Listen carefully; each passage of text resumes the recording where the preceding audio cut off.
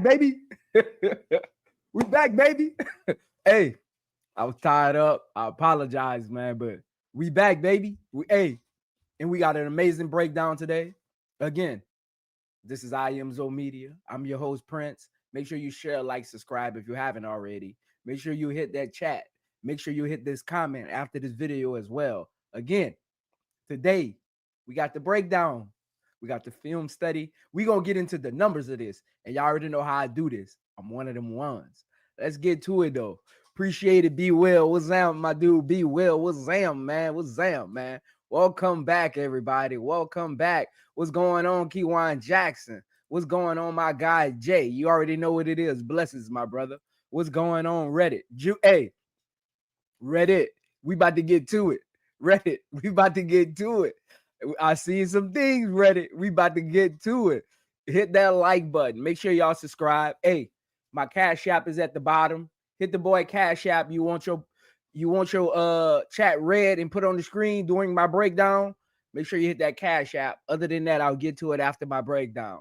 But shout out to all of y'all. What's going on, Uncle J.E.?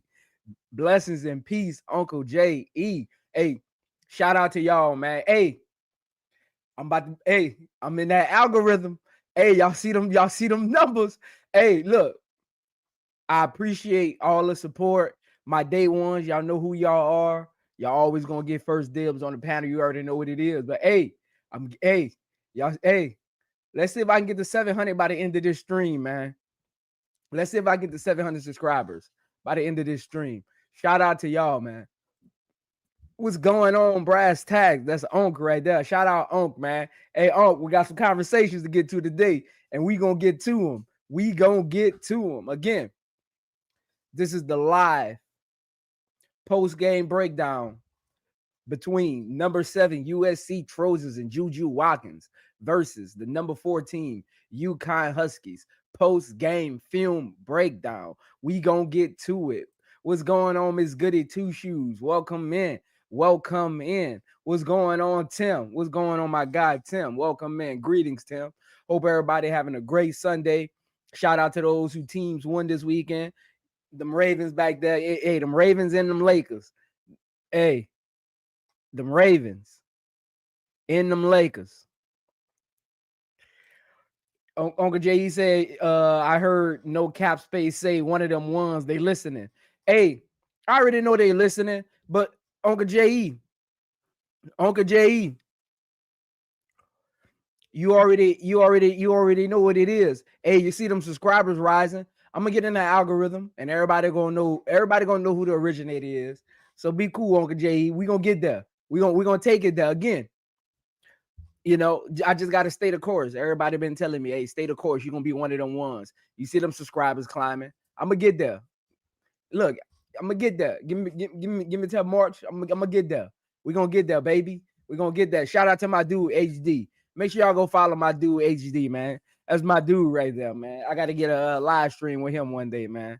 That's my dude. What's going on, Jamie? I had to come watch the breakdown. Zoe definitely one of them ones. Yes, sir. Yes, sir. Hey, we're gonna get to it. Give y'all a second to get on in here. You already know how I do it. I don't want to make sure I don't leave none of my actual subscribers out. I know sometimes even when you hit the bell notification, it doesn't really pop up for you. So I'm gonna give my subscribers a second to come on in here because we got some things we got some film study we got to get to, man. I seen some things I liked. I seen some things I didn't like. We gonna see though. Hey, I seen some things I liked. I seen some things I didn't like. But we gonna get to it. But I seen some things I like. Then I seen some things I didn't like. But we gonna get to it. We gonna get to it. Hey, again, shout out to y'all for always pulling up, man. Shout out to y'all for always pulling up. You already know what it is. Give my subscribers a second to get on in here. Again, hit that like button as you come in. Make sure you subscribe. I want to see all my people in the comment section today, man. Hey, we gonna get to it, man. We gonna get to it. We gonna get to it. You already know, Tim. You already know. It's it's official. Hey, Brass, I'm trying to tell him I'm one of them ones. Give me a second. Give me a second, Brass. I'm one of them ones. Again, you don't see dudes with this face. With my basketball experience and my just knowledge for the game, you don't see a lot of me's. You know what I'm saying? So my face could sell my content on its own. But once you listen to my content, you know it's more than just my face. You know what I'm saying? So again, hey, I'm getting that algorithm. I'm getting that algorithm. Give me a second. And like I said, I'm gonna remember who my day ones are always. I'm gonna get in there. Give me a second. It'll be all right. Give me a second. But shout out to y'all. Make sure y'all hit that like button as y'all come in. If you're not a subscriber, make sure you subscribe. Hey, I thought I wouldn't be saying this till next year. We on the road to 700. We on the road to 700 subscribers. Let's see if we can get close enough by the end of this stream. Hey, be Will, be cool. I already know why you laughing, be Will. Be cool, be Will. Be cool. I just look, be Will. I just had to put it out there, man. I just had to put it out there. Be cool, be Will. But shout out to y'all, man. Shout out to y'all. Hey, again, we got some things we got to get to, baby. Hey, we gotta talk. We gotta talk, man. Hey, it ain't looking too good. And we gotta talk. It ain't looking too good. And just know we gotta talk. Again, you know, I always wait till that 10-minute mark, give my subscribers a chance to get in here. But we gotta talk, and it ain't looking good for y'all.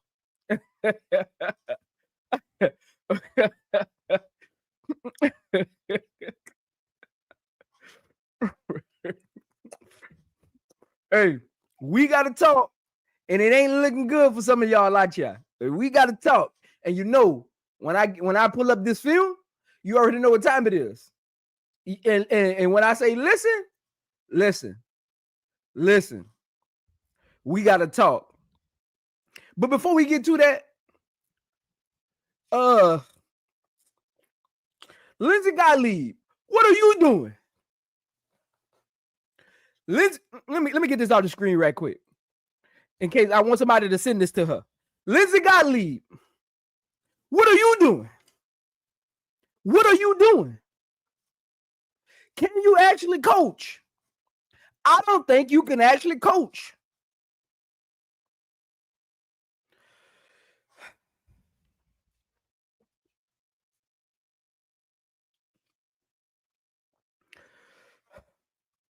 Lindsay Gottlieb.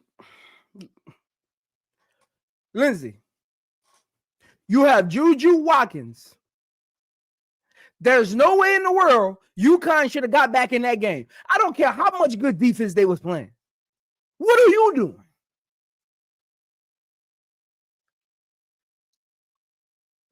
If Juju Watkins wasn't at USC, you would not be the head coach of that team right now. What are you doing?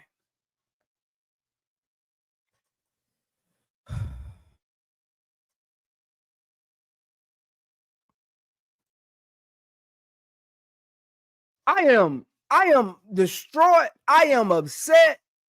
Like, Lindsay, and the L stands for loser.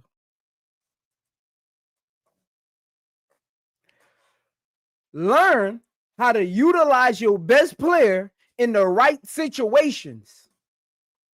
I can't wait to get into that part too, because Lindsay, if this team had a losing record and they would have lost that game, if I'm the team president, university AD, the president AD, whatever they want to call them now, they got all these different titles now.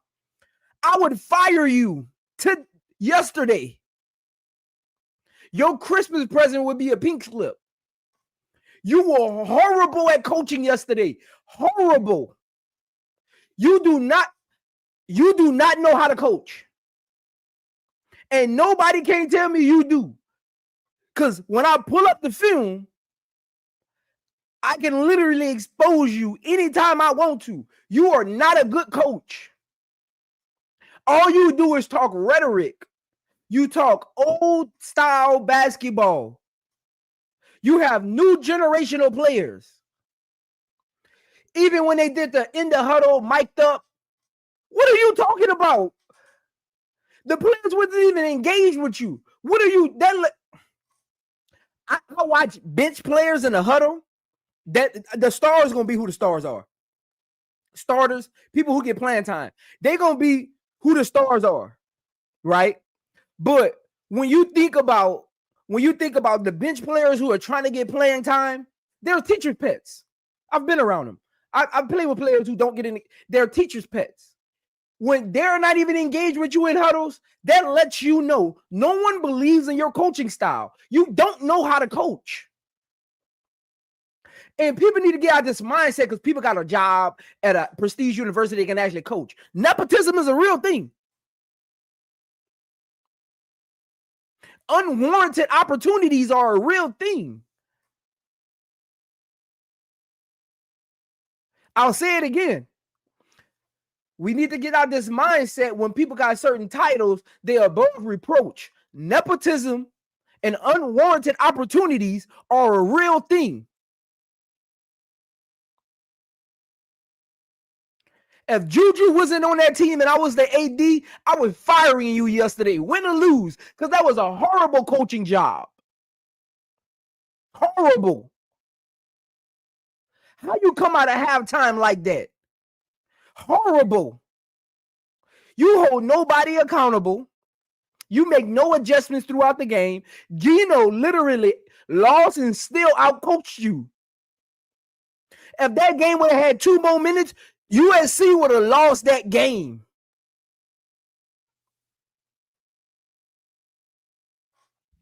I'll say it again.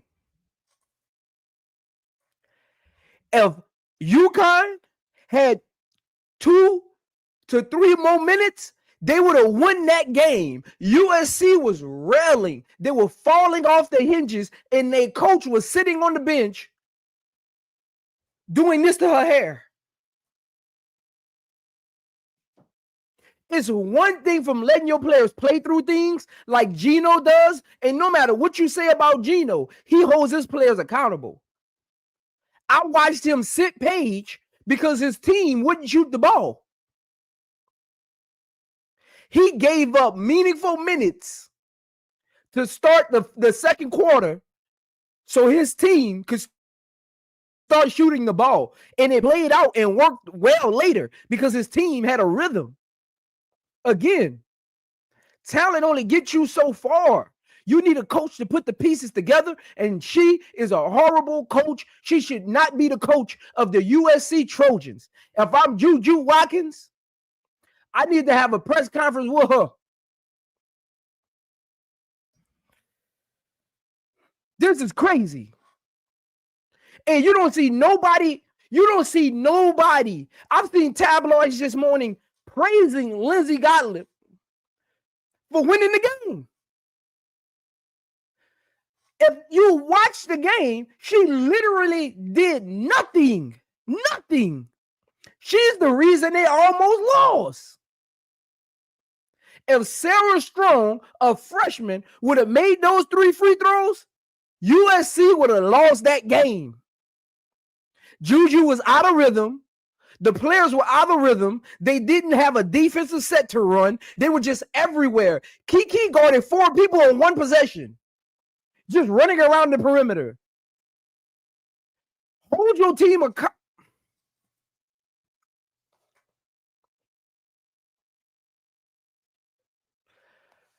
Let's get to this, though. I just had to get that rant, and I'm going to get to that rant a little later on. But let's get to this film study because we got a lot to talk about. We got a lot to get into. But again, before we get into that, we got to get to the numbers. Again, the number 7 team in the country on the road beat the number 4 team in the country. Both of them had a 1-loss record. UConn was 5-0 at home at the time. Again, shout out to Kiki. Kiki, 16 points, 11 rebounds, 6 assists, 1 steal. Only had 1 foul. Shout out to Kiki.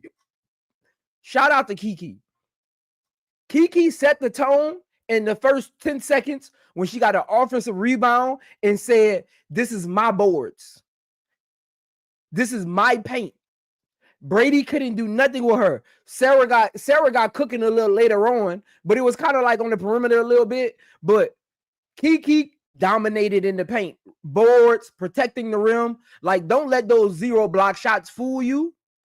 She deterred a lot of possessions. Again, those who know, everything don't show up in the stat sheet. Remember that. Remember that. Those who know everything don't show up in the stat sheet.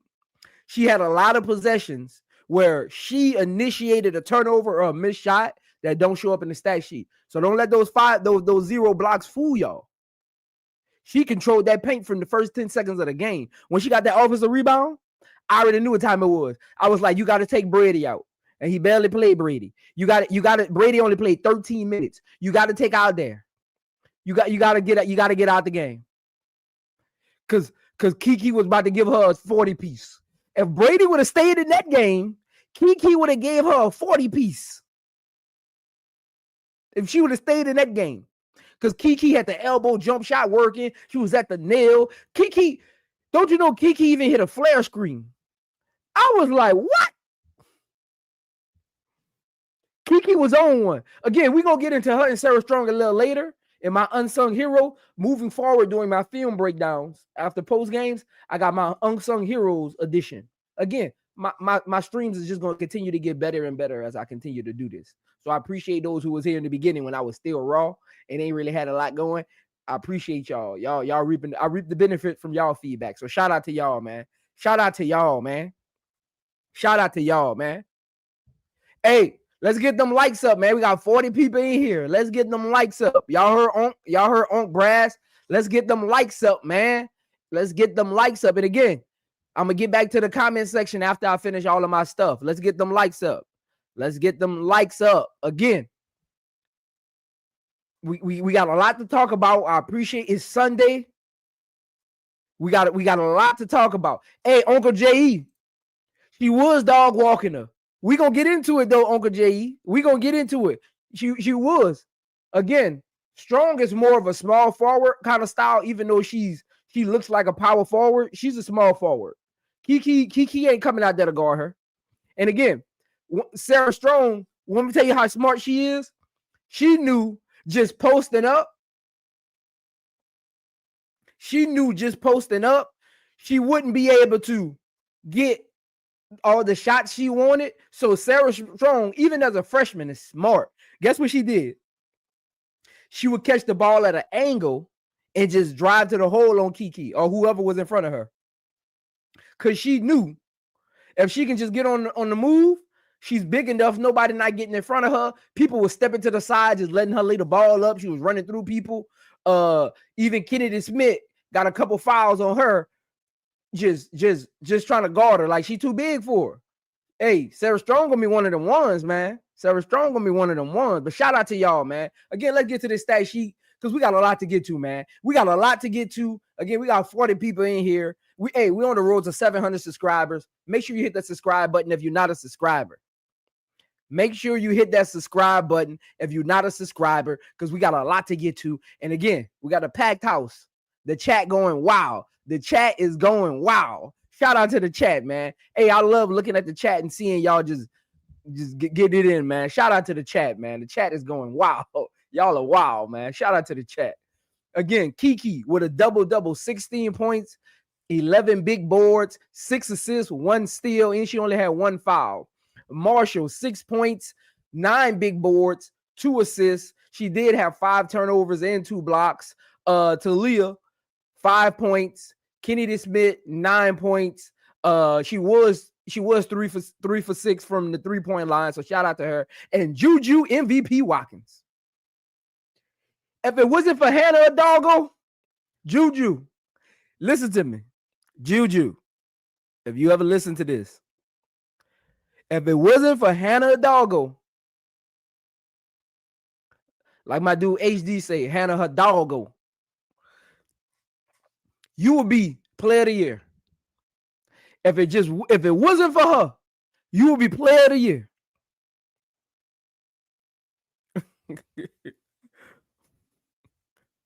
Again, hey Mike, you know you coming up, Mike. You know you one of them ones that's welcome over here. You've been here from the beginning, man. You know, hey, when I get to all of this, y'all gonna be rushing to come up here. Wait till I get to all of this.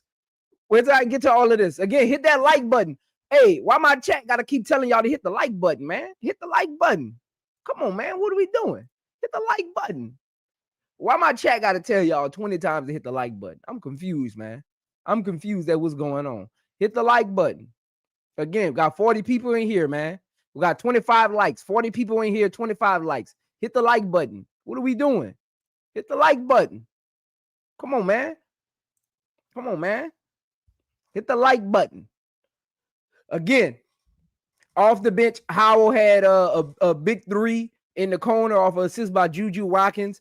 She played some hellified defense on Paige at times, made Paige a little passive. So she don't get enough credit for this game.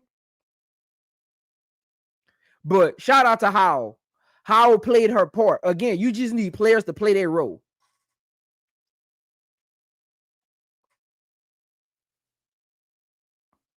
Oh, that was you, Brass? I just always heard it on HD channel. So that was you that gave it that name? Shout out to Brass, man. Shout out to Brass. I just heard it on HD channel. I didn't know that was you that created that. Shout out to Brass for her doggo. Shout out to Brass.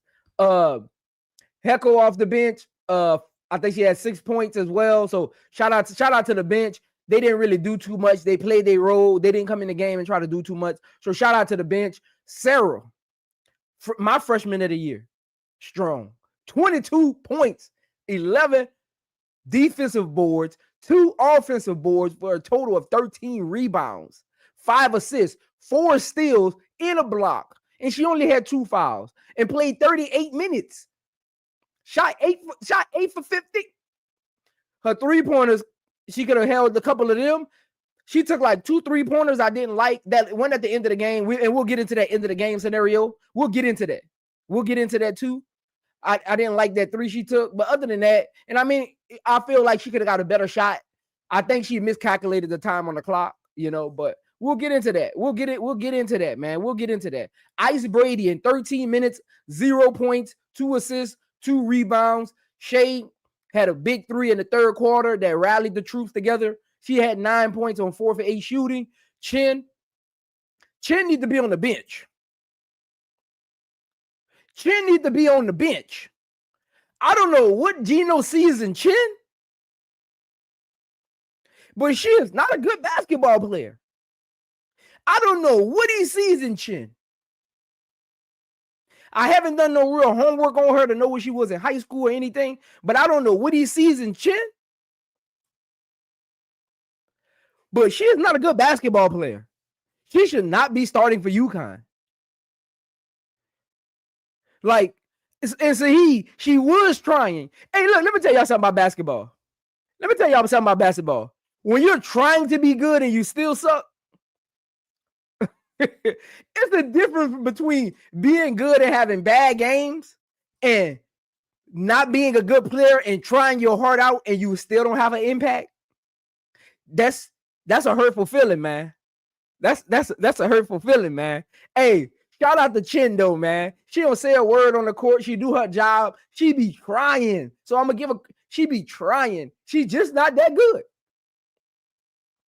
I'm not used to UConn guards looking like this. So I need y'all to realize where I'm coming from with this. I've been watching UConn since the Tarasi days. I'm not used to UConn backcourt looking like this. UConn has a suspect backcourt. Geno, who are you recruiting? You better have some firepower coming in next year, because with Paige gone and we don't know what Azzi gonna do, what AZ gonna do, you better have some recruits coming in there, because good luck with Sherry. I don't know if Ono coming back, and good luck. You better have some dogs coming in there next year, because you in trouble. Hey, don't be surprised if Geno retires. Don't be surprised if Geno retires, because next year. Hey, don't be surprised Sarah Strong hit that portal. That's what y'all need to. I called it here first. Look, you know me. I be calling out. I call it like I see it. I might be wrong. I might be right. But don't be surprised if Sarah Strong hits that portal. Don't be surprised. Because who she playing with next year? They're going to drop her stock. You heard it here first. Don't be surprised. Hey, Look, and I'm calling it. I know we do that. I know we do that. What do we call it? Like, it's not called living in the moment. What is it called when something happens? Like a prisoner of the moment. I know I'm a prisoner of the moment right now because they just played USC. But don't be surprised. Don't be surprised. Listen, you heard it here first on IMZO Media. Don't be surprised if Sarah Strong, if Geno retires, or Geno don't bring in no top recruits. Don't be surprised if Sarah Strong replaces Kiki at USC. Don't be. I called it here first. I know. We might feel like it's prisoner of the moment, but don't be surprised if Sarah Strong replaces Kiki at USC. Don't be surprised. And what y'all really need to realize is UConn is in trouble. If you're a UConn fan, y'all in trouble. Y'all are in trouble. If UConn plays against teams that have good backcourts, they losing. They can't beat nobody. And we gonna get into the numbers again. Hey, Ghost, I'm telling you, Ghost, I just got a feeling in my bones, man. Don't be surprised if Geno retires or if he don't bring in no recruits to help Sarah. Because next year, she's going to be one of them ones. Nobody talking about her because she's a freshman. And, of course, we got the number one picks we talking about right now. But next year's class outside of Flaw J, it ain't really got nobody they need to hype up. So they're going to focus on that next year's class. They're going to focus on that 2027 class. So don't be surprised if Sarah Strong ends up at USC with Juju. Don't be surprised. Don't be surprised. I'm telling y'all, I called it here first. But shout out to them. Shout out to Chin. I just had to get that off my chest about Chin. I was watching the game. Look, I even rewatched the game today, and I'm like, Chin, why are you on the floor? You just out there running around like Patrick Beverly, doing nothing, just running around. Westbrook is right about people like y'all. Y'all just be running around, doing nothing. Get off the floor, man. I was like, Geno, what are you doing? Get off the floor. Hey, y'all next great white hope, Paige Bueckers. Let's get to her. Y'all next great white hope, Paige Bueckers. Hey, I'm sorry. Look, I'm sorry. As much as we bash, well, we don't really bash because as much as we get on Caitlin Clark for her miscues, I don't know, man. They not on the same level. And as much as we get on Caitlin Clark for her non-defense, I don't know. They not on the same level. Like I'm about to shock y'all. I've never really broke down a Paige Bueckers game before, so I didn't really truly. I've watched film of her, right? But I never really sat down, like pulled out my notepad and like wrote. Like this is how I do my film study. I get my notepad together. I'll write a subject line at the top, and I'll be like, what I want to watch in this first quarter, and I'll write down what I want to watch. I want to watch how she attacks certain spots, things like that. I'm not gonna lie.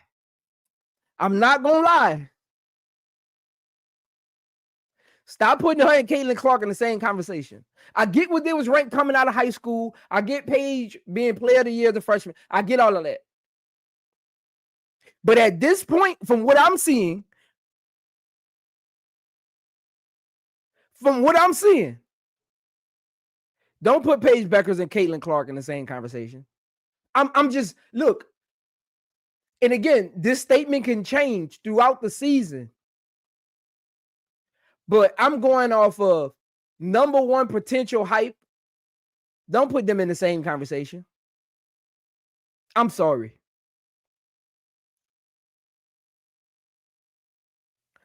I'm sorry. Hey, Ghost, they can't take away my black card. I play ball. You can't. You got to be better than me on the court to take away my black card. You got to be better than me on the court. Let's be honest here. I mean, we can roll the ball out and see who we can play for it. We can play for that black card. But you got to be better than me on the court. Again. And for me, I'm just a fan of basketball, just in general.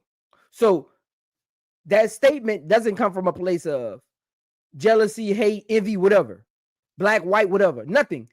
Just a basketball statement is for me. And any of you YouTubers out there, you welcome to come have a conversation about it. I'm one of them ones for a reason. You welcome to come have that conversation. But for me, Paige Bueckers and Caitlin Clark should not be in the same conversation at this point in the year. I'm talking about this point in the year. And I get if you want to bring in they're playing a better crop of teams right now. I get all of that. But I'm talking about in general. Like, you take away the team and you just look at how they play.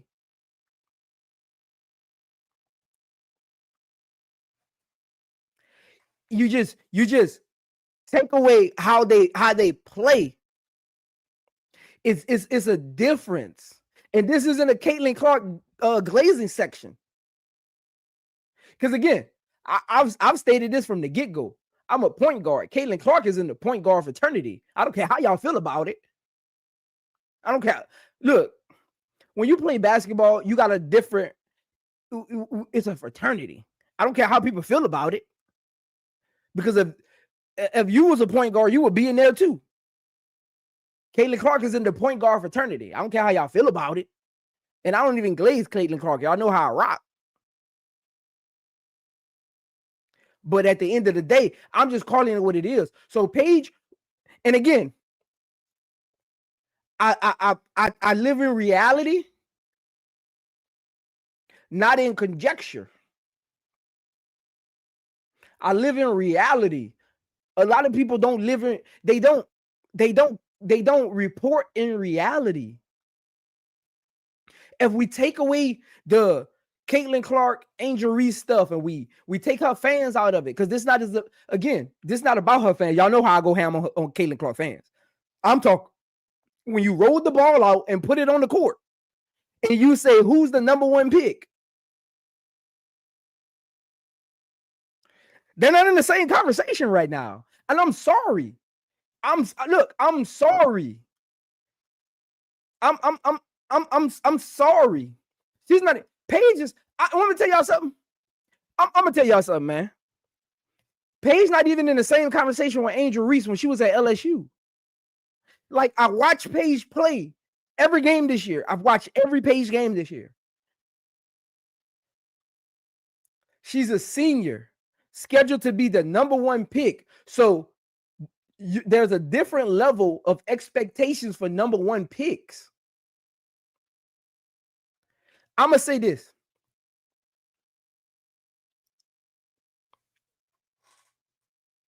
I'm going to say this.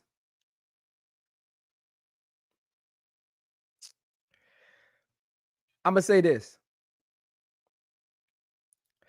Paige has a lot of, Paige has the intangibles, and it's very weird.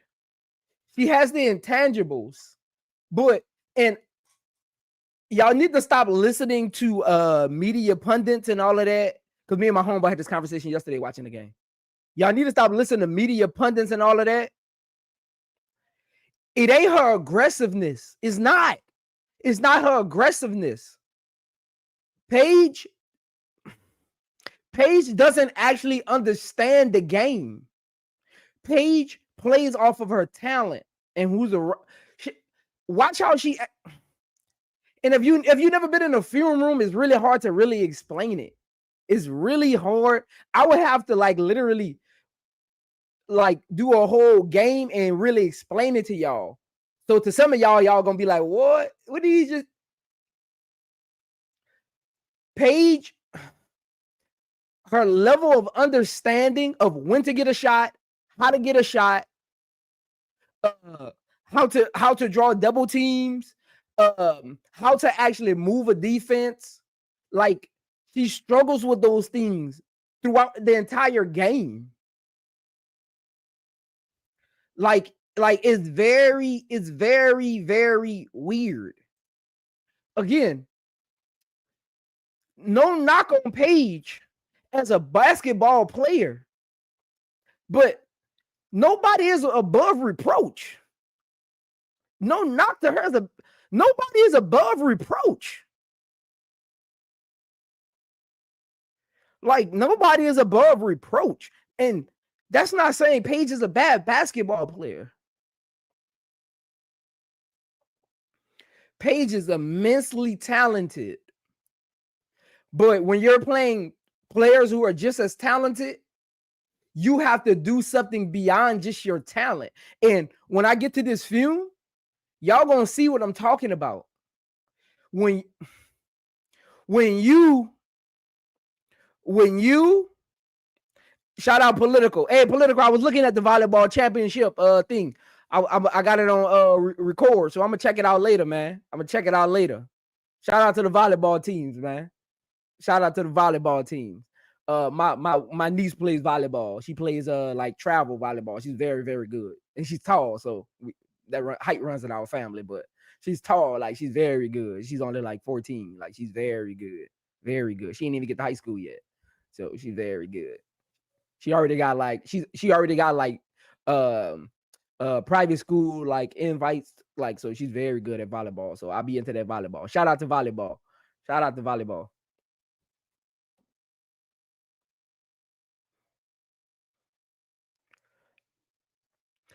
Again,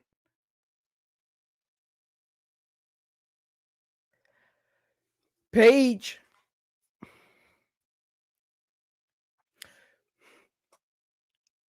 it ain't that Paige don't got dog in her.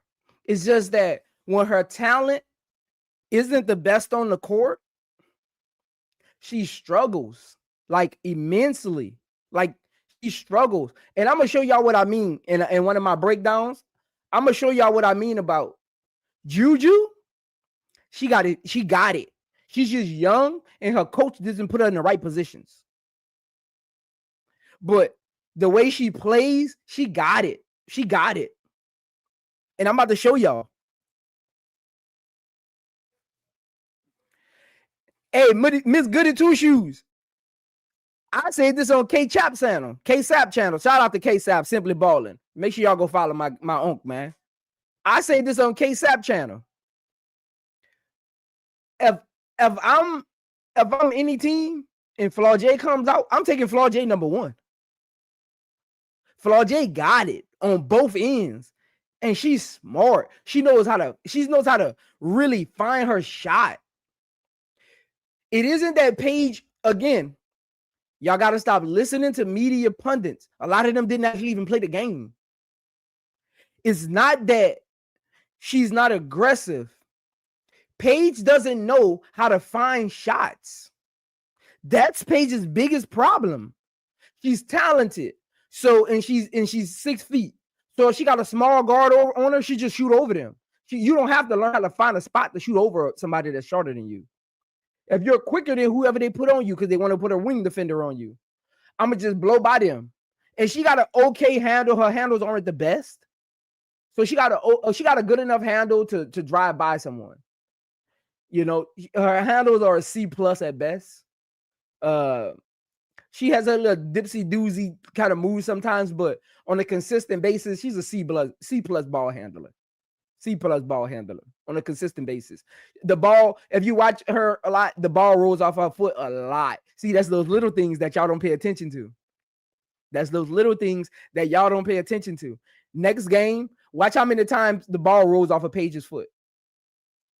Watch how many times she like loses the ball and got to get it again. See, that's those little things that y'all don't pay attention to that basketball players do. It's those little things. So when I'm watching film, when I play ball and I'm watching film on how to guard somebody, I'm watching film to see their tendencies. You know what? Every time they drive left, the ball roll off their foot or roll off their hip. Guess what I'm going to do? I want them to drive left. And guess what I'm going to do? I'm going to just play to their hard side. And the ball gonna come right to me. See, that's those little things when you're playing ball and like you're playing against someone. When you're watching film, you're watching tendencies. And I think when I do my film breakdowns, and I think that's why a lot of people love them, because I talk about the tendencies that even ESPN or when y'all go on other podcasts, they don't talk about. because they wasn't actually in those trenches like that. So they don't even, it ain't no fault of their own. They just never had to do it before, put in hundreds of thousands of hours of it. So it ain't no fault of their own. And I think that's something unique about me. I pay attention to people's tendencies, and in the moment, people who've been around me a long time, know in the moment,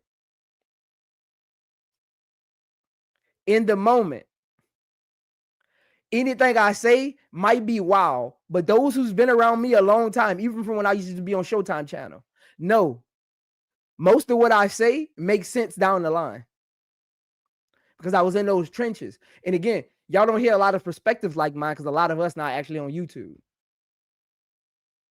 So it might sound like French or English speaking in the moment, but it makes sense down the line.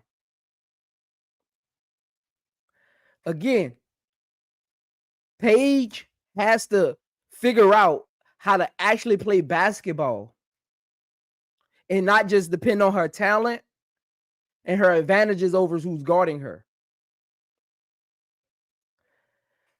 Figure out how to play basketball. Hey, look, what's going on, Miss Peach? Shout out Miss Peach, man. I ain't see you in a minute. What's going on, Miss Peach? Shout out Miss Peach, man. Again, because I got a lot to get to on Paige, and I'm gonna pull up the numbers so it can make sense. But again, 22 points on 22 shots. What are you doing? 2 for 8 from 3. What are you doing? 2 for 4 from the free throw line. What are you doing? What? And look. Paige had 2 assists in this game. Paige had 2 assists in this game. Hey, Miss Peach, I don't flip-flop. Look, anybody who's ever watched all my podcasts, no, I don't flip-flop.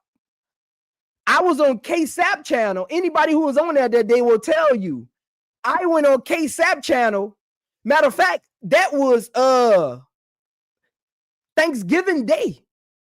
Thanksgiving Day, I went on KSAP's channel on my way to an event.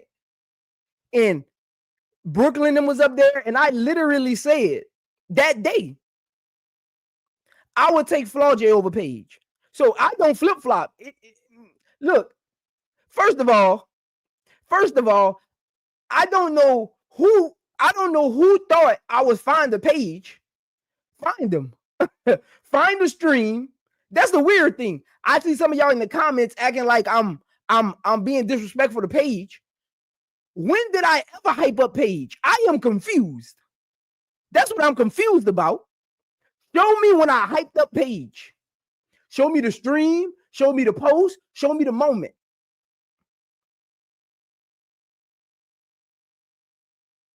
Show me the moment when I actually hyped up Paige. That's what I'm confused about. Show me the moment. Again,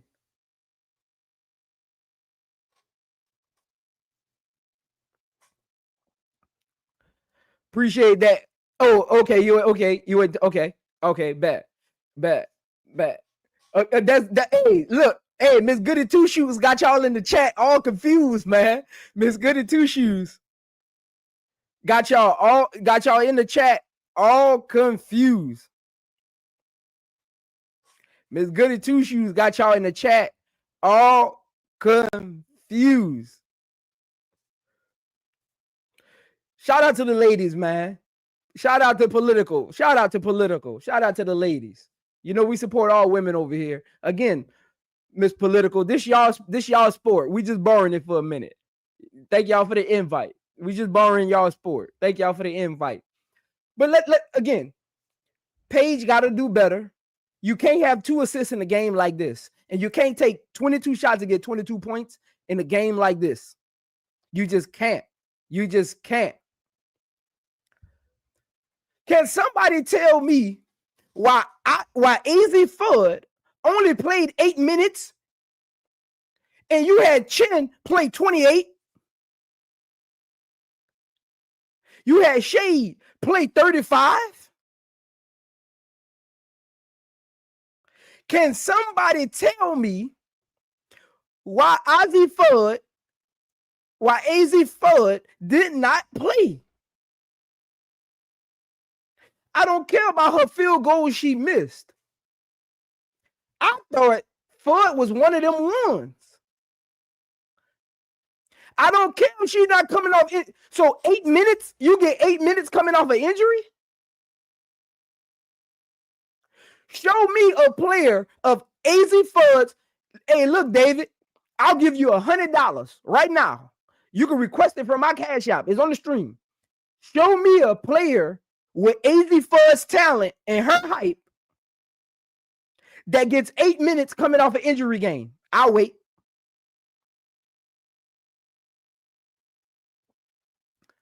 So you know what that tells me? That tells me, Brass, I like Chin. I like Chin. I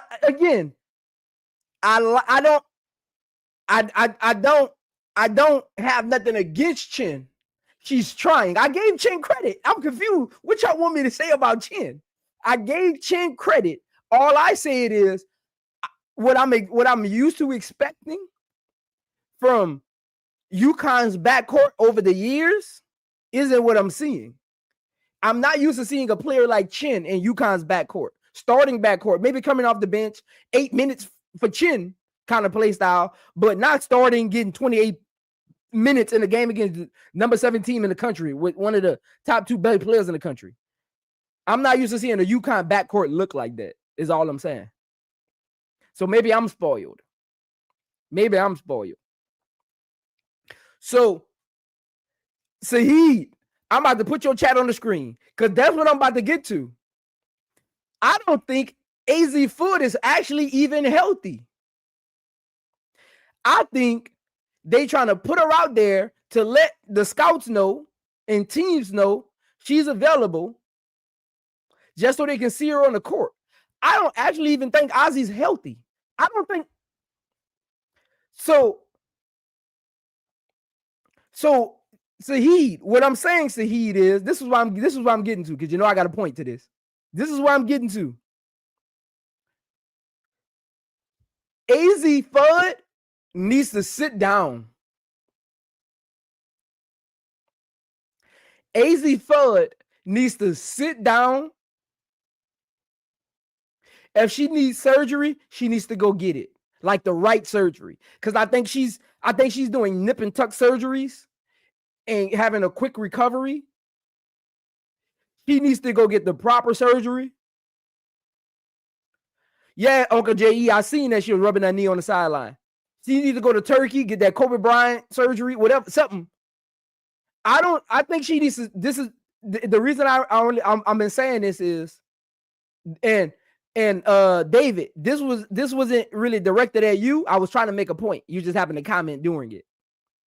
For Azzi Fudd to have this kind of recognition and only get 8 minutes in a game against USC, coming off an injury or not, lets me know she's not really healthy, and UConn is trying to put her out there because she's not coming back next year. That's what that tells me. That tells me, hurt or not hurt, Azzi's not coming back next year. That's what that tells me. I like Fudd too, David. Go check out my breakdown, David, on the Chicago Sky draft report. I think she was episode number 4. Go check hers out. I think I think if she was healthy, she can be a WNBA version of Klay Thompson. If she was actually healthy, go check out my breakdown on her. She has a lot of Klay Thompson in her from when he was at Kansas State. She got a lot of Klay Thompson in her. Go check out my breakdown. A lot of Klay Thompson in her. Bree, I'm with you. Azzi Fudd needs to come. She needs to go sit down. She's not. Something isn't right. She's not healthy. I talked about this during my breakdown. She's lost a step. She isn't as quick. Her shot is a little flat. It comes and goes. She needs to sit down, get healthy. And look, if I'm Azzi Fudd, guess what I'm about to do? I'm about to sit down, get healthy, and guess where I'm going? Guess where I'm going? I'm going to either LSU or USC or even South Carolina next year. And I'm becoming a self-proclaimed the best catch and shoot player in the last 5 years, because she has the potential to be that. She has the potential to be the best catch and shoot player in the last 5 years. If she just swallowed her pride a little bit and made that her actual game. She still tries to be Azzi Fudd post high school, pre her major injuries. If she can become a Klay Thompson type of player, just catch and shoot, run off of screens. Look, you take your shots in possessions and in bulks. You don't need to shoot every time down. I think she needs to go to a school. That's what I'm saying, Bree. She can replace Pop. I'm just giving examples, and it don't even have to be these schools. And it might sound outlandish. I'm just thinking of schools where she wouldn't have to be a focal point, and she can be what she's actually meant to be, which is one of the best catch and shoot players we've ever seen in women's game.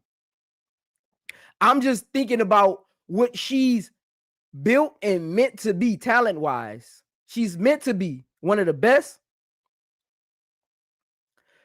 catch and shoot players in women's college game in the last 2 decades.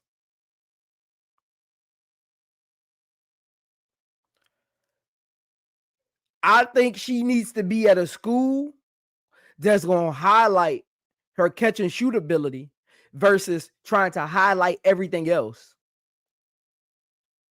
Because if you look at the way she plays, if she can be healthy and just hone in on a catch and shoot player, this is how great I think Azzi Fudd shooting is. If Azzi Fudd was healthy and she just honed in, even in the offseason, when work with Klay Thompsons of the world, them type of players, even a Kyle Korver type of player, I think she could average anywhere from 20 to 25 points a game, just catching and shooting. That's how talented and generational I think her shooting is.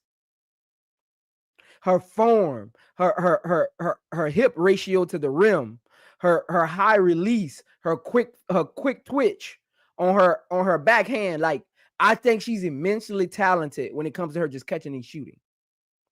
So trust me, Azzi, if you're listening to this, go to a team. Even if UConn wants to do it, stay there. But figure out how to become more catch and shoot than everything else. Don't just pass the ball and go stand in the corner. Run off of screens, because she did that a lot yesterday. She just passed the ball and go stand in the corner hoping they find her again. No, that ain't how Klay Thompson did it. Klay Thompson would come down court. He will start on one side, run flare screen on the ball action side, and that's how he would get his shots. Find your shots, Azzi. Watch film. Find your shots, because you can be one of the best catch and shoot players in the country if you're really honed in on it.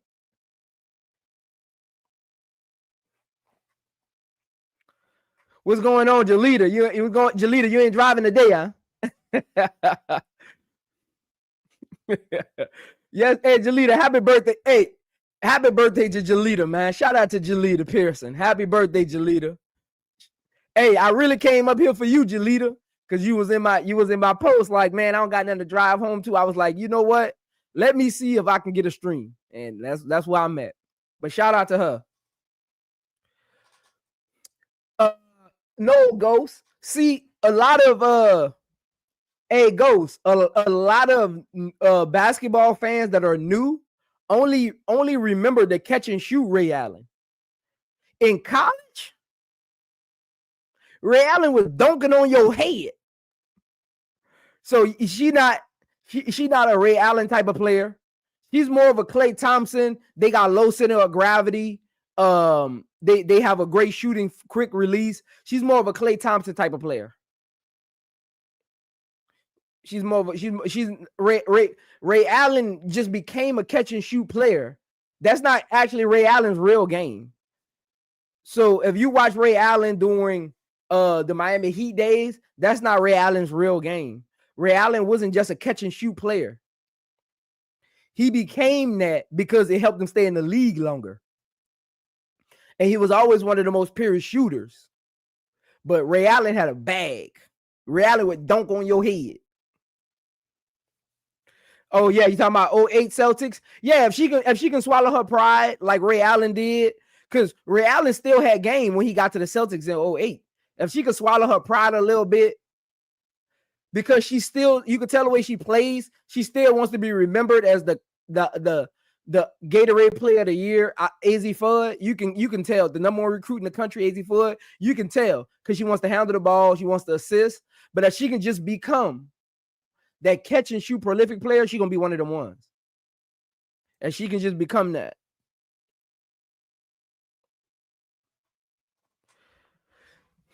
Shout out to Uncle J.E. too. His birthday was on the night. Happy birthday. I mean the 19th. Happy birthday, Uncle J.E. Happy birthday.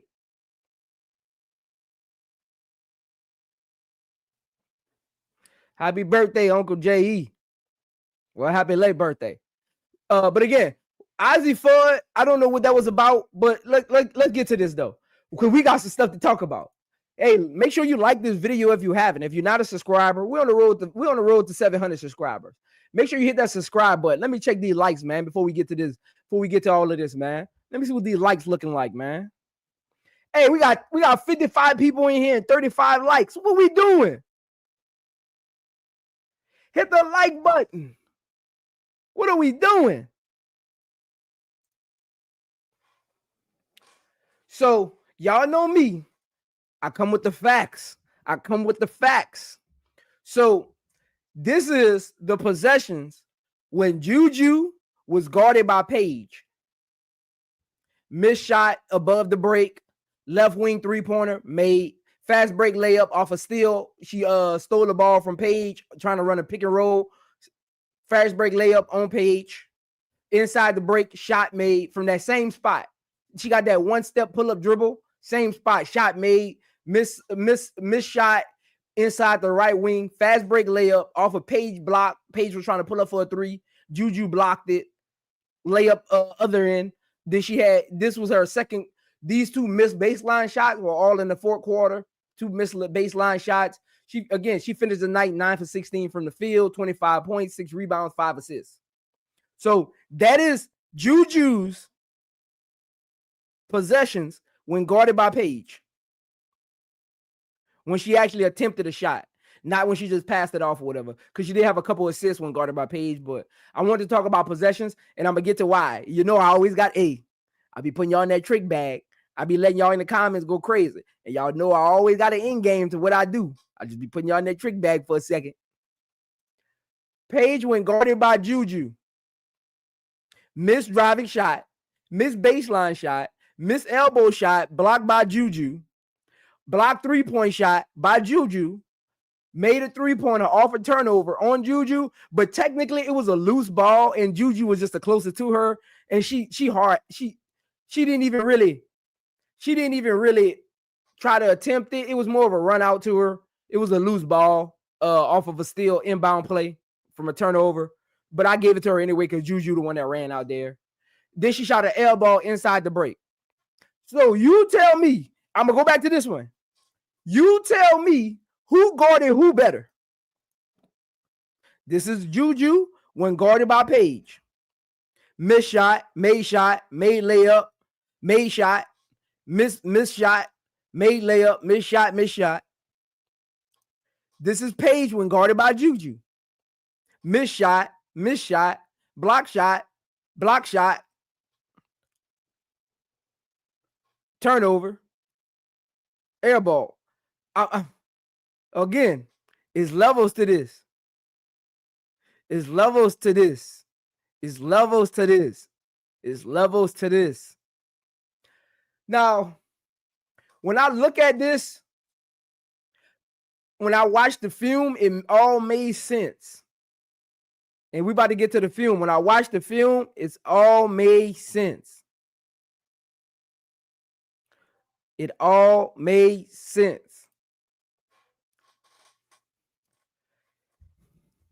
Y'all was bashing me earlier. Y'all was in the chat. Zoe, get off of Paige Bueckers. Paige Bueckers is one of them ones. Get off of Paige Bueckers. Paige Bueckers is one of them ones. Again,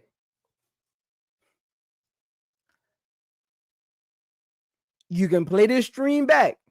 I never said Paige wasn't talented. I never said Paige didn't have the tools. My only thing about Paige is, and that's why I disagree with people who say she needs to be more aggressive. It's not that she's not being aggressive. It's that she hasn't really figured out where her go-to move is, which could be the one dribble pull-up. She doesn't do that enough. And she hasn't figured out how to get her shot consistently. That's her biggest problem. Exhibit A. I went back and watched the game today. Paige Bueckers' offensive capabilities, ISO possessions. Paige Bueckers was 2 for 13 in ISO possessions. I be telling people her handles are a C+ at best. Off ball pick and roll, where I think that's when she's at her best. I think shout out to Brooklyn. Me and Brooklyn had this conversation that Paige is just so talented. You can put her in any position and she'll kind of thrive. But I feel Paige is better off ball going into the WNBA just because of her play style. Like, I never really felt that Paige was a good playmaker. I never really felt. I thought she was talented enough. She gets those Giannis type of assists. It's like awkwardly drive kick. She gets those kind of assists, and nothing wrong with those kind of assists, but they aren't playmaker assists. They're more of, if I see an opportunity, I'll pass it there kind of assists. They're not like you don't put the ball in her hands for 40 minutes a game and say, go make our team better. That's not the kind of like assist a playmaker she is. If you put the ball in her hands and tell her to go get a bucket, maybe. But just to put the ball in her hands and as a point guard, most of the time, that's what teams are expecting you to do. Put the ball in your hands and go make the team better. If she's going to Dallas, I'm going to put the ball in your hands, go make Arike better, go make side 2 better, go make Sheldon better. That's what, if she's going to be the one at the PG next year, that's things that they're going to be expecting of her. And I don't think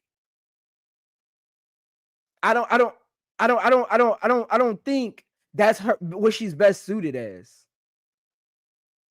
I think she's better suited as a bucket getter. Her ISO game needs work. She works well with a team that she can move around.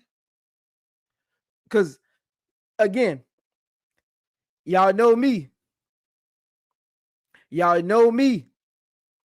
Y'all know me. Y'all know me. I keeps it 100. I keeps it 100. Y'all, I keeps it 100. No matter how you may feel about me, I keeps it 100, and I don't do feelings. I keep it 100. I think that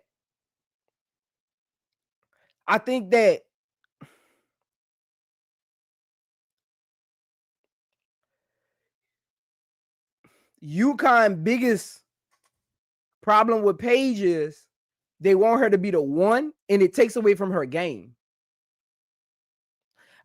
They want her to run one, and it takes away from her game. And This year is literally showing you if you're going to run it through her, you have to run it through her off ball.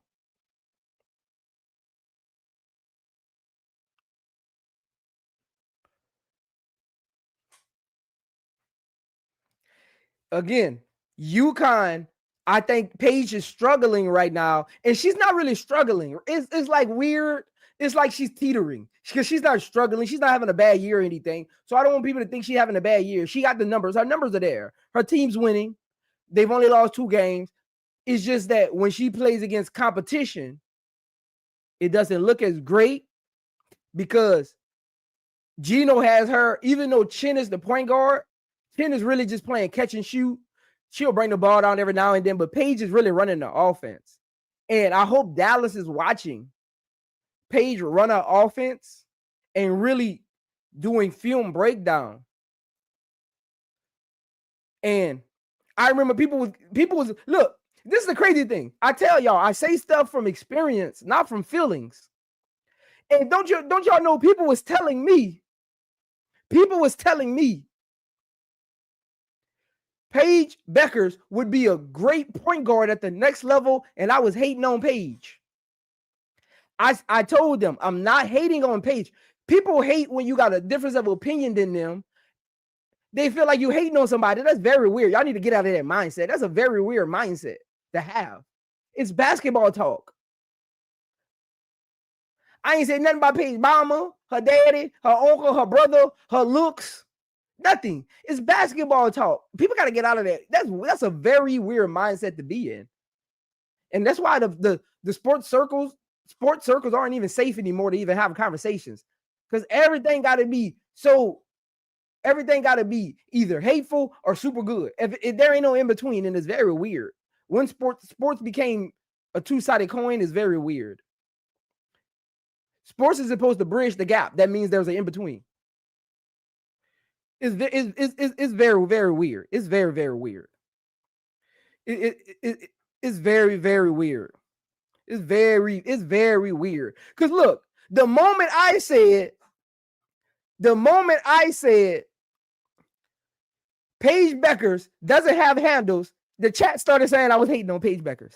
Because I said she had a C+ handle.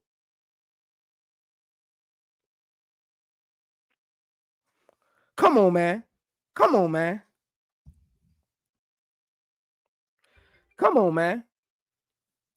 Hey, Art Dog. I'm going to need you to play this on playback. I literally said at this point in the 11 games into the season versus 11 games into the season for Caitlin Clark, go look at the numbers and tell me who was better. Come on, man. What are we doing? That's not hating on Paige. I'm giving an observation. And I literally said after the soliloquy, Paige still has time to right the ship and show she's one of them ones. This is how accurate my statement is. This is how accurate my statement is, and y'all not even realizing it. Show me one ESPN analyst that has Paige Bueckers in the MVP conversation. I'll wait. Y'all ain't telling them nothing. And they're literally telling you without telling you. But the moment I actually break it down why she's not in it, y'all got something to say. Show me one ballot where Paige Bueckers is in the conversation. Y'all ain't telling them nothing. Because they're not really breaking it down. They're just showing you the list. And you're just running with it. But when I break down why she's not in the conversation, I'm hating. I don't.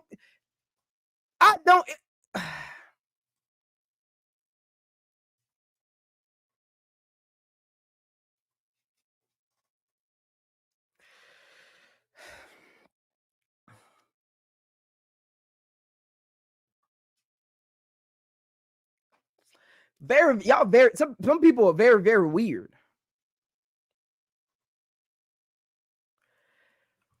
Hey, Art Dog. That's all I'm saying.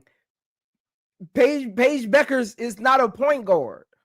She's not even comfortable at that position, and you can tell. That's all I'm saying. if you really listen to what I say, I'm talking about how Paige can be better versus how she's playing. Not that Paige can't get better. I'm saying the way Paige is playing and the way Geno is using her is limiting her game, and her game needs to be able to translate at the next level, because that's grown women that she gonna be having to fight nail and tooth for a spot every day, no matter what hype you come in with. There's a lot of number one picks not in the league. Yeah, they might not have came in with Paige's hype, but that's a tough league to make. We talked about it a 1,000 times. I don't think Paige is, and let me say this. I think Paige is going number one. I don't think nobody goes number one. You look, because I want to clear this up. Paige is going number one. Y'all turning an observation from someone who actually played the sport into criticism, and that is very weird. I played the sport at a high. That is very weird. I'm sorry to say it. Some of you are weird. If you think anything I said is hating on Paige Bueckers, you are weird. Let's move on, though. I just wanted to say that. And I'll say it again. If you think I'm hating on Paige Bueckers, you're weird. You're a weirdo. Let's move on.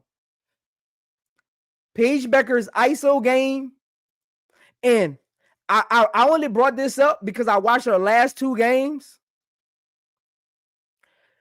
I only brought it up because I watched her last two games, and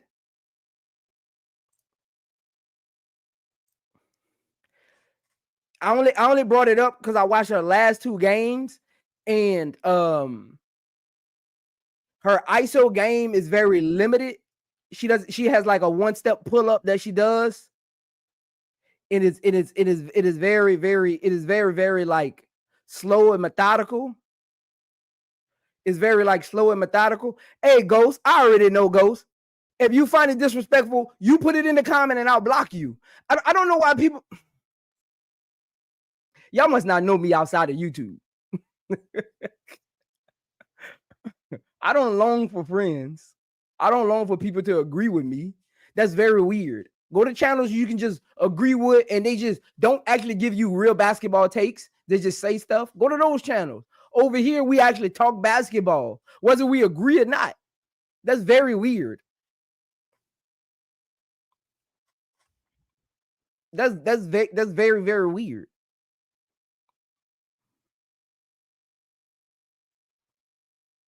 That's what I'm saying, Political. If you got to unsub to my channel and write it in the chat, that says a lot about you.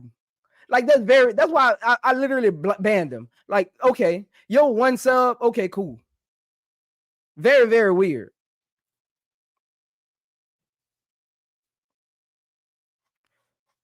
Very, very, very, very weird. Very, very weird. But again, shout out to my unsung heroes. Shout out to my unsung heroes. Shout out to my unsung heroes. Kiki and Sarah Strong were the unsung heroes of this game. When this game was in flux, when buckets need to be had, it was actually those two. It was actually those two who took it upon themselves, demanded the ball, give me the ball and move out the way. Sarah Strong had a big part in that comeback. And Kiki had a big part in the back and forth buckets when USC was struggling in the second half. Kiki kind of took off. So shout out to Kiki for that. Even though she ain't reached the 20-point mark in that second half, especially in that fourth quarter. She had some meaningful buckets, man. So shout out to her, man. Shout out to her.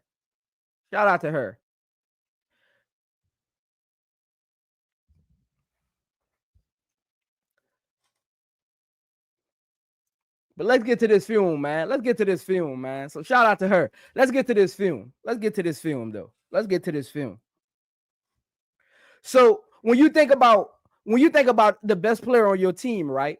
When I watch film, I'm like, what are examples of a player that exudes confidence to others and holds them accountable for making shots.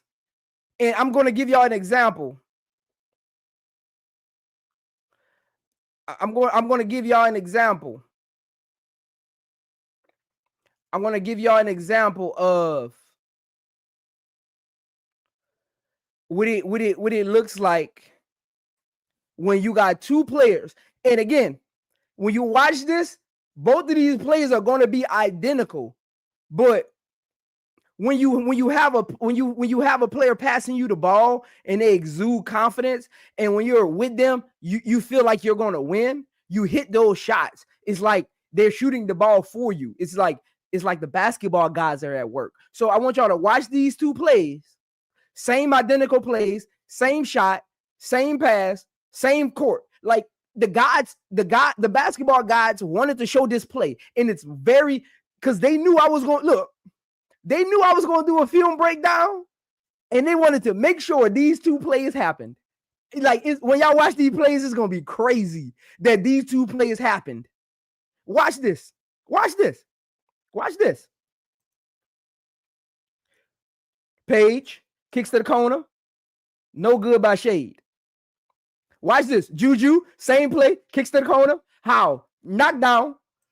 Look. The basketball guys knew I was going to do a film breakdown, and they knew I was going to get down to it. They knew. Let's watch it one more time. Same exact plays. It's something about a player passing you the ball, and they exude confidence, and it leaks onto you when you're shooting. It's like they're shooting for you. Or the basketball guy. I'm telling y'all, look, you ever played? You know what I'm talking about? It's like it's something about it, man. Like, it's something about it. Same play, missed shot. And look, defender running at both of them. Knocks down, confidence. Defender in like she was wide open. They got the same defender tendencies. It's like something about certain players. So again, that play, those two plays right there is literally the telling of this game. One team had Paige and hoped they figured it out throughout the game. And one team had Juju and felt like they were going to win. From the get-go, from the 0-second mark, USC felt like even on the road, they was going to win this game. They came out with more energy. Yukon was basically flat for 2.5 quarters, like basically just flat. Like offense was stagnant. They couldn't get good shots. Sarah Strong was missing bunnies. Like they were basically flat. They were basically flat for 2.5 quarters, honestly. And yeah, Brass, Howell is a freshman. That's why I say Howell came off the bench, 6 points off the bench, a big three. She did her role. I love players that come off the bench, just do their role. But again, I just wanted to show that because it literally tells the whole game of how both teams really looked at the beginning of the game. One team felt they had Juju, and the other team felt we're going to figure it out because we got Geno.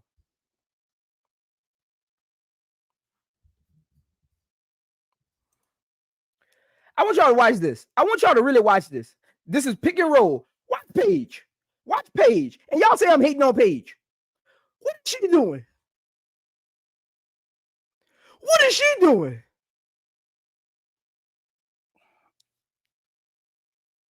What is Paige doing? Watch this. Watch this. I want y'all to really watch this. I want y'all to really watch this. What is she doing? This is a pick and roll. She's trying to get Juju off of her.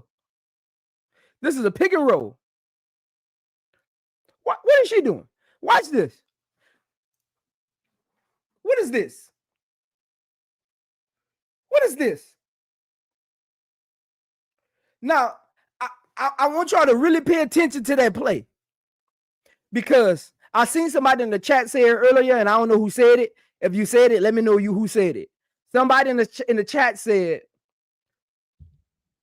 Juju is a sophomore, and at certain points of the game made Paige look like a freshman. Who was that said that? Who was that said that? Who was that said that? I don't know who that was that said it, but put it in the chat if it was you, because y'all seen that play. Y'all seen that play, right? Now watch Juju. Again, Juju don't get enough credit for how smart she is as a sophomore. Watch Juju. Same type of play, pick and roll. Watch Juju. Shout out to Mike if there was Mike. Watch this. Watch this. Watch Juju. Bucket. One-on-one.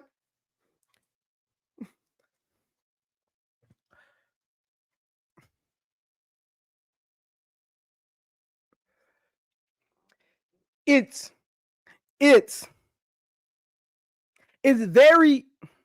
very instrumental when you have a player who says, give me the ball, move out the way, this is what I do. It's very instrumental to have those type of players on your team. You think about championship teams, they have those type of players.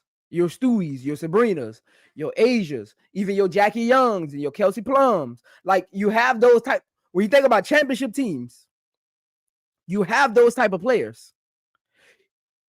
You can have the best team in the world all around, but if the other team got an okay team that's serviceable and got a player that can just get a bucket, you in trouble. And that's how USC is kind of built. UConn, honestly, all around might have like a better team. You know, I think Brad said it in the chat earlier. Brad said it in the chat earlier that USC had the number one recruiting class in 2024. But if you just look at the collective talent, even without Azzi Fudd, UConn just looks like they have a better like team. She's just like she has a better team than USC, but USC has an okay team. They got Kiki. I'm okay with Marshall. She's okay. They got an okay team, right? But you got that dog and Juju, and that's what puts teams in trouble. Again, Paige comes down, takes a horrible three on the pick and roll, and she got Kiki on her. And mind you, the whole second half, Sarah Strong had Kiki on Strong Island, and she couldn't do nothing with her. Sarah Strong would catch the ball at the elbow and go straight to the goal. Kiki could not keep up with her. That's why I say, Paige, what are you doing? But people hate on me when people think I'm hating on Paige when I point out the obvious that she doesn't have an ISO game. And don't go pull up no 1 or 2 clips. Go watch 5 games and find me 10 possessions where her ISO game was A1.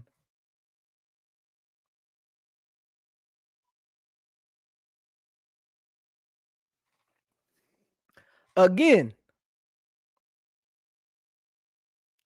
you have to have some kind of bag. And teams are watching this. Scouts are watching this going at the next level. The players at the next level are watching this. Paige could be this is how talented I think Paige is. I think Paige could be a 35-point game scorer, like in college. That's how talented I think Paige is.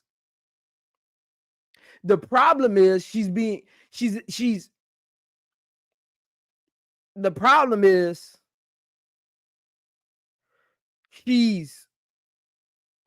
too much on the ball. And her ISO game is a C at best. Her ISO game is really a C at best. She doesn't have a good percentage in ISO possessions. She turns the ball over a lot in ISO possessions. She makes bad passes in ISO possessions. Like, her ISO game is very questionable throughout her college career. Honestly, like, yeah, when you look at the stat sheet, her numbers are great. Again, I think if you just ran Paige off ball and just set her up for shots and set her up on the move, slash into the rim, back doors, curl shots, above the breaks, Paige has enough talent and attributes to average 35 a game if she wanted to. So that's my way of saying I'm not hating on Paige. I'm pointing out the obvious kinks in her armor.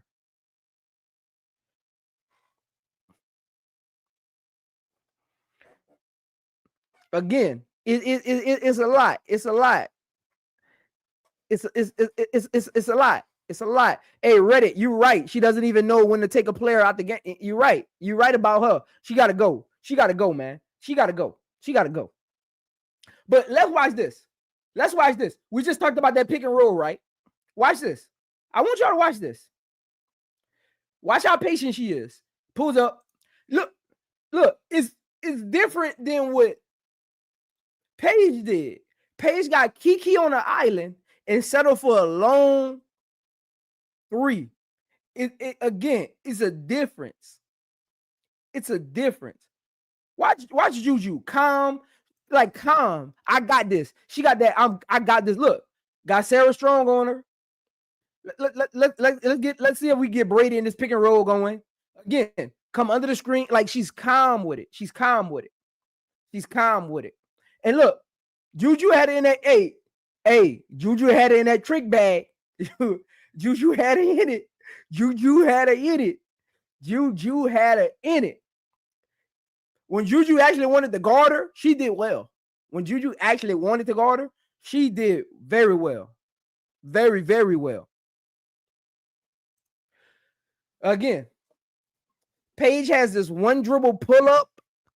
If she could perfect that, learn how to get players on her right hip, she could be immensely more effective in like her offensive game. And again, even without Azzi Fudd, UConn is a good team. So my analysis on Paige isn't about UConn as a whole. UConn is a good team. They have I think is the best coach in college basketball all time. If not, he in your top 2 to 3. He in your top 3. He ain't coming out the top 3. Some might be biased to their universities, but I think Geno is a top 3 basketball coach all time, men's and women's. I'm talking men's and women's. You know, some might be biased towards a men's team that they really watch and like that coach over the years. But I think that.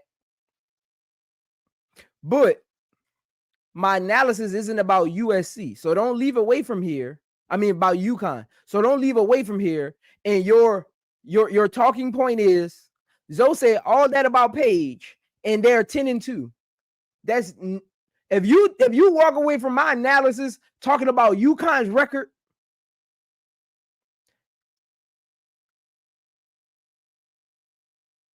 you see how I say that now. I got no comment for you. Because then you don't really understand how to actually look at film. If you leave away from this conversation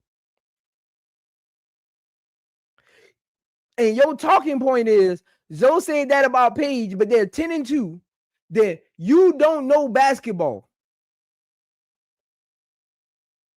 Because that's not how the title of this is post-game film breakdown. Not how good UConn is. Again, my analysis on Paige is accurate with footage, stats, and eye test. So I'm confused. This is my thing. This is my thing. Some people analysis on Paige are just eye tests. Some people analysis on Paige is just stats. Some people analysis on Paige is just fan bias. I bring you 3 different levels and you still don't get it. That's what I'm confused with. I bring you film. I bring you experience. I bring you the stat sheet. And you still don't get it. That's why I said if you don't get it after this one, you'll never get it. Because you've already made your mind up. If someone says Paige can't do something, they're hating. You've already made your mind up that if someone says Paige can't do something, they're hating. So no matter what I say, you've already made your mind up. It's like having the GOAT debate. I'm not going to change your mind on if LeBron is a better player than Jordan. You're a grown man, a grown woman. That's your analysis. It's all opinionated at the end of the day. It's all opinionated at the end of the day. Hey, Allen, nobody don't want to talk about that, though. Nobody ain't going to talk about that. Nobody ain't going to talk about that. They ain't going to talk about that, Allen. That's something they ain't going to talk about. So don't even stress about it. They ain't going to talk about it. But if she could really improve at this dribble, drive, pull up, get them on her right hip, she would be more effective in offensive sets. Watch this. Just pull up. Just pull up. You 6 feet. You good. You agile. But Juju has perfected it. Watch this. Dribble, drive, pull up, right over Paige. She has perfected it. And let me tell y'all something. It's the difference between being a best player on your team and being the best player on the floor. And what I mean by that is, if you actually watch the game and you actually know what it is, you know Juju was the best player on the floor all night outside of her coach taking her out the game. Lindsay literally gave Juju Watkins, who I think is the number 2 player in the country behind her doggo. She gave Juju Watkins 6 shots in the second half. Look, I'm talking about, you take outside of the last minute when Juju got the free throws, you take that out of it. I'm talking about for damn near 2 quarters, Juju got 6 shots, 3 shots in each quarter. Lindsay is horrible. Can you run a play for Juju? You got Juju trying to go ISOs. Can you run off a ball screen? Juju can actually shoot. You know that, right, Lindsay? Can you run a back door, maybe? Can you get her a lob when Chin's? How about you just give her a lob when Chin's guarding her and let her just put it in? Let her go back door. Chin is on her hip. Just throw the ball up and let Juju hit it off the backboard. I am confused. You call 4 timeouts. I counted them. You call Lindsay. This is me and you talking right now. Hold on. And look, this is how serious I am. Lindsay, this is me and you talking right now. You call 4 timeouts in the second half. And out of all those timeouts, Juju didn't touch the ball. Out of all them timeouts, whatever inbound play you call was horrible. Horrible.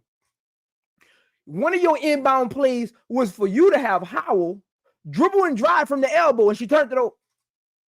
What are you doing? What are we doing?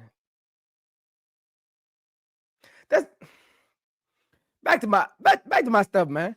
Back to my stuff, man. I just had to let you know that, Lindsay. Back to my stuff, man. Back to my stuff, man. Again, every time Paige tried to get going, that's why I say Juju is very smart. She knows Paige is at home. She got the crowd behind her. They're railing, right? Every time, and this happened all night. Every time Paige would try to get going, guess what Juju would do? I'm about to show you. Roll that beautiful beam footage. Watch this.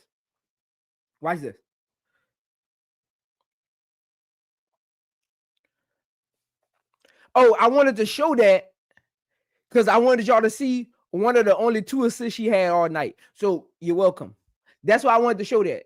I wanted to show y'all one of the, see, I don't hate Paige. I just show her love. I just wanted to show y'all she only had 2 assists on the night. I just wanted to highlight that. For all y'all who out there think she this amazing playmaker. I just wanted to show y'all that. But we can move on. Watch this. Every time Paige tried to get going, guess what Juju would do? Not today. Keep rolling. Watch Juju. As soon as the crowd start cheering, watch Juju. A yaka.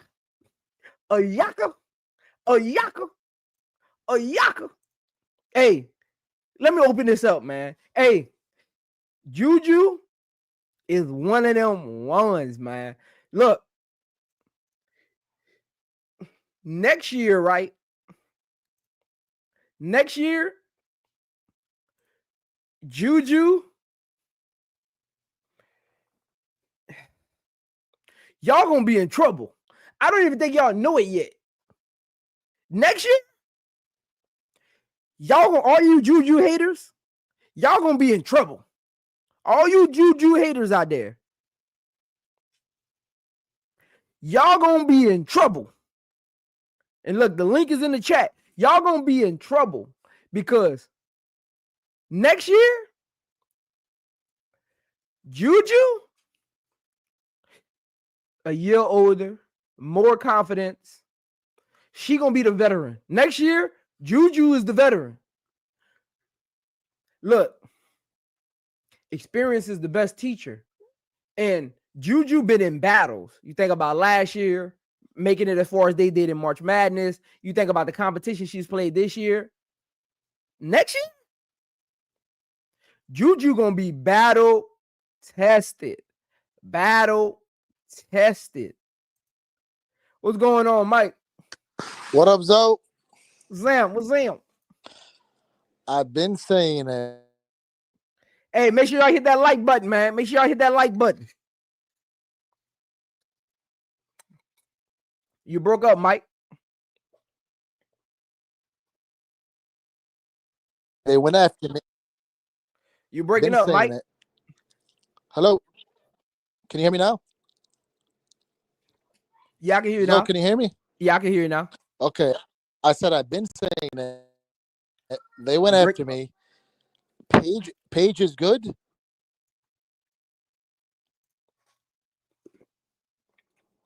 You breaking up, man. You got that Motorola. You got to get that Motorola up, man. I know that phone bill cheap. Can you hear me? I can hear you now, but you keep breaking up, man.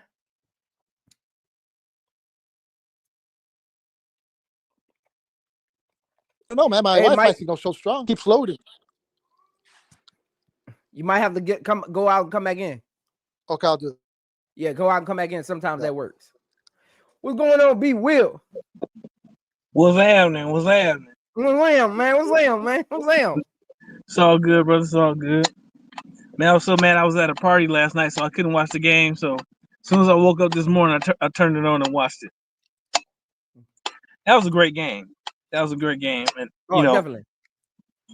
I gotta say, I agree with 99% of your breakdown. Yeah, and I don't disagree. The last 1% I don't disagree with. That 1% is that I think you just left out KK Arnold on that Unsung, because KK Arnold's defense, that's what brought them back. Oh yeah. Shout out to KK, man. My bad. Look, I like to give it to one player from each team. So shout out to KK, man. I got you. I don't think Sarah Strong was unsung. I think she was the hero. Because she was more efficient than Paige. I was watching the game feeling bad for Paige because she was struggling. But you said enough about Paige. I'm gonna give some. I'm just gonna give some more praise to Kiki, because all year long we've been waiting for. I was just talking to Juju. Everybody loves Juju. Yeah. And one of my concerns coming into this game is if Juju struggles, who's gonna win the game for you? And I think Kiki showed that she's willing to do what it needs to be done for the team to win. Do you realize she got 6 points right in a row in the paint? She called for the ball. They gave her the ball. Put 3 buckets on Sarah Strong right in a row. And then they come down the next play where I think UConn had done something big on the other end. So you want to get that back. Come down on the next play. Kiki calling for the ball again. They act like she wasn't even on the court. I was so mad. I'm like, she just gave y'all 6 points. 6 points. It'd be like that. Give her the ball. Feed that beast. Give her the ball. Why look, she just gave you 6. Why she even got a call for it now? You know what I'm saying? Y'all should be sending her down there. Go down there again, Kiki. Go down there again. It'd be like that, man. Get that work. It'd be like that. I was so mad. And on that particular play, they gave it to Juju in a bad situation, and Juju made a bad decision. You know what I mean? Like one of the few that she had that game.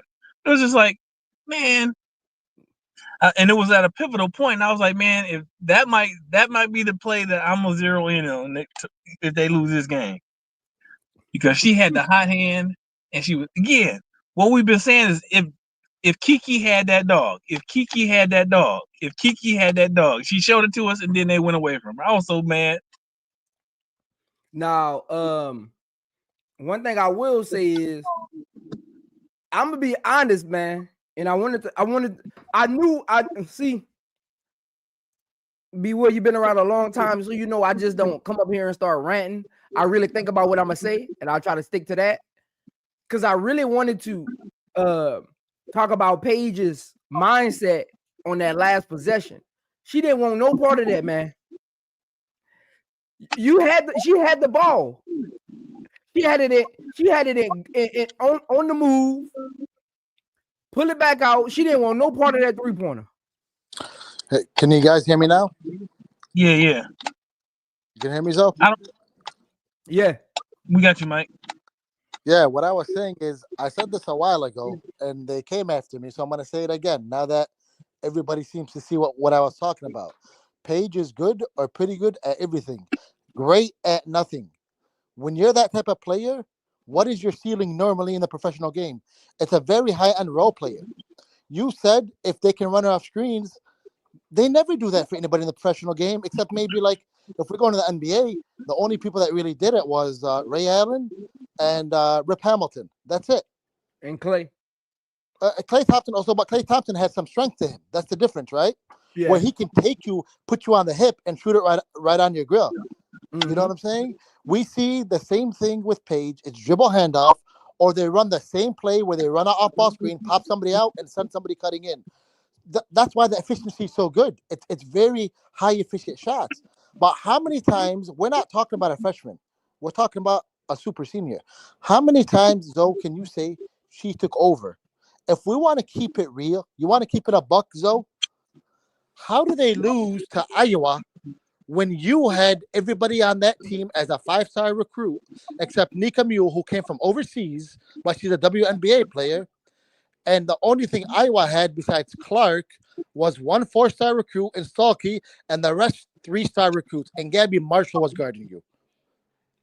I'm telling you right now, I don't think she's going to be Rookie of the Year. I think it's going to be Olivia Miles. I think the PR hype was great. She was very good as a freshman. I don't think she got better since then.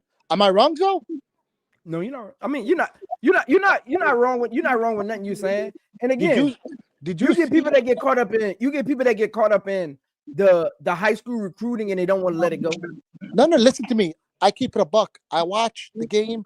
I don't get emotionally attached to any player. And I like Paige. I think she's a very good player. But the difference is, you already said it. When big shots needed, Juju was going crazy. Give me the ball. Juju wants the ball. Get out of my way. Just stay out of my way. Paige wants the ball and, hey, somebody give me a screen. Hey, somebody help me out. That's the difference. That's the difference between a superstar and maybe a star at their role. Michael Jordan got that ball. You think he was looking? He just wanted his teammates out of his way. Same for Kobe Bryant. It's very hard to be a superstar. You just cut out again. Cut out again, Mike. You got that Motorola Wi-Fi, man. You got the Motorola. You got that Motorola Wi-Fi. That's that early T-Mobile.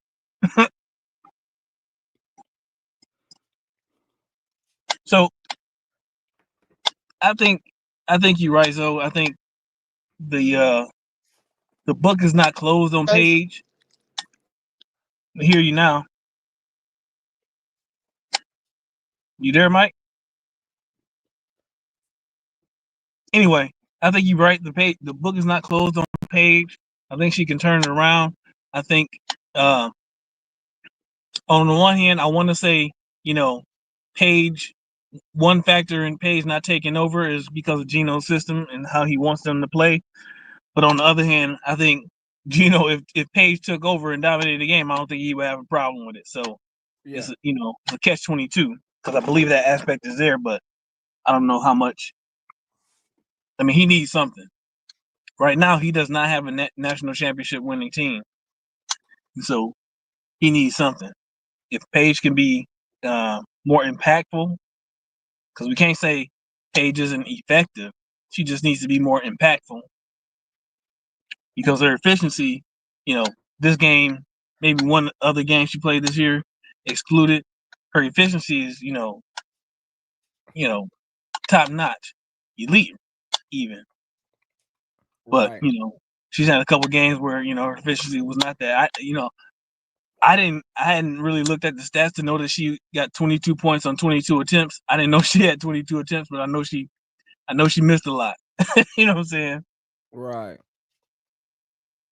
And yeah, it's part of the game. But yeah, she got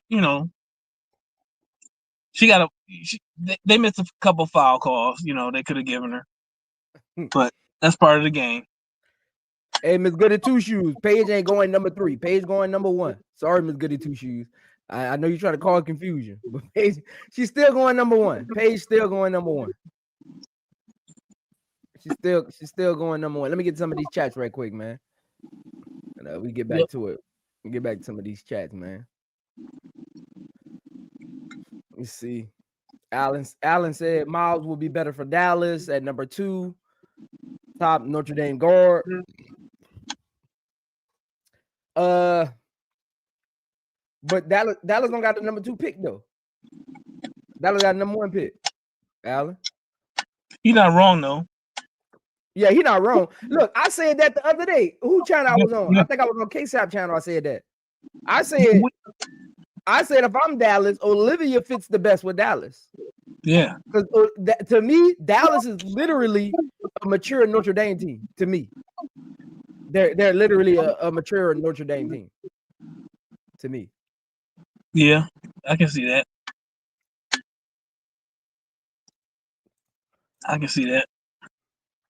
But I think we all been saying, what Dallas needs is a point guard, and Olivia Miles will fit that bill. It's just that the common wisdom says that Paige is going number 1. You know what I'm saying? Right. That's really what it is. Right. In terms of what they need, you're 100% right. They need a playmaking point guard.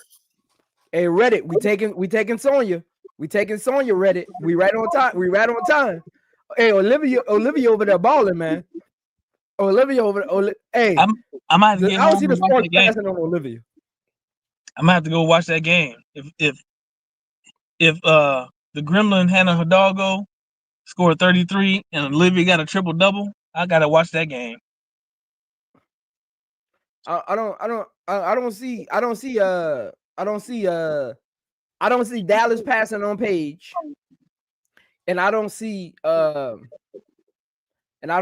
sparks passing on Olivia. I just don't. It don't make sense. I don't see it.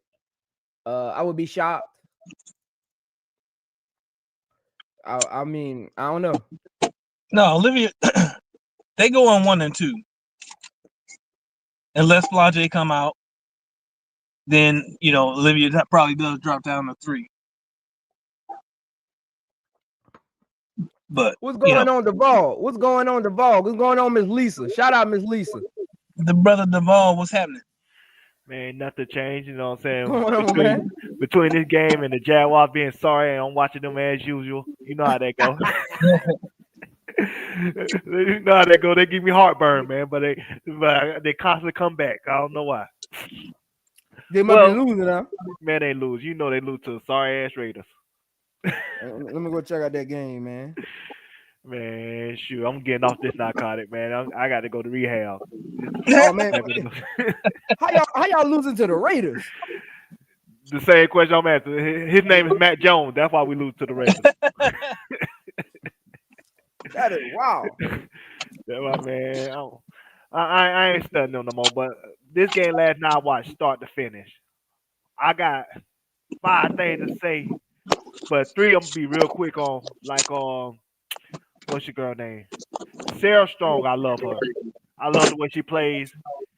She plays with that hard hat, and I think she really started to. Hey, B Will, go mute. You got no background noise. Yep. I think she really started to come into her own and try to fulfill her potential. And she got a long way to go. But like I said, I like what I'm seeing with her and Kiki. I think Kiki's last few games started to really show something. And so I know the first game when I watched them versus Notre Dame, it was underwhelming. But these last few games, she really started to at least hold her own. At least you can see why she was highly touted as a transfer. And like I said, Chin, even though the points wasn't there, but the way she played defensively and how she controlled the pace of the game, that I think she could be something. Like I said, she got a long way to go, but she could be something. But the two people I got a problem with, first person I want to start with, Juju. Juju had 3 turnovers yesterday. And it seemed like she's somebody, she don't get turnovers because she can't dribble. But like I said, she got just as good handles as somebody like Kyrie Irving. That's how good a ball handler she is. She just somebody. I ain't gonna go that far. I ain't gonna go that far. I'm talking female version. I'm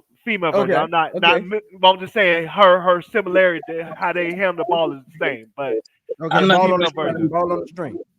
Yes, but she's somebody that don't have good situational awareness.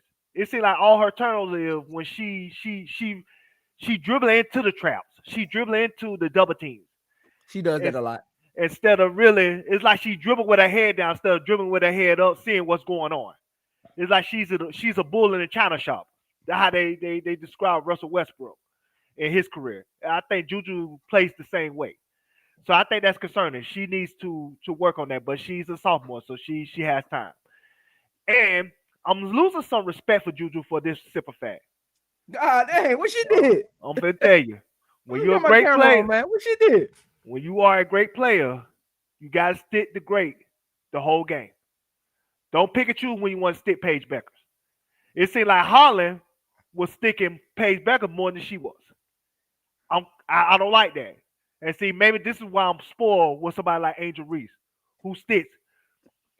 What's your girl name? The Feast of Collie the whole game. She sticks. She sticks Asia the whole. Most of the game. You know, sometimes you know. But they don't play the same position though. But her and Juju do play close to the same position. Like you know, they don't. Paige is a point guard and Juju's like a shooting guard. So I mean, they close enough that hey, you could take that assignment. If it was Jordan, he'll take the assignment. I think Juju usually guards the forward. Juju don't really like go watch USC games. Juju don't guards a lot. I'm saying she should though. Let me just stop the cap. If you watch the game, the majority of the game they guarded each other. There was times where they didn't, but the majority of the game they guarded each other. Nah, man, Holland was guarding. Hey, look. That's what I'm saying, Saheed. Juju really guards the 3. She guards the 3. Like, I know in Notre Dame she was. Before you finish though, okay, look at this. I'm trying to figure out where you're going at with it because they really like B. Will said because I didn't want to say it because it's on the screen, so I didn't feel like I had to say it. I was trying to give you other talking points. Yeah. I don't really get what you're saying because if you look at they really guarded each other about the same amount of time. Like what I think you was looking at is the first possession of the game, Paige guarded Juju, and Juju didn't guard Paige that first possession down. But throughout the game, Juju was on Paige. I'm not saying they weren't on each other at all, but I just seem like I would feel like you want to in a matchup like that, you want to guard each other from start to finish. And then like Gamble said, Juju had picked up 2 quick fouls.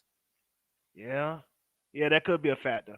But they honestly guarded I didn't feel like because I would have called that out. B. Will and Duvall, y'all know me. I would have called it out. Like I feel like they both guarded each other.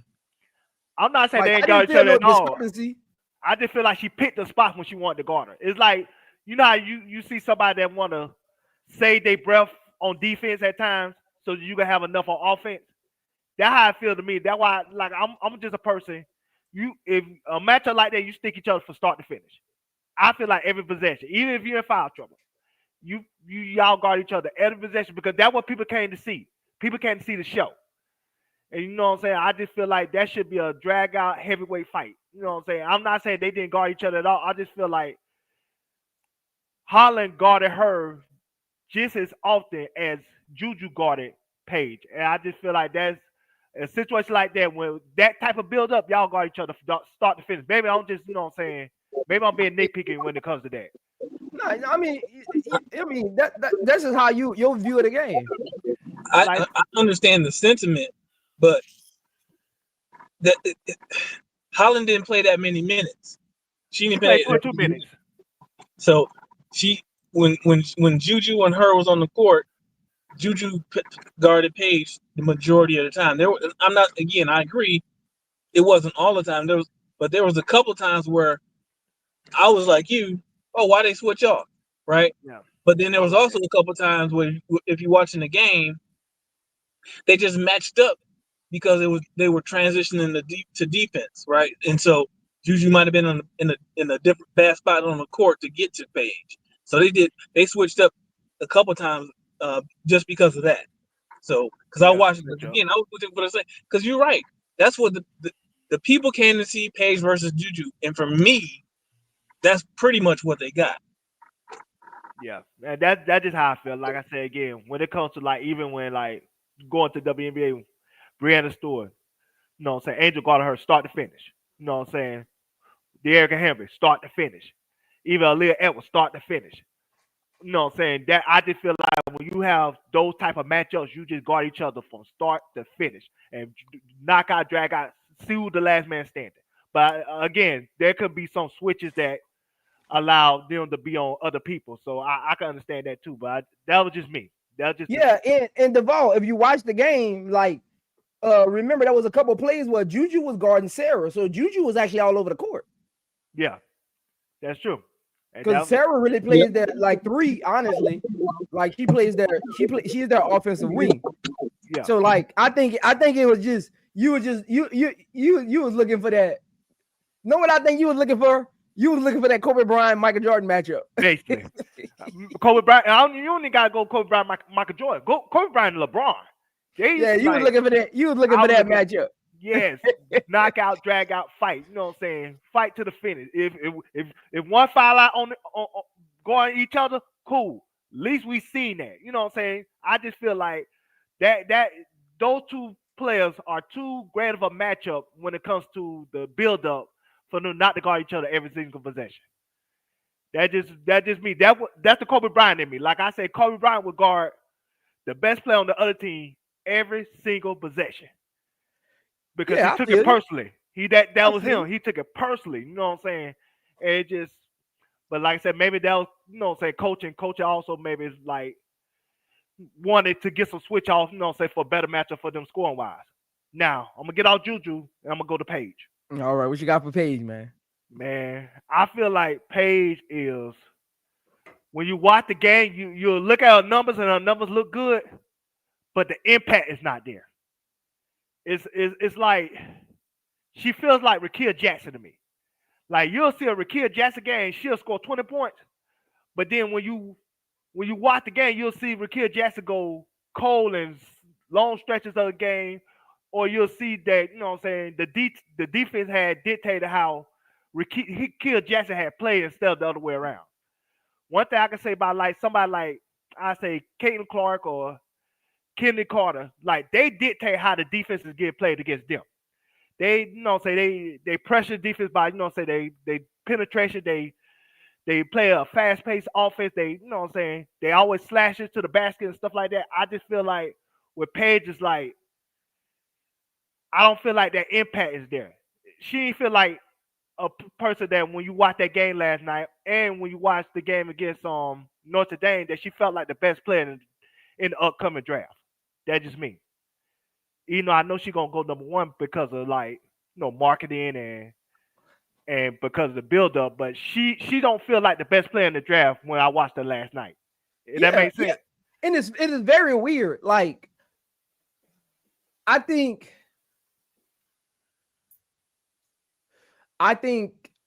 and was I'm so tired. I think, and I'm about to let you go. I'm trying to find a right way to word this. I think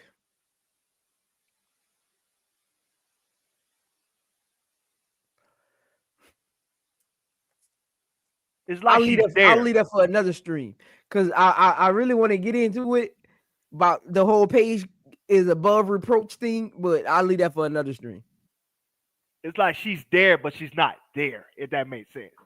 Yeah. Like I don't like when you watch, even if you go to college, when you watch Hidalgo, when she plays, she's there. Like you know her impact. You know how she put pressure on the defense every time she slashed to the basket. Every time she had the ball on offense. I just don't feel like that with Paige. I just feel like she just going through the motion. You know, her game. You know, it's not. I'm not saying her mentality is like that. I'm just like her game is like that. It's like you could clearly see deficiencies in her game, especially offensively. When, like I said, when she plays, it's just like it feels like it's a lot to be desired. When I watch Paige, the two matchups I watched though in big games from Notre Dame to this one. Yeah. Hey, Alan and Mike, I'm gonna leave that for an actual stream. I'm gonna leave that for a stream because there's a lot of capping going on with Paige. I'm gonna leave that for a stream. I'm gonna actually do a stream on that one day. I'm gonna find the right time because I want to find the right words to say. What's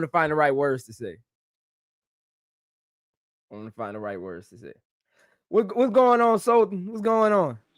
Hey man, what's up with y'all? How y'all doing? Man, what's going on? Hey, it's been a minute since you've been up here, man. Where you been at, man? Nah, it's been a while. But yeah, for y'all who don't know, if you see Saeed in the chat, that's me. I know. Yeah, that's I'm on the my one other page. What's up, Saeed? Yeah, what's up with y'all? But nah, so actually I did a preview video talking about this game, and I had Southern California winning. Just because their guards just played real great defense. Like Kennedy Smith, at first, we didn't know if she was gonna play this game.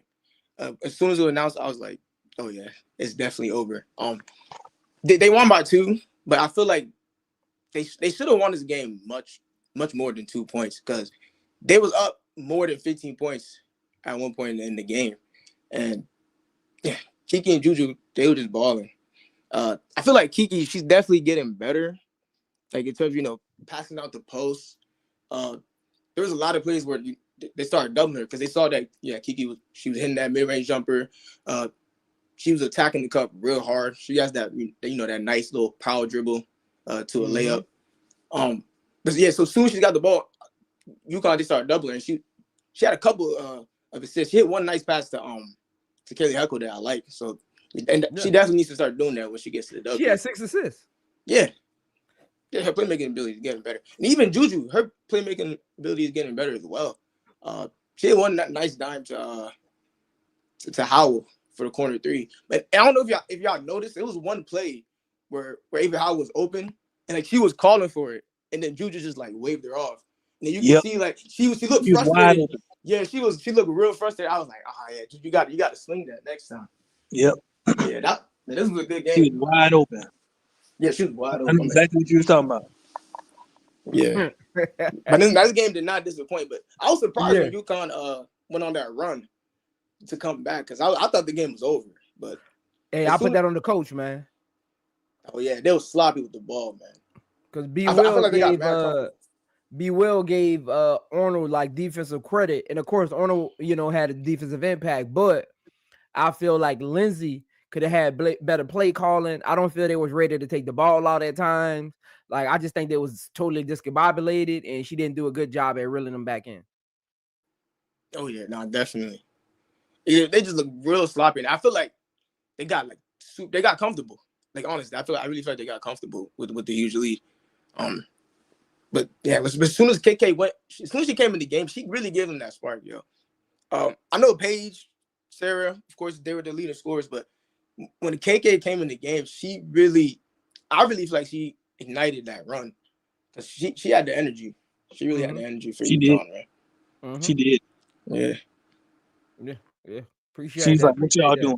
This is what KK came in like, what y'all doing? This is what I'm doing. What y'all doing? Right. Yeah, she was getting hyped. She did pit bull off the bench. She normally play like that though. Like so that's why I wasn't really shocked because that's how I expect her to play. So I think that's why she wasn't in my unsung hero because that's how I expect her to play.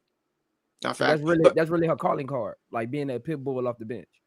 Yeah, but I feel like UConn, they got great depth, but as of recently, I'm not gonna lie, they're not stepping up, yo. Like She should be playing much better. She's 6'6". I don't know how she's like why she's playing like that. She should definitely be getting more points, more rebounds. She should just be more aggressive, man. Because when she's out there, she just looks lost, man. I ain't even gonna lie. Right. Ain't she a freshman? Yo, Yeah. What's going on, Uncle J.E.? peace. Hey, nieces and nephews. It's really, really good, man. Like, these dudes are crazy. They act like a team didn't almost lose, who was up by almost 20 points. Hey, Come on, man. What game y'all Uncle watch? J.E., you heard my rant at the beginning before I even got to everything?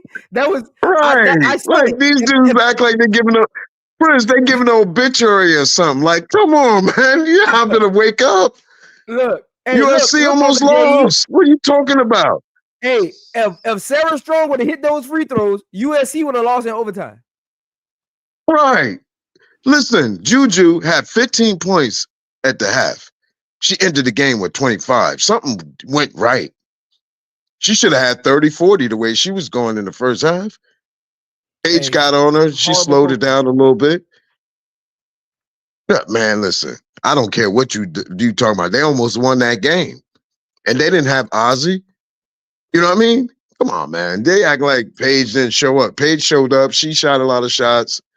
She wasn't efficient like she was, usually. But they almost won. She gave her team a chance to win. That's She was true. diving on the. She was the one that dived on the floor, got that rebound, that foul shot, and threw it out to Strong. What are you talking about? Yep, that's true. You act like she was a cone out there or something. Like she just was running around. Do. No, she was playing. You know, people like hot takes, man. Yeah. Hey, because that's why I was confused in the chat. So they like Uncle going, J.E. they like going with the crowd. I don't go with the crowd. I say what I see. Right. I'm That's why I'm Uncle the J.E. Brian Gumbo out here, man. Uncle J.E., like, Uncle J.E., that's why I was confused with the chat. Because, like, I never said Paige had a bad game. I didn't say, like, I was confused at with the direction was going with what I was saying. What I was saying was Paige struggles in ISO possession. She struggles with the ball in her hands for most of the game. And she doesn't really struggle. I don't feel like we're seeing the best Paige. I feel like Paige is better. I think Paige would be way better if there was an actual point guard on her team. That's why and that's a fact. That's why I said I don't think Chin is the point guard they need.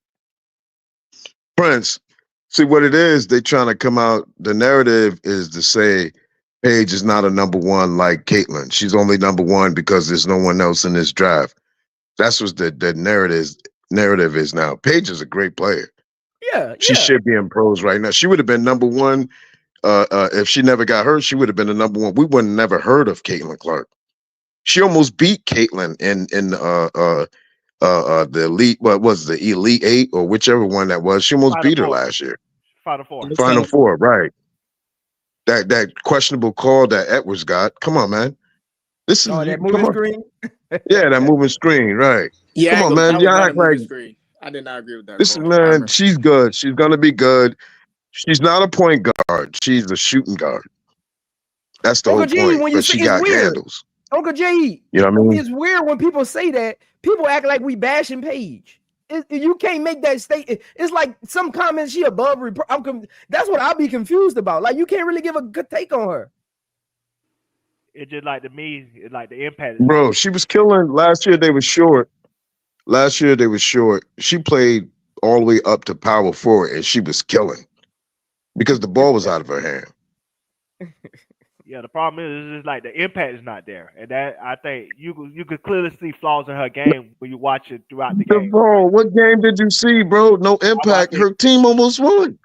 It's not about just her team almost won. That was a team effort. I mean, yes, when you watch her doggo, you could tell. Okay, she's the best player on the court by a mile. Even when she played against Juju, she was the best player on the court that day. But when it comes to like Paige, it's like she's just there. She feels like Rakia Jackson to me right now.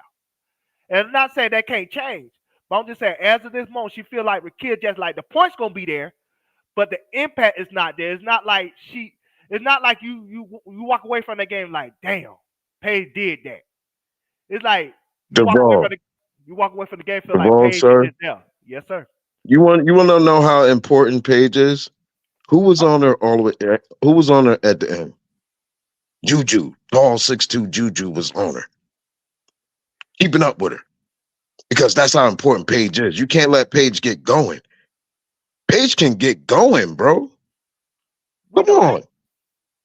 That's what I'm saying. It's important to Juju. She was like, I better keep up with her because her team coming back. They might win this game.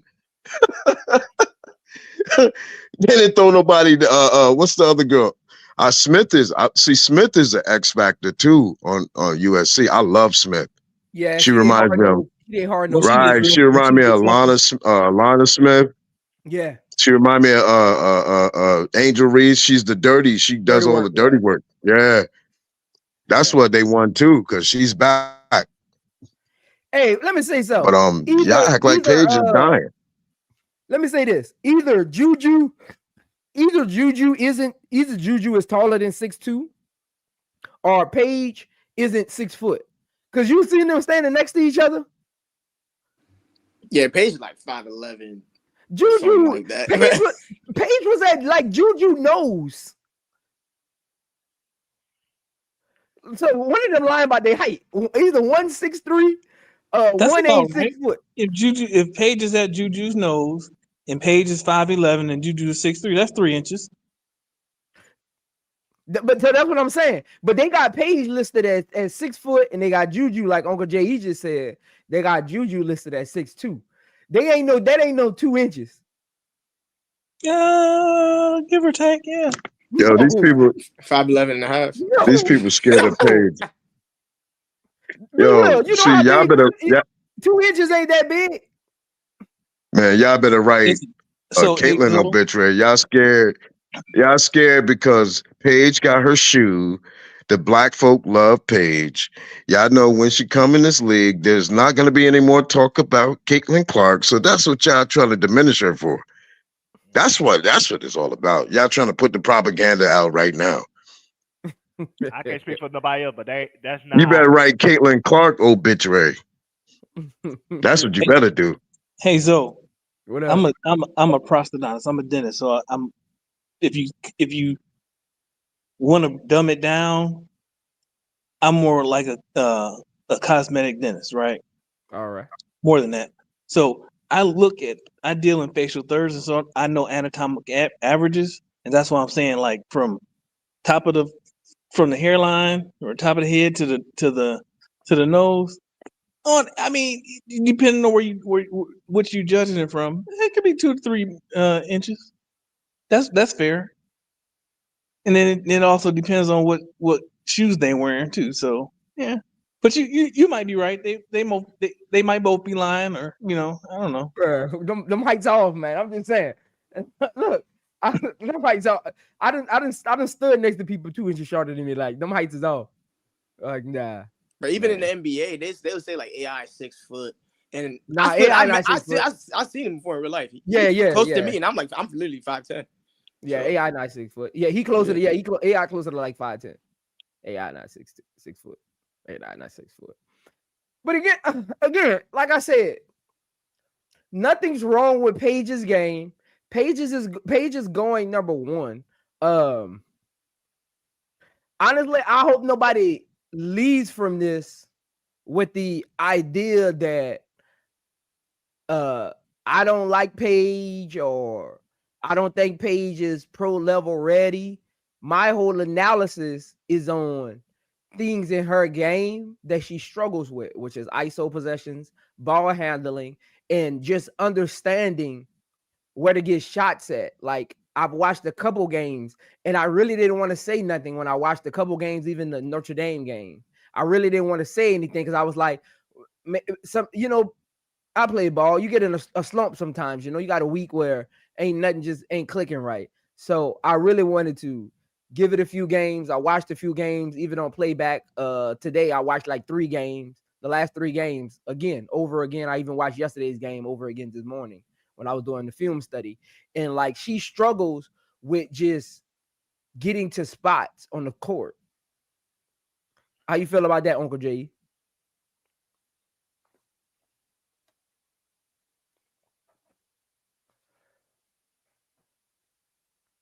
Well, let me ask you this, though. do you feel like she struggled with physicality too? Because that's why I watch.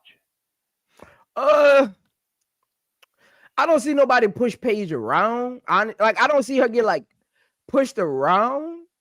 I mean, she isn't the biggest guard. You know what I'm saying? She isn't the biggest guard, but I don't really see her get I don't really see her get pushed around or nothing like that. But outside of that, I mean, when she gets to the next level, yeah, she's gonna have to get in that weight room a little bit, get a little stronger. Of course. You know what I'm saying? Especially if she's gonna be on the wing. She definitely got to get a little stronger. Huh? Geno even said that. Yeah. She got to get a little, if she gonna be off ball on the wing, she got to get a little stronger. I mean, that's most players that come to the league, right? Like, again, even though Paige is a 5th-year senior, these are grown women. Like, these are like, I don't think people really understand this. Like, these are grown women. And they let you play in the WNBA. They let you foul like and everything. they don't call on them like they play rougher in the WNBA than they do in the NBA. And it's not even close. Facts, bro. I was just talking about that with someone. They still do hand checking in the WNBA, all of that. Like, all of that's still allowed. Yeah, let me ask you this. Let me throw this out there when it comes to the WNBA. I think if they do this, this will help the college players transition to the WNBA when they come out of college. Do you think they need to push the league back instead of starting in May, starting like July? You know, it's going to go into football season, but it will give those rookies that coming out of college a couple of months to really build their body up before they play in the WNBA. Say that again? I said that last part. I didn't hear. You kind of broke up. Like, if you push the league back instead of starting in May, starting like July, would it give college players that coming out into the draft like a couple months to really get their body stronger for the WNBA? Oh yeah, if you could get them 2 months, I mean, honestly, if you really, I mean, see, but you wouldn't want to do that because now you butting against the NBA and NFL. I think they can handle their own get the NBA at this moment, but you butting against both of those, and then you got MLB. They pick up in October, you know. Yeah, so like you got three prime sports you fighting against at that time of year. Yeah, but I think no matter how popular you are, overreacting over a regular season game, and no matter how popular you are, you still gonna want your numbers like the NFL. So who was that? Get the best viewing. You sound like me. You guys are overreacting over a regular season game. Who was that? Beckers eliminated Juju Watkins. This is just a regular season game. Facts. UConn is not a good defensive team at all. They don't have no big. Wait, what? Sarah Strong is not a good defender. All she wants to do is play offense. She's not a good defender. Becker's not a good defender. What are you guys talking about? I mean, Juju done nothing. She done nothing. Becker sent her home. Becker sent her home. So what do you guys talk about all this other silly stuff about a regular season game? You like Caitlin Clark, huh? They lost. You like Caitlin. You like Caitlin Clark, huh? Well, no, I don't like Caitlin Clark. No, I'm like, no. Oh, okay. Well, you talking like I'm just listening to y'all, man. I'm like, man, y'all ain't overreact. I'm like, it's just a regular season game. Paige Bueckers can't do everything. They're not a good defensive team. Their best defender is gone and Mika Mule. That is it. They don't have no type of bigs. They got 2 people that like to score offense and don't want to play defense. Nika Mule? Did he say Nika Mule? Yeah, that was their best defender. But she's gone. She's in Seattle. She in the pros. Yeah, she's gone. That's what I'm trying to tell you. You don't think KK Arnold is a better defender? That's the point he was making, though. Hell no. Their best defender was Mika's Mule. She's gone. And Geno Smith should fire himself for putting this roster together, small team like that. They're not going nowhere. Come on. I agree. But to say they're a terrible defensive team, they came back in this game. They came back in the game. Be honest with you, in women's basketball right now, there's really not no good defenders in the league, really. There's really not. You may say, South Carolina got a couple of pieces, but who else? Who else? That's all I'm saying. I think you're sleeping on Sarah Strong. Notre Dame. She is.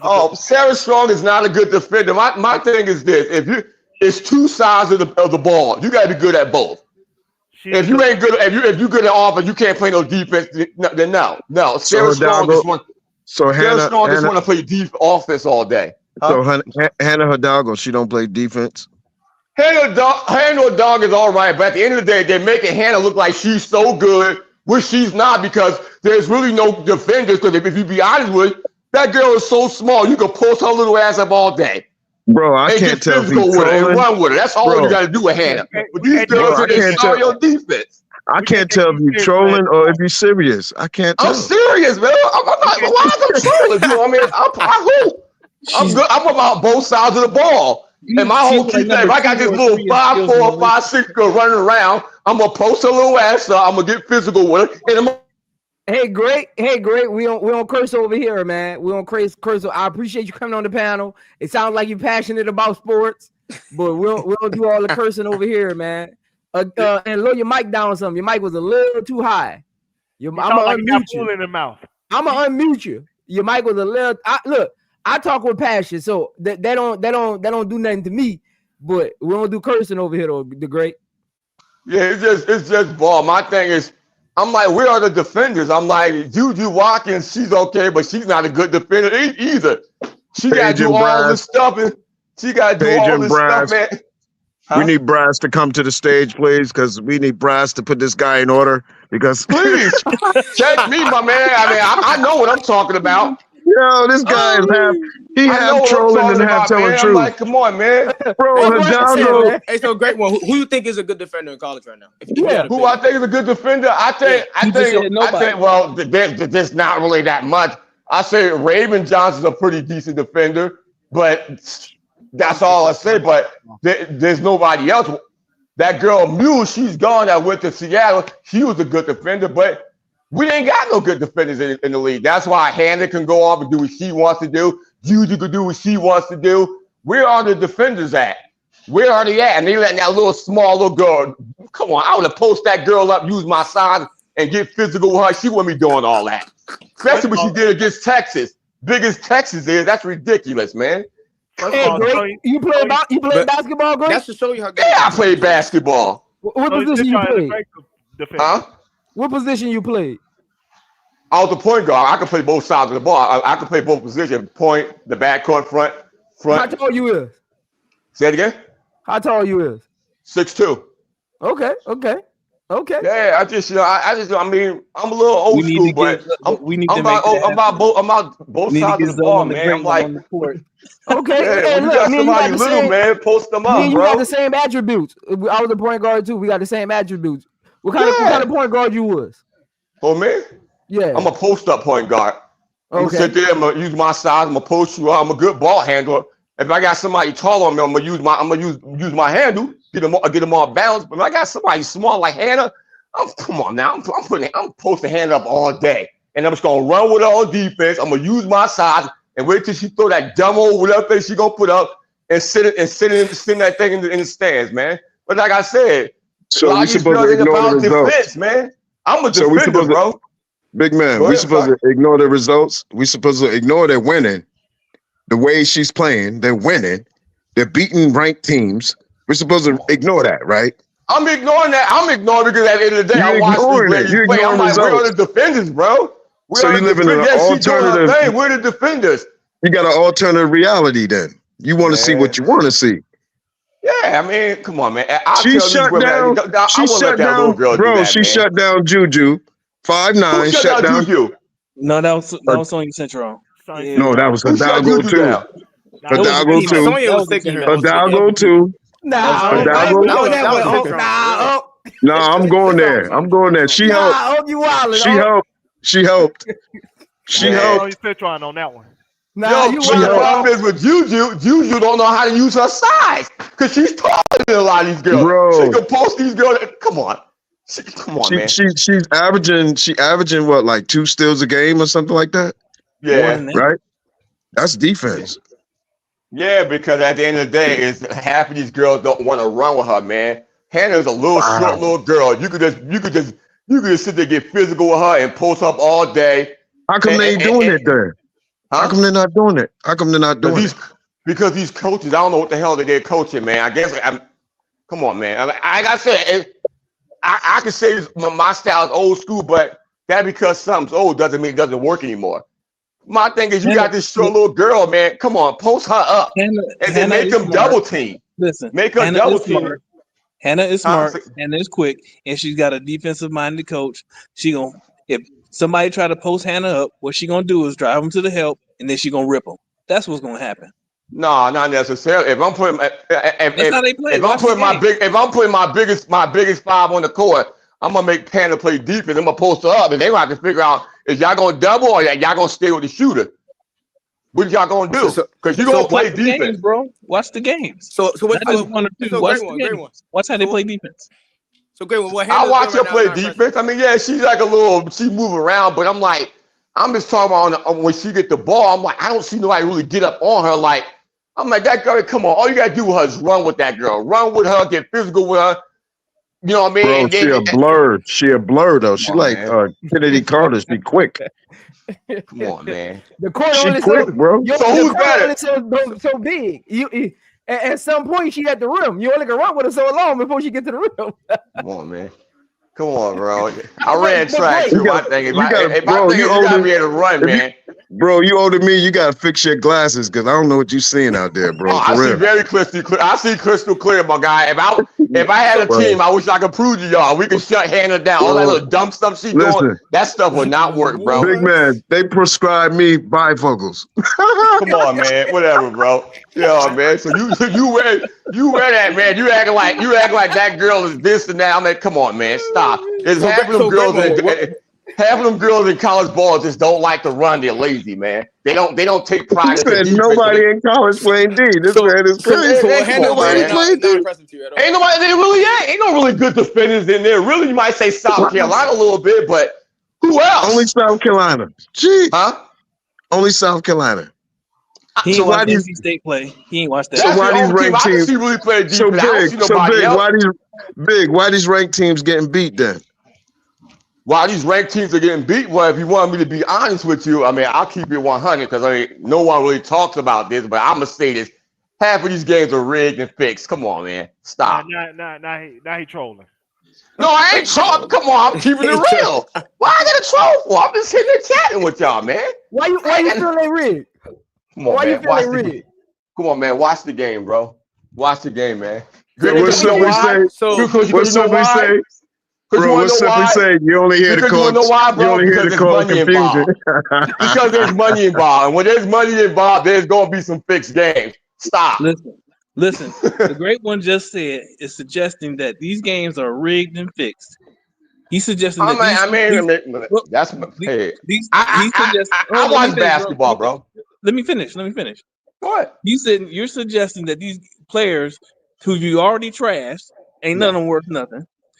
He already trashed them, but now they're smart enough to know how to execute a rigged game and make it look close. Hey man, when money is involved, don't leave out. He said South Carolina. He must be a South Carolina fan. He said only South Carolina. I'm not saying that. I watched them play. They play defense.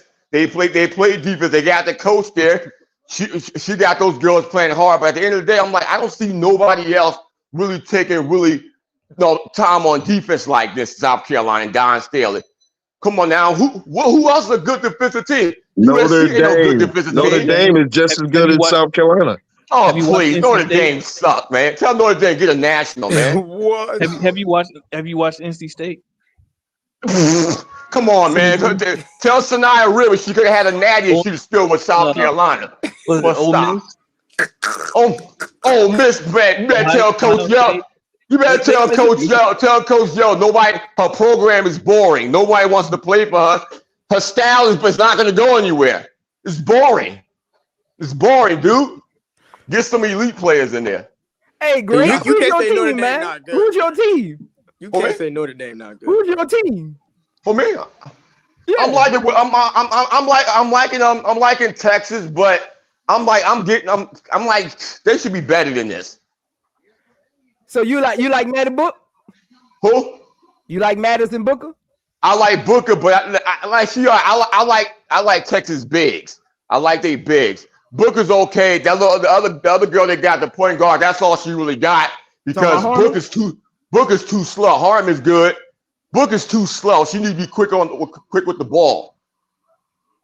So great. What I'm trying to figure out is your soliloquy when you came up here was we was over exaggerating one game. You ain't really clarified it. Right. You started going. Yeah, because you guys kept talking about it just been about Paige and Juju like this was a playoff game. I'm like, yes, Juju won by 2 points, but look what she had to do that. That's one regular season game. Paige Bueckers eliminated Juju Watkins when it really counted. Hold on. So I know again, I have a different format of how I do content on my channel.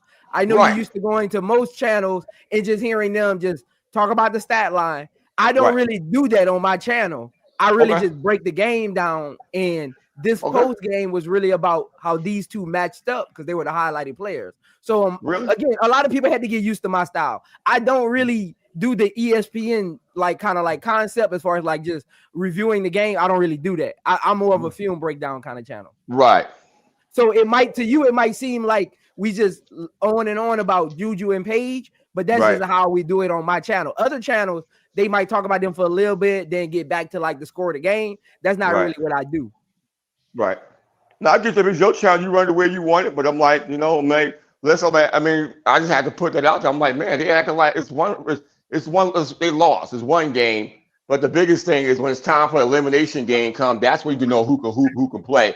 And at the end of the day, Juju Watkins haven't showed me anything because Bueckers already eliminated her.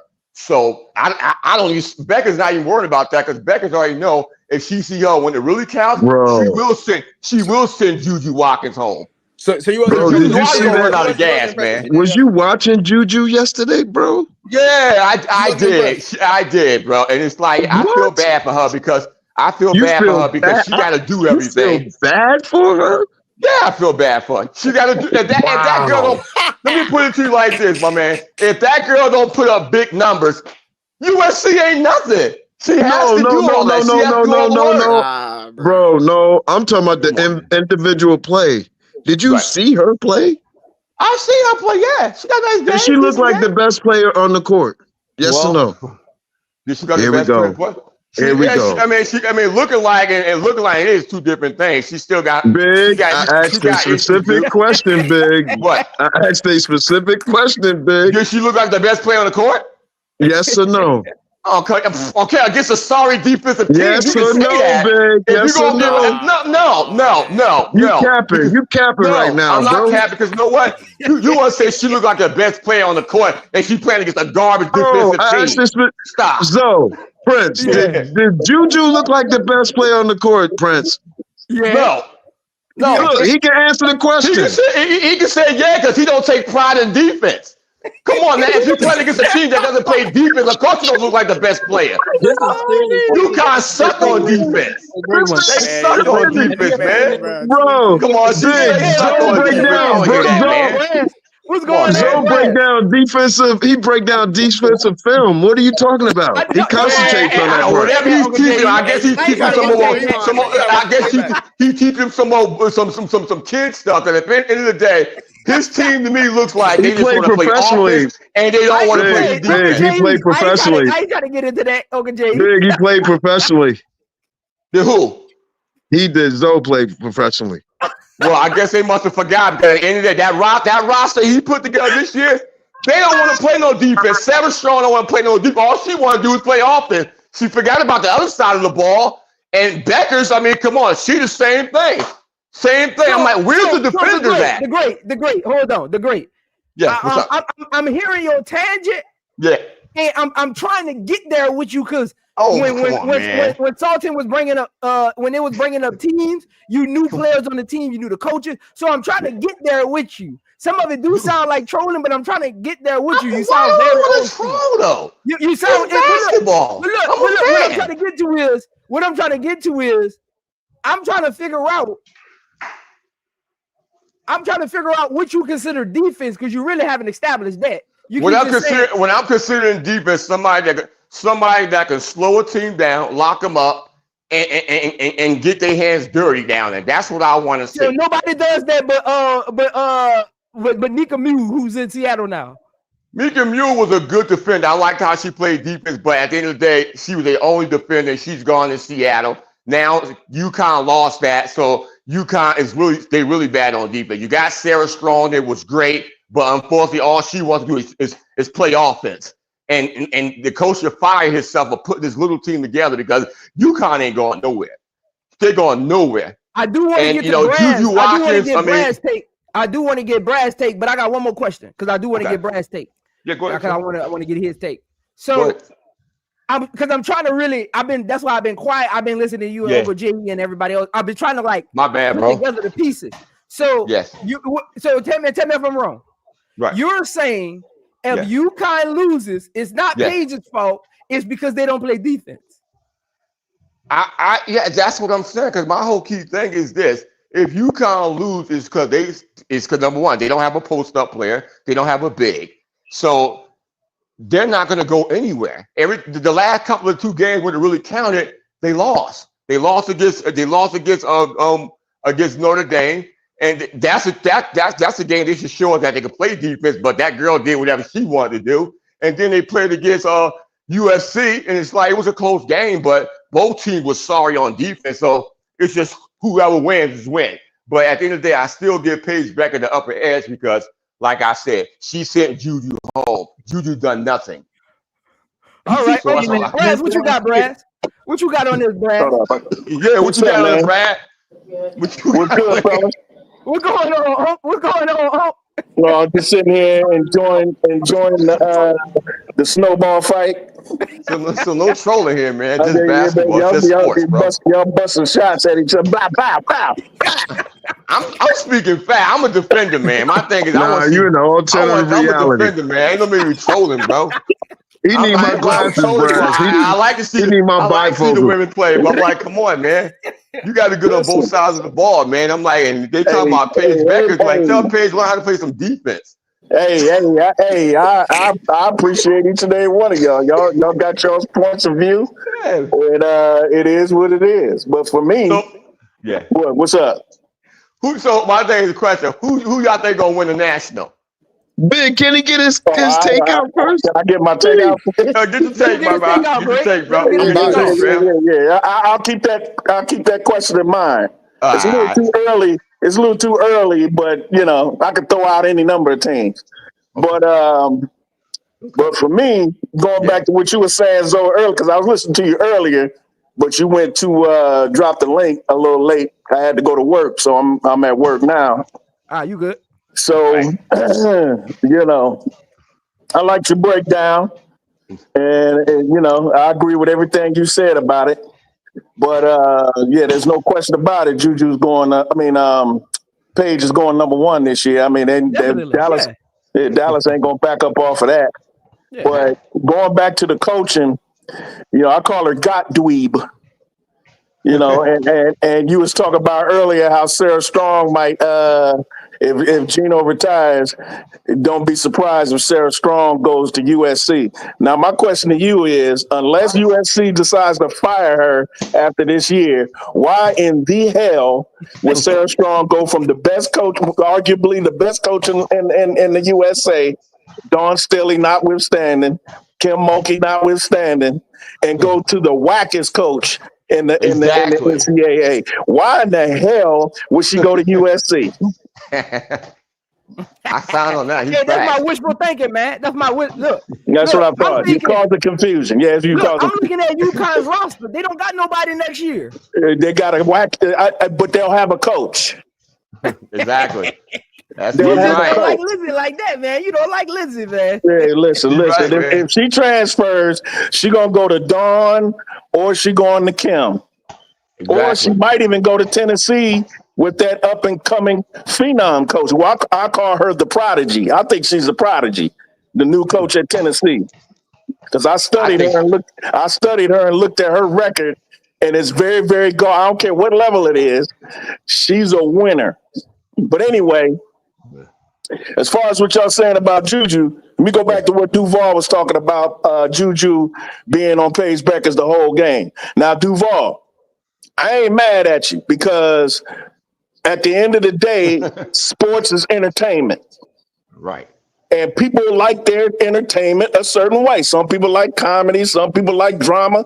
Some people like documentaries. Some people like, classical music. Some like hip hop. Some like country. Some like rock. Depends on your what you like. And what he likes is seeing Juju being on Paige the whole game. But my thing is with that, Duval, is that Paige's decision? I mean, is that Juju's decision to be on her, not being on her the whole game, or is that the coach's decision not to have her on Paige the whole game so she can save her legs for when she has to score the ball? See, because if you leave it up to Juju, the competitor that she is, I guarantee you, I guarantee you, Juju would go up to Gottlieb and say, "I'll guard her ass the whole game if you want me to," because that's the competitor that Juju is.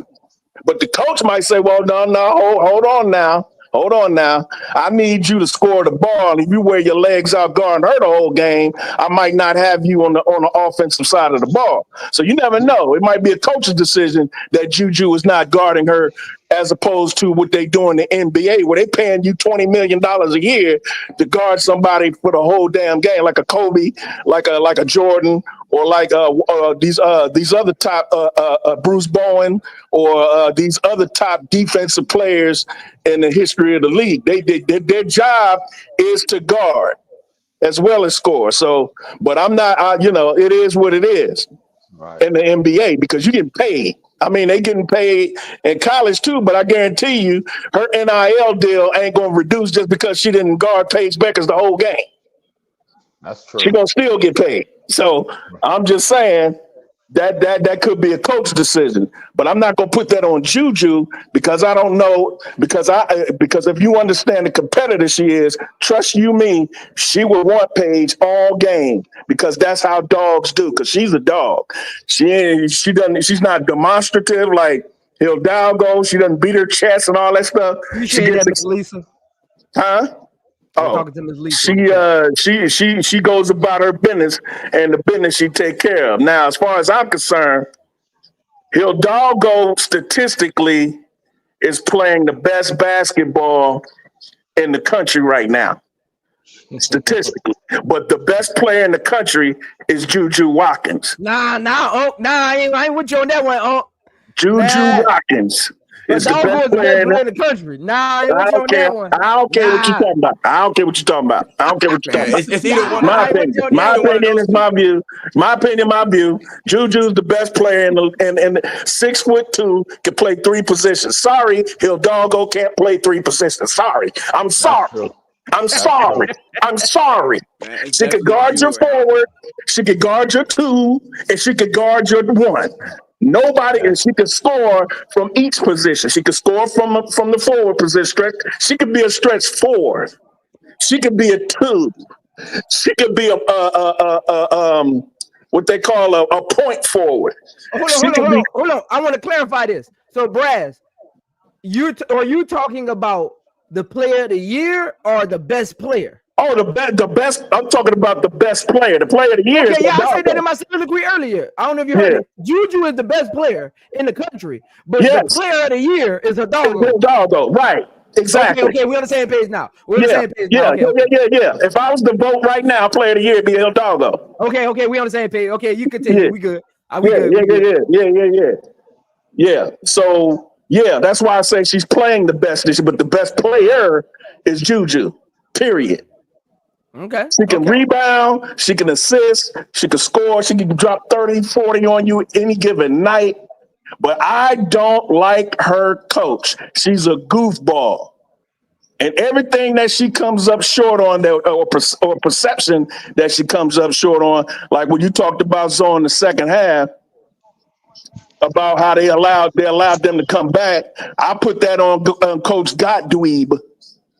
That's on her. That was horrible coaching in the second half. And I've been saying all year, so I've been on your channel, I've been on HD's channel, I've been on KSAP's channel saying that I don't like USC's head coach. I've been saying that for months. I don't like her. And what really sealed it for me was, I think a week or two ago, they were playing one of those weak teams on their schedule. I didn't see the whole game, but I caught like the last 10 minutes. This goofball had Juju in the game with 3 minutes left in the fourth quarter, up 50, and got Juju playing on the floor. I said, what the hell is she doing in the game? Oh, I remember that. Yeah, I talked. Sure enough, with a minute left, she goes up for a rebound, comes down, and rolls her ankle. That's what really did it with Gottlieb. Why is she in the game? Bryce, that's my only thing. I think she plays Juju too many minutes. Like Juju was gassed at the end of that game yesterday. Yeah, you know what I mean? She has is Juju. No, that's not all they have. They got other players. Kiki, let me say something. Let me say something, man. That's coaching. In the third quarter, Juju should have been on the bench because she didn't run the offense through her. Why is she on the floor? Run the ball through Kiki. Kiki had it going in the third quarter. Just feed her. Why is Juju on the floor playing all those minutes if you're not using her? In the minutes when you're not using her, guess what a good coach does? He sits him down. Well, she don't believe in the rest when you are running action through her. She don't need to be in the game every minute of the game. So that way in the fourth quarter, she got her legs. You playing her in the third quarter, the whole third quarter, the whole fourth quarter, and you're not running. She only took 3 shots in the third quarter. She didn't have no impact on that third quarter, none, defensively or offensively, because in the third quarter, that's when UConn went on their run. So she didn't have no defensive impact either. Sit Juju down, run the ball through Kiki. Kiki had it going.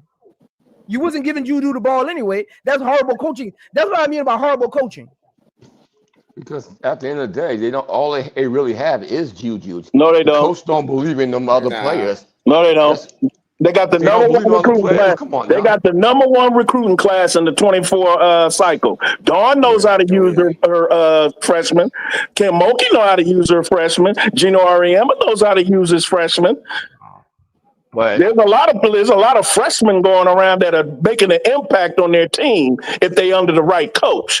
Gottlieb is not a good coach. She's got other players on that team that can play. It's not the coach, it's the roster. All to be, in my opinion, all they got is Juju Watkins. The rest of them, please. All I know is she got McDonald's All-American. She got McDonald's she's the number one recruiting class. And she got that girl Smith who just came off an injury, who's their defensive specialist. And they got her. She's a dog. Okay. Sit Juju. I'm not saying sit Juju down the whole game, but damn it, when you up 50, get her out of the game.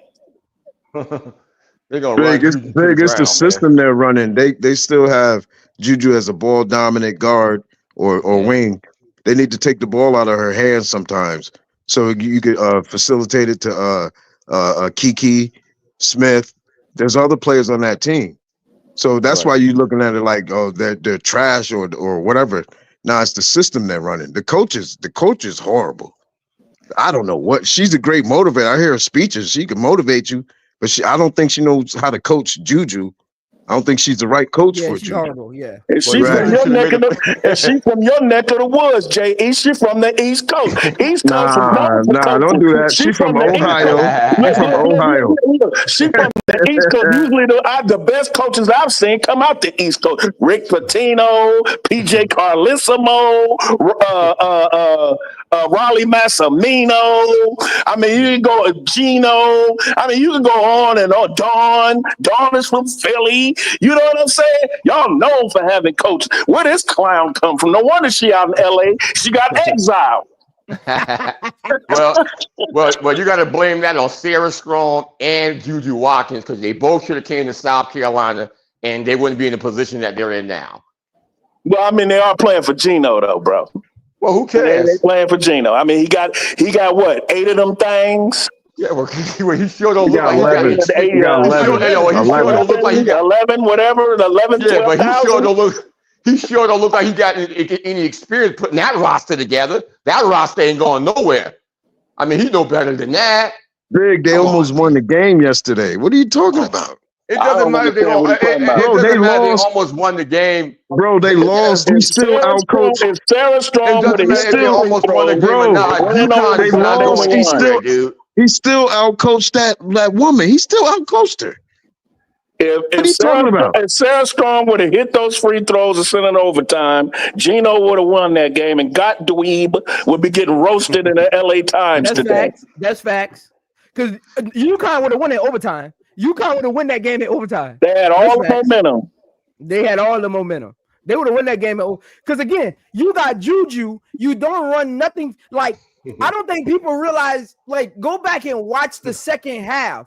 That was so horribly coached. She didn't run one play for Juju. Even the 2 shots she got in the last 2 minutes, they were 4 shots. They were like top of the elbow, just pulled up. She got an and one on one of them. Like, there were 4 shots. Like, that coach, if they would have lost that, if Juju wasn't on that team, she would have got fired yesterday.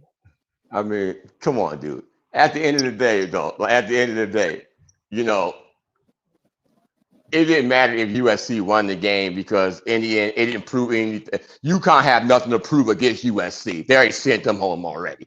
So yes, USC won a regular season game. Let's wait till the tournament come when it really counts. They don't have the sister who's with the Washington Wizards this year. They ain't got her no more. Not the Washington Wizards, the Washington Mystics. They ain't Aaliyah. What's her name? Aaliyah Edwards. They don't have Aaliyah Edwards this year. So is Aaliyah Edwards better than Sarah Strong?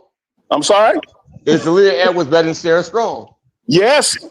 Okay. At this point, okay. Because Sarah Strong is a freshman. Doesn't matter. It does matter. You act like she's a freshman that you don't know how to play good as she is now when she was a freshman. So to me, Aaliyah Edwards didn't look. Sarah Strong, to me, looks like a better player than Aaliyah Edwards. Her upside. Aaliyah Edwards wasn't as good as Strong when she was a freshman. Put it that way. You say what? Wow. Aaliyah Edwards was not as good as Sarah Strong when she was a freshman at UConn. That's true. She developed into what she is now. She wasn't playing like Sarah Strong is playing now when she was a freshman. So when it comes to upside, I think Sarah Strong will be better than her in the future. But right now, no, she's not. Right. Well, the whole key thing is maybe some credit though. I'm a Geno fan. Let's give Geno some credit. Last year, that team he had last year, how far he made it, we got to give him some credit. I know we don't believe in moral victories on this channel, but let's be honest. He was playing with 5 players. Thank you. But he had a big though.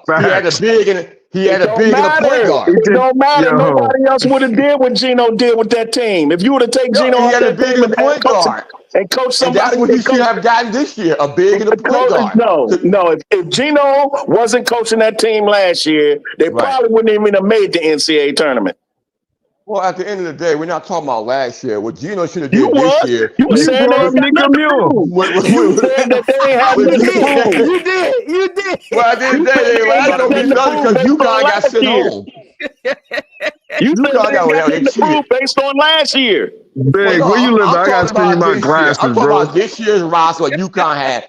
Geno Big, I'm gonna send you my glasses, bro. I'm gonna get another prescription. Geno should have got a point guard in the big. So then if he would have got a point guard in the big, then he can hide Sarah Strong's weakness from the defensive side. Now he don't have neither one of those, a point guard or big. Now her defense is getting exposed because she got to be the defender down there. They got nothing to prove because they lost 2 games. They lost 2 games. They lost 2 games. They ain't going nowhere with that team. If you think that team going anywhere, you put a fork in them. They ain't going nowhere. And they can't play defense. Stop. Well, how did they come back from almost 20 down then, Big? How did they come back? Say what? If they didn't play defense, how did they come back from almost 20 down? Doesn't matter. At the end of the day, like I said, they came back. They you lost never answered questions, I see. It really don't really matter because it's a regular season game. It's a regular season game. You never answered questions, man. I did answer the question how they came back. Because the team, they let them back in the game. Did they win the game? That's because you came back. Did you get the W? What up? If you pass me the garlic salt, the garlic pepper, the garlic they came powder, back. Did they win the game? and You the come back all you pepper, want. Did you because get the somebody's W? getting You gotta cooked. cook. I Somebody's ain't getting cooked at all. I'm actually doing the cooking. You talking about, they came back in the game. Now, if they won the game, now it's a different story. They still lost the game. I'm just sitting there saying, hey, it's no big deal. You said because it's a regular season game. You said their defense was trash. If their defense is trash. If their defense was trash, both teams, they would have lost by 20. Because you know why? Both teams are trash. Both of them can't play no defense. Come on. They both suck on defense. Come on, man. So we seen teams get big. We seen teams lose by 30 and 40, right? Well, big, you won't let nobody land. You won't let nobody land, man. Let them land. I'm not letting teams, bro. we seen teams lose by 30 and 40. This team came back, almost lost. I mean, almost won at the last second. Right. So why are you saying there's no defense? Because at the end of the day, there is no defense. It doesn't matter because they almost came back. Did they get the W? If they didn't get the W, it doesn't matter what they did. They didn't win the game. They lost the game. They should have been blown out. They should have been blown out, but the other team took the foot off the gas, let them back in, but they don't care. They still won. And at the end of the day, the only reason why they won is because Sarah Strong missed free throws. I agree with that, Greg. I agree with that. That's the really thing he said. Yeah, they went on there. Okay, but the whole key thing is, so what if UConn lost that game? They beat this team already. They eliminated this team. Exactly, and that's why I said they got nothing to prove. You going off of last year. That's the last time they played them. Well, like I said, at the end of the day, like I said, it didn't matter who won the game. Neither team is going anywhere far in the tournament. Juju will be out, and UConn will be out real early. So we ain't even worried about that. It ain't going to be because of Juju. It ain't going to be because of Juju. It's going to be because of their coach.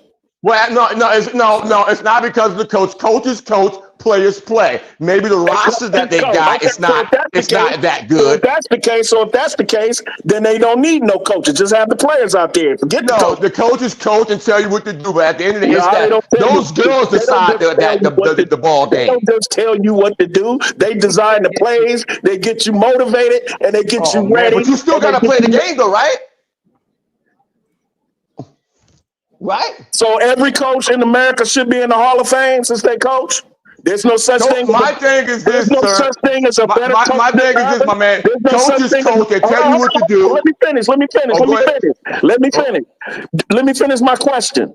Okay. So you mean to tell me that there's no such thing as this coach being better than this coach or this coach being better than that coach? There's no tier system. All coaches are the same. They just as good as the other. They all good. Is that what you're telling me? I'm not saying that because you can't say that. It depends on the roster. Like UConn, like the coach for UConn, he got all those national. But look at the roster that he had. Look what the team, the roster was on that team. Part of coaching is recruiting. Come on, man. Well, that's what separates coaches. Part of coaching is recruiting. You think those players just showed up to UConn off a whim? No, they saw the coach and met the coach, saw his vision, agreed with it, wanted to be a part of it. And Rebecca Lobo and Jennifer Azzi, after whom Azzi Fudd was named, by the way, Jennifer Azzi and Tarasi and Stewie and all of them, they wanted to go to UConn because they like playing for Geno. At the end of the day, Geno won. I'm gonna say that Geno won all those nationals because of the roster you got. If you got a good roster, of course you're gonna win a national. To be honest with you, UConn had nothing but super teams in them to get nationals. I don't want to hear that. There's no draft. They have to choose you. I know, but my thing is this, bro. He got all those nationals because he built super teams. South Carolina didn't build super teams. Look what they got. I don't want to hear that. Name a team that didn't have any McDonald's All-Americans on it that won a national championship. It doesn't matter if you're a McDonald's All-American. At the end of the day, if anybody looked at UConn's roster, have players won the national championship. But my thing is, if you look at all the nationals they won, they had super teams. Of course they're going. If you look at Dawn Staley's national that she won, she didn't have no super teams. But UConn did. Wait, So stop.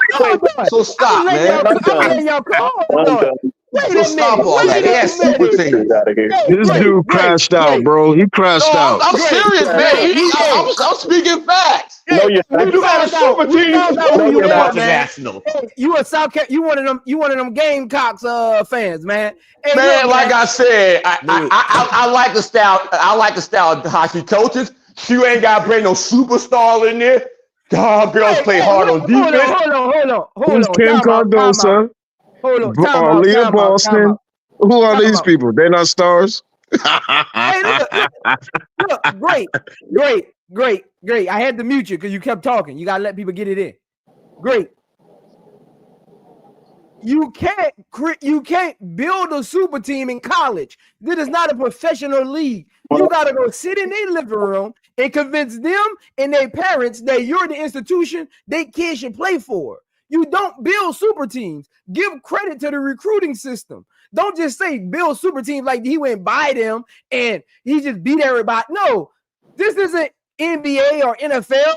You ain't got all-stars coming together. These are future college players in high school. A lot of high school players don't pan out. Geno took a collection of players year after year, turned it into a well-oiled machine, and won championships. You literally came up here and said, and B. Will kept telling you, you sound like a broken record because you kept saying it don't mean nothing because you're going to get put out. It don't mean nothing because you lost last year. Now we're talking about Geno championships, and it don't matter because he built super teams. You can't have it both ways. That's great. But I'm just looking at this. Look what they had on the roster. I mean, come on. I don't want to be on a team with all this talent. That's not going for me to do less work. I mean, come on. No. I'd rather be playing on Don Staley and grind it out as a normal player and grind it out. Like, well, I'm not going to be on a super team. Geno won all those nationals because of the roster he had. Did you hear him say? They made it to the Final Four? Hold on. Everybody on Dawn's first national championship team is in the WNBA right now. Yeah, but they want, but they want no super team. They want no super team. Big, did you hear the man say they made it to the Final Four with 5 players? What's going on? I don't care if they made it to the 5 with 5. I don't give a rap. Did they finish the work? And 2 of them are bench players. And you have Paige playing. They weren't going to be South Carolina. They weren't going to be South Carolina. Big. Paige was playing power forward at times. Facts. Well, I credit them for making. That's great because they were injured. But at the end of the day, this man, jeez. This year, UConn is going nowhere. All right, Geno got all those nationals because the recruitment he got. I'm happy for him, but without those good recruits and those super teams they put together, he wouldn't have that. I respect Don Staley's national because she didn't have to have a whole bunch of superstars on her team. Get out of here, man. So stop, man. Come on, man. For real. Get out of here. For real, man. I mean, I'm not gonna play on the super team. No. She got WNBA players dotted everywhere, and McDonald's All-American. She got Asia Wilson was a McDonald's All-American. Okay, but was Asia Wilson playing with a whole bunch of superstars on it? Yeah, she was. Stars? No. They're all in the NBA. It doesn't matter. Somebody tell this man. Can somebody tell this man that UConn had superstars on it? Hey, let's Maya Moore. She was Maya Moore and a whole bunch of people them playing together. Stop, how many players from UConn have went to the WNBA and won championships? Big. You are delusional. We don't care about that, but at the end of the day, that means he's a great coach. They were. You can sit there and try to eliminate. They were a super team. So yes, they got the nationals. They had a whole bunch of superstars, and they got a whole bunch of nationals. But Don didn't have a bunch of star players on her team. She may have had one, but everybody else is scrap pieces, and they still won. And hey, they might win it again this year. And if they win, they win it this year. Hey, Zoe, hold on. Hey, Zoe, Alicia Gray is a scrap player.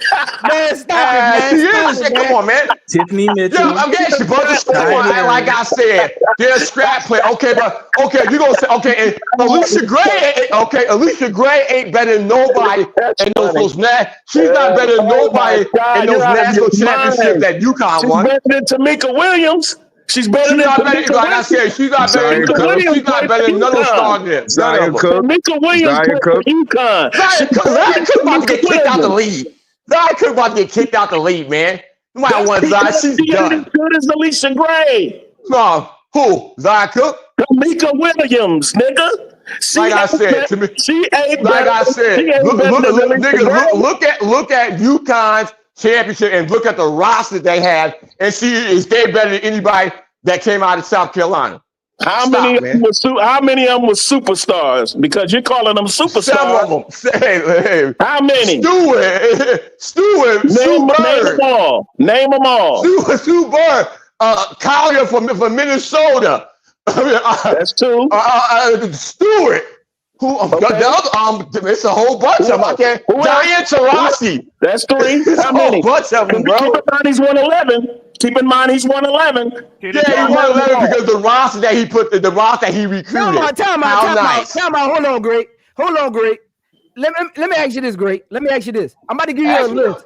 I'm about to give you a list of WNBA players and tell me which one of them is better than Alicia Gray. Just tell me. Okay. Tiffany Hayes? Is Tiffany Hayes better than Alicia Gray? I'm going to say Alicia Gray maybe just a little bit better, but Tiffany Hayes is faster she's faster and quicker than quicker than yeah, they like the same. They like the same. Oh my God. Kelly Ferris. Who? Kelly Ferris. She was a it's better than who? It's better than Alicia Gray. They about the same. Man, stop it. They about the same, man. Say it again. Who Ferris is? Stephanie Dawson. Who, what? When he said her name, you said who? Exactly. Because I couldn't hear her because like two people talking in the background. But nobody talking in the background. Nobody was talking. I couldn't hear him. What'd you say? All right. Next player. Morgan Tuck. Morgan is better than Alicia. Yeah, I think she is. Morgan Tuck is better than Alicia Gray. You must think Alicia Gray is trash. Like I said, dude, Alicia Gray is not all that, dude. She really not. I mean, she's not really all that. Yeah, exactly. Because you don't want to lose the argument. I want you to continue to go on, though. Because I mean, you put the what else? You keep saying Alicia Gray. Well, who else? Go through the list of all those stars they had. Mention Maya Moore. Mention Collier. Come on, Sue Bird. Mention come on. Facts Gamble. I was about to hit him with one, but I ain't gonna do it. Yeah, go ahead. Cause I mean, I've seen their roster, and like I said, UConn had the better roster. That's why they won all the championships. Yes, because they decided to go there, but they were super team. No, you didn't say that. You said no, you didn't. You said they were all superstars. I did not. I said they were superstars. I said that UConn won the national because they was a super team. They had super team because of the roster that they had. You said they had superstars. You said they had a whole bunch. Come on, they had a whole bunch on their roster winning the champion national. Superstars. You only named three. Okay, well, like I said, dude, I named a whole bunch of them. You ain't listening. You get Rebecca Lobo. You can say, ladies and gentlemen, we're gonna have a moment. Go down the list. Ladies and gentlemen, we're gonna have a moment of silence. Here lies Big. I know what I'm talking about, man. They had a better roster. Man. Without that super team they got, they would not have had all those nationals. Great. Let me say this, Great. Yes, sir. This is different about my panel. I'm gonna tell you something about my panel. Your panel. They've been here since day one, and as I've been given this tutelage, we've been growing together. So these people on this panel, Duval, B. Will, Uncle J.E., Brass, Sultan, even HD when they come. Hey, they've been around my film studies. When you come on this panel, man. You get cooked. I'm not getting cooked at all, man. They telling you what you want to hear, and that's your group. I'm saying my opinion. What I felt like UConn has a lot of nationals because of the roster they had on that team. It was a super team, and that's why they have what they have. And Well, I'm saying on this this year they're channel, not going anywhere. Great. On this channel, you can't just make a statement. You got to prove it. Oh, come on, man. You Come on, man. You got. Come on, man. It's not. I mean, dude. I mean, let's stop. Because at the end of the day, it's easy to prove. You guys don't want to hear it. All you guys got to do is look at the roster that they had. Look at the roster they have on that team. 5 names, and none of them better than Alicia Gray. You Prince, said, man. Well, the players he naming from UConn. Alicia Gray, even all that. She didn't all that to me. I mean, let me say this to Prince real quick. Prince, the players he's naming, they're from different years on UConn. He act like they were all on the same team. We understand that. I understand they're from different years, but they were on super teams playing together. They were a lot of them was playing together. Look at the roster. Look at the roster that they won the championship, and you tell me was that a lot of talent on there? They're a very talented team. I'm waiting on him to tell me. I'm waiting on him to tell me what team won a national championship in the NCAA in its history that didn't have great players on it. I'm still on that. Go to the WNBA. All right, I'm gonna put. I mean, my thing is this: South Carolina won the championship, but at the end of the day, they whole roster wasn't was stars. Come on, Adrian Woods was okay, but who else? You had Aaliyah Boss, okay, but who else? And they won national. Stewie's roster was all stars. Say it again. You're saying Stewie's roster was all stars. Her 4 years, she won the championship every year. Her roster let's go get on Breanna Stewart, because at the end of the day, she got what she got because of the team that she on. Seattle, look at who she was playing with. New York, she shouldn't be sat there one neck and they cheated from there. And then if you go to the national, look who she was playing with. Come on, stop. She had a better ride. Come on, man, stop. At UConn. Yeah, at UConn. Was her team all stars? Come on, I want you to lie. Look at the roster. I got the roster. I want you to lie. Go ahead. Okay, tell me the roster that Stewie played with when she won her nationals. Tell me. I want you to answer the question first. I'm not going to educate you. I want you to be honest. I said yes, you would play with stars. So I'm asking you, look at the roster. You tell me. And tell me the roster. How many WNBA players you think was on that team? On what? Her national championship team. And I'm talking all 4 years. How many WNBA players you think are on that was on that team? At the end of the day, dude, it doesn't matter if they made it. That's what I asked you, man.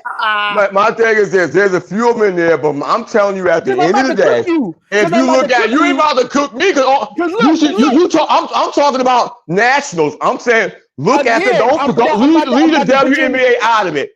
Look who she was playing with. Dropped off the garlic powder. I got the rosemary going. I got the cast iron skillet. I just got to put the steak in there. That's all I got. Dude, you ain't saying anything, man.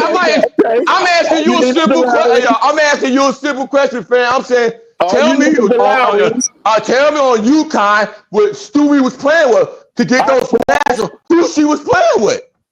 Look at the roster. Who was he playing with, bro? Hey, you know a seasoning that I really love? Oh yeah. We can say she was playing with the girl from Minnesota. I really love Nature's Seasoning. Oh my God, they don't want to hear that part, man, because they don't right. She was playing with the girl Talia on there. She had other people she was playing with on there as well. Do we need to go on? Come on, stop. Answer his question. Because look, I'm gonna tell you this, and I'm gonna be honest, man. You got some trolling statements, but you okay, man. Wait a minute, trolling basketball. My thing, no. My thing is this. My style is, if you're gonna win a championship or a national, whatever it is, you don't need to be on a super team and say, oh, they just no. I see maybe one star player, maybe two, but no. Big, you gotta get your facts up. You gotta get your facts up as loud as your voice. That's what you gotta do. My facts, you don't got no facts. All you guys gotta do is look at what I'm saying. You loud and wrong. Yeah, I'm loud and clear too. I'm loud and clear. Hey, my whole key thing is y'all just don't want to hear it. You don't want to hear what you want to hear. But if you look at the titles that Stewie won, look at the roster she was playing with, my friend. I want to hear the she was playing with. Okay. Y'all want to ask me a question, but y'all want to answer my question. He don't ask the questions. Hey, Greg, you all right with me? Answer your question, but you don't want to answer those questions. You guys never answered my question. My question was this: You said something about Stewie. I told the guy to go look at Stewie. Who was he playing with? Stewie, when you mentioned Stewie, he asked you a follow-up question of what you said about Stewie, and he asked you how many WNBA players did she play with her whole 4 years, and you avoided the question and went on some other shit. I mean, my thing who she played with, like I said, I asked the whole time about Stewie and her nationals. And I said, okay, the people she was playing with, of course she got what she got. Look who she's playing with. How many starting from college? NBA players. How many? Man, I'm starting from college, and then I'm going to the WNBA player. So who is she playing with? All right then. How you gonna skip college? She came from college, right? So start from college. Who was she playing with? Exactly. To get all those titles, my man. In college, he still won't answer that. I'm talking about college. In college, how many of her teammates ended up in the WNBA? Dude, but no. How you gonna ask me a question on top of another question? I'm asking you specifically. No, because you're not answering my question. And when you answer my question, I answer yours. My thing was this: who was she playing with and to get those nationals in college basketball? So you playing with? You asking the same question we asked you. I didn't get that. I can't get that answer because you know why? You know I'm right. You don't want to answer it. No, dude. You don't want to answer because you know I'm right. You can't ask a question talk about another question, my man. You're right. You're right about what? Okay, because apparently what I'm saying, it must be right because you're not trying to answer it. All you got when I ask you that question, do your research, find out who was Stewie playing with to get those nationals, and name the names of it. Be willing to great one. Be Will, Mike ain't loud as yours. Just give him a minute to get it out, please. Oh man, I'm asking him a simple question. He can't answer. Dude, I'm gonna say this quietly. How many people that she was playing with? Hey, great one. Yo, Big, your mic is louder than B Will's. We can't hear B Will. They don't want to answer the question, man. Mute him though. I'm gonna answer his question for him. Please answer the question for me. Mute him, Who's he playing with? Mute him, Zoe. Listen, bro. I'll be quiet. I won't say anything. Listen, bro.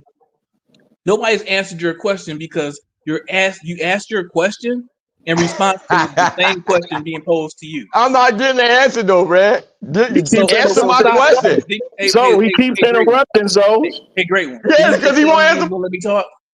Didn't you just tell me you were going to let me talk? Okay. So you asked your question in response to Zoe asking you the same question, right? So then you asked the same question with different words, and now you're trying to go off like nobody answered your question. Because here's the thing. I don't know what point Zoe was trying to make. I'm not a mind reader, but I'll tell you because I pulled it up. I'll tell you who was on that 2014 national championship team that Breonna Stewart was on. Steph Dolson, Kia Stokes, who's still in the WNBA, Mariah Jefferson. Want to know who's on that 2015 team? Give me just a second. I got it for you.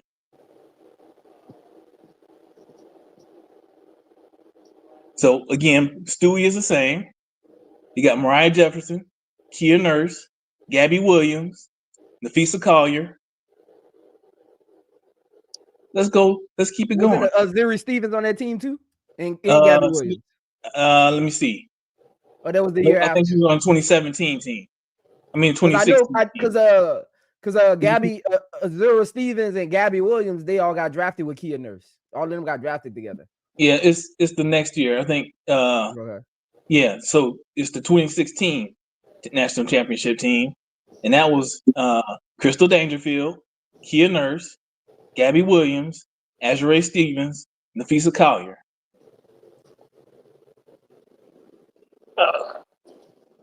Oh, that was after. I think that was after Breonna Stewart. So Stewie must have won her first one in 2012. When did she come out? Stewie came out in 2016. 2016. So yeah, she would have won her first one in 2012, 2013. So let's see who was on that team. Mo Jefferson. Let's see. Steph Dolson. Kia Stokes. that are in the WNBA. And last but not least, 2013 to 14, those same people, Mo Jeff,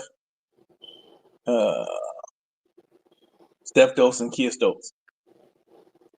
So those first two teams, yeah, they had Mo Jeff, they had Breanna Stewart and Steph Dawson. Kia Stokes always has been what she is, you know, like not a much of an offensive threat, but give you good defensive minutes. So there you have it. I just listed them all. Simple as that. So that was what 5 WNBA players between all of her national championships. He skipped people. He skipped them. He named all of the the WNBA players off those things. I'm talking about the stars that came out of it. I'm talking about the whole roster. He's skipping people. Bro, right. he named the people that made the W. No, he's skipping people, man. So what I'm skipping? I'm not saying NBA. I'm just saying who is she playing with. We're not saying did he went to WNBA. Did he went to Beirut? Who was she playing? Who was she playing with in college? That's what I just told you, bro. Because you only told me like 2 or 3 people, and that's not their whole roster. There's more people on the roster, my man. It was a super team. So I just gave you the like other WNBA dude, players. You said like I said. Unfortunately, you don't want to answer the question. It was a super team. Man, that's why they got what they got. So big. In your alternative reality, who was she playing with? Jordan. At the end of the day, I would have to sit there and go through all the names. It was a super team, and she only got those rings because who she was playing with. Just like in college, and just like in the WNBA. You know it was a super team, but you can't name none of the members of the super team. Because at the end of the day, I wanted my question to be. Looking at the roster, and he's skipping a lot of names. He's skipping a lot of names, so I'm like, I'm not saying anything. There's way more than that. Who is he skipping? So this is the 2013 national championship team. This is the first championship. It was Brianna Banks, Sonia Chong, Stephanie Dawson, Bria Hartley, Mariah Jefferson, Tierney Lawler, Kalina, Brianna Palo, Stewie, Kia Stokes, and Morgan Tuck did get drafted, but she was hurt that year. She actually didn't even play. The following year. The following year,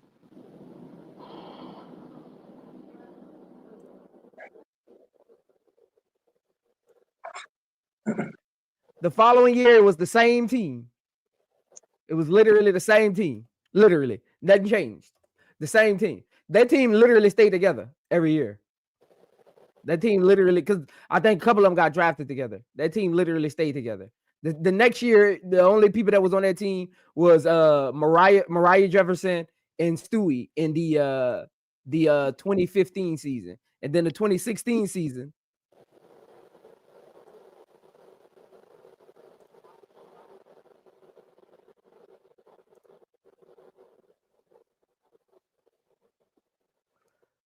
the 2016 season, that was Stewie last season. You had Crystal Dangerfield, Molly Bent, Kia Nurse, Sonia Chong, Gabby Williams, Tierney Lawler, Azuri Stevens, Nafisa Collier, Kyla Irwin, Batoli Kamara, Katie Lou Samuelson, Natalia Butler.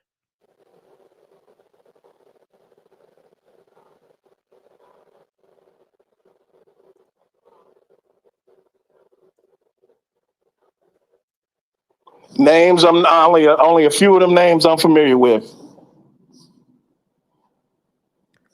That team was that. Now I'm gonna give them this. You know, I live in reality. That 15 team, that 15-16 team, Stewie 16 championship, her 16 year. That team was stacked. Yeah, that 16 team was stacked. That team was stacked. You got Gabby Williams. That went down as one of the top Stewie. 2 or 3 teams of all time. Yeah, that team was stacked. Now the other years, they had holes. The other year they had holes on that team. Yeah, that's it. That 15 team was crazy. Because I mean, her first championship, The only people that was no, that's her second one. Her second one, I mean, you had Morgan Tuck, Mariah, Sonia Chong got drafted, and Stewie, Stephanie Dolson was a senior that year, and Kia Stokes was a junior.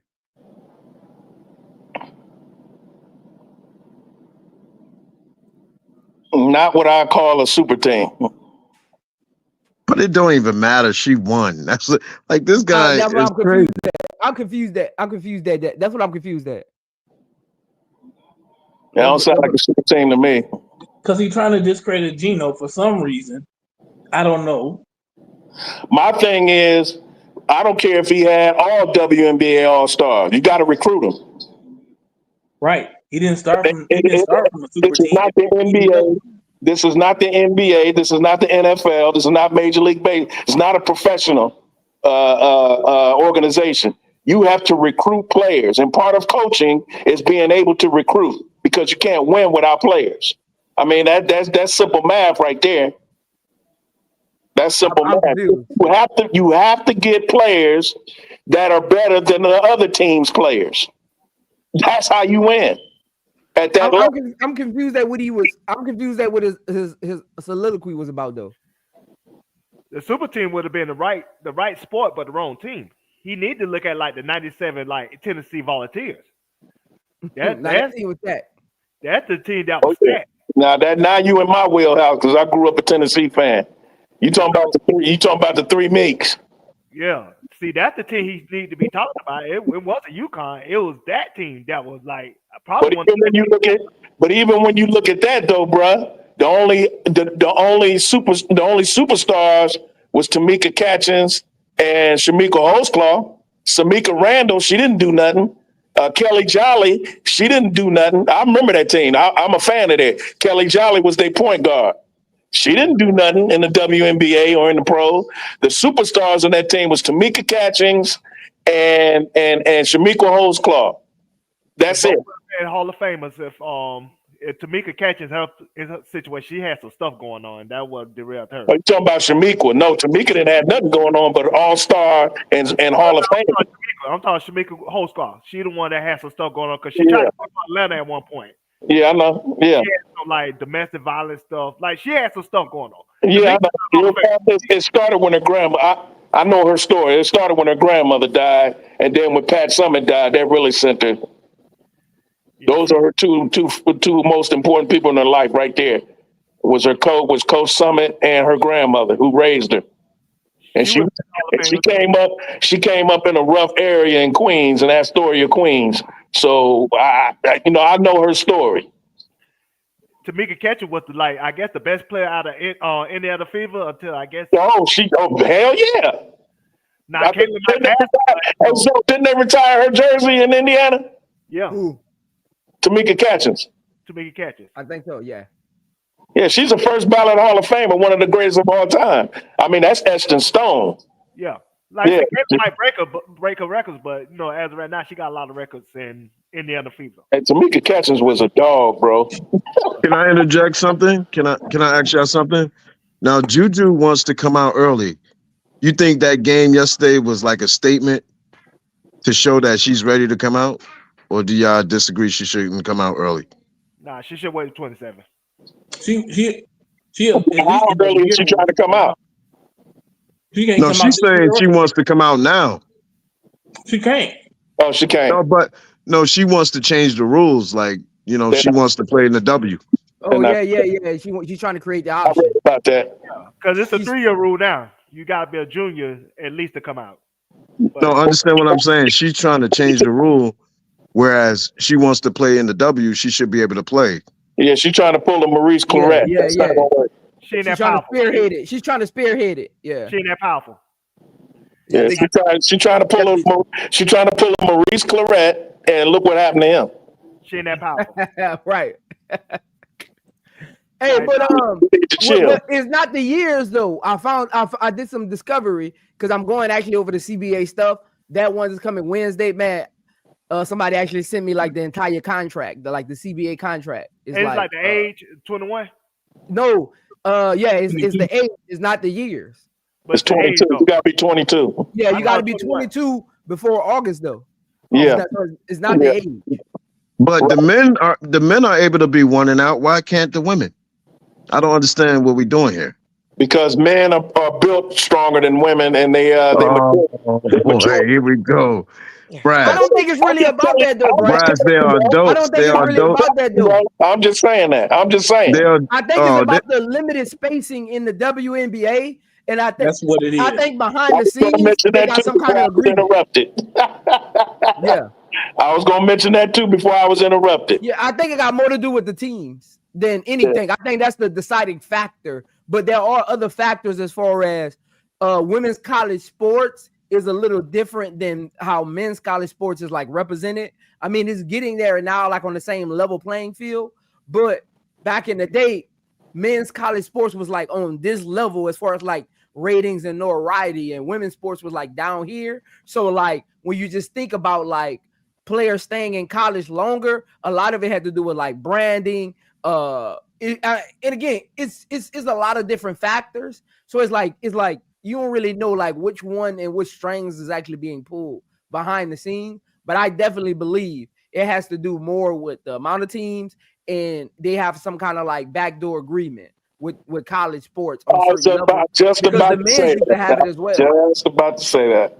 The men's has it right now with the players going at least 1 year, so college can kind of get some kind of revenue. For Prince, as an adult, if she feels she's ready to come out, she should be able to play. Like right now, she could go to the military, she can get a driver's license, she could do other things, gun, all that. So why can't she pick her profession or career of choice? It's business, bro. Business is different. It's more business than anything. It's more business than opportunity, honestly. And like you could say like the women in the league are a little stronger. They're grown, they're more professional. I don't think that's it. I think it's the bottom line at the end of the day and the opportunities, right? Like the bottom line, the opportunity is going to always be the deciding factor as far as like how the strings are pulled, because the NCAA, that's their bell cow. That's how they make their money from promoting their athletes. Like that's how they make their actual money. That's how they get sponsored. I was just gonna say that too, because if they do that one and done type thing with the women's sports will take a giant leap backwards.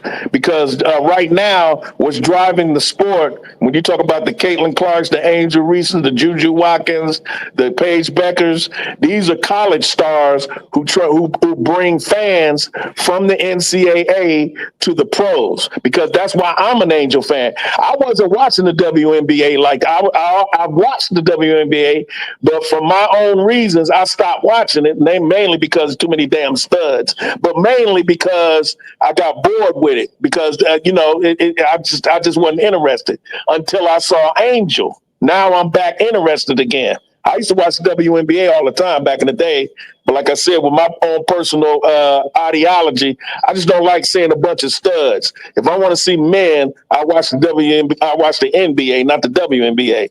So when Angel broke the mold as far as bringing feminine back to the game, in my opinion, her and Skylar Diggins and a couple of others. But that's my own reasoning. But overall, these stars get she can invest. She's invested in Unrivaled. This is a woman who's in college. She's invested in Unrivaled. She can't play in the pros. J.E., I got you. But what I'm saying is, if women's sports, is in particular basketball, is just now starting to grow exponentially. If you take away the superstars from college, it's going to hurt their game. I can tell you hold on. I can tell you the big difference. Reason why the NBA philosophy was different than the WNBA philosophy. The NBA philosophy was they wanted young players to come into the NBA because, like I said, they believed in potential. That's why they wanted to push the older veterans out and get the younger players in there. That's why the age group came in at 19. With WNBA, they wanted to reserve their veterans. That's why their philosophy was they wanted their players to at least be 22 years old so they could come in as polished instead of like unpolished because of lack of teams. That was the two philosophy differences between the NBA and the WNBA by their commissioners.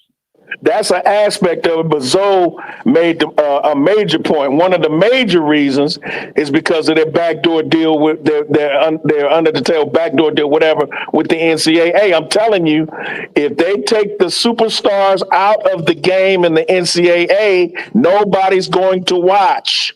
They're watching because they see superstars who are becoming stars, who are becoming superstars. The Hidalgos, the Paige Bueckers. I mean, you name it.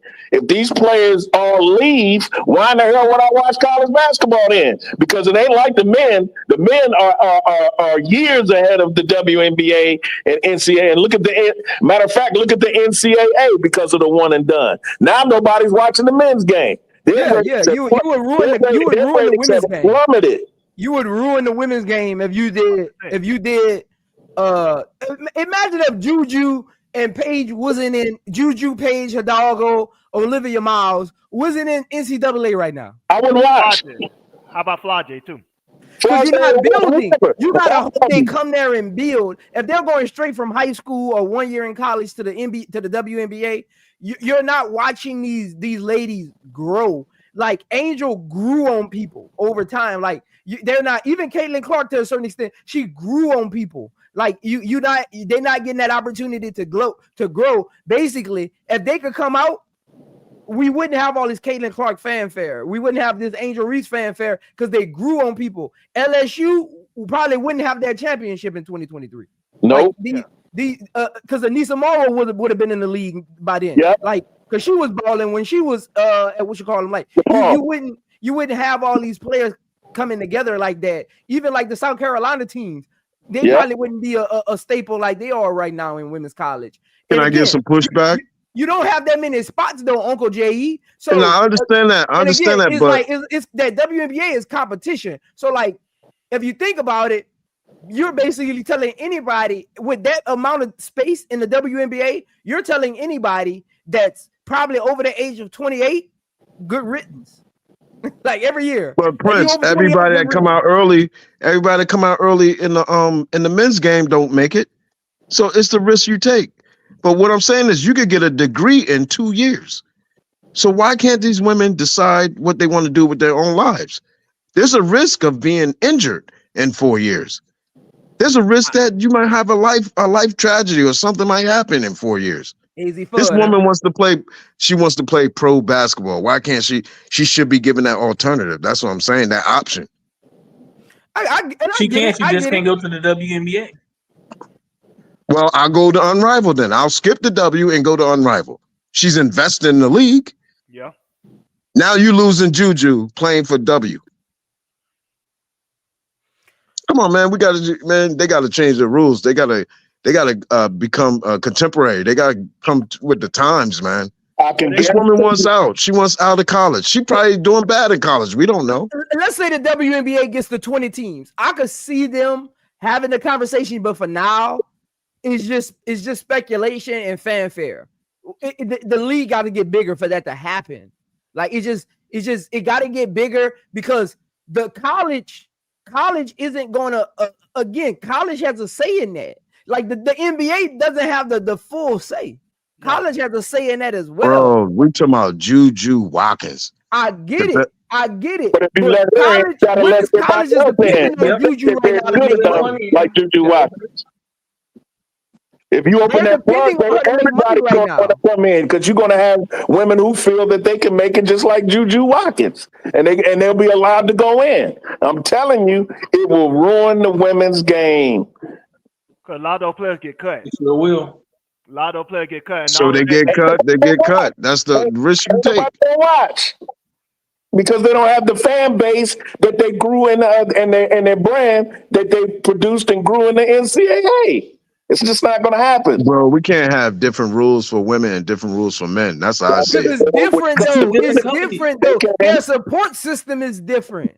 I understand that, but this is a grown woman. She wants to play pro basketball. And that's a grown business that want to grow their brand. Yeah, it's a business at the end of the day. No matter how much we want to individualize the players, it's a business at the end of the day. Look at the NBA. You just talked about the NBA. They only promote certain players. Like, they don't promote every player on every team. They don't promote every team. You don't see every team on national TV every day. At the end of the day, no matter how much we want to look at it as these are grown men or grown women, at the end of the day, this sports, it isn't on the blacktop at Rutgers.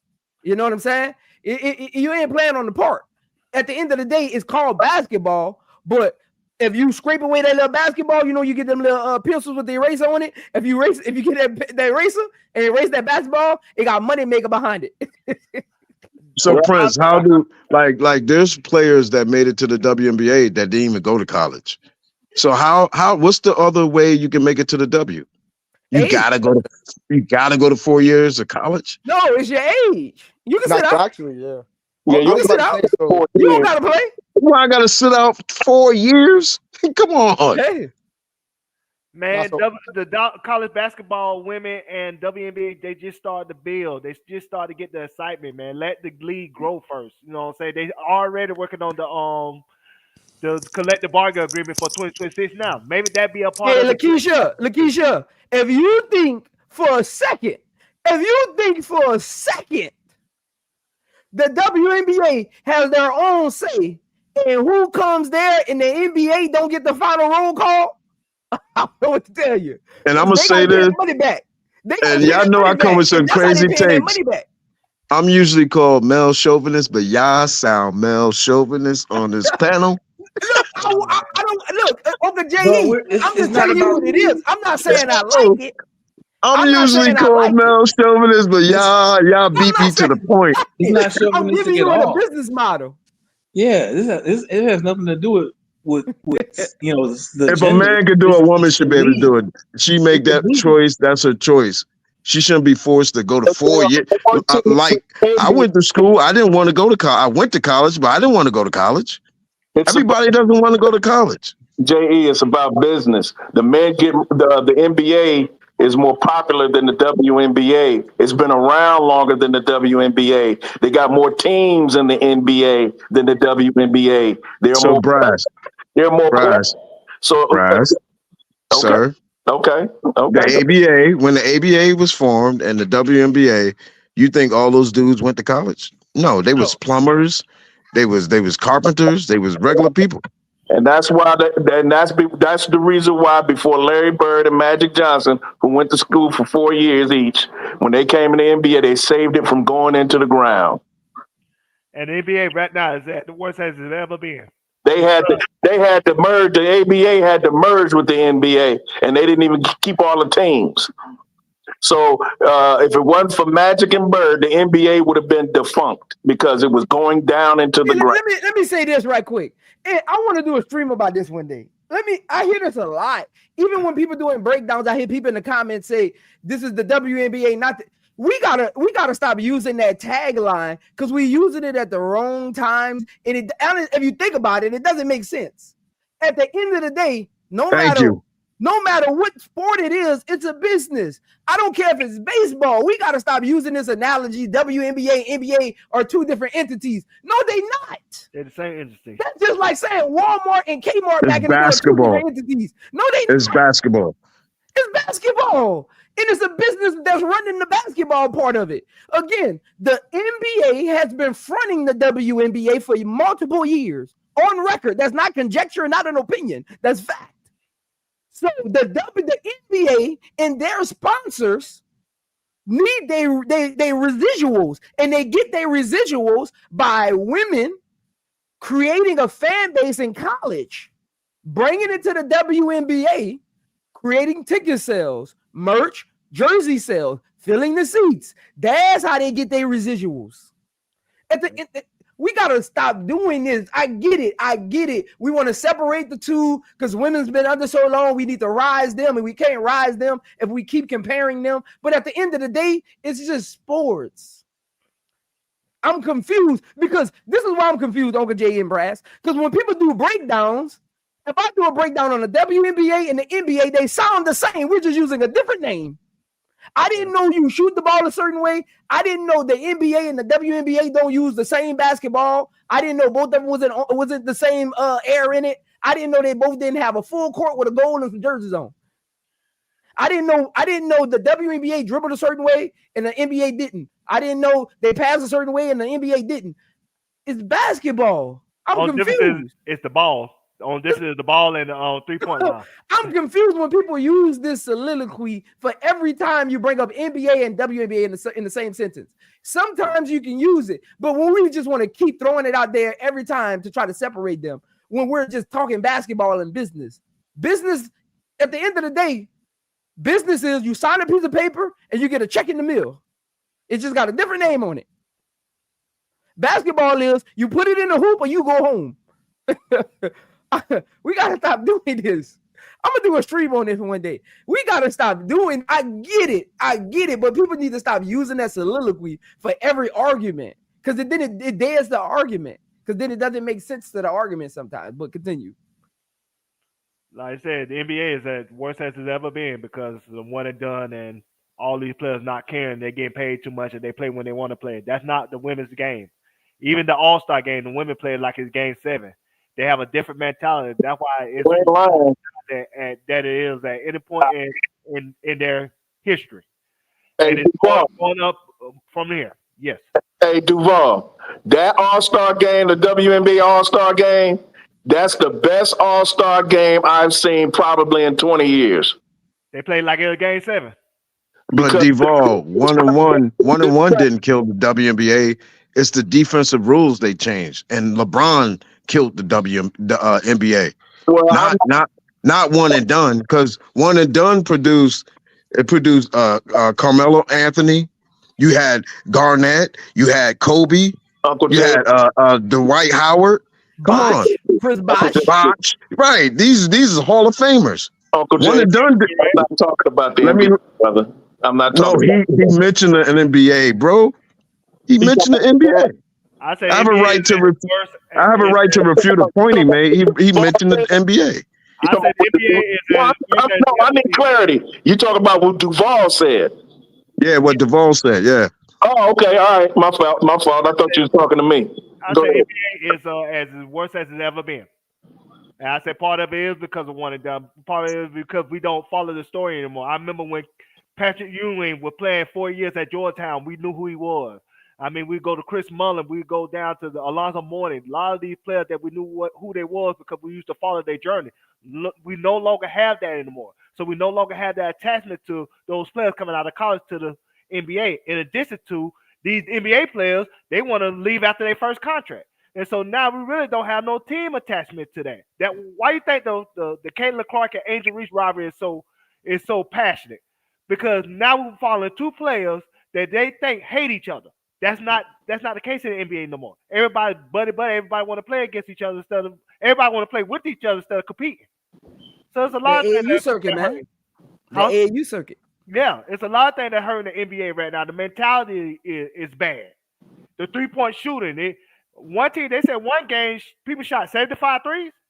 But let me say this though. I hear it. And you talk to somebody that did it. I hear it. Let me tell you who to blame for this is. The NBA and the fans. Yeah. They hyped up the 3-point line. Yeah. Team said, okay. Because at the end of the day, the NBA is a business. It's about dollars. It's about marketing. It's about ratings. Yep. Adam Silver said, okay, fans love all these 3-pointers that Golden State is shooting. Yep. Let's market it more. Let's show it. Let's bring players in the league. Let's give them chances. And teams, it's a copycat league. Once Golden State started shooting threes, it wasn't going backwards. Nah. Once they took out hand checking, they started calling more fouls. Again, like it's the league, it's not the players. Players adjust to what the league is presenting to them. It's not the players. And once the league made it about money, players said, okay, if it's about money for you, it's about money for us too. So guess what I'm gonna do? I'm gonna do what I gotta do to make my bag and scrap everything else. Again, the league, they don't get enough blame. It's all everybody keep blaming the players. Don't get it confused. It didn't just have social media back in the day. Uncle J.E. and Brass will tell you, yeah, it was more competitive and they played hard on the court, but these dudes hung together. Y'all just didn't see it on Instagram. Yeah. These dudes really hung together. Michael Jordan used to hang out with Danny Ainge. Don't let Stephen A. and all of them fool you on ESPN because they got their Michael Jordan agenda. And I got no problem with the agenda. I'm just saying, don't let them fool you. These dudes actually got along. Yeah. Yes, it was competitive on the court, but these dudes actually got along. Yeah, we're not arguing that because Michael Jordan used to play with Danny Ainge on the golf course during playoff series. And him and Charles Barkley was boys. Yeah, so I think where the disconnect come in there is these players, not only they hang out with each other in the off season, but now they want to play together. There's no competing against each other now. Like I said, UNC Jordan want to team up with Charles Barkley. Again, the teams did that though, Duval, because guess what? The teams were trading players when they were loyal, signing contracts, taking pay cuts. So one thing LeBron James did was he said, okay, Dan Gilbert, you get no more power over me. I'm gonna control how I move. I'm gonna build the team versus letting you build the team, which you don't know how to do. Yeah. So again, the league set themselves up for LeBron to do that because of how they were doing stuff behind the scenes. So that's why I say the league doesn't get enough blame for how the system looks now. They don't get enough blame for the low ratings. Every time I hear people say something, it's always the players shooting too many threes. Who highlighted Stephen Curry? He didn't do it himself. Nah. Who copycatted the Golden State Warriors? The players didn't, the GMs did. The GMs went out and said, big men don't need to exist in the NBA anymore. We need shooting. We need a stretch forward to play center. Yep. They casted out Dwight Howard. But Prince, can I ask Duval something? Yes, yeah. Sir. Duval, isn't the NBA and WNBA a job? Yes. So shouldn't I be able to choose wherever job I want to work? We do it in the normal world, right? Facts. Yeah, that's true. So if Juju wants this job, why shouldn't she be able to go for this job, bro? I think because the WNBA and college basketball. I'm not talking about rules, bro. Let's take all the rules out. I'm throwing out the rules. I'm telling you, they think a big picture. They thinking about growing the game. They feel like the best way to grow the game is to have these players stay as long as they need to stay so they could build camaraderie with the fan base. Sir, you give me the political answer still. No, I'm telling you, that's what they think. That's a big you can agree with it or not agree with it, but that's how they feel. And they don't really feel like that when the two biggest stars in the sport came from college and played 4 years together. So they really gonna stand on their square when it comes to their philosophy. Sir, when you go for a job, what they ask for? Qualifications. Yes. And experience. Yes. Right? If you're going for a WNBA team, if you have the qualifications and experience, should you be able to get a job? Yes, we're not arguing that. That's simple. I'm bringing it to the simplest point, the most practical. You guys are losing the argument. I'm trying to make it. I'm trying to make it practical. She wants to play in the pros. She doesn't want to play. She doesn't want to play college ball. This is the best example I can give you when it comes to Juju. Even though she's ready to play in the WNBA, this is the best example I can give you, and this is football.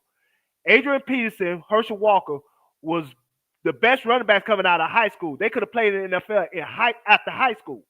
But the NFL made it a business to grow their game by not letting players come in early because they want to build their brand from college to the pros. You might not like it, but that's how they want to do things because they're trying to maximize their brand and their money. And that's how they feel like they're going to get their money by getting fans to be attached to these players and attached to their journey. If they start just letting Juju come in early or players like Hidalgo and everybody else come in early, you're not going to have that same attachment, and the WNBA going to be ruined because of it. I disagree. But we can move from there if y'all got something else. I'll tell you, that's how the teams are thinking. That's how the league is thinking. I agree with you. I think Juju should come out now. But the league is thinking big picture. They thinking fan base and growing the brand. Even though we might not agree with it. But that's their philosophy, and they're going to stick to it until otherwise noted.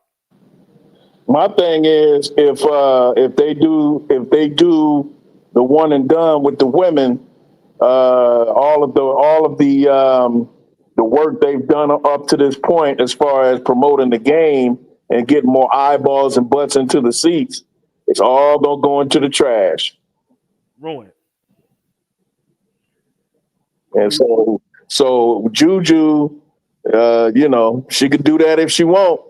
But if they want pay increases for the women in the game, if they want, you know, more opportunities to make more money, which is the big problem right now for the whole league, they better not do it, because it's going to ruin the college game. And that's Bryce, you got foreigners, they could come in the league at 19. And we They don't care play about what? We don't care about them. To be We honest, America, we live in America. Why can't we come at 19? It's not that many though. It's not like the NBA. But they do it. They come in at 19. Foreigners. So why can't, if this young lady wants to play professional basketball like these foreigners who are able to come in at 19, why can't she? They don't have to be 22. I think it's actually 20. Somebody put it in the chat. I thought it was 21, but it might be. I don't know. Somebody had put that in the chat. So now if they have a different standard of age for foreign players other than American players, I don't like that. Well, the foreign players are already playing professional. That's one thing. Yeah, because there ain't no college system in Europe. Yeah. Sometimes European players come to the U.S. to play college basketball, like Georgia Amore. She's from Australia. She could be playing in Europe professionally, but she wanted to come and play college ball, and she's at Kentucky currently, coming from Virginia Tech because their head coach got hired at Kentucky from Virginia Tech. So she followed him to Kentucky. She's Australian. You have, I think there's another center. I think that center for Notre Dame. She's from the Ukraine. She could have stayed in Europe and played in Europe, but she wanted to come and play college ball and get ready for the WNBA. Camila Cardoso did it. Well, she came to the United. She went to high school in the United. She came from Brazil and went to high school. And so did Cobalt went to high school in the U.S. too. But it was Sultan Amir. It was Sultan Amir who clarified that international players have to be 20 to come into the W. Oh, international player. Okay. Shout out to Sultan. But then again, you gotta understand, we don't follow the international journey when it comes to those women. So we really don't care if they come in early or not. We care about the American women, and they're coming into the WNBA early because we follow their journey. We have a rooted interest in their college teams and everything else. That's what the WNBA is building their brand on. So put American girls in jail. Put them in jail for 4 years, and these foreign women, they get to roam and have the freedom to choose their career. Not 4 years, but if they turn 22 before the 4 years. 4 years is, bro, you could get a degree in 2 years. Why can't it be at least 2 years of college? You still you can get a degree, or, you know, like, come on. 4 years is a long time. A lot of things can change in 4 years. I might not want to play basketball no more. You know what I mean? She wants to come out. NIL so they can still get their money. She's the best player in the world. She said, I want to come out. Let her come out. Hey, bro. Come on the panel, Lakeisha. But I'm just telling you. Lakeisha, come on the panel. I'm just telling you, if they do that, they open up a floodgates, because if they do it for Juju, they got to do it for everybody else. And I'm telling you. And because Hidalgo might be like, oh shit, she can come out. Oh, so can I. And Flau'jae, Madison Booker,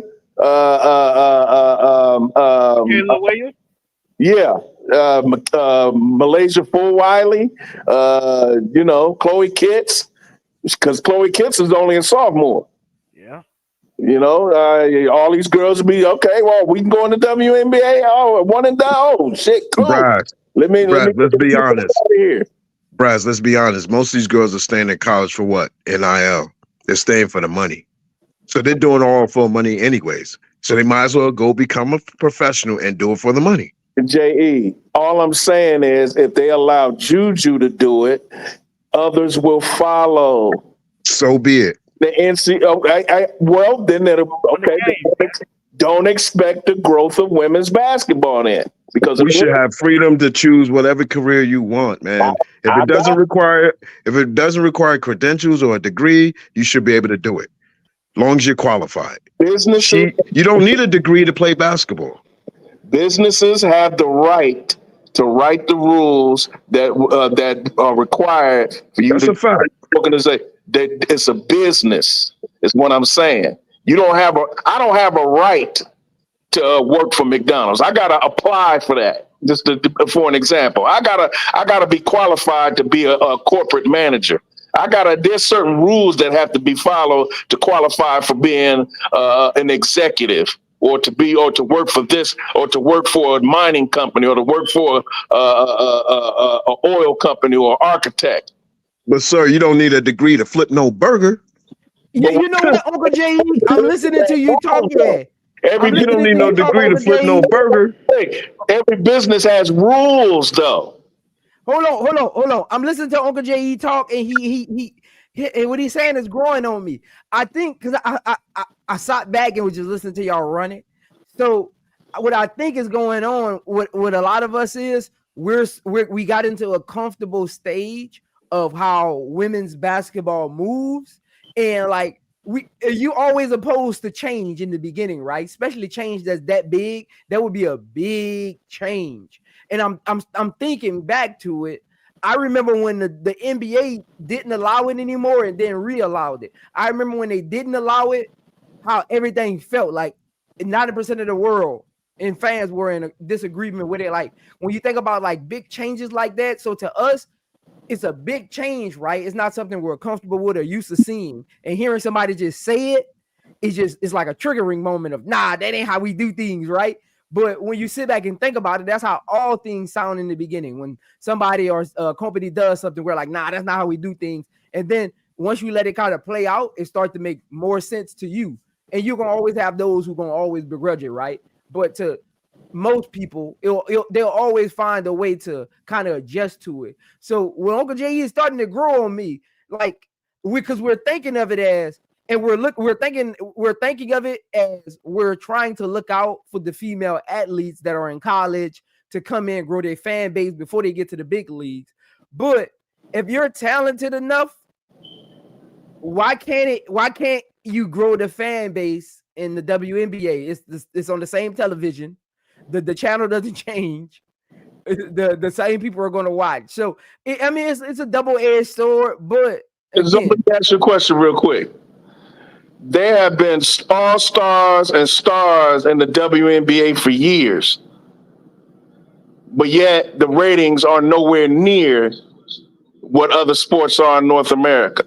Yeah, but those same women you talking about, they did 4 years in college, just like these are doing. So I don't think it's I don't think it's where they're playing. I think it's the individual. Because those same women did the same amount of time.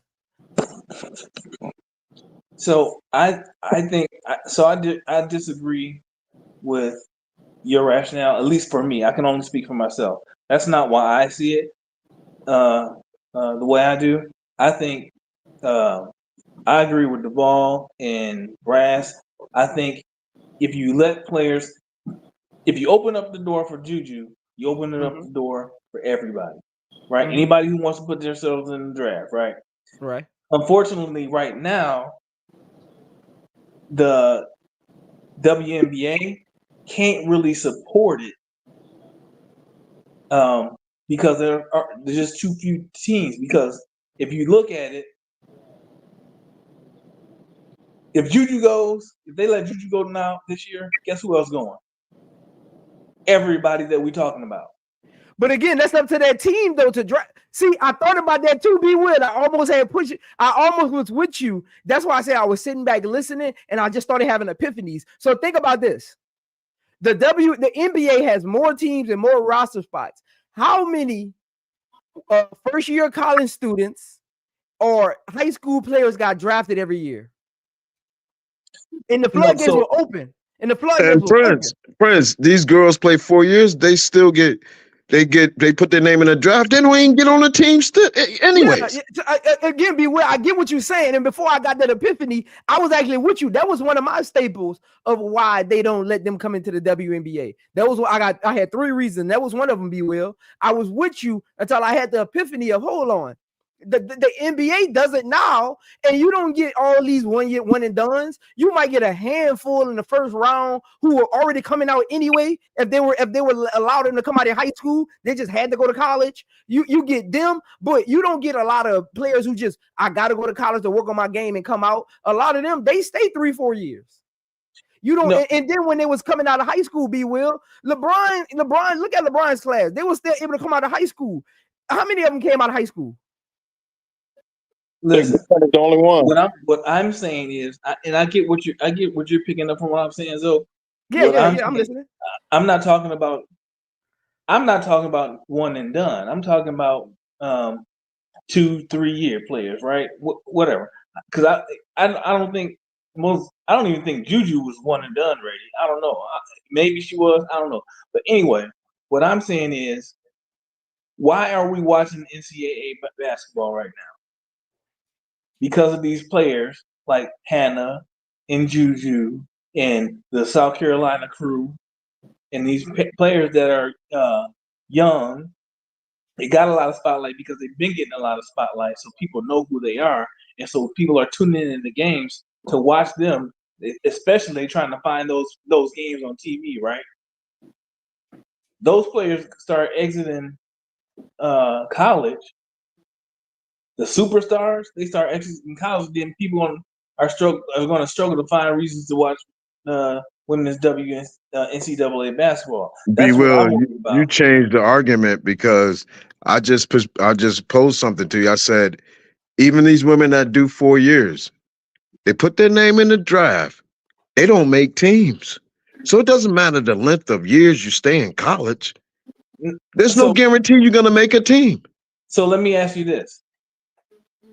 If you declare for the draft, and I'm fuzzy on this rule, so I'm literally asking the question, though you probably know better than anybody.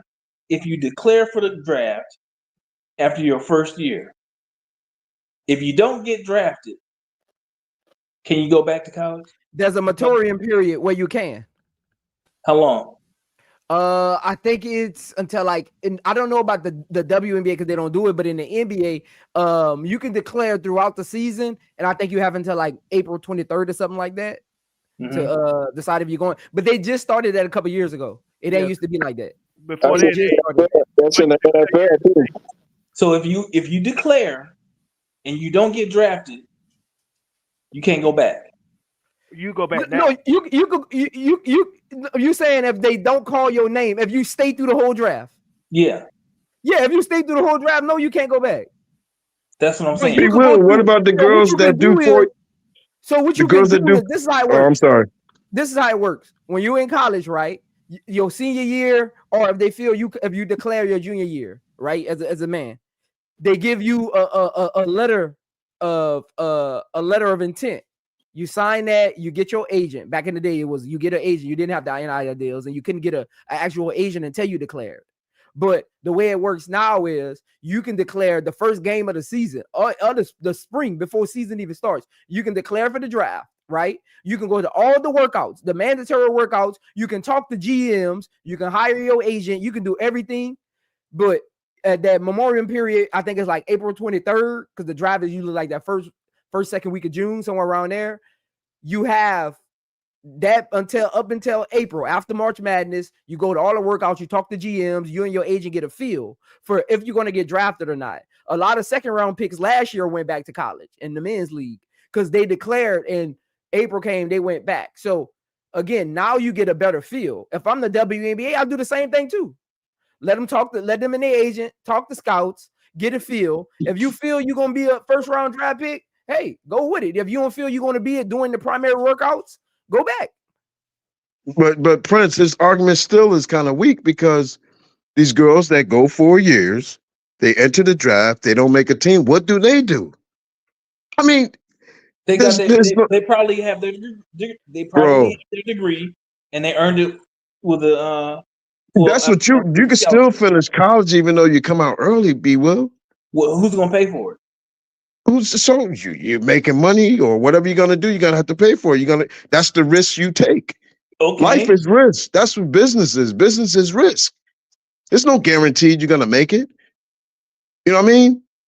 So this is the risk they putting it. This is what they played since 5 years old all the way up until now, is to be in the pros. I don't see clamping. I'm a free spirited person. I feel like if a person wants to do something, you should allow them to do it, even if it's detrimental to them. That's their freedom of choice. This woman wants to play pros. You're gonna make her play 2 more years. She wants to come out. But so here's with you, Uncle J. I don't understand why you're so emotional about it, because most of us is making it about the business and the business model. No, I'm not emotional about it. I'm just. It's really not like. I'm not emotional about it, bro. It's like you're saying that somebody's denying her a right. No, it's the rules of the league. And No, but what I'm saying, rules can be changed. They can be, but if they'll change the rules if they see a benefit for the business. That's what it really is. Well, I'll go play overseas then and still be in the pros and all that. She can do that. Any of them can do that. Or I'll play unrivaled and make more money. Now the W is losing this exposure, this business, because they denied this person the right to come to choose a profession that they want to do. Maybe they do. Maybe that happens in a couple years, and the WNBA recognizes it. But for right now, that's not the landscape right now. Hey, so Joe, I don't know if you play college ball, but that's not how a scholarship actually works. You can't lose a scholarship unless you do something unsanitary. Your scholarship has nothing to do with your eligibility. Like you think if a player goes for 1 year and then they show a picture of them, they graduated 4 years later, they paid for to go to school. They lost their scholarship because they went to the NBA and they paid for the next 3 years. That's not how a scholarship works. Your scholarship is literally just your tuition. Your eligibility, that's a different department. That's educational. Your scholarship, that's funding. That's a whole different department. That has nothing to do with your eligibility. You're not going to lose your scholarship. You just won't be able to play. But you'd have the Martyrian period where you can declare. So you get a feel for the GMs, where you can fit. There was a player last year who got picked in the late first round who was a junior. He declared, and he thought he was going to be a second round pick or undrafted, and he almost went back, and GMs told him during the scouting workouts and all of that during the combine that they were looking at him. I think it was the Atlanta Hawks, late first round pick.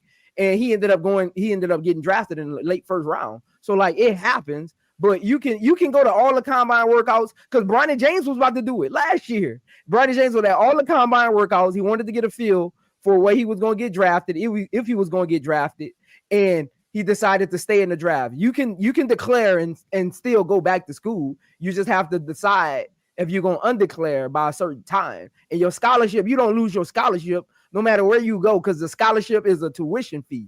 That's not eligibility. That's a funding. Scholarship and eligibility are two different things. So how do you if you're not eligible to play basketball or whatever sport it is because you enter the draft, how do you keep your basketball scholarship? Because a scholarship, want me to tell you how they word it? Go just pull up a scholarship. Just pull up a scholarship. It says academic on it. They label it as you achieved a certain grade to get the scholarship. It's not athletic scholarship, it's academic athletic scholarship. So you still, your scholarship, and once you sign that, like a scholarship is, and basically what a scholarship is the government is paying for you to go to school. That's all a scholarship really is. It's a grant. They just label it differently. It's literally a grant. It's like a Pell Grant. Well, it's just an athletic scholarship. They just label it differently, but it's still being funded by the same people, the boosters, the sponsors, whoever. The tax. It's still all sponsored by the same people. It's all coming from the same. The money's coming from the same department. Yeah, they just label them differently. You got your. I wish we had a woman. Bro, I wish we had women up here talking for themselves. You know, I hate to speak for women because I don't know how they feel. You know what I mean? I can empathize a little bit, but I'm not a woman, so I don't know how they think or how they feel about this subject. I think that's who should be speaking for themselves. You know what I mean? But I think we all should have the freedom to do it. Bro, I've done so many things in my life that most people who got degrees haven't done. And I ain't let education, I ain't let doors, nothing stop me from doing whatever I wanted to do. Some things I create. I remember when I first wanted to print t-shirts, I built a press by hand, a 4-color press. I built it, cut the wood, built it by hand. So when you want to do something, there should be no excuse. If she want to play pro basketball, she's going to find a way to play pro basketball. So maybe that's why I sound passionate about it. You say emotional, but maybe I'll sound passionate about it. And I apologize if I come off that way. No, you that's a better word, passionate. You're right. Emotional is the wrong word. About what you said, all I'm saying is that these businesses have rules. And yes, rules can be changed, but if it means that they lose money, they're not going to change it. I mean, they already losing enough money as it is.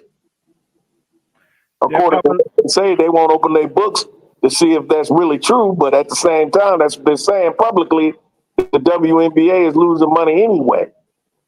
So all I'm saying is that the way it's currently looking right now, the popularity of the sport is skyrocketing, mostly due to players who are playing in college. Matter of fact, I would say it is the main reason. It's because of these players who play in college. If you eliminate eliminate the college game or eliminate them for being one and done or what have you, then that in their minds, and I don't see where I could disagree with that. If maybe somebody could convince me otherwise, that the ratings will drop again because there ain't no stars, ain't no familiar faces in college, ain't no Hidalgos, ain't no more Juju Watkins playing for USC.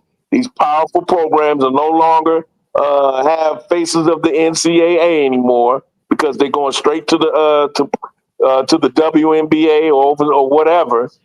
Then to me, that hurts the women's game business wise, and because this league has only been around 28 years. Yep.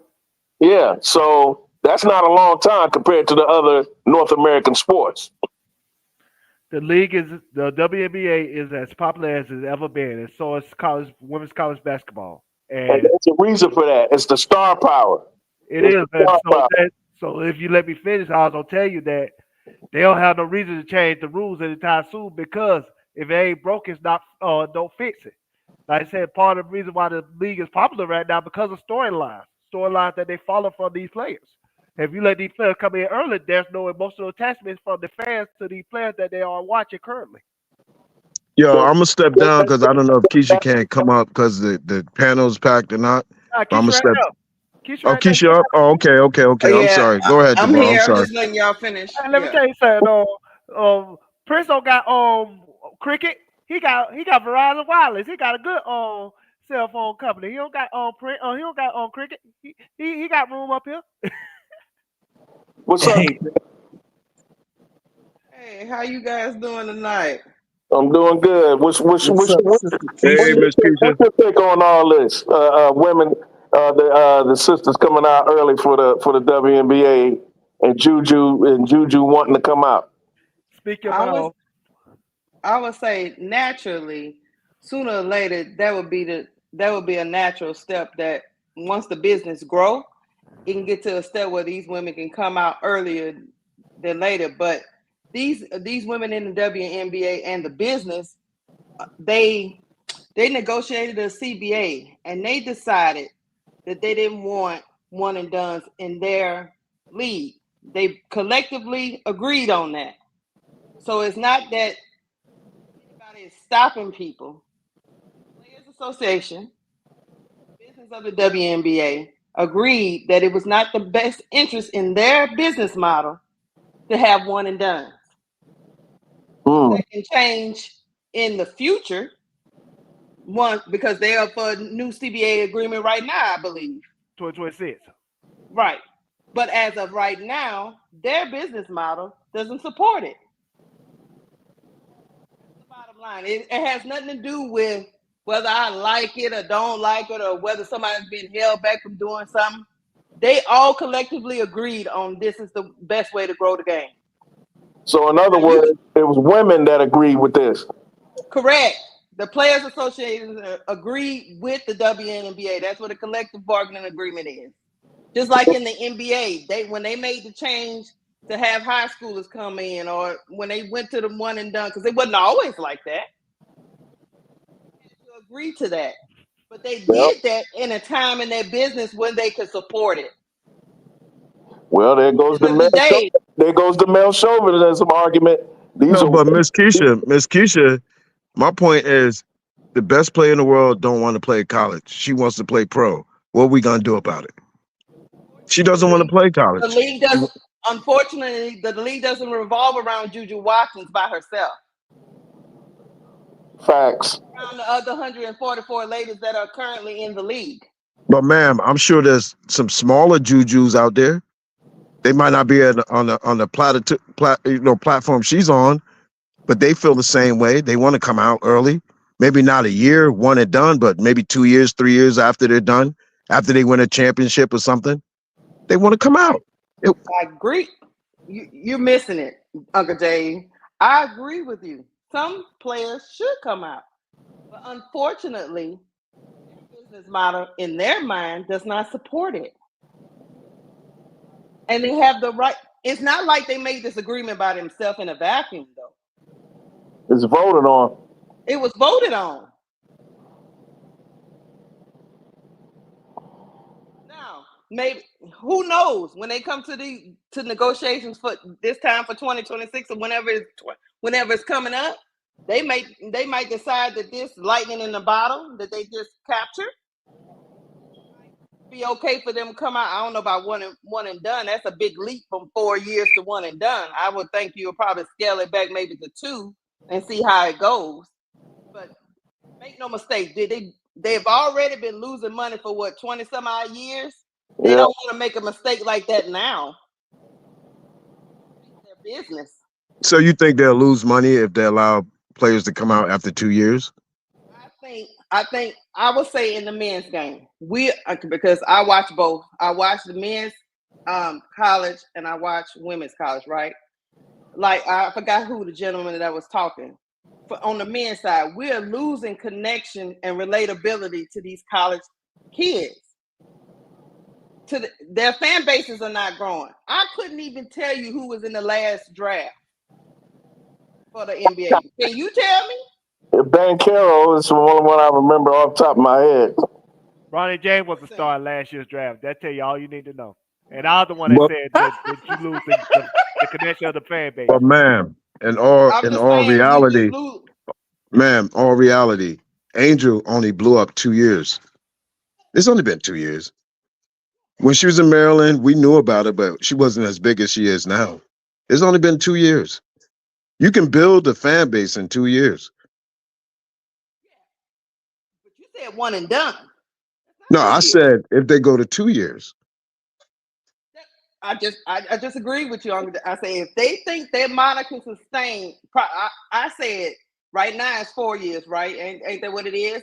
But of course they shouldn't go all the way to one and done. I would think they would just start scaling it back to see how it goes. I'm not disagreeing with you. I'm just telling you that they collectively agreed that this is not a good business model for the WNBA. Because they will leave too much talent on the table. Too much talent won't even get the chance. They have to think about the whole, not just Juju. That's what a good business person does. The same thing we were saying about Caitlin. You can't think about just one person. You have to grow the game with multiple stars. And unfortunately, if only 5 stars make it, and there's maybe 15 of them, it's your business a disservice.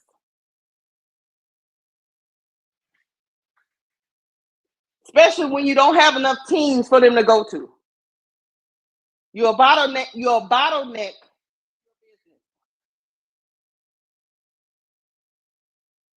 want to expand, you need to expand now if you're going to do that. You need to expand now, Uncle J. Then, of course, I'll be all for it. I think they need a WNBA G League, though. I think they could use something like that. They ain't big enough yet. So what if some of these ladies come out, they don't get drafted, and they have to go back? Like you said, Uncle J.E., once a lot of people, after they made that decision, they don't want to go back to college. Ma'am, they come out 4 years and don't make it. Zaya That's Cook. what I'm saying. I'm just saying, a lot of people don't want to go back after they declared. But ma'am, there's no guarantee you're gonna make it anyways. That's what I'm saying. There's no guarantee. So you would rather less talent get a chance. In my opinion, right now they're in the right position to where maybe you could scale it back to 2 years, but you need enough time, in my opinion. If you're a lady, you need enough time to get your branding right. So when you come in, you already making money. I would not skip the money. Yep. If I was an individual person. Let me speak individually now. I wouldn't skip the money for WNBA. Ma'am, look at somebody like Sedona Prince. She been in there too long. She been there too long.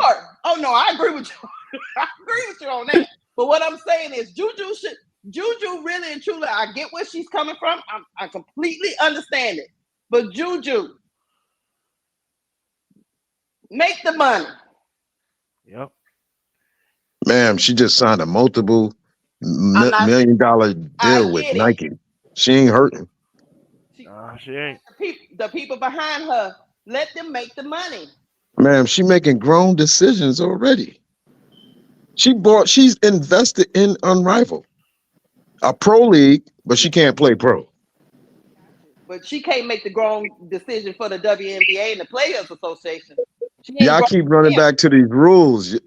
I'm trying to keep it practical. No, you're making it personal about the players, not personal to you. No, I'm not making it personal. Individualized toward the players. No, I'm saying forget it. I don't like going in circles. We're not getting anywhere if I keep repeating the same point.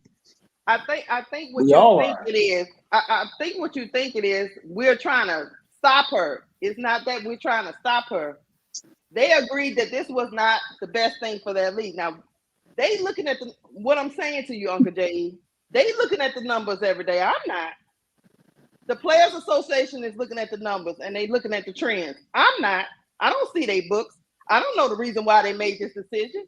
I can only trust that they made this decision for a reason, right? And if it's my business, I make decisions every day. And if I say no, it's no. Man. Here's the other thing. The new CBA is going to happen in 2026. They might change it. They could change it. I don't know if there's any rumblings about whether they're looking at that or not, but they could change it. But under the current CBA, it is what it is. And you're not going to change it. We already know they ain't going to change that up. Be well, they looked at it and they realized they couldn't do it, so they went on to other topics. They looked at it the last time they agreed. And these players been playing 4 years, 5, 6 years. They've been coming in this league, and this league has still been failing. What's the difference? Someone wants to play in the pros. We should make a way for her to play. Anybody that wants to play in the pros, play in the pros.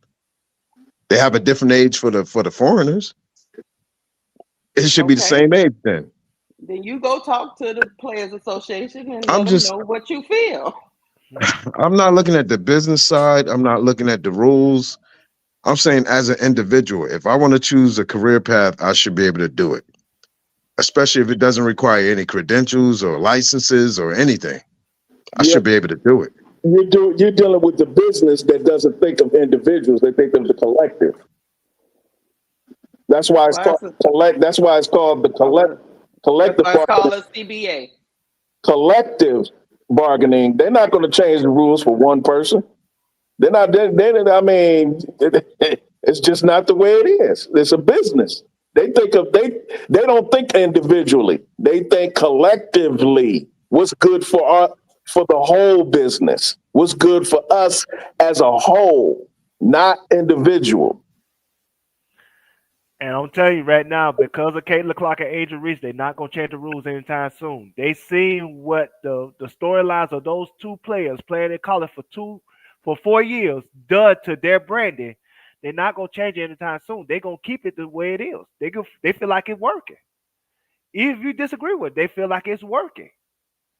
And that's what Sister Keisha said. They collectively bargain what's best for their business model.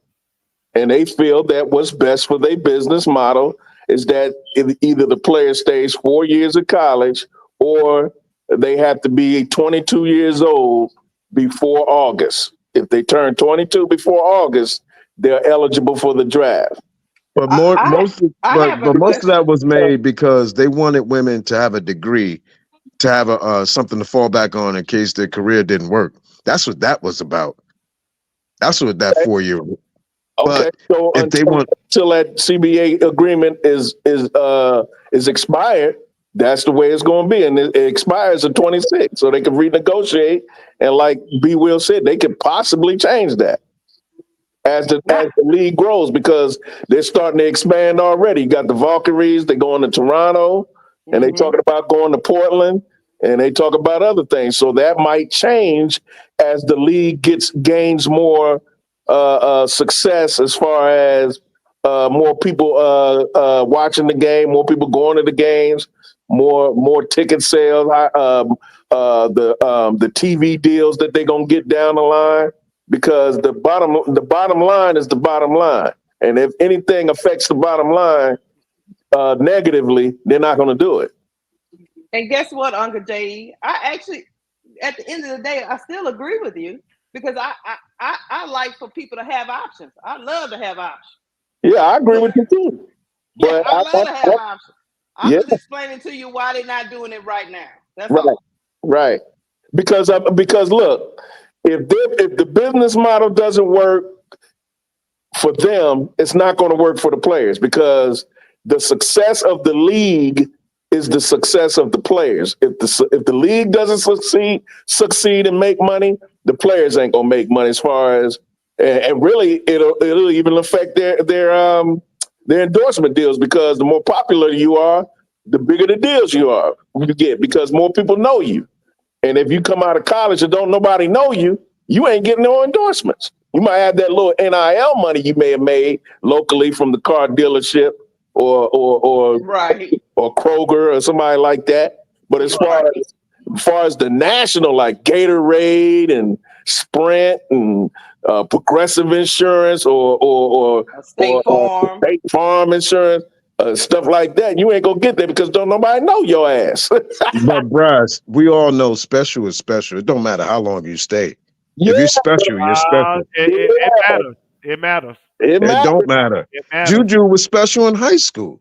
Paige was special in high school. Angel was special in high school. Caitlin was special in high school. No, Until Angel got to her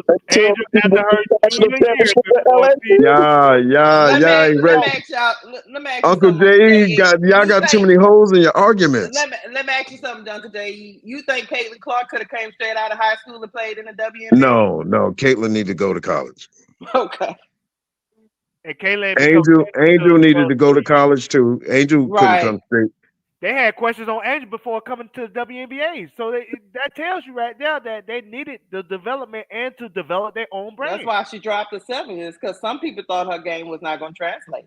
They thought she was even after all the stuff she had done.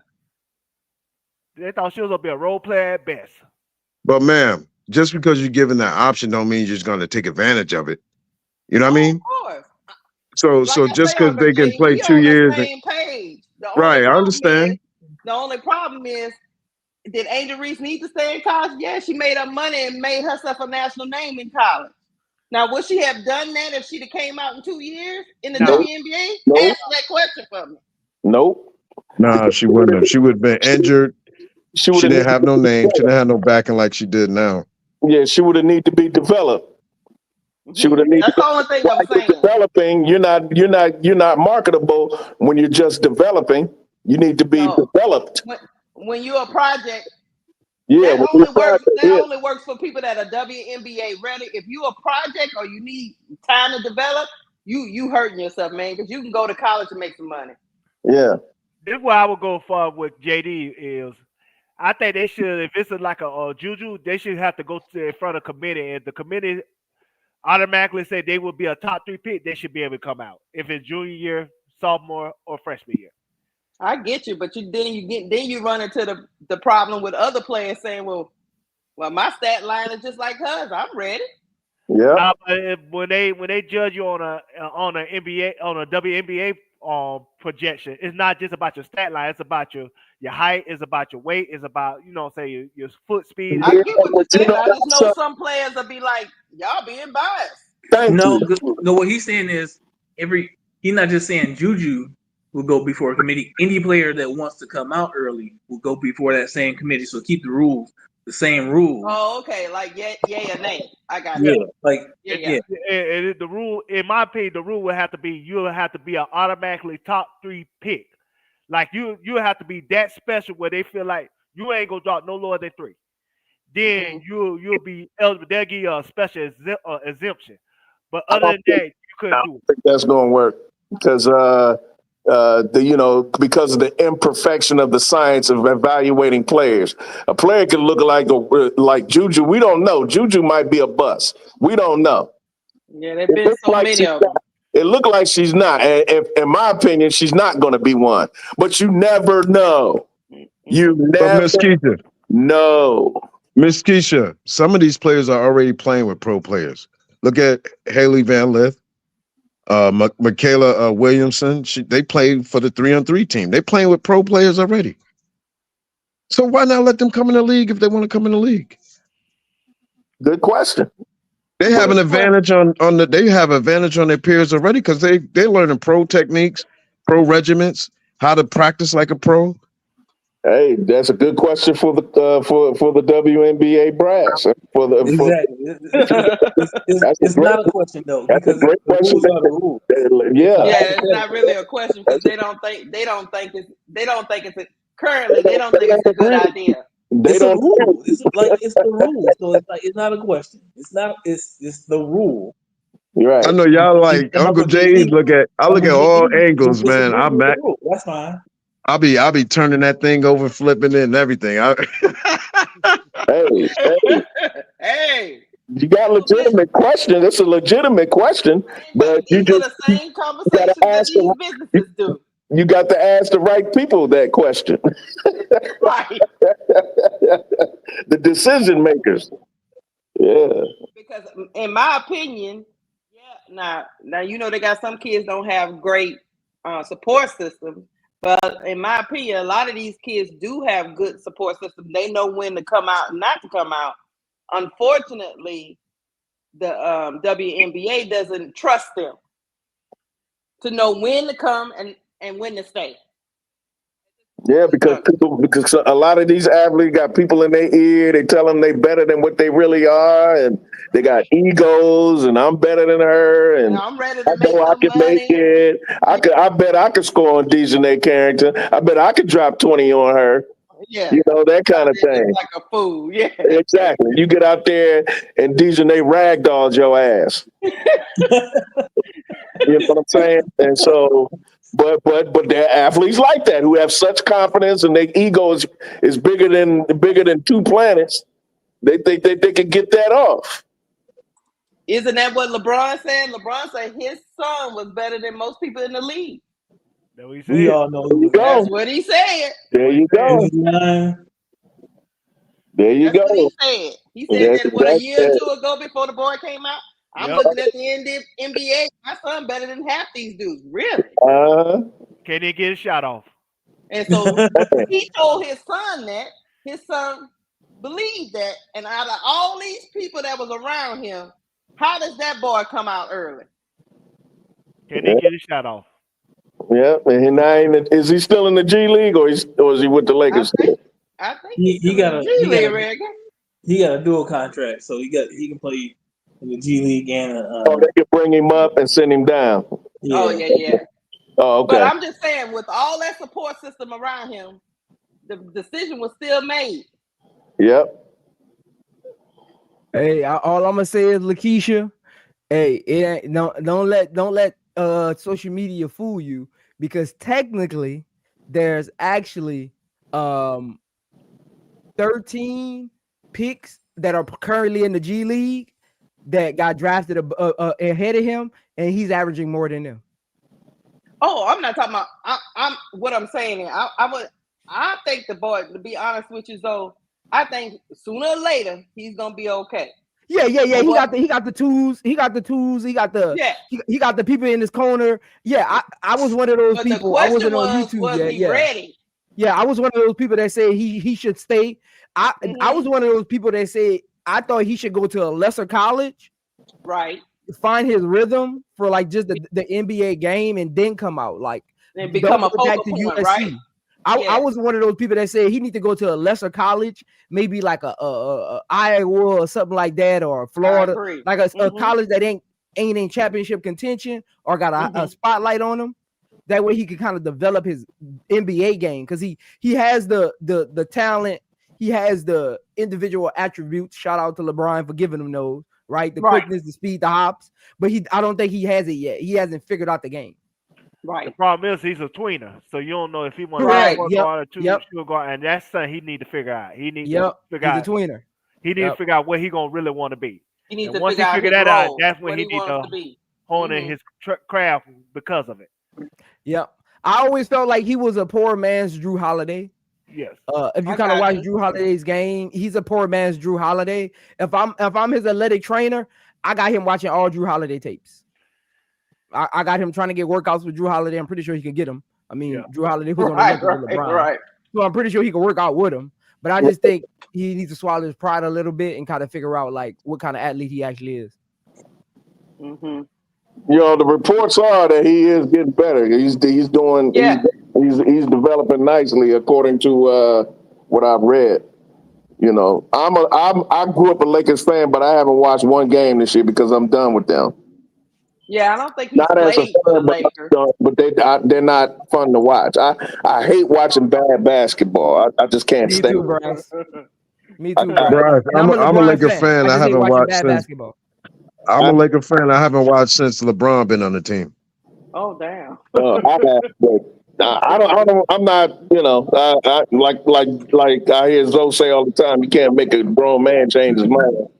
I'm not down on LeBron like a lot of people are. You know, I think he's one of the greatest players of all time. I like him. It's some things he does I don't agree with as far as off the court, what he says politically, but on the court, I love the dude. He's a beast. But this shit show that they calling a basketball team right now, I just can't watch it. Did you just hear Chris say you don't cuss on this channel and you cussing on a Sunday? Hey, Uncle G. Uncle G, what I am going to tell you is, though, LeBron been in the league so long, they actually think this is his era. This style of basketball isn't actually LeBron's era. He's just been holding on long enough. This isn't LeBron. LeBron didn't create this style of this. People keep forgetting LeBron was in the league in 03 before Kobe won his 2-peat. So like he was in the league before T-Mac even got to Houston. So like, bro, this don't ain't you blame Kobe? basketball. It ain't Kobe's style of basketball. But LeBron and Kobe is literally the same era. No, it's D'Antoni and Steve Nash and them brand of basketball. That's what that is. That's what I'm saying. Like, people blame LeBron for it, though. It's not LeBron didn't create this style of basketball. I'm gonna tell you why LeBron the problem. It started in 2011 when he played for the Miami Heat, when they went positionless basketball in. When they used to have Joel Anthony playing center because they didn't have a position for him, and it started then, and then Golden State took what Miami Heat did and then made it their own offense. Right. So but Miami only did that because they didn't have enough money to get a center. Yeah, and so that's they started because what you got, a Bosch, who used to be a power forward, they made him a center to make him like a stretch 5. so they could keep Garnett them out the paint, and so LeBron have room to like operate and stuff like that. That was the Miami Heat offense, and then it grew. Yeah, because LeBron's shot wasn't consistent at that time. Yeah, but yeah, it started around that time. It started 2011 was Spoelstra. Yeah, yeah. So that would say he part of the problem because it started then. But but when you say problem, that's why I get misconstrued at Duval though. Like, how is it a problem when the team is just adjusting to the players they have? Reason why I say it's a problem because now what Golden State did, they see what. So you blame LeBron didn't go to Golden State. LeBron didn't go to Jerry West and tell him to create that system. But Steve Kerr seen that offense and he said, I'm gonna put my own little tweaking on it. And now instead of just having a position of offense like the Heat did, I'm gonna have a positionless offense. But I don't think he did though. If you really study the game, Steve Kerr was with Phoenix, and who was on Phoenix? He didn't get that from Miami. He got that from because people keep forgetting. D'Antoni, that's D'Antoni and them. Stoudemire was on that team. Stoudemire was playing the 5 on that team. Yes, bro, but that's D'Antoni. That's Chris Bosh before Chris Bosh. Yeah, bro, D'Antoni brought that in. Yes, that was D'Antoni's system. That 7-second offense. Yeah, Boris Diaw was center that time. Yeah, Boris Diaw was playing center. Yeah, but I'm just saying Kerr took what Phoenix did and what Miami did, and brought it to Golden State. Nowhere near like what Phoenix did. That 2 totally different systems, way different. Yeah, way different system. Tony wearing that run and gun, don't play defense. You think Pat Riley would have tolerated not playing no defense? No, they played offensive system. I'm not talking about the defense. He's just talking about the system. No, it goes with the system. It goes offense and defense. It is the system. Only difference between Phoenix system and Miami system was Phoenix was 7 seconds or less. Miami system was just positionless system where they did not have a center, they did not have a power forward. It's just anybody could play center, anybody could play power forward. And sometimes LeBron plays center in that Miami system. Then, like I said, that's when they took it from that, and then Golden State put their own blueprint on it, and not everybody playing like Golden State. But that's not true though. Because Miami tried to get bigs. You keep forgetting they brought in Greg Oden. They had Joel Anthony is actually a center. He's not a power forward. He was at his right position. He's actually a center. Yeah. Chris Bosh, people keep forgetting. Chris Bosh played the 5 on that Toronto team. So he didn't come to Miami and Miami just decided. I know they said it in their little documentary thing, but they took that concept from where he used to play as spare minutes on the Toronto team. He used to play the 5 at times. So they just took that concept and was like, Chris Bosh is comfortable playing the 5. So let's try to spread the floor out because LeBron, his shot wasn't consistent yet. So they need to be able to clear the rim. And Eric Spoelstra, it had nothing to do. That's why I agree with Brass on this. If you watch Eric Spoelstra's documentary on the whole thing, I think even LeBron or D Wade said it. He actually took the way that Miami played. He took that from UConn's college football team with Chip Kelly. Right. He didn't take that from D'Antoni. The way that they spread the floor, that came from football. That didn't come from D'Antoni's. That's 2 different systems. Add this too. Remember, Birdman Anderson was playing the 5. But he's a center. No, but he was like a power forward. No. What team did Birdman play power forward on? When he was on Denver, he played the center. With Carmelo Anthony, he was the center. I thought he played power forward. No, Kenyon Martin was the power forward. I thought Kenyon Martin was the center. No, Kenyon Martin played power forward. Oh, okay. Yeah. Kenyon Martin ain't never played no 5. Yeah, he didn't play 5. In his life. Whatever it is, they need to bring the centers back. They need to bring the big man back, put him down in that middle, and pound it. I agree with that. Kenyon Martin wasn't even the 5 when he was at Cincinnati. Hold on. Yeah, he was a 4. Okay, he played the 5 with New Jersey Nets because No, he didn't play the 5 with them either. Who played the 5 then? No, he never played the 5. He played the 4 on that team. Because they had Kerry Kittles, Kerry Kittles played the 2. Richard Jefferson played the 3. Okay, so and then when Vince Carter came, he went to the 2. Okay, so who they had? Jason Collins at the 5. Him and I don't know if Van Horn was on that team. Van Horn was a power forward. He was a power forward. Oh yeah, Keith Van Horn was a small forward. He was a small forward, power forward. Yeah. I thought King Martin played 5 something. Okay. No, it was like Jason Collins. Oh, the kid. Know who was on that team? I remember. It was the Dikembe Mutombo was on that team. Yeah, the old version. And Aaron Williams was on that team too. Yeah. When they that 03 team, Aaron Williams was on that team too. I thought Birdman played some 4 too. I mean, he did sparingly because I think Nene was on that Denver team with him. Yeah. So like, I mean, he played it sparingly, but like he a 5. He a 5. Mm-hmm. But that's why, like I said, when he was in the game, Miami played a certain way, and they're positionless. And we are in a positionless league now. Yeah, but that's not a knock on LeBron. That's what I'm trying to figure out.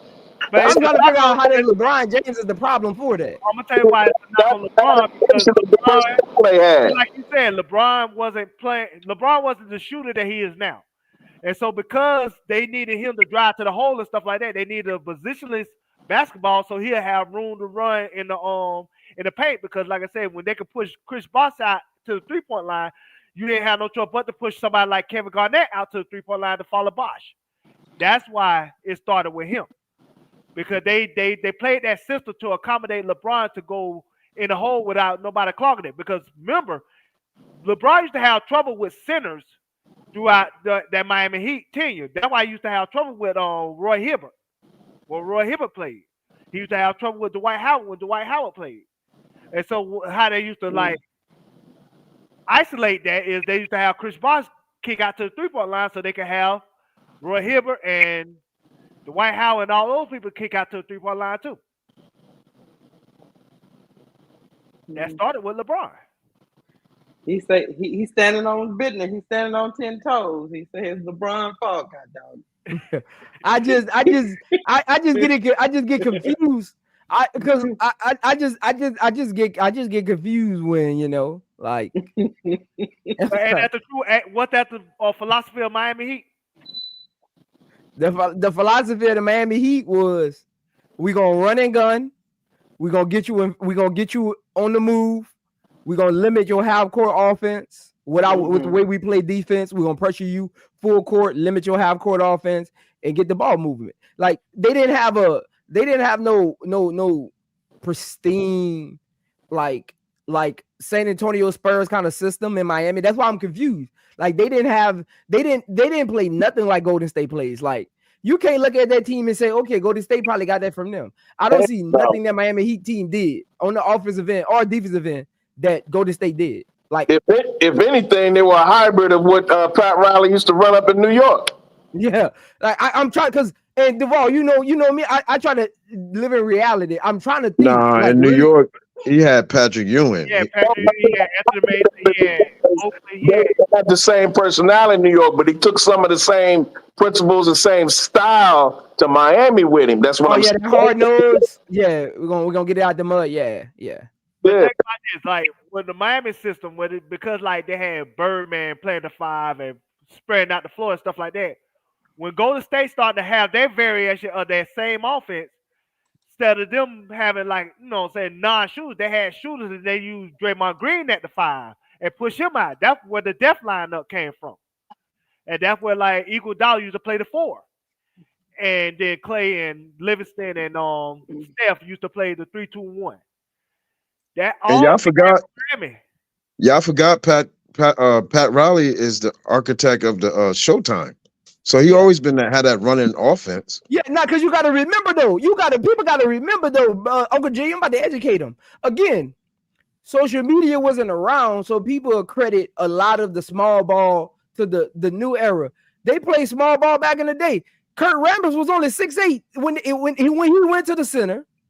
You would have Magic on the floor. You would have Michael Cooper. You would have Rambis and Byron Scott or James Worthy at the 5. I mean at the 4. James Worthy be at the 4.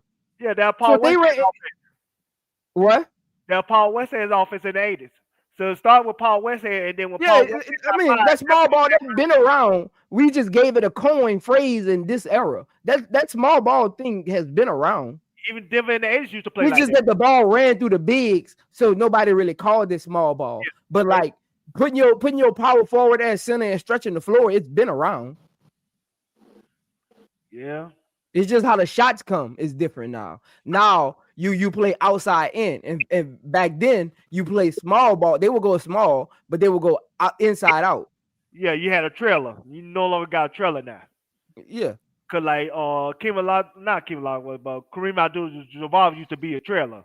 When nothing ain't work after the fast break, then he'll come down and then you run your offense then. But yeah, now it's just positionless. Now it's like Draymond Green the center. But man, look, I appreciate all y'all coming up. Lakeisha, you got your take off? You got everything off your chest? Yeah, I got everything off my chest. Hey, look, when I was bringing up the WNBA thing, you just happened to be the poster child for it because you was the latest one to post it. Because I actually been wanting to do a stream about that because, like, I get it to a certain extent, but we for me, when you use it in the right way, I got no problem with it. I felt the way you used it was kind of okay, but like I just used what you said for a stream I got coming probably like beginning of next year on like I got you. You know, like I get it. It's okay to be. See, the thing what you're talking about though is some people use it to denigrate the WNBA. They say it's different from the NBA, so the WNBA is a welfare league and all that stuff. All I was saying is they just got two different philosophies. Because they're in two different stages in their process as a business. That's all. One business, I can start a business today. My business ain't gonna be like Walmart. I gotta get there. I could be in the same business as Walmart. I could be selling the same thing, but I'm not gonna be the same as Walmart. Walmart is an established business that's been working. So, but when people start talking about, oh, they're a welfare league, then they going too far with that foolishness. Yes, they're still playing basketball, but the business side of it is in two different stages of development. That's the only thing I was saying. Yeah. I mean, they're making money. It just isn't where the NBA is. I mean, you got teams who are selling out, season tickets and stuff like that. Like they're capitalizing on jersey sales, especially last year. So when you say welfare, when I hear people say welfare, I'm thinking like full support, full on support, like full on 100% support. Now they contributing. They just don't have the big market dollars because that's how the NBA survives. It doesn't survive off of the money that the league makes itself. They survive off of the TV deals and the marketing dollars. Yeah. And that's what the WNBA needs to get to. It's not the players, it's the TV deals and the marketing dollars. The players can be as good as they want to be. Them people is trying to act like the WNBA is some nonprofit. That and like that. I mean, it's not like that. I mean, if you look through history, most leagues have that kind of like stage. And again, the WNBA, if you really think about it, they've been at a standstill for like the last 10 years. Mm-hmm. Like just as far as like the growth of it, it's been at a standstill. So it's like they haven't even tried to grow the WNBA. It's stagnant. Yeah, like it's like they got to a point and they say, okay, that's enough. They got enough marketing. Let's move on to the next thing. Like, did you hear what she said? She said some people think the WNBA is a nonprofit organization. I heard it. They think they're a charity. People online, they like, oh, that's just some charity. That's why they have the notion where, oh, everybody should just be happy Caitlin's in this nonprofit league. YMCA. So when they say welfare league, they that's a negative connotation toward black people when it comes to when they label that for WNBA players. Yeah. If that was a white league, they wouldn't label it like that. But they label it like that for black players because they felt like those black players couldn't market themselves enough where people would care. And so now people care. They said that the league had to be saved, and so Caitlin Clark saved the league, which she did. Right. That's crazy, but they just didn't market. Like again, people always say, "Well, nobody wanted to buy these jerseys." I'm gonna be honest, and I'm in basketball circles. I don't see their jerseys in stores. So how you know if people won't buy their jerseys and you don't even promote the jerseys? I agree with that. I don't. You don't put them in commercials. I remember don't Dawn see him Stanley nowhere. them I didn't see in him that nowhere before. Martin TV show when Martin played them in. I remember that Lobo and Lisa Leslie and all of them. I remember them being in those TV shows. The Dream Team, and that when they was on that Martin episode. Yeah, with Tommy when they played Tommy and Cole. I remember that. So like they've had opportunities, they just didn't do it. Yeah, I agree. Yep. And I was a kid when that came out. I remember that. I've never seen a WNBA jersey, to be honest with you. Me either. Do y'all see it in your local store? Because think about this. We get artists all the time. We talk about this now. I'm an old school guy. Me, I'm the I'm the 2000s era. You know, when we actually understood what they were saying on the track.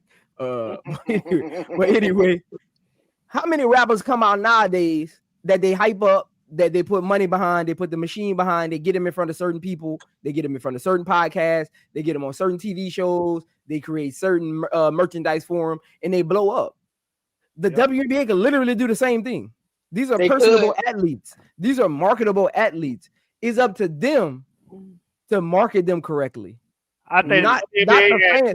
They just want the fans to accept it. No, you got to market them. They had two problems at that time. One of the problems was they had a lot of LGBT. And, you know, a lot of people still is homophobic when it comes to that. And so I think they couldn't market that at the time. And then also, a lot of those WNBA players don't have no personality. Like, Angel is the ultimate personality person. And so, do you going to start... I disagree with that, because you think Michael Jordan got a personality? No, but what Michael Jordan did was, Michael Jordan looked cool. And see, Michael Jordan was the first with the ball. So I can't go get any lady from the 90s or the late 80s and make them look cool. They were marketable back then. Like the Lisa Leslie's and the Teresa Weatherspoons and Cynthia Cooper, they were marketable back then. I'm talking about when you got to like Diane Taurasi and Candace Parker era. Yo, I'm talking about their era. All the way to like last year, you couldn't market them because, like I said, the perception was a lot of black LGBT community people, and it was a lot of like non-personality, nondescript WNBA players. And so, but I think honestly, the NBA had a lot to do with that, because if you just think about history, that kind of like post Lisa Leslie era, that was the peak. That was NBA's peak. Yes. So they took over and that was the peak of, you know, those Lakers team. Like, that was the peak. So it was hard to compete with that. And again, their league wasn't marketed like that. Prince, if Angel wasn't being Angel, none of us would be watching the W right now, bro. If Angel wasn't talking trash, blocking shots with the shoe in her hand, and you know, that's facts. So you market us on social media every day. So it's the fact that Angel was this different personality on the court. Like, she was acting like she was on the street, like playing on, you know what I mean, on the playground or something. And that's what drew us to her. You know what I mean? So if she wasn't like that, none of us would be watching the WNBA right now. It'd still be, you know, a frailing league. So, I mean, I would be watching, but I understand. How would you be watching? Because he was watching before. Yeah, I will watch. I love Angel. Watching B. Will, come on, man. I love Angel. He was watching. I love Angel. They have some people that was watching before. I love Angel, but Angel ain't my favorite player. You know what I mean? So I would still. Who's your favorite player? Asia. Wow, here we go. She's the perfect person I'm talking about. Caitlin's his favorite player, man. Come on, man. No, you just in general, Uncle J. Them ladies had fans. Might have not been you, but them ladies did have. Right. Las Vegas didn't sell out. All Uncle J is saying is they didn't have him as a fan, so they didn't have no real fans. That's all Uncle J is saying. No, I'm saying this growth now is because of Angel doing the "You Can't See Me" at the national game. Yeah. That's it. Yeah. If that didn't happen, that's the start of it. That's the start of it. So if she didn't do that, none of us, I wouldn't be here talking to you guys right now. Yeah. No matter how much they like Caitlin Clark, if Angel Reese hadn't have done that, we wouldn't be talking about this. Yeah, because Yeah. I ain't still talking didn't, about I the still NBA didn't even to know the her. girl's I made name. that point a long time ago.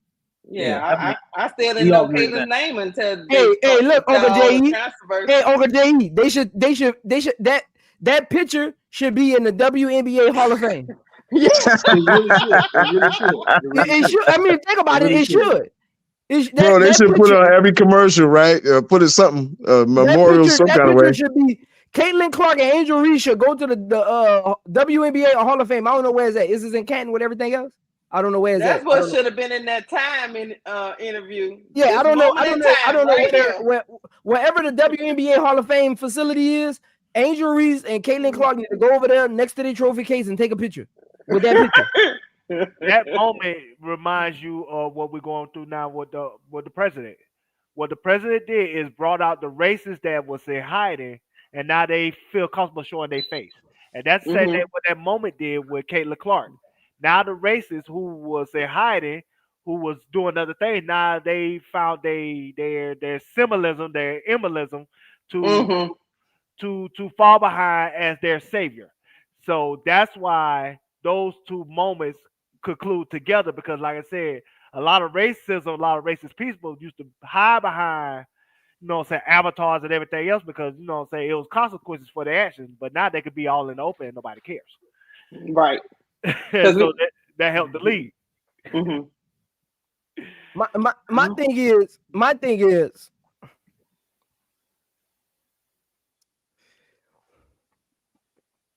why isn't, and I'll even say this about Caitlin Clark. Why isn't Angel Reese and Caitlin Clark on every I haven't seen a WN commercial yet.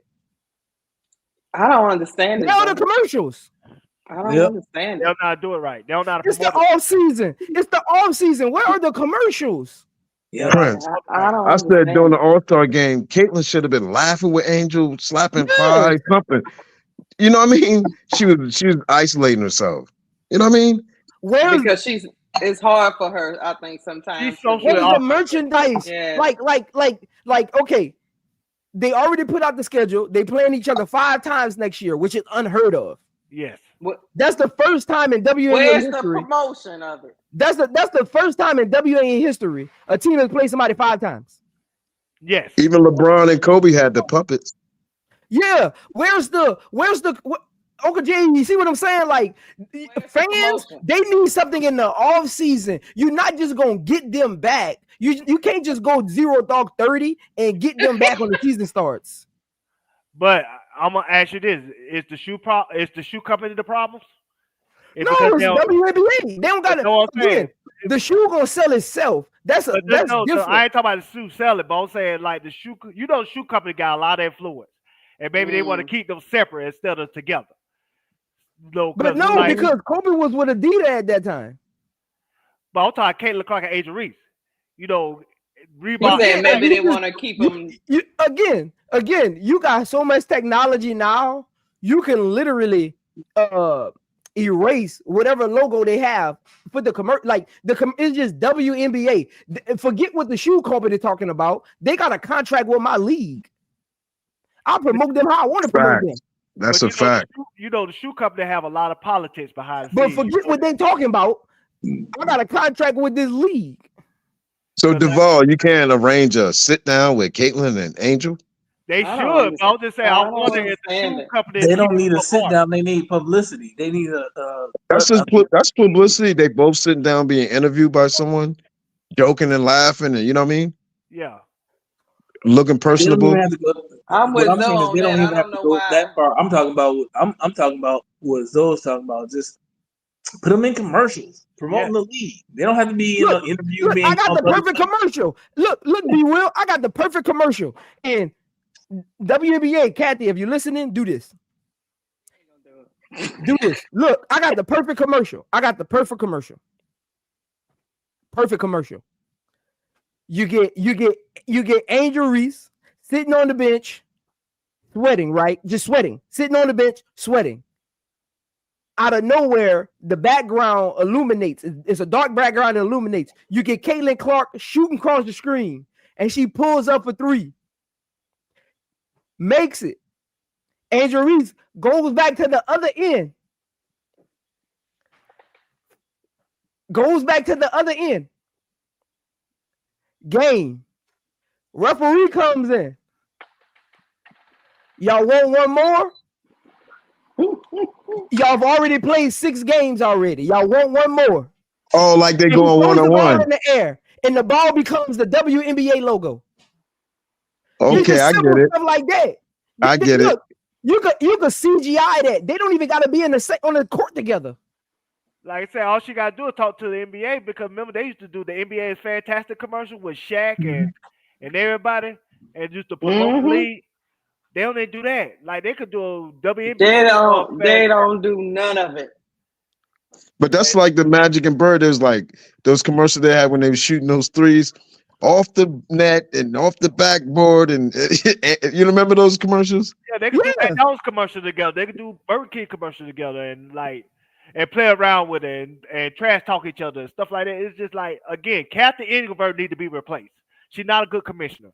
She don't know how to promote the league. She don't know how to market her stars. She just, like I say, she's just there, but she's not making an impact. She's not David Stern, and they need somebody new in leadership. Maybe somebody. Again, if you look at Kathy's background, her background is business, working for multi-million and billion-dollar corporations. Yes. The WNBA had a money problem. They didn't know Angel Reese and Caitlin Clark was going to bring the fanfare they brought. Again, it's basically like Chicago Sky, and you look at T. Weatherspoon, right? That wasn't Jeff's pick. No. She just happened to be there when he got the job, because she was hired before he got the job. Yeah. So that wasn't his pick. I think for the WNBA, if they had to do it all over again and knew what the league would be in 2024, she wouldn't be their pick. They had a money problem and they needed to bring in sponsors. She would not be their pick. Now they don't have a money problem. They have a marketing problem.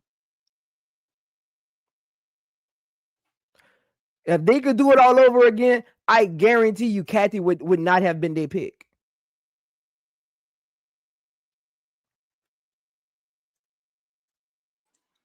They need to be.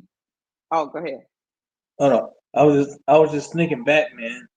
Now that you're talking about it, it seems like to me that if I'm really looking back and really trying to remember WNBA commercials,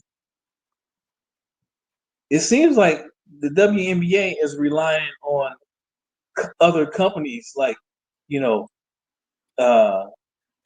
Reebok, Nike, whoever, State Farm, to do their marketing. Yeah, you don't see a whole lot of internal marketing for the WNBA, right. or external marketing. Like Angel Reese is one of the face of your leagues. You just signed with Reebok. Lakeisha, that shouldn't even have been a press clipping. That should have been a commercial. Yeah. But they're gonna wait for Reebok to put the commercial out. Yeah. The WNBA should have said, we're not going to tell nobody. Get Andrew Reese on the phone. Get her reps on the phone. We're going to do a Reebok announcement commercial. Like they're doing a draft. Reese is the face of Reebok. Like they're doing a draft again, but this time they put Reebok in the situation. Like something like just something. No, all they had running the whole season was that same W commercial where the woman is walking through the business. I'm tired of seeing that. They had the same commercial the whole. Keisha, my wife hate that commercial. Yep. I'm tired of seeing that commercial. That's it. That's Swim Cash. She's a great WNBA player. They had her that Swim Cash, right? Yeah, they had the same commercial the whole season, and all they did was. Now, granted, from the beginning of the season to the end, they started adding more clips of Caitlin and Angel because they wasn't originally in it at the beginning. It was Asia first. Right, it was Asia first. But they just took that same commercial and kept mixing it for the same thing. And I was sitting here, and I'm like your wife, Uncle Jay, like, what in the hell? I'm confused, though. Look, in Houston, we got a dude that got, like, mattress commercials. He got like 6 commercials running every day. So I'm confused. The WNBA can't get a commercial? Like I said, they need to do an NBA fantastic commercial. Like I said, they used to do that in the 90s a lot. Like I tell you this, the NBA had the WNBA girls in their commercials more than the WNBA. Right.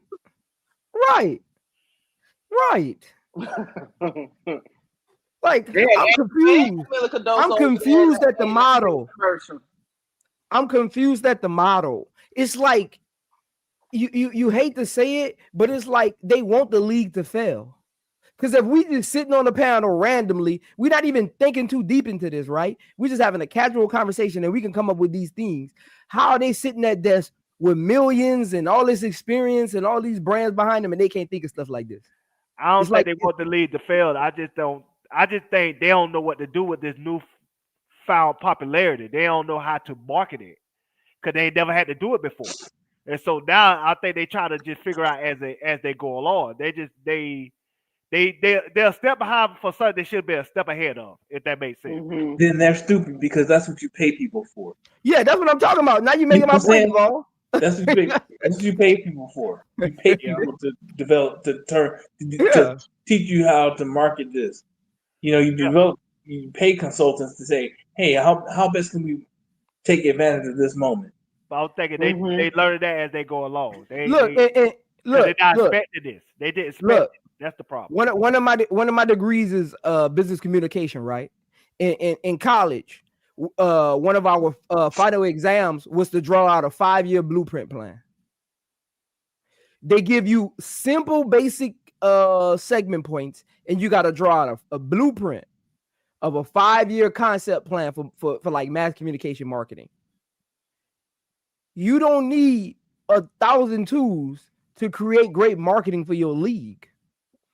Look at your league, where you think it's going, get together a concept, get with the marketing team that you pay these millions of dollars to, and let's create a blueprint for the next 5 years. I don't even care if it's not even about Angel Reese and Caitlin Clark. I don't see a marketing plan, period. But hold on, Zoe. Let me tell you this. Back to what I think that was Duval talking. I'm not sure. Yeah, that was me. Yeah, that was Duval talking. I get it. They didn't understand. They didn't know it was gonna blow up like this at the beginning of the season. But the season has completed, and we've seen that it's blown up. And you still don't have commercials. When you gonna get on this? At what point you gonna? Now you know, right? What's the problem now? I don't understand it.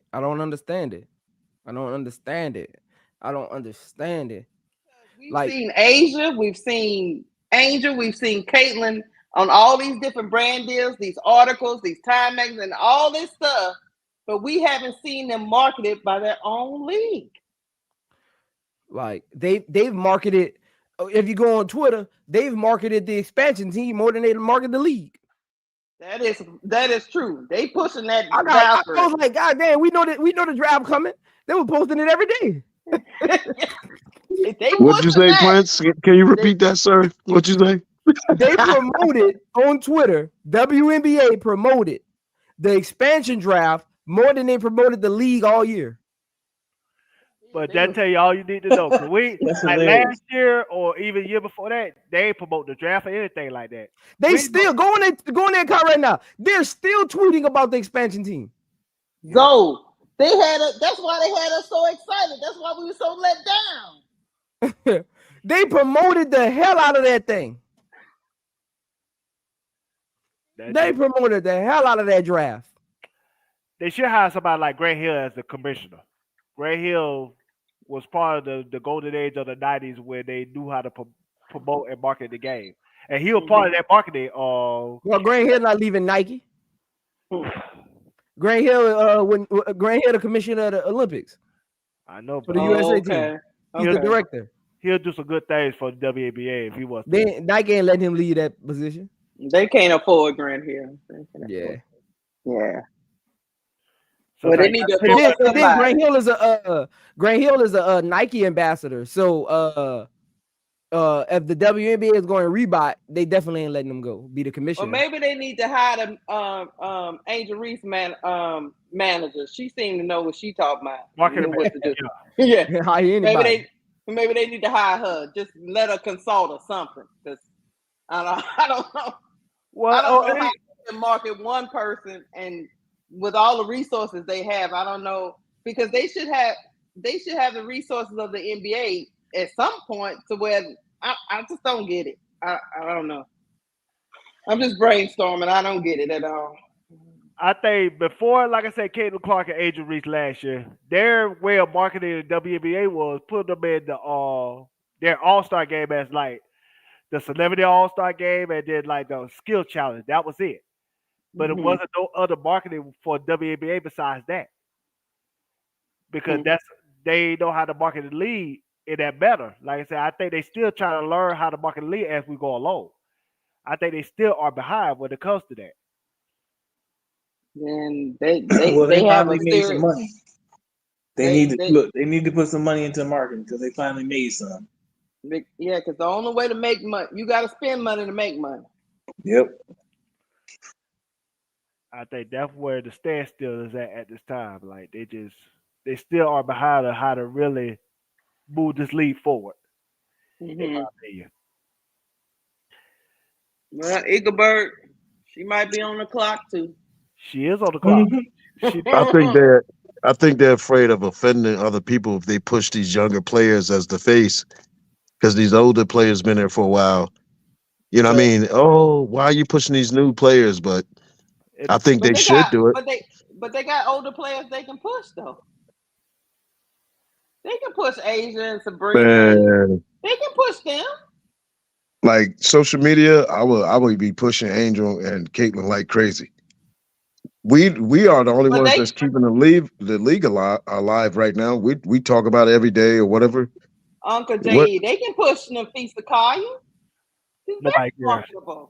Yeah, they could. The thing is, they need to. So the WNBA is what it is right now, right? They got a little momentum, right? Mm-hmm. You can use Caitlin and Angel for sure, right? Yeah, of course. Yeah. But it's time to start marketing the entire league. Now you have the opportunity to market these folks. Yeah. You know what I mean? Like you can market Nafisa Kaya, you can market Skylar Diggins, you can market some of these other women that are what y'all call heterosexual. There's a lot of them on the team. You can market Cameron Brink, you know what I'm saying? You can market Cameron, Rakia, you can market all these people. There's lots of players that are Enrique, you can market Dallas, you know. Yeah. Because people like Enrique. You could who else is that? Just like they go market Kate Martin, and they go market the hell out of her. What's the difference? Yeah. They could market Breanna Stewart, you know what I'm saying? The New York market, you know what I'm saying? They could, because New York market love Breanna Stewart. No matter what y'all say, they love her. Market her. Yeah. Yep. And that's the thing. You don't even have to try to fit them. You can market them as they are. You don't have to try to fit them into some type of box because there are enough of them to market. You know what I'm saying? Broadly. Right. So and that New York market is a big market, so market them. I don't get it. The players are so diverse that there's a market for a lot of them, and you can tap into markets that you might not have thought about because you have some of those players in there. Be well. Yeah. In the words of Gilbert Arenas, if my customer want chicken, I'm going to give them chicken. I'm going to cut it up. I'm going to figure out different ways to serve it to them, but I'm going to give them chicken. Look, I agree. But I'm saying there's plenty of chicken in the W. You know what I mean? There's plenty of chicken. But bro, Caitlin and Angel is the chicken right now. I'm going to give them as much chicken as they want. Still do that and that don't stop you from having burgers and chili dogs on your menu. You know what I'm saying? You put that on your menu too. Because you had superstars and then you had stars. Of course, other people are not marketed like LeBron, but they still market the other ones that's up under them. They market Ja. They market the hell out of Ja. Dog, Uncle J, I'm still laughing at that. The people telling you they want chicken. You trying to give them steak. They want chicken. Give them Caitlin and I'll give them as much Caitlin and Angel. Man, I'll have the old highlights going. Oh, coming up 5 times next year. Oh, something. When Angel came back, when they I might even throw when Kennedy knocked down Caitlin. I might throw that in there. I'm gonna build the drama. Absolutely. You know what I mean? And look at this, Uncle J.E. The crazy part is, I know what Kennedy did was wrong. Don't get me wrong, but they could market her hell because people want to see the villain. Yeah. Yep. The black so, mama. You give them that chicken, but you slide that apple pie in there too. You slide that pie. Nah, you upsell.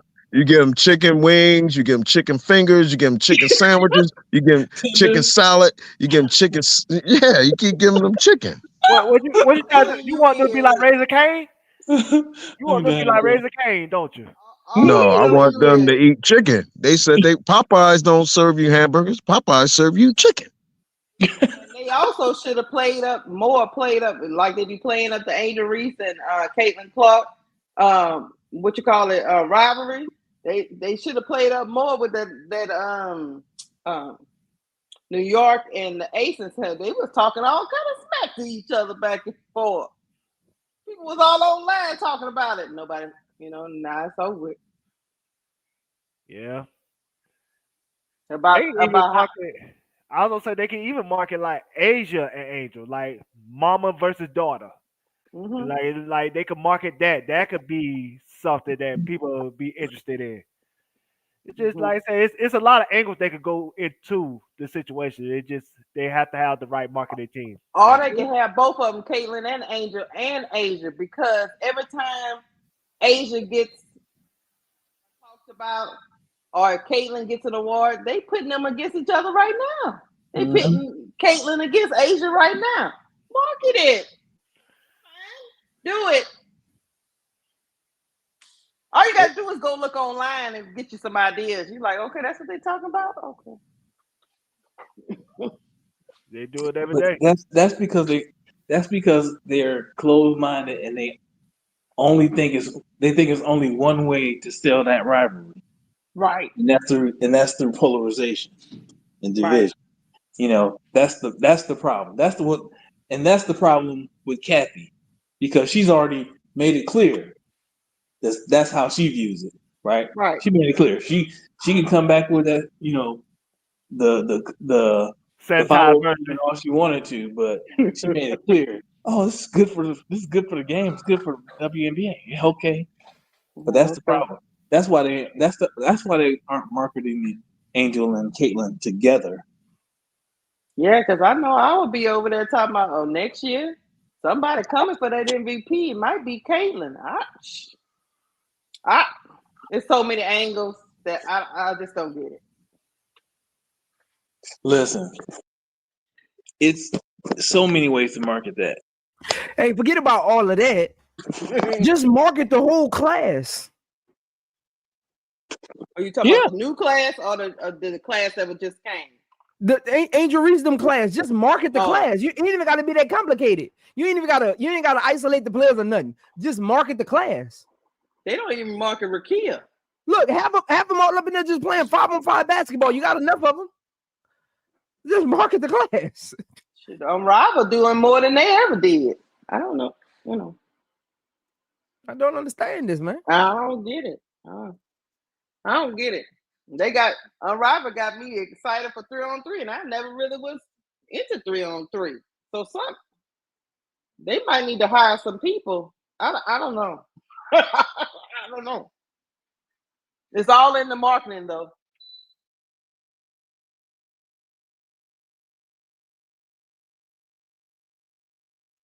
On that note, I bid you guys a good night. I'm going to step down, and I'll see you on the next one, whenever. Tomorrow we got tomorrow at 4:30. I release my my schedule. Tomorrow 4:30 we have film room gossip. What we're gonna talk about this week's matchups. The Notre Dame matchup, Olivia Miles, things going on in the WNBA, some new and rival news with the trades and everything. Yeah, tomorrow we're gonna do film room gossip. So make sure all y'all pull up 4:30 Central Standard Time. I am in Houston, so make sure y'all pull up tomorrow for Central Standard Time. How you went from 488 to like 600? That's what I want to know. How you went from 488? Hey, you did that in 4 days. Hey, look, when you grind, man. Hey, y'all need to start. Y'all need it. What y'all need to start doing is I be going on y'all social medias. Y'all gonna be posting the boy. I got something for y'all though. Be Will. Oh snap! You got them Drake bots. I wish if I did, I'd be at 1,000. You got a Twitter zone? Yeah, but I don't post on it. Oh, okay. I don't post on it. I have to shoot at you on Instagram. I don't be on it that much though.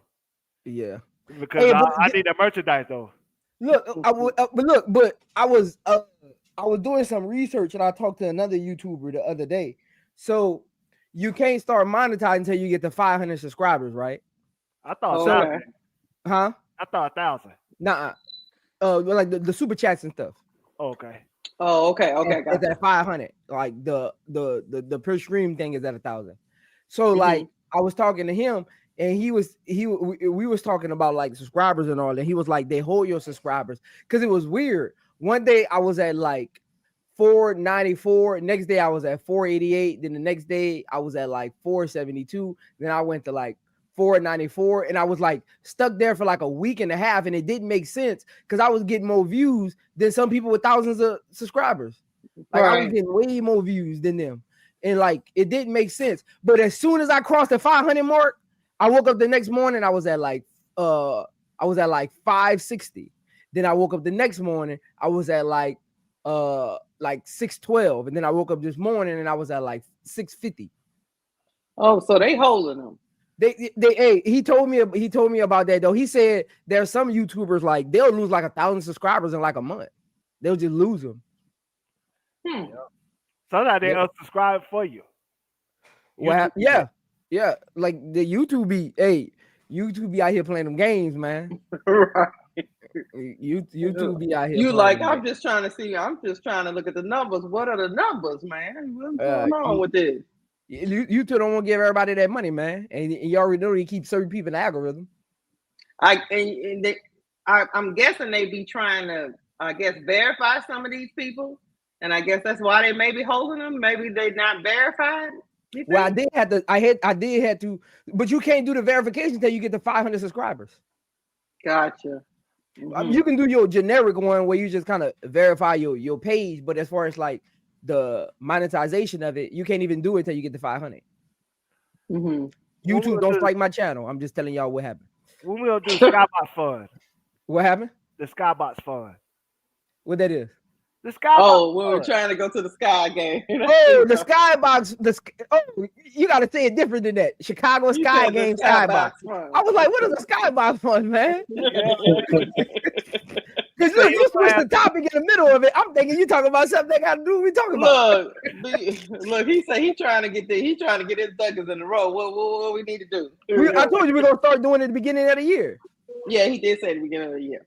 Yeah, I don't want to do it right now. People got families and stuff, and you know me. I don't even really ask for cash apps and nothing. So I want to get everybody, get their Christmas and stuff out the way. Then we're gonna start talking about the beginning of the year. Yeah, you should tell Show to collaborate with you on that too, and so his channel could donate to the Skybox Fund. Yeah. And then we go for that. Yeah, I'm trying. Like I said, I'm trying to get all of them. I wanna do like an actual like weekly collab with like KSAP, Showtime, and HD, and even probably Brooklyn. I'm trying to figure out what it would look like though. I'm still thinking about like what a format would kind of look like for that, and I'm trying to do it before the rival season starts. So I'm working on like what a format will look like to pitch to them to see what we could come up with and create. Okay. So I'm trying to see what a format or something like that would look like. I'm working on it behind the scenes, trying to create something. Because it would have to be like something where, because when you think about like a panel like that, it would have to be something like structured. You don't just want to get on there. So I'm trying to think of like something structured. Because like I've been in the NBA circles, and they don't have those, like they got the primary channels, but you'll have like I think in there's like any of y'all familiar with like Player's Choice? Yes, I am. But they do like NBA content, but then they have their own channels and stuff as well. So I'm thinking of like what a format would look like that for like WNBA content. Yeah, like what's your boy? Ticket TV. He's on Player Choice, and then he got his own channel. I ain't been watching it in a while because I've been doing my. It's hard for me. I'll tell you this: when you're doing a channel, it's hard for you to watch other people's stuff. It's like very hard. You got to be intentional about it. It's very hard. That's just like because that's the same thing with FIL Sports. He do the same thing with the Player Choice, and then he have his own channel. Okay, yeah.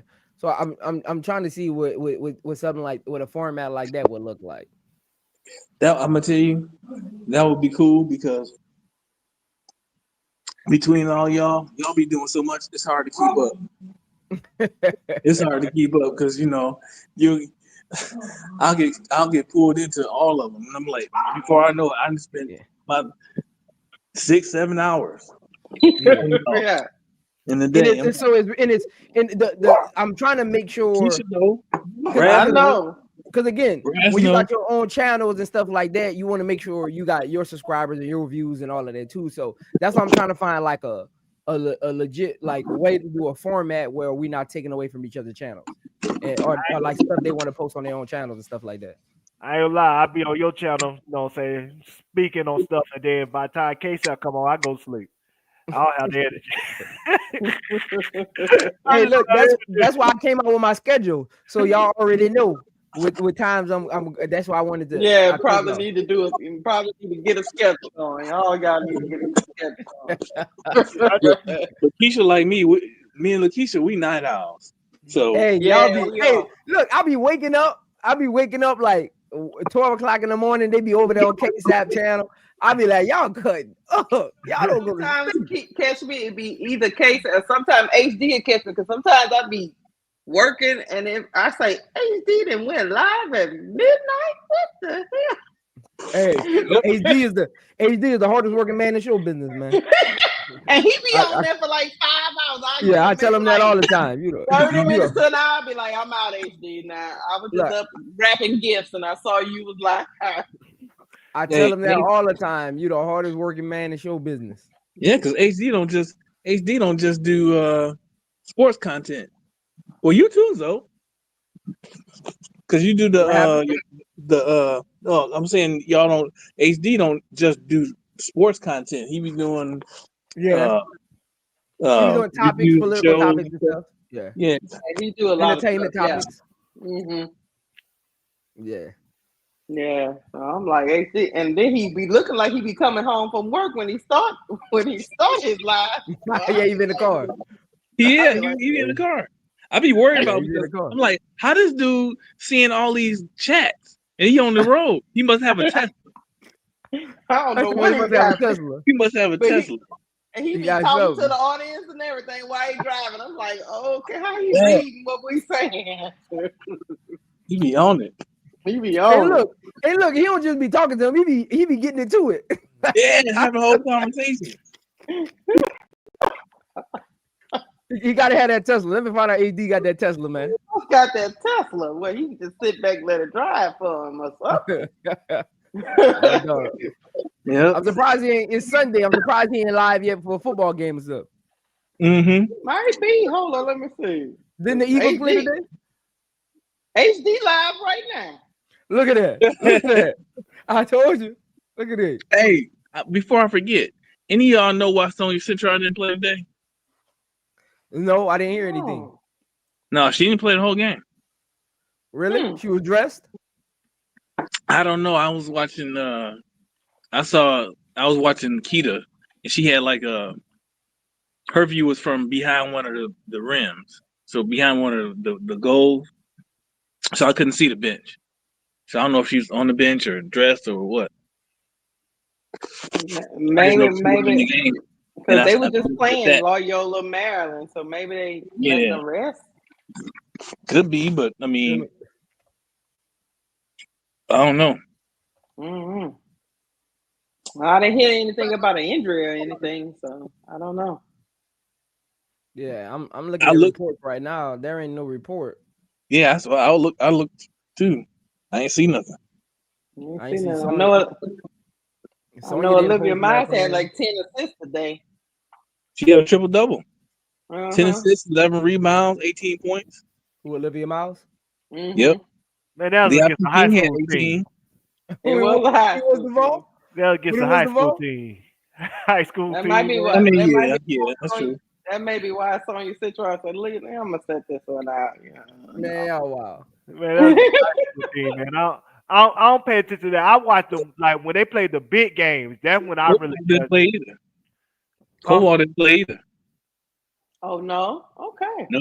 Carla and what's her name, Rish? They played a lot. I think they had like something like 10 players that played, but Koval and Citron won on the list. And Hannah Hidalgo was still Hannah Hidalgo. Yep. I'm looking at the box score. But yeah, well, maybe they load balancing like they do in the NBA. Maybe. Load management. Load management. That's what I don't know. I don't know because I feel like if I was gonna load manage. No. Yeah, if I was load managing, I would probably sit Olivia Miles. Yeah, but she played. She played, and Hannah Hidalgo played. So maybe something's brewing. Maybe Olivia need to be cool though, man. She gonna end up being the number 1 pick. Because they already got YouTubers out here talking about, do we really is Paige still the number 1 pick? I said, oh, here they go. Oh man, they so hard on Paige. Yeah, so here they go. They so hard on Paige. One guy was y'all go follow Uncle J.E. channel, Barbershop Talk. Go follow Uncle J.E. channel. One guy said, well, she should be good. She been playing for 5-6 years. I say, y'all wrong for that. Y'all know that girl was hurt. No, she should be better than everybody else. Hell, I said, oh Lord. But see, again, people always think, like, even earlier when I was doing my breakdown on the game, I wasn't saying Paige Bueckers isn't a great basketball player. Mm-hmm. I was talking about when you put it into perspective and take off the fan lenses, the fan glasses, right? And put it into perspective. She's a 5th-year senior, and she still struggles with finding shots. Yeah. Like, if you look at her 20, and some people will say, well, she took 22 shots. That's stat sheet merchants. They'll say that. She took 22 shots. How'd she struggle? Go look at when she took those shots and how she took those shots. They were forced. You talk about her decision making. Yeah, when she's looking to score, how she finds her shots, they're never like in a rhythm. It's like if you really, and it's really hard to explain it. It's like they're not like in yesterday playing against Juju, you could see it as clear as day. When you playing against those lesser teams, you don't notice it as much.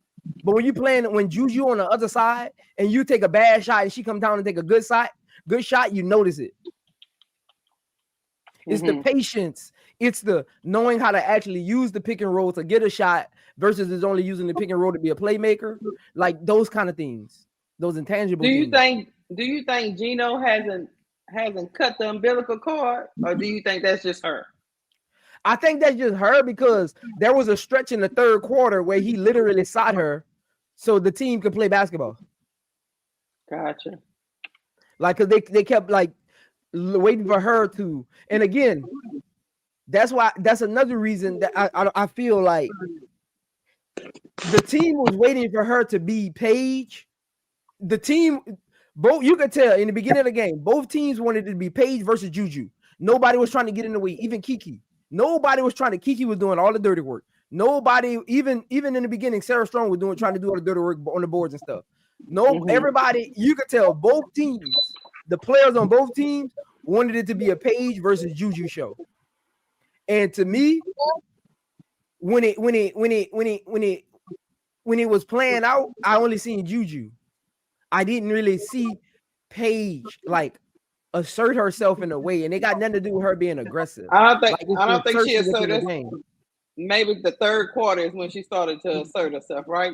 So No, because in the third quarter, no. you don't think she asserted herself at all? I mean, she tried to shoot, but in the third quarter, she went 2, 3, 4, 5, 6, 7. In the third quarter, she went 2 for 7. But we were just talking about And then in the fourth quarter, she went the shot could be not she went 2 falling. for 3. Okay. Well, So I was just waiting on that moment where he took 7 shots in the third quarter. I would say she tried to be assertive. Yeah, that's what I was saying. She tried to assert herself. But no, that's what I'm saying. Shots wasn't falling. That's why the 2 for 7 is making my point, because she took the shots, but when you look at how she got those shots and when she took them, it wasn't her being assertive. It was more of, I'm open, I'll shoot it. Kind of, if you go back and watch that third quarter, at no point you say, okay, here go Paige. At no point in that third quarter, because that's when KK and Shade started hitting threes, and KK defense and Sarah Strong started driving to the basket. That wasn't a Paige Bueckers quarter. But that was the others. I will say this though. I need her to assert herself. Even though you saying that's not the big deal to me. The big deal to me is the first quarter. Assert yourself. In the first quarter, she was 0 for 3 in ISOs and 2 for 2 on screen plays. So in the first quarter, she was 2 for 5. Mm-hmm. But did you feel like she asserted herself? Nah. Again, flow of the game. Flow of the game. Yeah, that's what I'm saying. In your first quarter, because I felt like when I was watching, this is just the feeling, the eye test. I felt like Juju asserted herself from tip. She came out with a mission. I didn't feel the same thing from Paige. She was kind of just trying to feel the flow of the game, and I get that. But when you got that other person on the other end. Yeah. I'm watching this Duke South Florida game. They ejected the player from Duke for a basketball play. I mean, she made contact above the head, but it was a basketball play. I don't even think she was aware she did, and they ejected her. That's bull crap. Oh. Mm-hmm. And yeah, you're right, Chat. Paige did miss 2 years, so she only technically played 3 years. Again, that's semantics, Lakeisha. That is semantics at its finest. I'm just acknowledging the chat. So. Look. I don't know how big y'all are into like the basketball stuff, but last year there was people saying, I'll give you an example of why that's semantics, and that don't really mean anything. Mm-hmm. Last year on Gilbert Arenas' show, he mentioned how Chet Holmgren shouldn't have been in the Rookie of the Year race because he was actually in the NBA, even though he didn't play his rookie year. Yeah, he's still getting their training. He's watching film with them. He's in practice sessions with them. He's around their coaches. Talent gonna show at the end of the day. That's all semantics. He was still in the facility. He was still in the facility next to Geno every day. She was still getting UConn's training. It ain't like she just went home and didn't pick the ball up. You only can use that when a person like starts slow. But when you just think about the totality, you can't use that and say, well, give her time. How much time she needs? She was healthy last year. Yeah. How many games she missed last year? None. None. So what we talking about? Mm-hmm. She had a whole off season. She doing TikTok dances with Flaw J them. Yep. You know what, though? Don't be hating on the TikTok dancing. I'm just saying. She gotta let it out. You know, they got a lot of pressure on her. She gotta let it out some way. But I'm with you. I'm with you. I do agree with it. She does need to be more aggressive. But, you know. And again, I don't think it's about for me, I don't think it's about the aggressiveness. Because like B Will said, if you just look at 7 shots in a quarter, that's aggressive in its own. But for me, it's the impact. The reality of how the shots were taken that means the most to me. It's like I'm watching her dribble, get tight defense on her, pass it off, and stand there. I'm watching her dribble, take a bad shot. I'm watching her dribble, get her shot blocked. Like But you know what? I seen that from both star players. That was very maddening. I seen that from Juju too. Again, I expect that from Juju. That's why I said that when I was doing my breakdown. I got you. She's young. Paige was doing things I expect from Juju. Gotcha. I'm with just you. About the shot selection, how she reads the court with the ball in her hands. Like, I mean, she only had 2 assists. I got you. I'm with you now. I get where you come from. It is real hard to explain. It's one of those. We gotta like watch a whole game, and so you can see the points and ebbs and flow, because it's hard to explain it without it visually being in front of you. Mm-hmm. Especially the way that I kind of like articulate certain things is really hard to like say it, because I go so deep into like the semantics of it. Like, do you think she can fix it? Yeah, I think she needs to. I think she needs to learn how to first. One thing she doesn't do well, she doesn't draw double teams. She needs to, again, drawing double teams is about reading the court. Mm-hmm. That's why I said she doesn't read the court well to say y'all want the ball in her hand so much.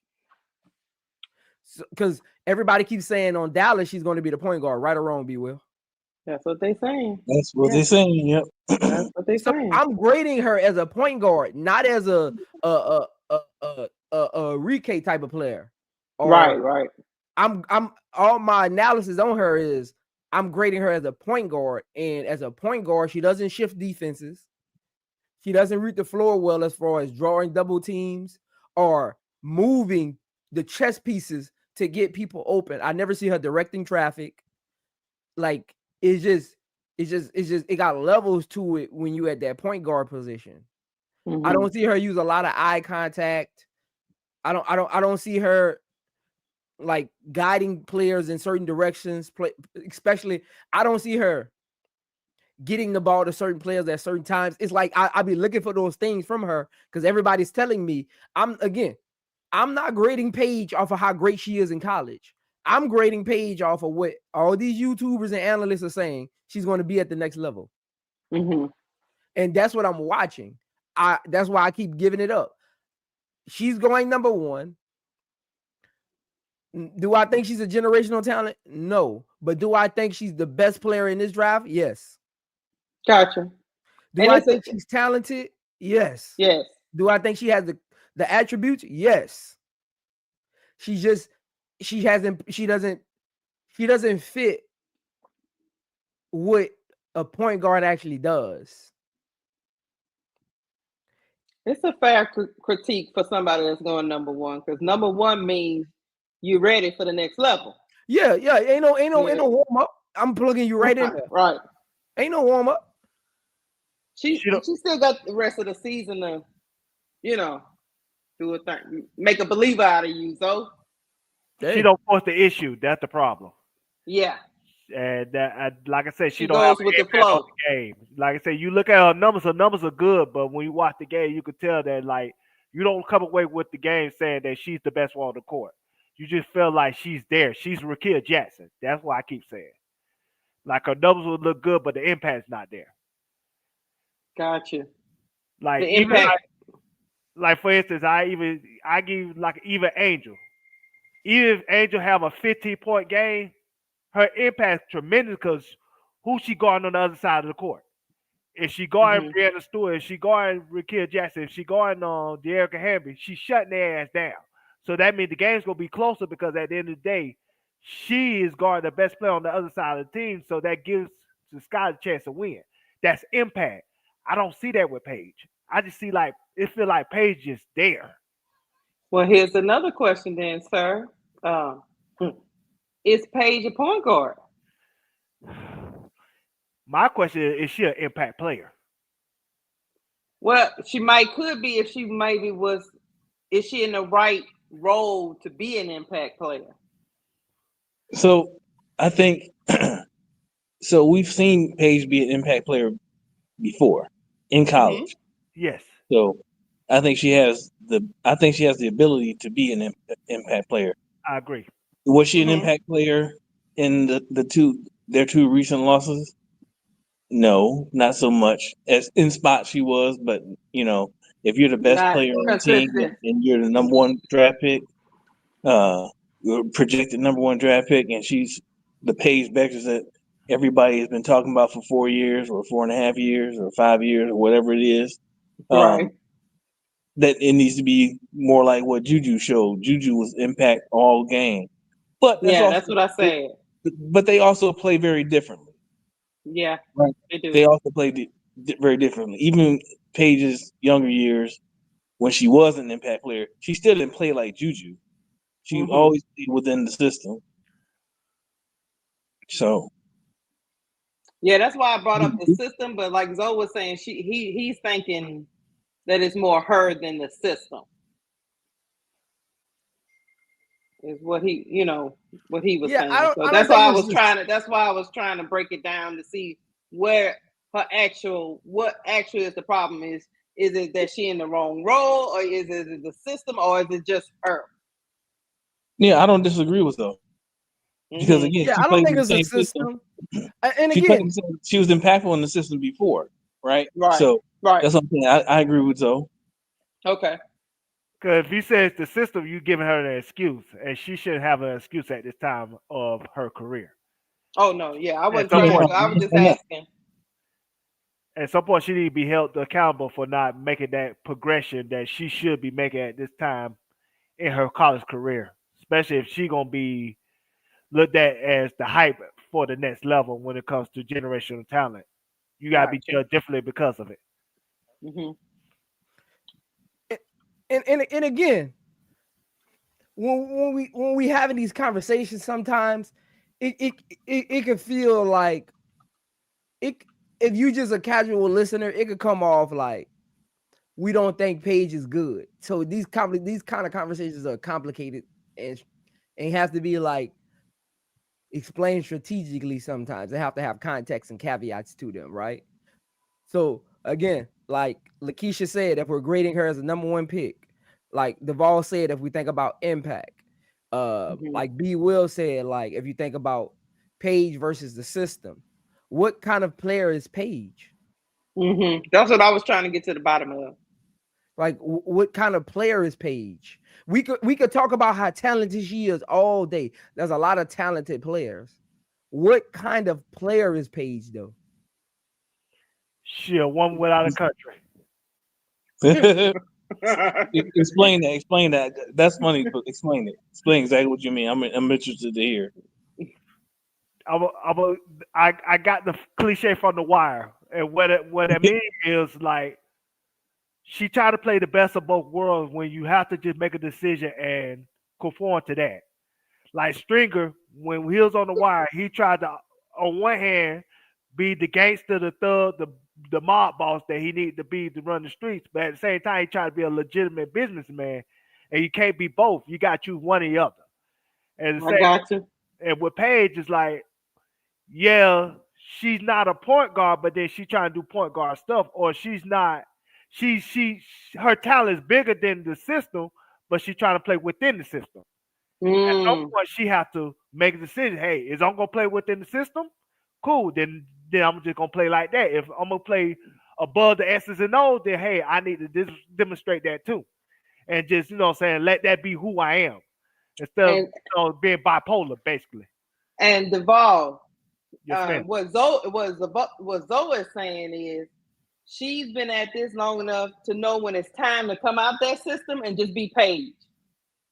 She's been doing this long enough to know she should know when it's time to say, okay, I'm above this system right now. I got to bring my team. It's time to be impactful. She should already know. That's why he's grading her on that curve. That's what I'm getting. That's why, like, when I watched the game last night, it gave me more of an appreciation for Kennedy Carter. To be honest with you, because Kennedy Carter know when to force the issue, right? And to put that pressure on the defense when the dribble penetrate within, say the defense, that she's playing against, where they have to force to make a decision on how they need to guard her. And I just don't feel like Paige does that right now. I just feel like she just there. She just coexisting. And so something needs to change if she gonna really live up to that generational talent that people making her out to be. Well, of course, this version of what she's doing is not going to work in March Madness. She at some point she's got to come out that system and lead that team. You know what I'm saying? This what she's learning now. Good thing that it's happening now, because if it was in March Madness, you'd be one and done and be over it. So I hate that you. I love that you brought that up, and I hate that you brought it up at the same time because because you remind me of that same. Not saying what you said is BS, but you remind me of that BS that the brother, the great one, or I'm gonna call him until I see something different. I'm gonna call him the great nun. But he was on that same junk about how Paige beat Juju in March Madness last year. Oh, but really, we saw this in Paige last year in the Final Four because when they played Iowa, Paige did the same thing. She failed to take over the game, right? She didn't take over the game, and we saw her kind of. I wouldn't say she shrank, but she was. She did not bring herself to the forefront when the game was on the line, and they and UConn needed something. They needed something special. They needed to win the game.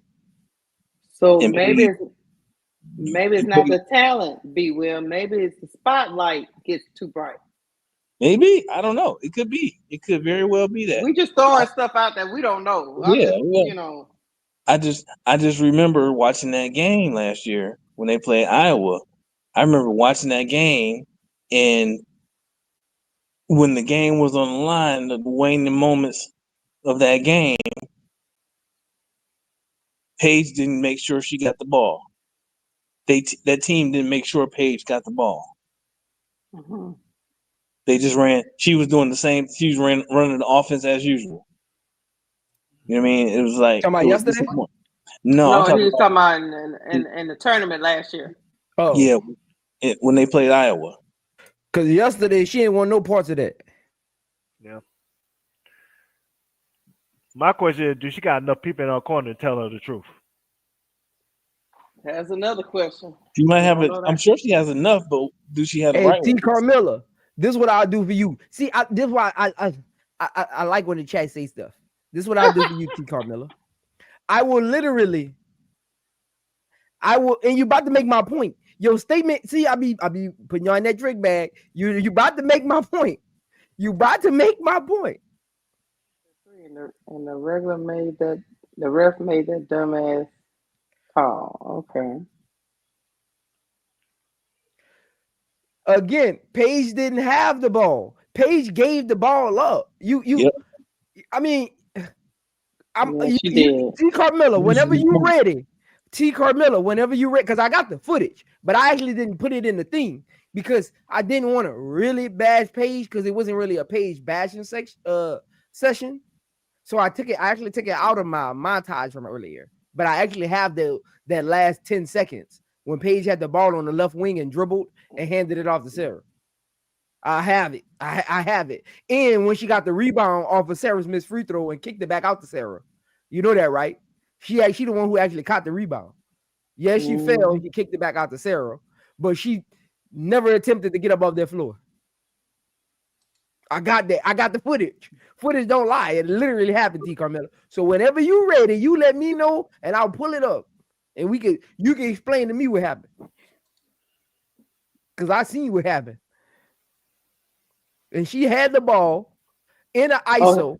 Nobody was pressuring her. She could have took the ball to the half court mark and milked the clock as long as she wanted to. Nobody was pressuring Paige with that ball in her hand. I think she talking about. Drive to the right side and pass it. I think she's talking about the March Madness game. I don't think she's talking about this one. Actually, T. Carmelo is a dude. Oh well, I'm sorry. I think he's talking about the March Madness game last year. Oh, he talking about the March Madness game? I think that's what he's trying to say. Oh, I thought you were talking about yesterday's game. Because he's referencing Aaliyah Edwards, and Aaliyah Edwards is not on the team this year, so he must be talking about last year's game. Mm-hmm. Oh, I thought you were talking about yesterday's game. Okay, you're talking about March Madness. Because I was about to say, she didn't want no part of that 10 seconds yesterday. Like, I'm sorry. She didn't want that. Nobody can tell me. And I'm a big Paige fan, T. Carmelo. So, I can accept critiques of a player I like. You know, it's okay. Yeah. T. Carmelo is a lady. Oh, really? Oh, it's a lady. Yeah. Oh, okay. Yeah, that's a lady. You know, I went to She be in the chat all the time. She always in the chat. Yeah, but I went to her YouTube page a couple of days ago because she had said something in the chat and it was funny. And you know, you got the you can click on the name and see their page and see what other kind of stuff they talk about. And there was a dude, like, I think in the music industry. Okay, she said that's a close friend. Oh, okay. Mm-hmm. But either way, go T. Carmelo. Sorry, T. Carmelo. Yeah, she always in the chat. T. Carmelo cool. She cool. Yeah, she is. Yeah, for sure. Yeah. That's why I looked at her channel. Yeah. That's why I said that, and I understand where B. Will was coming from. Like, you know, she's got to. What he was saying was he's seen this from her before. Yeah. Mm-hmm. And we've criticized Caitlin Clark for the same trait. We have. That's why I say, you know, I'm equal opportunity, B. Will. Yeah, 100%. If I see it, I see it. We started off this whole conversation about aggressiveness, right? So so when we start off a conversation that way, that means somebody's not asserting themselves in spots in the game when they should be asserting themselves. And as the point guard, you need to make those decisions to know when you need to do what you need to do. Same thing they was talking about Kennedy Carter. You know, she does know when to push the issue. When it's time to push the issue, she pushed the issue. You know, you don't necessarily see that from Paige, but hey. Hey, let me ask you a quick question, because just, you know, I hate to bring up Caitlin. Go ahead. But no, it's okay. Beginning of the season. Hey, appreciate that. Yeah, see what T Carmelo. You see, we're on the same page. Yeah, she wanted. Look, ain't nobody can tell me if you watch basketball, you can't tell me Paige wanted anything to do with them last 10 seconds. You can't tell me her head was down. Like, B. Will, go back and watch it again. I don't know if you got it on record. Or y'all go back and watch those last 10 seconds. Like, she passed it. She passed it and like they wanted her to shoot. Like Sarah Strong didn't want that ball. They was expecting Paige to take that shot. Yeah, you can tell Sarah Strong didn't want that ball. She a freshman. I mean, it's understandable. You shouldn't even want as much as Sarah Strong. If you had to pick who had the hot hand in that game for UConn, it would have been Sarah Strong, but you don't want to put that on your freshman. When they passed it to Sarah Strong, I was like, oh Lord, that's wrong right there. They wrong for that. Put it on Sarah Strong like that. That was my initial reaction. I was like, they passed it to the baby? Okay.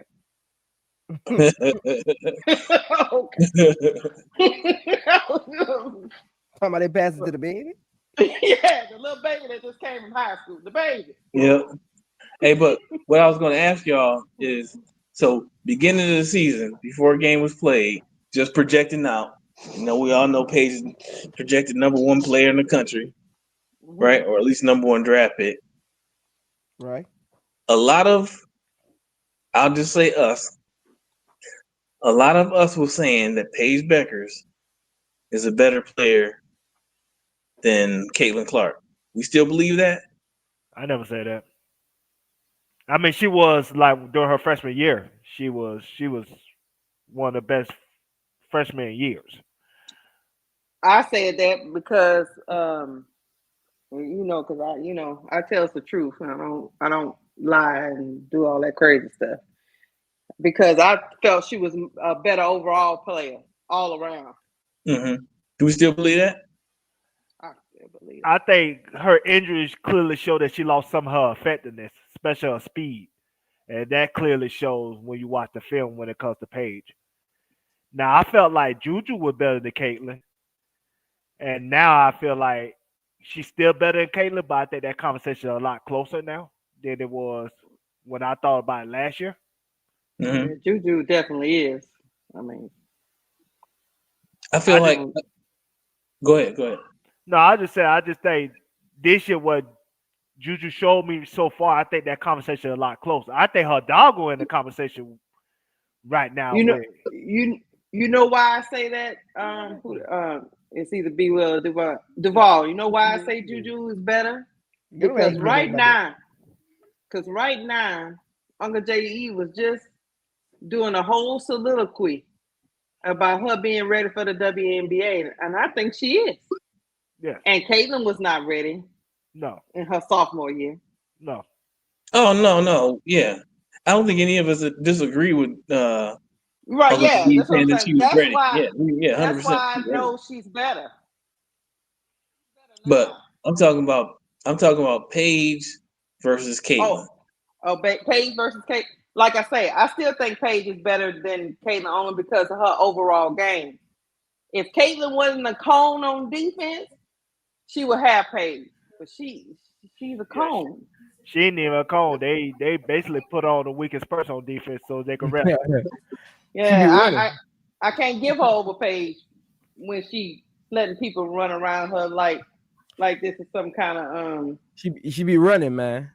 Mm-hmm. Yeah, I a willing defender. That's what I love about Paige. She is a willing defender. She don't run from the challenge. Mm-hmm. She can't guard well, but she do go get it. She ain't afraid. No. And let me say this. If you don't know me by now and you don't think I think Paige and Caitlin Clark is on the same level, I need you to get your trolling meter up a little bit. I was only saying that because the chat was going in when I first got on. So I had to come. Yeah, I was telling them, Caitlin Clark and Paige should not be in the same conversation. They was in the chat going ham. I had to troll them. They was in the chat just going too ham. I had to calm them down, Lakeisha. Reason why I get Caitlin Clark the edge now, because what Caitlin Clark has shown me, she know how to have an impact on the game. Like when Caitlin Clark is going, you can know that Caitlin Clark impact is on that game in that particular day. The way that she run the fast break, the way that she speeds up the offense, the way that she penetrate drive in the lane and create double teams and stuff like that. That's stuff that I don't see Paige doing right now. And that concerns me. You know what I'm saying? Because there's a reason why the Fever double they win, not because they got basically 3 Hall of Famers on the team, but because they have somebody that know how to dictate a game when the game need to be dictated upon. And I don't think Paige know how to do that yet. So yeah, I understand where you're coming from. I just don't agree. You gotta put a little bit more onus on defense. I expect so again. That own thing. Yesterday's game again. People, this is what I don't really be understanding. People will be like, why you overreacting to one game? Right. True. Games like these make legends. Games like these are defining moments of where a player stands in college history. Like, no matter how we want to talk about it, when we talk about the greats, we bring up a specific game or a specific moment. We don't talk about an entire season because we expect them to be consistent. We don't highlight expectations. We highlight, again, that's why I don't really understand when people do stuff like that. You don't highlight expectations. That's your responsibility to come out and produce and be the best player on their team. That's Paige's responsibility. That's the expectation for Paige is to be the best player on UConn every night. Yeah. If that's not an expectation for you, for Paige, on UConn's team as a projected #1 pick, I need you to reevaluate your basketball conversation. Mm-hmm. The moments that stand out are the moments when and that's why I get where Duval was going. I wasn't in 100% with it, but I get what he wanted. He wanted that Paige Juju back and forward because those moments make legends. Yeah. Because at the end of the year, all of the scouts, all of the WNBA analysts doing draft night, they gonna bring that game up. Yeah. They not gonna bring up the game against Liberty. Okay. Right. So I don't get when people be like overreacting. If I'm overreacting, the whole world is overreacting to everybody that's been highlighted. Because when they bring up Michael Jordan, they don't talk about the entire season. The expectation is for Michael Jordan to produce. They talk about the final shot. They talk about the push-off. They talk about the steal on Karl Malone. They talk about those things. Game changer. Hey, hold up, though. It's not like any of us, especially you, it's not like any of us said that, oh, Paige just lost this game for UConn and her potential is tanked. She's very limited. And that's how they're approaching it. She's not gonna be she's not gonna pan out in the WNBA. Ain't nobody said nothing like that. No. No. Her draft stock hasn't plummeted. We just talking about the game. And again, some people are taking it some kind of way because it's Paige versus Juju. If I was breaking down that game and it would have been Paige versus Marshall University, nobody would have took it that way. Nobody would have took that game seriously. Nor should you. That's why when it comes to Paige, I'm not judging Paige just off of last night's game. I'm judging Paige off of that Notre Dame game too. I think that Notre Dame game, I'm judging Paige off of the big games because guess what? At the next level, she's not playing nobody on Liberty. At the next level, she's not playing nobody on UC Mass. Now that is a fact. That's what I'm saying. When I do my analysis, that's why when Great was on the channel earlier, I don't break down. My channel isn't like normal channels. I don't do these ESPN breakdowns. I grade Paige off of being the #1 pick and her being the point guard on the Dallas Wings next year. Because when she got the reality gonna come to is like when she go in the WNBA, she gonna have to play Caitlin Clark one night, and then next night she gonna have to play Skylar Diggins, and then next night she gonna have to play Chelsea Gray. Then next night she gonna have to play Williamson off of Minnesota Lynx, and then the next night she gonna have to play like I said in the point Jordan Canada. Next night she gonna have to play not Ray Burrell, but Azzi Sims. So she gonna have those type of matchups every single game in WNBA. She not gonna have a Liberty in the WNBA. Even Golden State Valkyrie gonna have somebody that gonna be competent enough to guard her. Right. And so she gonna have to upgrade her mentality when it comes to her imprint on the game, if she wanted to go to that next level. Right. What's going on? Everybody loves Juju 12. Make sure y'all go follow her. She does a lot of Juju and USC content over there. I was over there watching it. Shout out to B Will for recommending her channel. I went and check her out one time. Everybody loves Juju. She cool people. Hey, everybody loves Juju. Whenever you're ready, pull up. Whenever you're ready, you can pull up. We can have a conversation. Whenever you're ready, I'll put the link in the chat. What's going on, Sister Noble? Was you too, Sister Noble? I mean, Sinister Aristotle. Let me know when I'm thinking about Sister Noble. Sinister Aristotle. Let me know when you want to come up, man. You be in the chat sometimes. Let me know but when did anybody answer my question though? I just have do we really, is she a point guard? Though I need you to no, tell she's not me. no, she's not a Paige is talented enough to play spot minutes, but when you think about a point guard, right? Can Paige actually be the focal point of running the offense? No. Iffy. At the next level, again, her court awareness is not with a point.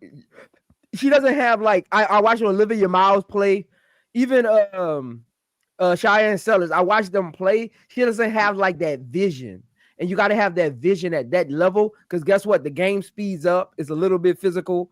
The shots are limited. The floor spacing is limited. So again, you got to be able to have vision when passing the ball at that level. In college, if you can't get tendencies versus Marshall, what you gonna do when you playing Connecticut Suns? I got you. And So you take out the talent because that's what people are gonna say. Well, in the WNBA, she gonna have more talent. No, in the WNBA, the floor, the playing field is more leveled. Yeah. So if you got the better team in college and you can't get double-digit assists, good luck in the WNBA doing that. Yeah, they did. They are talking in the chat about the stalker situation. I did. That's very unfortunate that she's having to go through that as an athlete with that guy going to jail and having to testify and going through all that. It's I don't know. You right about that. I didn't even think about the mental aspect of all that's going on with that. Right. You know, we just don't like to give excuses, but that's a legitimate one, Chad. Because that is. Nope. That's a legitimate one. Shout out to Paige for staying strong and getting through that and still being able to go on the court. And even though the production might not be where we want it to be, she's still producing. Her team is, only has lost 10 games. So yeah, shout out to her because I didn't even know that was going on though until I seen the news break that he was being sentenced, and I'm like, she had a stalker to that extent. Oh Lord. Angel had that, and she got to deal with racism every day too. So it's like, it's part of the game. But everybody's mental is not. Everybody. Yeah, everybody sees things a different way, and then again, I'm gonna let again when you think about it, like every situation when you think about like stalking, some could be like cyber stalking, some could be like physical showing up to certain teams, some could be like just sending letters, like so there's different levels. So and everybody has a different approach to how they approach that. It depends on the people that are around them, the support system, their mental makeup. So a lot goes into that. So again, at the end of the day, just shout out to her for when you don't feel safe. Yeah, no young lady should have to go through that. When you don't feel safe, it affects everything you do. So what's going on? Everybody loves Juju 12. What's going on? Hey everybody, what's happening? Thank you for letting me come up. What's going on? Hey, look, I be seeing you over there on Search Channel. You know your basketball. I be seeing you over there. Thank you. Thank you. What's up, Juju? What's your take on yesterday's game? Oh, yesterday's game was for me. What the highlight for me was to see that Kennedy was back, which will take the heat off and open it up a little bit more for Juju.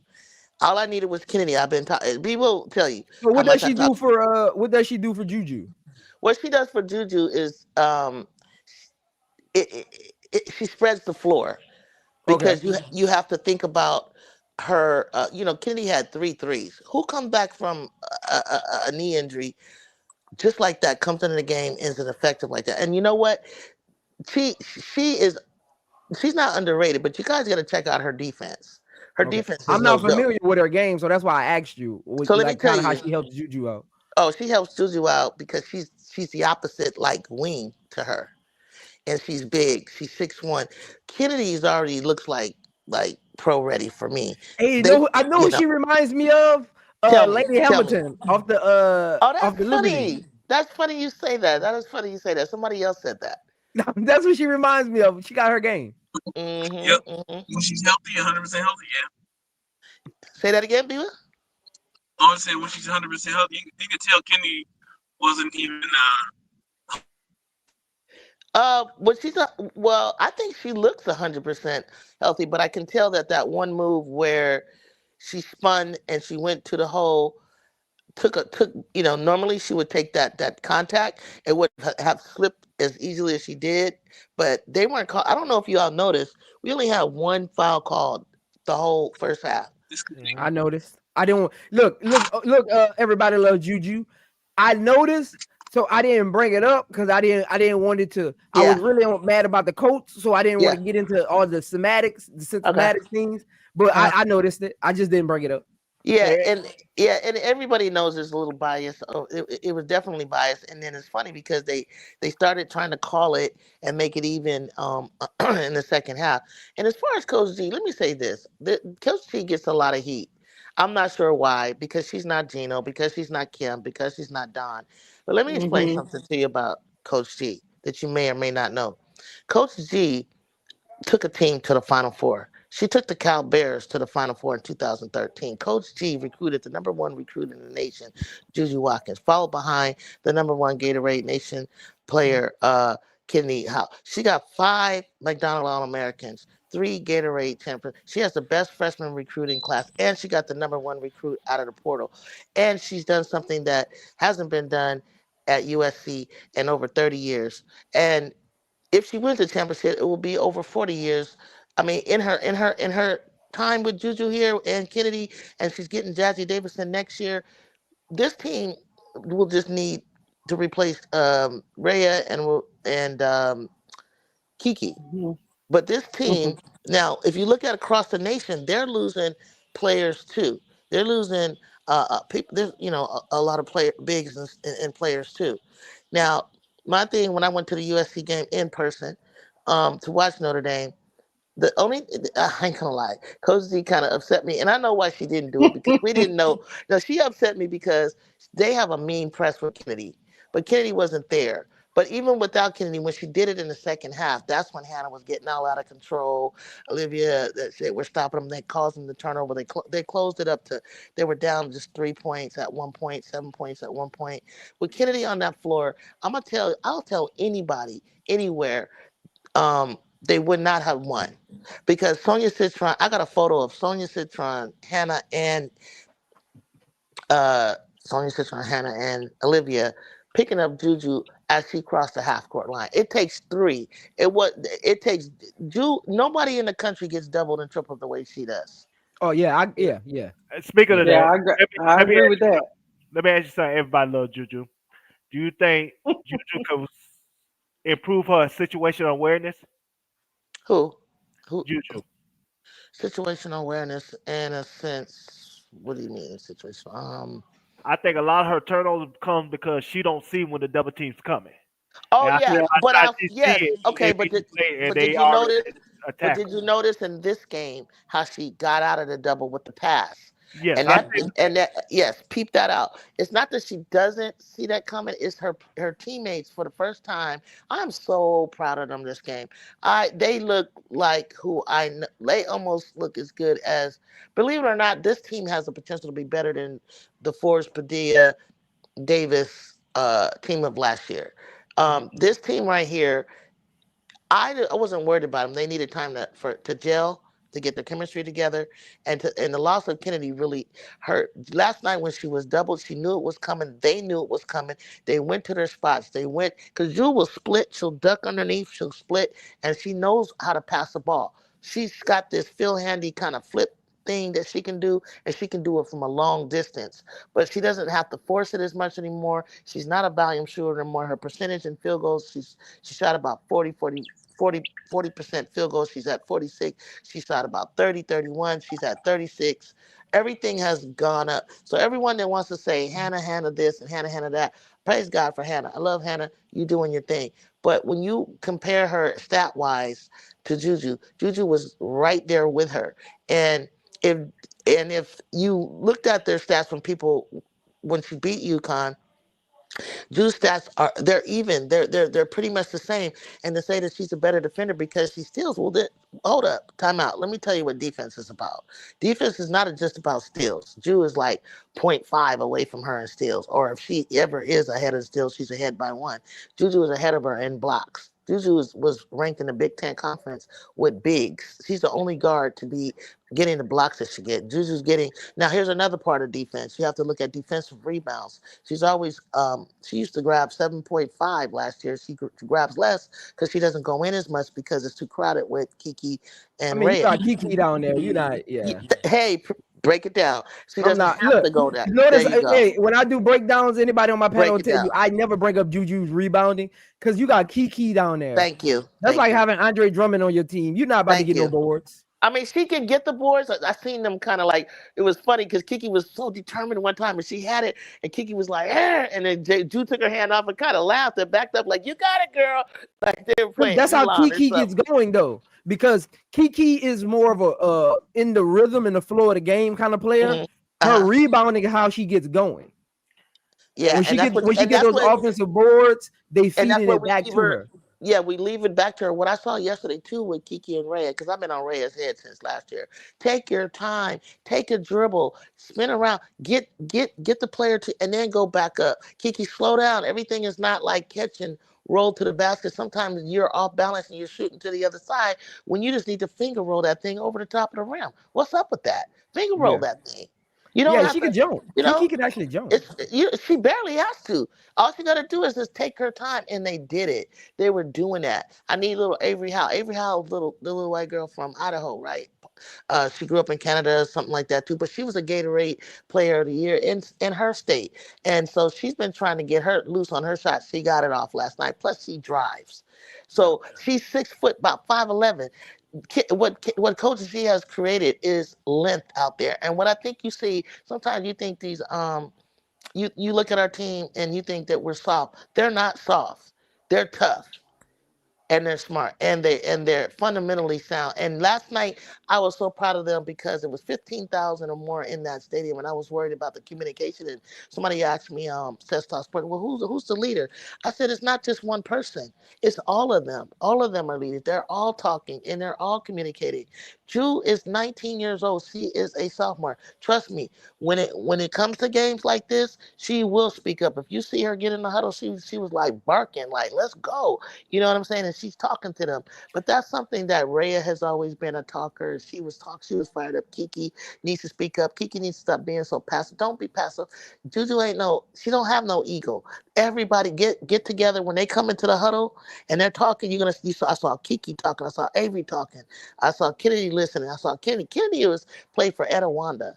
And their team beat Ju by 2 points in 0.2 seconds to go to the tournament of chance here in California. Juju won the state that last year, but her senior year she was supposed to go. But this referee made this bad call on Gilbert Arena starter against Etowanda's point guard. It should have been a tie game going to overtime.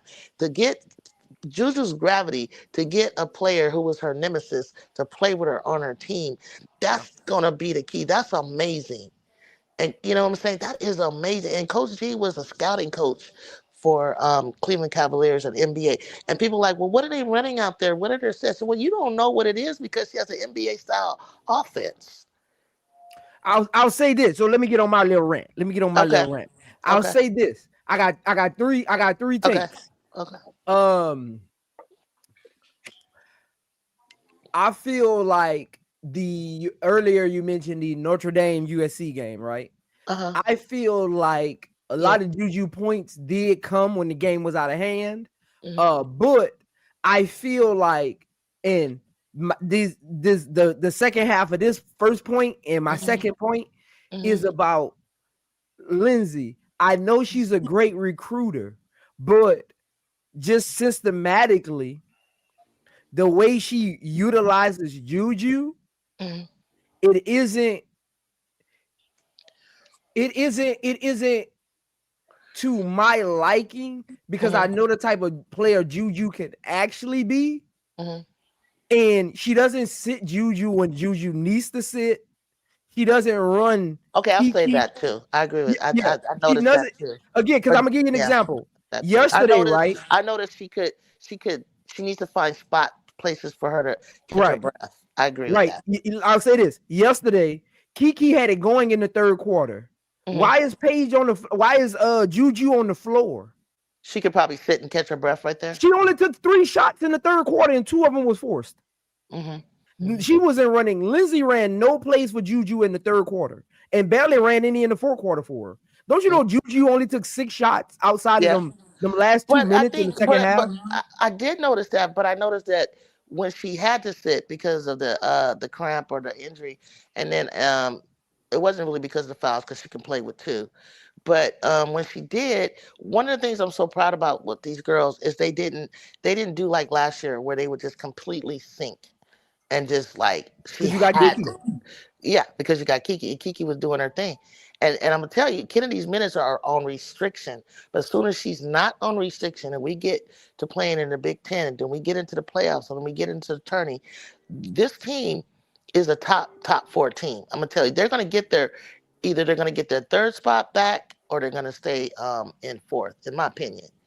Yeah, And I got them in my top 4. I got them finishing the season in my top 4. And here's the thing. Everybody's like, they get on me, oh, why didn't they want to play? No, they don't want to play South Carolina early.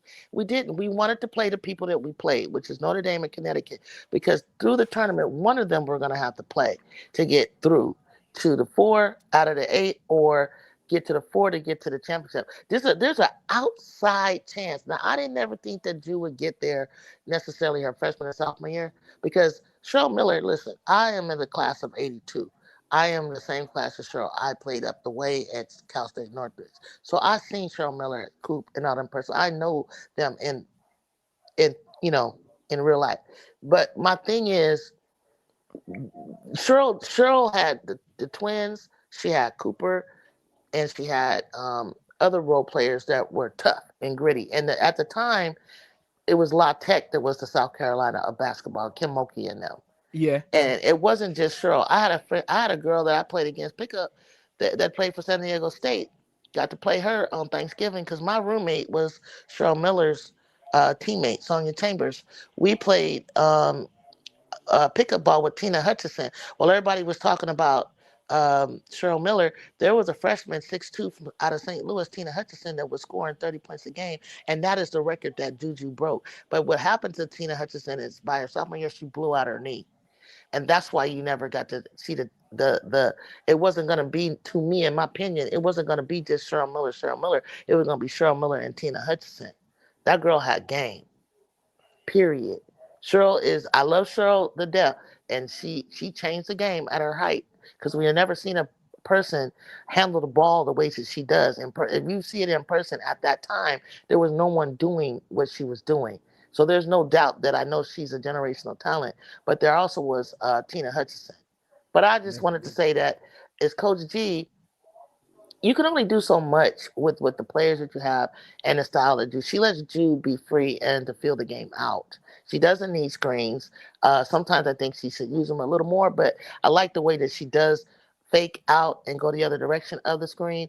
And then if Kiki can just roll, but Rhea's got the roll, but they weren't scoring. Rhea didn't know how, but she's gotten a lot better to use her offensive prowess. And Kiki is missing a lot of shots that she shouldn't. But last night, I was super, super proud of her. The dog is back. We need her. We need her desperately, but because I think she could tear up a lot of players on the way in this. If we stay where we are, I think we can go up again. Look, we get to play UCLA twice, y'all. The number 1 team in the nation. We get to play UCLA twice. Nobody's going to get to do that.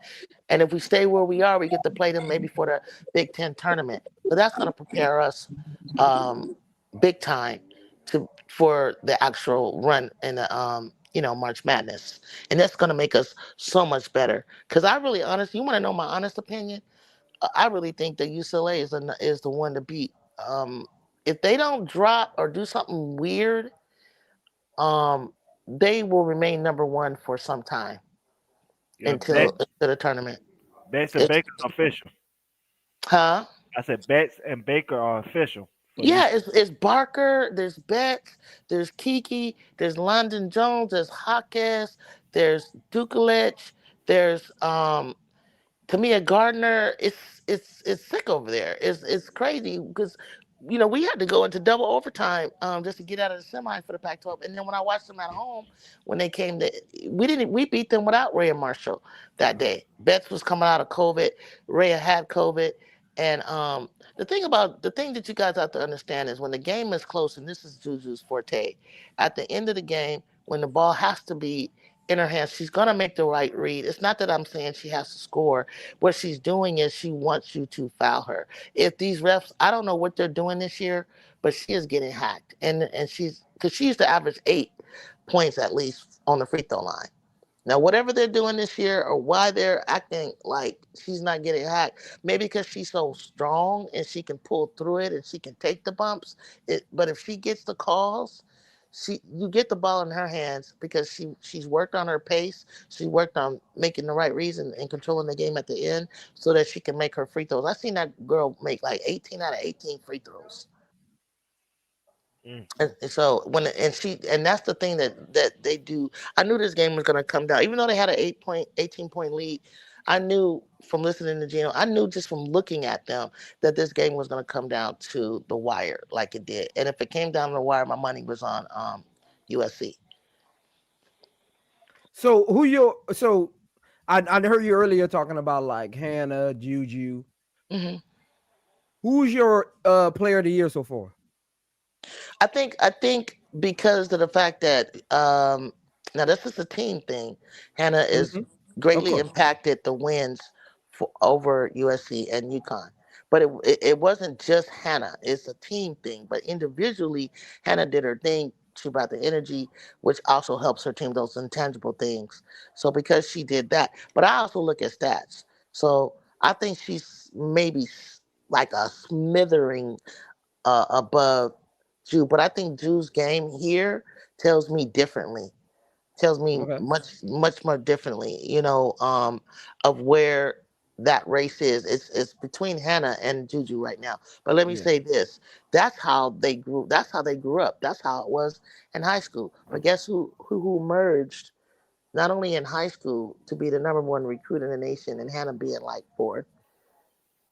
Michaela Williams was second behind Juju out of high school. Let's go back. Now let's go into college. Their freshman year, they were like neck and neck. Juju, then all of a sudden, Juju said, boom, 51. Jersey in the Naismith Hall of Fame. Boom, 42 against Colorado. 42 over here. 30, about 14, 30 point games. Took her team to the Elite 8. She went heads and shoulders above Hannah. Hannah was right there to me with the race of freshmen. And it's going to be the same thing with Player of the Year. Hannah, you can have that edge right now all you want. But as time goes on, Juju's going to do something spectacular. Like right now, I like Tanai Lasson she's like the scoring leader, right? She's averaging what Ju was averaging, a little 27, right? And Tanai Lasson's up there scoring. So, but Ju was, and then Tanaya had 39, 38, right? But again, Ju does something like, well, she's the only person who's had 40 this year. Okay, Hannah's had a triple double, Ju. Okay, Ju's had a 9 for 11 3-point outing. Nobody's done that this year, men or women. She'll do something that'll stand out just above, and you forget about it because Hannah's but when you see Ju in this moment like this with everybody that she needs to be on this floor, playing in front of 15,000 people, doing her blocking Paige out the air, going down the score. I mean, that game yesterday for Juju was sick on both ends of the court, plain and simple. And that's not even all that she's got. So I'm gonna give Hannah just a slight edge right now, but in reality, overall, I think Juju definitely is front runner right now. To be honest. All right. Lakeisha, who you got? Who's your who? So I got this is my question. Who you got? But I want to ask Lakeisha first. Lakeisha, who you got as the best player in the league, and who you got as your MVP? Because that's two different conversations. Mm. Lakeisha, You you said sleep? who I got it? Who I got it? No, Who's your quick enough. because it's two different conversations, right? I mean, we have it in the WNBA and we have it in NBA, NFL, whatever. You always got your who's your player of the year so far, but who's the best player in college basketball, bar none. Right now? Mm-hmm. Oh, best player? That's different. You didn't ask me that. I'm gonna get to you. I'm gonna get to you. Okay, I'm gonna get to you. The best player in college right now to me, and who's the MVP? Mm-hmm. Right? The best player in college basketball right now is still. Who you building your team around?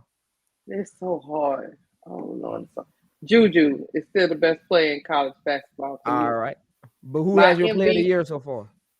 Hannah Hidalgo. All right. I'm saying. What about you, B. Will? I think we all going to agree on this one. If you got to say who the best player is Juju. Juju the best player because it's not because just her skill, but like she's also got the size. You know what I'm saying? So like you can't take that off the table. You can't act like that. That's not a thing. That's not a factor. So because of Juju's skill and her size, definitely the best player of the year. I mean, best player.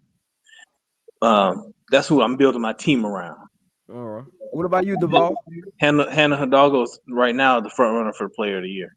And, Latson, she's leading in scoring, but people don't talk about her defense. And she's pesky on deep. Tania Latson. Oh, okay. That's right. So people don't talk about her. So I think she's in the conversation as well for player of the year. She all right. What about you, Duvall? Who you got? Judah is the best player. She's the most talented, and she has the highest upside. So you have to go with her as the best player till she's not. When it comes to player of the year as of so far, I say Hidalgo because her impact on the game is much stronger than everybody's at the moment. I think when she's playing, and she could dominate a game at any point in time, and I think that's important for Notre Dame to get to where they need to go. All right. Okay. Everybody loves Juju. So go with me. Now I'm gonna change it. I'm gonna say I'm gonna change. Juju is the best player in. Hey, somebody got a lot of background noise. Juju is the best player to me because if I were to build a team, a franchise, a WNBA evaluator said it best. Juju is a franchise player. She will win multiple MVPs. I would build a team around her not only because she's 6'2" and strong, athletic. On the upside, the IQ and everything is going up. When she needs to make adjustments in her and grow in her game, she's done that. As far as like MVP, Hannah has had a couple of better pieces around her, but I think her and Olivia are the best duo guards in the league, but I don't think Hannah did it all by herself at all. I think she gets a little wild and out of control a little bit, and I think that Juju's a better scorer and as a defensive prowess. Like I'll say this: like, who is it harder to score on, Juju or Hannah? And I'd say Juju. It's easy. Size matters. That's what I'm saying. Size matters. Size matters big time. And I'm sorry that it does, but it does. Hannah has grown a little bit. I like that I've seen her stand next to Enrique, who's told her she was 5'8". Hannah looked good right next up against her. Hannah's doing it all.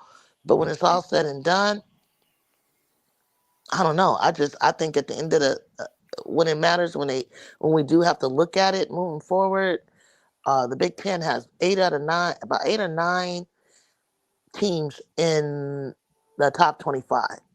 The ACC. I thought it was 7. If it did, it must have went down like yesterday or something. Well, we'll see tomorrow morning. I thought it was 7. Yeah, I've been following it. It was like like 9, but tomorrow we'll see. But I think the ACC is a weaker conference than the Big Ten, and so we'll see what her numbers do. I don't think Hannah needs to score as much as Juju will. Juju doesn't have to score 30 anymore, but she will. It will happen because it'll happen in the flow of the game. So at the end of the day, we're just talking about at the moment. I think they're probably I think Hannah's statistical numbers went up, like she had 33 yesterday, right? Drew could have had 30 in this game, and they were already tied like at 24.6 or 25 points or whatever. But I think overall, I think she's going to break out, and you'll see Drew just kind of like, now that she's got her team, you're going to see her, and they're understanding where she needs the ball, how she wants the ball. And I'm just proud of her, and her assist categories are up. She makes steals. She does.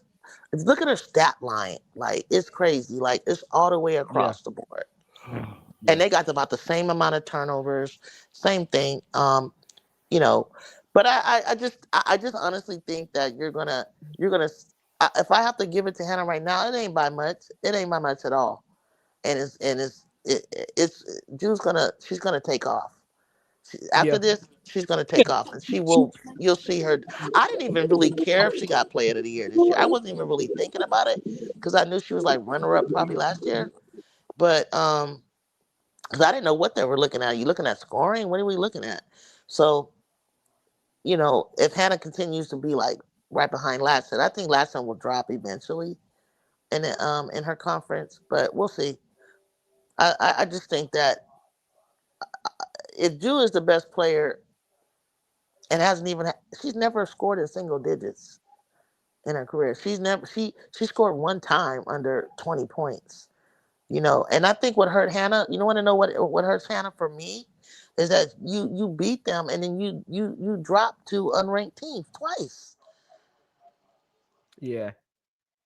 And that's why I'm saying like Drew could be Drew having that little, edge over like that, or Hannah could have the little edge over when you good wins against Notre Dame, against Connecticut. But those are preseason games. Let's get into the conference and then we can talk about it again. I think, we talk about size matter. I think Hannah Hidalgo at 6 feet, we having a different conversation. The fact that she's doing this at her size is 5'6". Yeah. Hannah Hidalgo at 6 feet. Yeah. Will be a problem. Yeah. Real. Yeah, with the same kind of speed and quick hands that she has at that could be a problem. So the fact that she's impacting the game and she's one of the smallest people on the floor, is a big testament to her. Shout out to Hannah Hidalgo. Shout out. I mean, I'm when they were McDonald's All-American game and the West won, right? Hannah's side was winning, and then they left Drew in, and of course, again, Drew took off and impacted that game. But they were co-MVPs. They always pick co-MVPs, right? So they were both co-MVPs. But Drew's been like the number one player, like kid in the nation since she was like 13 years old. She was Sports Illustrated. She, kid of the whatever, since she was, she's always been ahead of herself. Hidalgo, I'm just watching grow and grow and grow and get better and better, and she's amazing. But Drew's already has that in the last 2 seasons. She's already ahead of her. So for Hannah to make that leap for me is like, wow, you really gonna like think about it. You're really gonna, okay, maybe she might have it her sophomore year, but they got 2 more years to go. Unless for some reason they change the ruling and Drew wants to come out, like they sue the WNBA and they have to change the laws, have a lawsuit with the NCAA and change it to come out. I wouldn't have Hannah come out as early. She would tear up a lot of those point guards, in my opinion. She's a shooting guard. Hannah. Okay, let me ask y'all a question. Hannah's actually a shooting guard on her team. Now, what is she playing in the what do you see her position in the point or shooting guard? Shooting guard. You We'll would see keep her next there? year. Oh We'll wow. see next year because she probably gonna run the point next year. Or she could. You think she running the point next year? I thought they got a girl. Who? I thought they Hold on. I thought they got a point guard coming, right? That was so. I could be wrong. I didn't hear anything like that. That's why I'm thinking she's probably gonna have to go The back to crazy point. thing about it is, yeah, I think they do because UConn. I don't know what UConn recruiting is doing, but UConn only got one player in the top 50. Is she a 5'9" point guard? I think she ranked like 27th. Who's that? Geno might be getting I forgot her tired. name. KK Arnold? You talking about KK? No, come in for next year, like the recruiting classes. Oh, the recruiting class. Okay. Geno might be getting tired, so he might be getting ready to retire. Yeah, there's a lot of talk. There's a lot of talk that it's sad because they're questioning this man right now and feel like that it wasn't the players that lost the game, but it was him. That's what the talk is right now. And I was like, I think they did a hell of a job coming back from the way they did. Like, which means like when USC looks at the film and everything. The Jew said, I was tired. She said by the fourth quarter, I think going into overtime, I know we would still win, but I think like, man, she was giving it all she had. That UConn team, it keeps getting bit by the injury bug. I mean, they need a new trainer. I don't understand that. That's I don't crazy. know what's going on over there. We talked about this before. We've talked about this. What's going on over there? I don't know. We have talked about this. You got generational talents in Paige Bueckers and Azzi Fudd. You can't keep them healthy. That's crazy. Yeah, I don't know what's going on over there. I don't know if it's a strength and conditioning coach. Yeah. I don't know if it's there. I don't know who it is, but somebody needs to be fired. Somebody need to. I'm sorry. Somebody needs to be fired. That didn't make no sense to me at all. At all. And we talked about this before, Zoe. We talked about this before. Yeah. So I don't know what's really going on, but every time they try to get something going, somebody go down. So yeah. And I feel so bad because me and B Will talked about how we love Azzi Fudd's shot. The purity of her. I don't know how long you guys ever watched Azzi Fudd. Azzi Fudd was a better shooter than she had this quick release than Paige, right? And it's just so sad that like I don't know if she's gonna stay another year. Like, what's she gonna be? 24 years old? Like, come on, bro. Like, she can't stay on the floor. She can't like even I stay was on saying, the floor. I was in somebody's chat during the game. I forgot who it was, but I was just saying they was like, Azzi Fudd started the game and they taking her out. I say they taking her out, because she can't. You see how physical that game is out there? I know. They gotta get her out of there. You gotta get her out of there. Yeah, you gotta get her out of there. Yeah. Because AZ don't can't hold up. AZ don't duck smoke, and I kept seeing AZ get stuck down underneath. I'm like, girl, you better get out of there. Right. They're not playing no games down there. They not playing no games in this down here. Like, mama, you gotta go. I mean, I'm feeling like some way for. I mean, I got USC all day long, but like I love the game and I love certain players, and I'm just like, good Lord, child. Like, I know you've been pumping weights and the hope, but that ain't it. I mean, she played. Didn't come back. I was not shocked. I was like, she played 8 minutes yesterday, and even though she didn't happen to score, she gave good minutes. I think if you just watched the whole game, she gave good minutes on defense, moving around on offense, whatever. Yeah. But for me, going into the winter, the holiday break, I would have sat her too. Let her heal up. Yeah. Let me tell you something, B. Will. I get where you're coming from, but from what I saw on that court, Azzi Fudd had no business being out there. Yeah, she was a step behind. But she got a little block on Ju, but I know she got part of Ju's arm. but I was like, oh, okay, but I was like that. I think you took it for granted how she pulled up in front of her, and she got lucky on that one. But I'm like, nah. Ju will But I'm rooting for she'll her. break your I hope knee. the first of the year she go on a break and Yeah. and, Oh, and get herself right. I got a question for y'all. Who right now is your freshman of the year? Oh, Sarah Oh, Strong. Sarah Strong. Sarah Strong. Yeah, that came out real quick. Yeah, I was just impressed with that young lady. I was really Yeah. impressed with her. She is a big girl, but Ju was like, she had to compliment her, and I saw Hey, Ju try to baby, hold her. she was She giving couldn't Juju hold the her. business down there. Yeah, Ju's not look, Ju like a good, she could play the post. She would be like a small forward. But when Sarah backed her down and she was like, oh my God. Ju like, oh, this a big low. She's Oh like, I am no. not a power forward. Jesus Louise. Hey.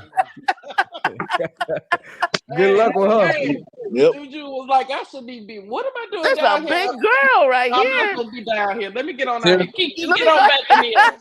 hey, Sarah Strong is Charles Barkley. Yes, she a baby Barkley. Oh, good luck. She can give you the business however you want it. She can give it to you with finesse, with bully ball. She can pull that three. Hey, You know what I'm saying? y'all see her daddy, right? You know her mama is Allison Feaster, used to play for Sparks. Yeah. And so I see that side of her, right? And then I see her dad, and I said, damn, your daddy play football or something? Because you got his body and size, his face. And I'm scared of Sarah Strong. Like, Man, she was cool, calm, and collected backing them down too. She was just like, you don't want to come up in here. Yeah, you don't want to come in here. You don't want to. And I was like, but I was really proud, you guys, of Kiki going toe to toe with her. Like, I was like, Kiki, that's a freshman. That's a freshman. Hey, and look, and Kiki gave her the business. Kiki scored on Sarah Strong 3 times in a row, and then it went away from her. Yeah, I was so I mad. didn't understand that either. You know, it was a point during that game. It was a point during that game. Kiki was calling for the ball. They were just going to the other side. I was like, what is going on with this? You know, I'll tell you what that's about. I'll tell you what that's about, guys. Because Avery did it too when Ju got about. Okay, depending on what the score was and what the minutes were, we didn't want to. If you give it to Kiki, it's almost like a black hole at that point, because now Kiki has a hard time at times getting it back out when the clock is going down. So wherever the clock is and what the time is, we were trying to use the clock a little bit more. And so I saw Avery ask for the ball. I'm like, Avery, I see you wide open to the right of Ju at the end of the game, but we don't throw the ball to you, because once they collapse on you, which was what Connecticut was doing, was setting a two-man trap, then you're gonna make a hard pass out, Ju or let's say, who's on the court right now? I'm looking at it, 67. I know the play you're talking about, or she would have shot it, right? Or she would have. Yeah. Now, if Avery had a drive, if she had the ability to drive, then I would have no doubt. But I know what she's gonna do. She's gonna drive and she's gonna get confronted like Ju does, and she's gonna turn it over. But what Ju did was she drove them to her, and guess who was wide open? Kiki, and she got it to Kiki. So everybody's thinking like Ju wants it because she wants to shoot. No, she doesn't want to shoot it. She wants to get inside. When you get 2 feet, 3, 4 feet into the paint, and the gravity of the team comes to Ju, she knows how to dish it if Kiki and Rhea are ready. And Kiki was wide open, she was ready, and she finished. The very beginning of the game, she did the same thing. And what did Kiki do? Blow that first layup when we could have been like 4 buckets in a row. I was like, Kiki, this little curve hook thing you're doing, wide open and it's going to the other side. Why did you just not stop, bounce, shoot, and hit the backboard? Like, take your time. Like, what are you doing? Yeah. She gets too excited. Sometimes when you're wide open, you get a little excited. It's crazy because you just think somebody's gonna come and just swat you, and you're just like, I'm that wide open. Oh my God! But let me tell you something. Everybody loves Juju. That Kiki and Sarah Strong battle was I loved it. Watch TV. That's why I called wanted it. to keep going. Didn't I tell you the difference was gonna be Kiki and Sarah Strong? Even though Juju gonna do Juju things, Paige gonna do Paigey things. Shade was another one I was worried about, but I said, well, Avery will balance that out. But then when I saw my Kennedy come back, I was like 3 threes for Kennedy. But I said the game is going to be made between Kiki and Sarah Strong. And Lord, please, Kiki, do what you got to do to this kid, please. And she did. And That's she what I'm talking did. about. I'm So talking I that was really proud stretch. of her. I was That so happy because I wanted to. I was at the game screaming at Kiki. Kiki was falling on the floor against Notre Dame. Kiki was like all over. I was like, Kiki, come on, I need you. Right. Come she gave us on. what we needed because that 3-basket run, she came Yeah. down. She was calling for Mhm, the ball. They gave her the ball 3 times in a row. She called for it. They gave it to her. She scored. mhm, If I'm And if that's why I'm I'm just USC, if I'm USC, mhm. Kiki don't even got to call for it no more. I'm going to look for it now because If I she's know ready, she and she eating. finished, that's cool then. That's She cool. eating, and she was eating. And they went away from her. Well, They went like I away I from don't her. said, just that's I why I would have don't to just look look at at stats. you got, I mean, mhm, if you're gonna impact the game and take the challenge like that, hey mhm. man, get that ball down low to Kiki. That's all I'm I got to say. I'm gonna tell you guys, we're gonna need to in the Big Ten, we're gonna need Kiki when we play Ohio State, and we're gonna need Kiki when we play Maryland. Yeah. Um, and then obviously, what can Kiki do to help us and Rhea and Kennedy against UCLA? I really think we match up better than you guys realize against UCLA. For some reason, we got Corey Close's number. I don't know why, but you No, know, I actually agree with you. I don't know what it is. But I that actually damn agree with Corey you. got I a think bench yeah, though. God I damn. actually agree that y'all match up well with UCLA. I actually agree with you on that. Okay, because I don't think UCLA has played any. I mean, I'm gonna put it like this: by okay. the time they run into y'all, Hmm. they have not. They're not gonna be able to play someone. They're gonna give them the business like that. So we're gonna see. Because guess what? We don't play them until like the end of February. Then we come back around like on March 1st. It's going to be like where we just saw them a week ago, a week and a half ago, or something like that. And I think Hmm. that'll give us just enough time to be where I think this team can be. And I need to leave Anna Olafin to get her shit together. Excuse my language. I need her to get the shit together. I don't know what happened to my girl.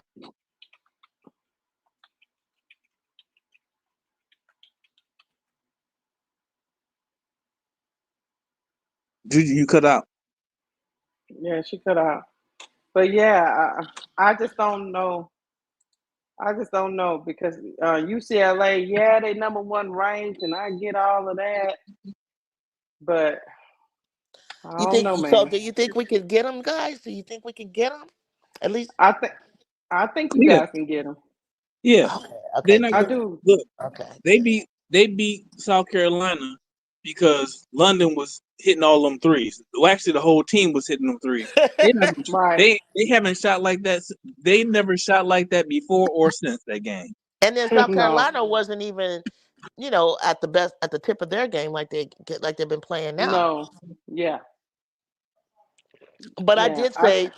I did say in my chat that I had been watching the first 4 games of South Carolina, and I had been watching UCLA, and I said, "Oh, you guys are gonna lose." What? They want to kill me, and I was like, I'm gonna be honest, I'm a realist. You know what I'm saying? I would tell you if USC gonna lose. Like I love them, but like if they don't do X, Y, and Z, or they're not playing together up to the level that I know that they can play, or they're just playing a better team, I'll say it.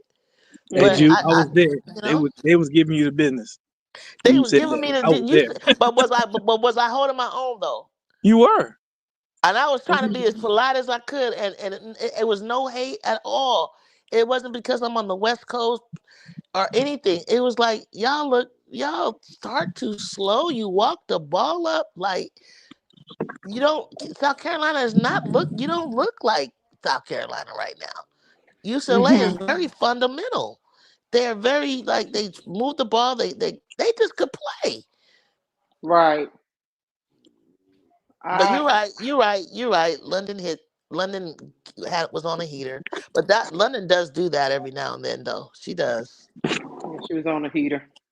Yeah. But I mean, Oh, I got another team that they throw in my face, right? Be well. This LSU thing. oh baby, don't go there now. That's my team now. I Go ahead. love LSU. I love Angel Reese and them though. But I love LSU. But should I be worried about them too?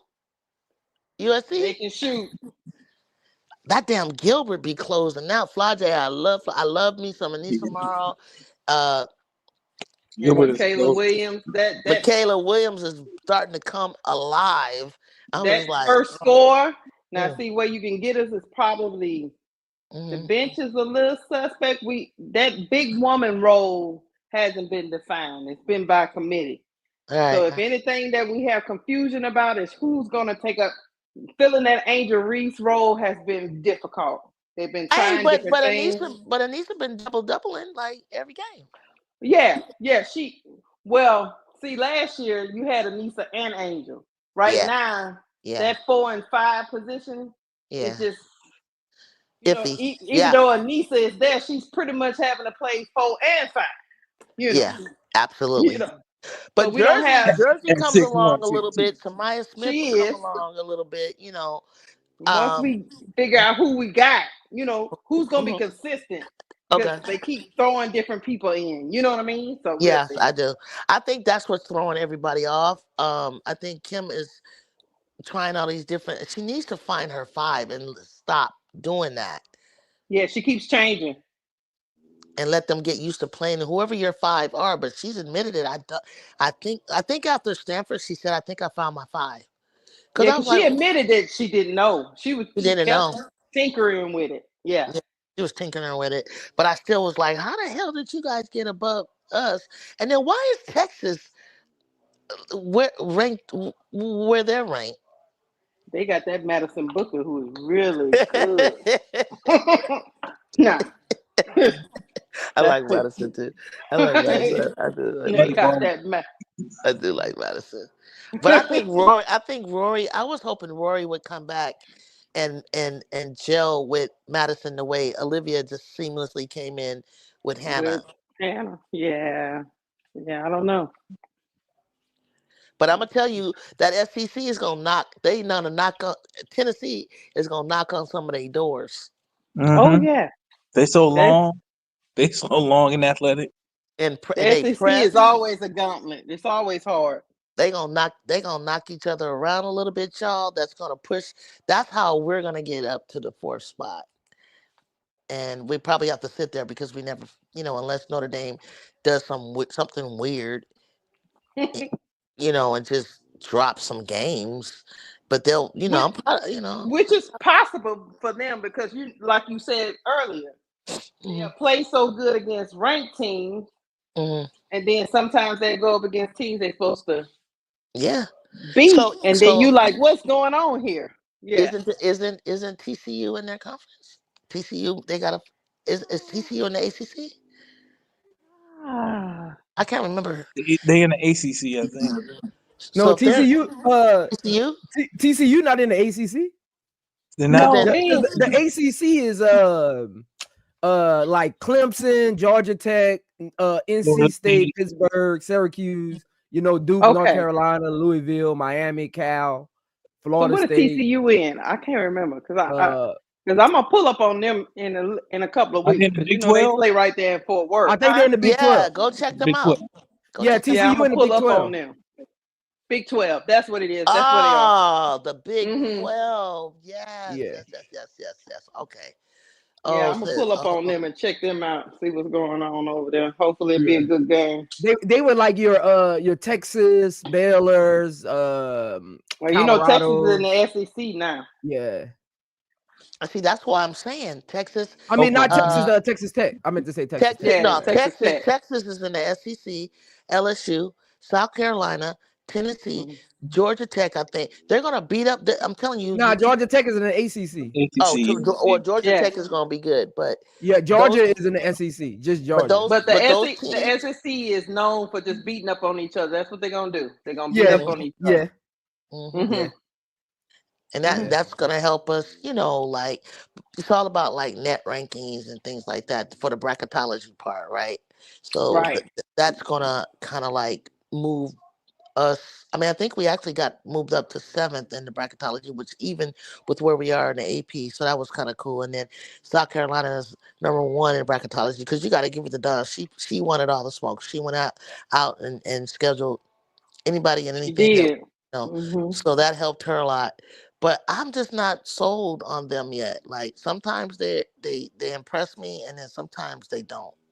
I'm not sold either, not completely. Do you? This is not- my thing about South Carolina, and South Carolina is in my top 3. So this is my top 3 teams. LSU, like like fan favorite. I'm not talking about like my rankings. I love them. Yeah, just the teams I love to watch. South Carolina because I'm a Dawn Staley fan.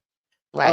Notre Dame because I'm an Ivy Mhm. fan, and I'm a Hannah Hidalgo and Olivia Miles, and I'm definitely a big Citron fan, which you'll learn. I'm a big Citron fan. And LSU because that's my hometown team. So that's the 3 teams that I love. And when I watch South Carolina, they missing a playmaker. It's something. But do you like little Maddie though?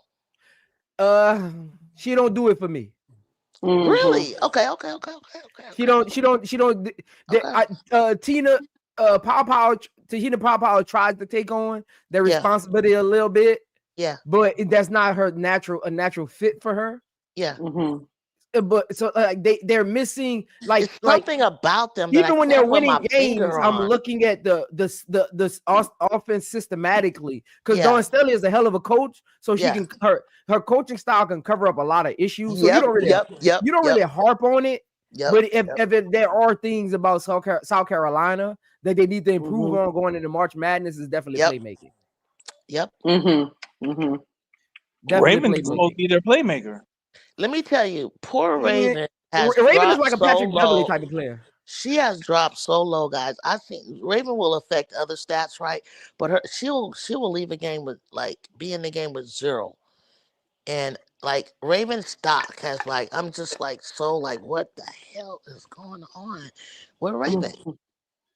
I'm looking at Don's players. I'm like, Don, who do you have that's even gonna get to the draft? And even if they do, that they're gonna make a team. I have people telling me they don't think that Bree ain't gonna make no team. Really, I had somebody tell me they wasn't impressed with Tahina, and they wasn't impressed with Fagan, and they wasn't impressed with Raven. So I think Bree will make a team. I think Bree will make a team because of her size, her length, and she doesn't do a lot because they often require a lot. But what she does, and if you look at it, whenever South Carolina is in trouble and they need something, who gets it for them?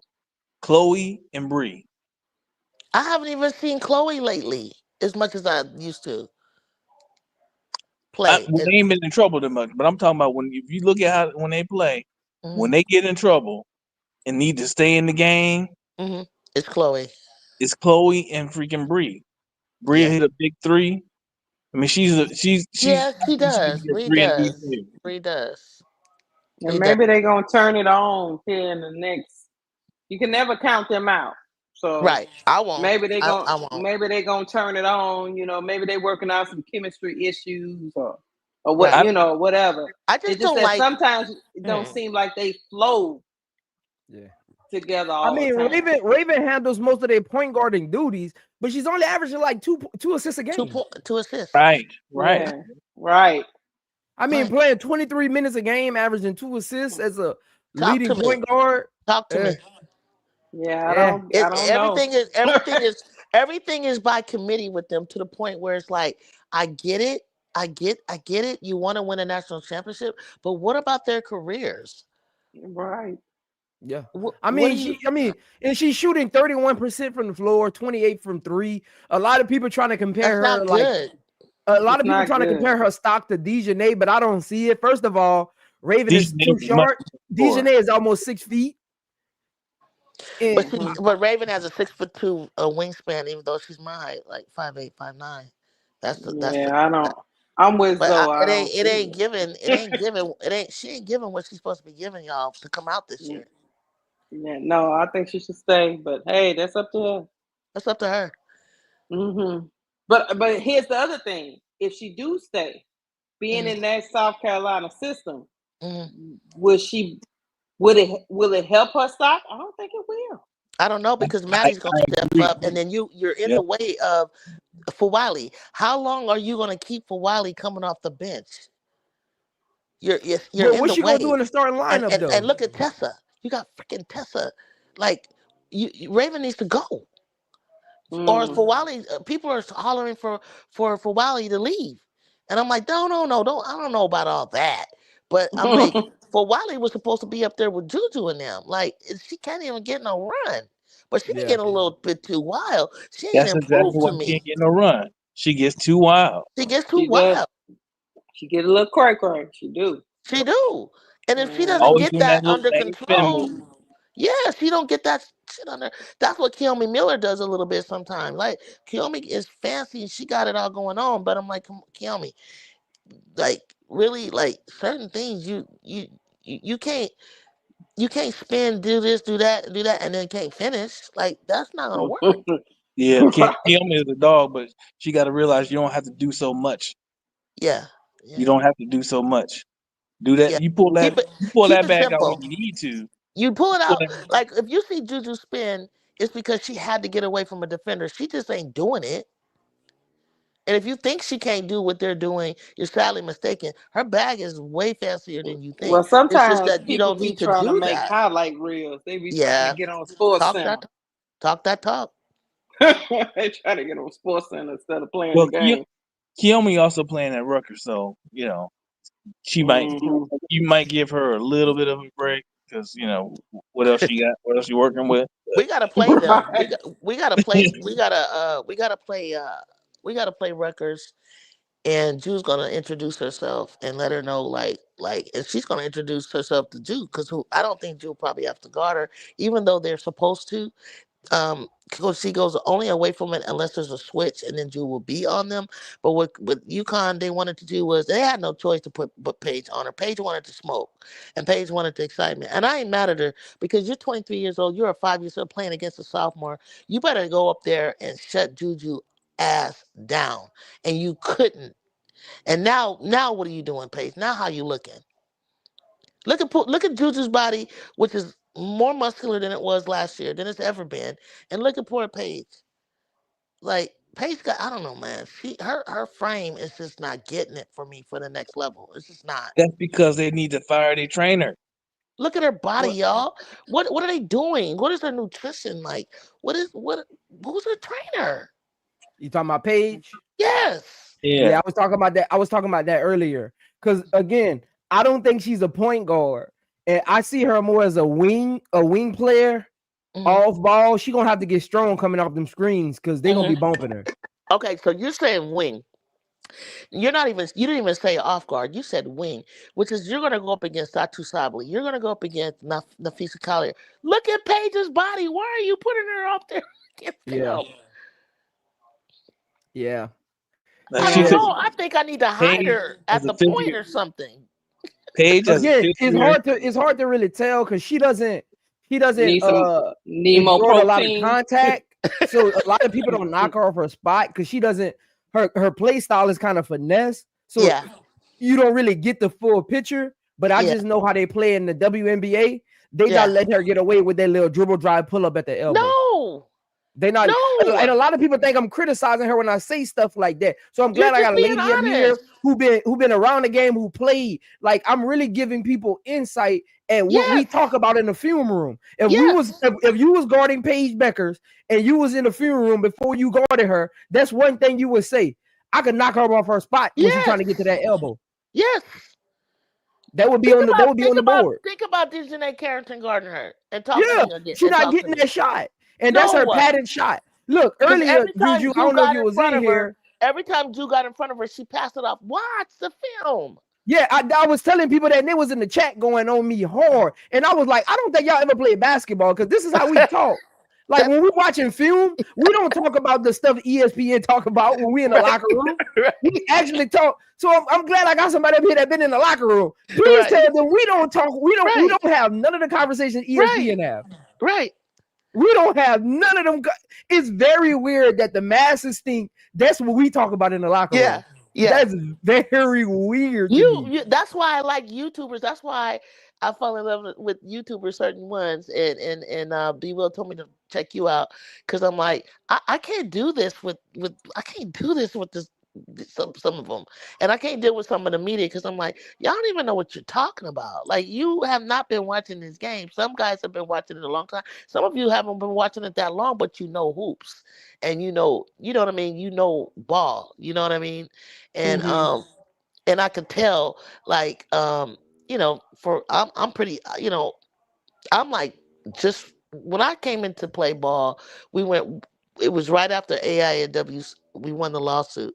When Sherman and I got into college, that's when we became NCAA. Mm-hmm. And then, you know, I got to see some of the best ball. I know, like, Anita Ortega, who played with Ann Myers at UCLA. I probably have her come. I'm gonna try to get her to come on my show, and Angel Hardy. And then I knew the Long Beach players, and some of UCLA players. At the time, we were the talk of the town. Like, I don't know if people know, Cheryl didn't just win 2 championships. On that 3rd year, she was going again.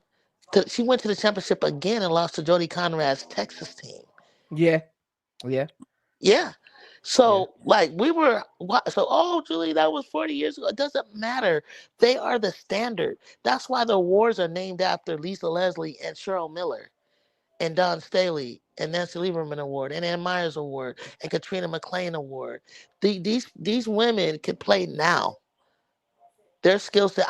There's only a few I'll pick out from our past that I'll throw in now, but when I'm looking at these girls and everything, and when I looked at Caitlin, I'm like, oh my God, I wish I could have guarded her ass. First of all, I don't know if you guys know, I ran track and played basketball. That's why I didn't really kind of go D1, because it was hard to find a college that I could, and then I came from a small area in the Bay Area where I'm a Hall of Famer at, to really, like, we didn't have social media. We didn't have, we just started getting into VHS tapes and, things like that. And some colleges just had track, a song track program, no basketball, or basketball program, no track. And I just wasn't going to give up either one. So yeah, I just, when I look at some of these players, and it's like, oh, I know a player from my past that could get your ass, like, Give that work. But when I look at a Juju, and I'm telling you, like, she played like a dude, like her skill set and the things that she was doing, and you can tell Phil Handy how he trained her. Her daddy taught her the fundamentals of shooting, and she's a dog. When that dog really kind of, like, takes over and comes out, it's wicked. It's like she likes contact and can take the contact. That's rare. Right. So do you think, because you out there in Cali, right? Mm-hmm. So what do you think about Lauren Betts? Man, Lauren Betts could be, she should be dominating. She's a little bit better than she was last year. Don't say it. Keep it real. Look, I'm asking because I'm not impressed. I'm not impressed. I'm not impressed with Lauren.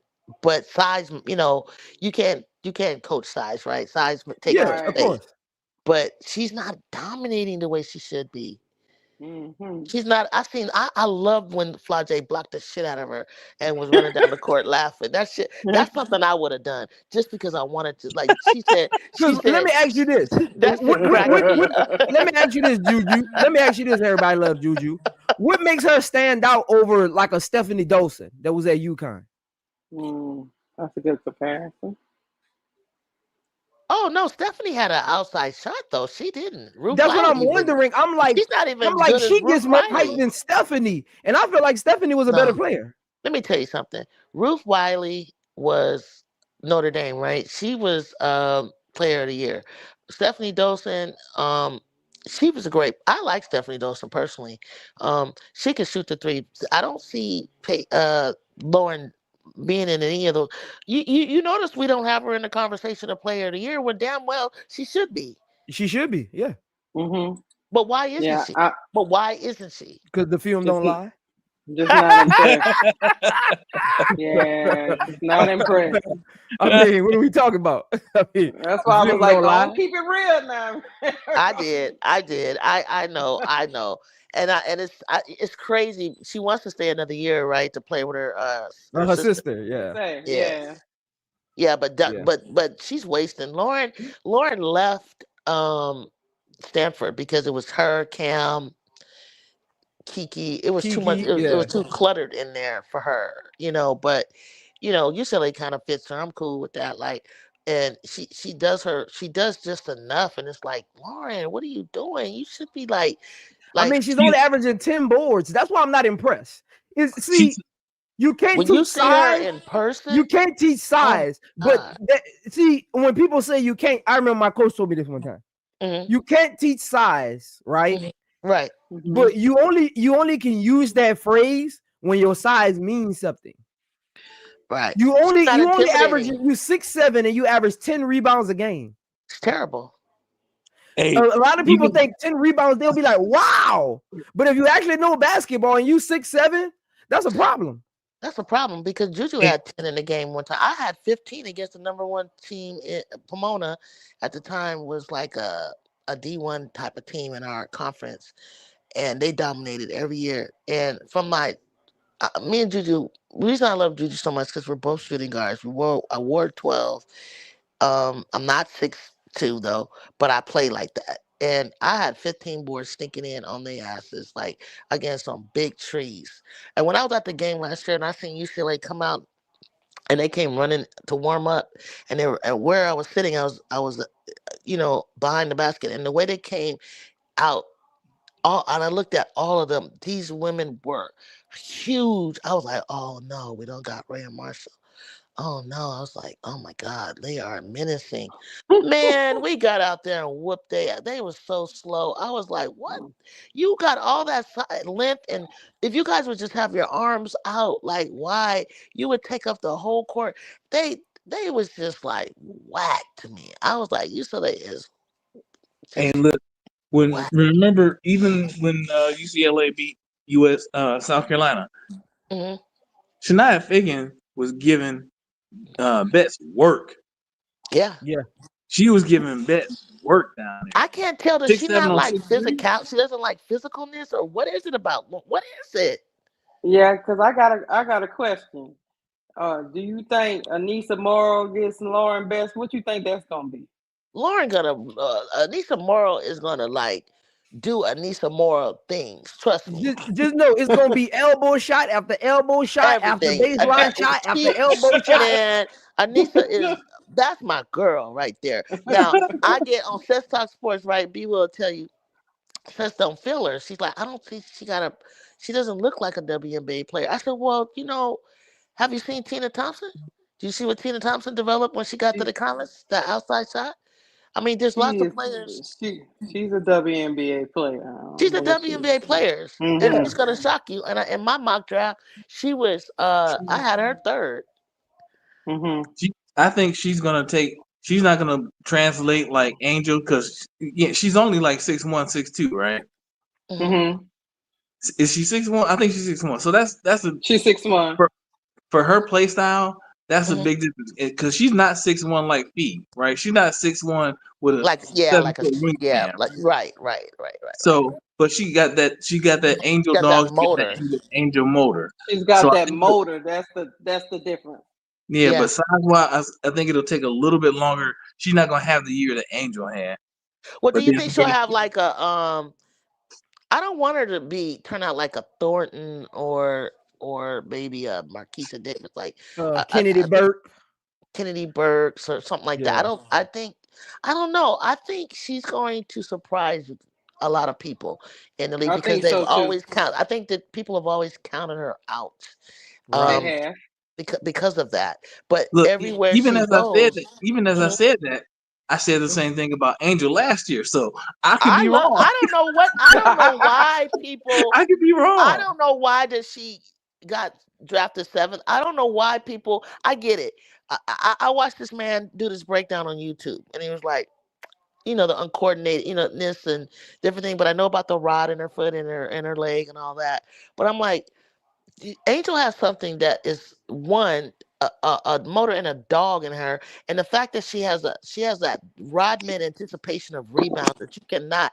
She's like number one in rebounding. Like I'll take Angel any day on my team and build around it. I don't care what you guys say. Again, everybody loves Juju. The thing with basketball, that's why I'm in these. That's why I be telling all my homeboys that like we got to start getting in these YouTube streets and start re-regulating. Because again, fans who never been in the locker room, they only know what's being told to them. And a lot of these new fans are getting misinformation because they're getting it from analytical people who never dribbled a basketball or put a jersey on. Or telling them how the game should look. So when they see players like Angel Reese, they think that's wrong for the game. Back in the day, that was your high profile players. They gave all these finesse players, these analytical people, they love these finesse players because they know they can mimic them a little bit. You can't mimic Angel Reese. So it doesn't it's foreign to them. Wait a minute, Zoe. Wait. I ain't dribbled a ball either. You're not one of them analytical people though that feeding the information. You the people I'm talking about, the fans that's like getting that misinformation from them. And when you see a player like, even though it's not you, I'm just saying like your casual person that just gets on YouTube and wants to watch basketball and listen to basketball talk, right? They listen to a lot of analytical people or people who can just get on YouTube because they got 1,000 subscribers and people just think they're right. Half of them be wrong. Like I be trying to listen to them because I try to give everybody a shot because basketball is about bridging the gap between every different, walks of life. So I be trying to give channels a shot, but some channels I'm like, what are we telling people? Like Angel Reese is, again, outside of Michael Jordan, you can't name a high profile scorer in the NBA over the years who cared about their shooting percentage. If you looked at Kobe Bryant's shooting percentage, you would think Kobe Bryant was a horrible offensive player if you just focused on the shooting percentage. That's why I didn't understand where this whole narrative started. So I was just like, okay, we moving the goalposts, but okay. Like that's why I'm confused because it has so many intangibles that you can't link to analytics. Again, every offensive rebound Angel Reese gets is another opportunity for your team to score. That means every offensive shot every offensive rebound she gets, that's another possession for her team to score. Versus your team shooting, their team shooting. She's giving your team another opportunity to shoot, and people turned that in. And people turned that into a negative. I never knew rebounding was a negative stat until this year. It's not one, so them fools crazy. There's players in the Hall of Fame, in the WNBA, and the NBA, even college, who didn't even average double-digit points, but guess what they did? They played defense and rebounded. Again, these analytical people is turning everything into, if you can't put the ball in the hoop, you're not a good basketball player. And they want somebody to put the ball in the hoop in volume. Now you can't be just doing 10 points, or they still you can't do 10. Player. You can't do 10. You can't. I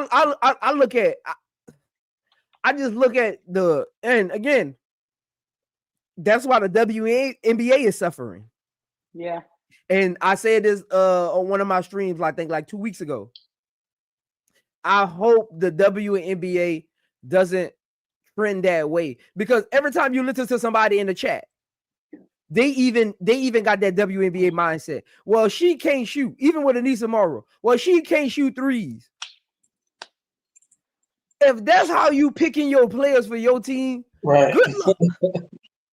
Because you will never be a GM. If you picking your players for your team and you want all 10 of your 12 of your players to shoot threes, you good luck.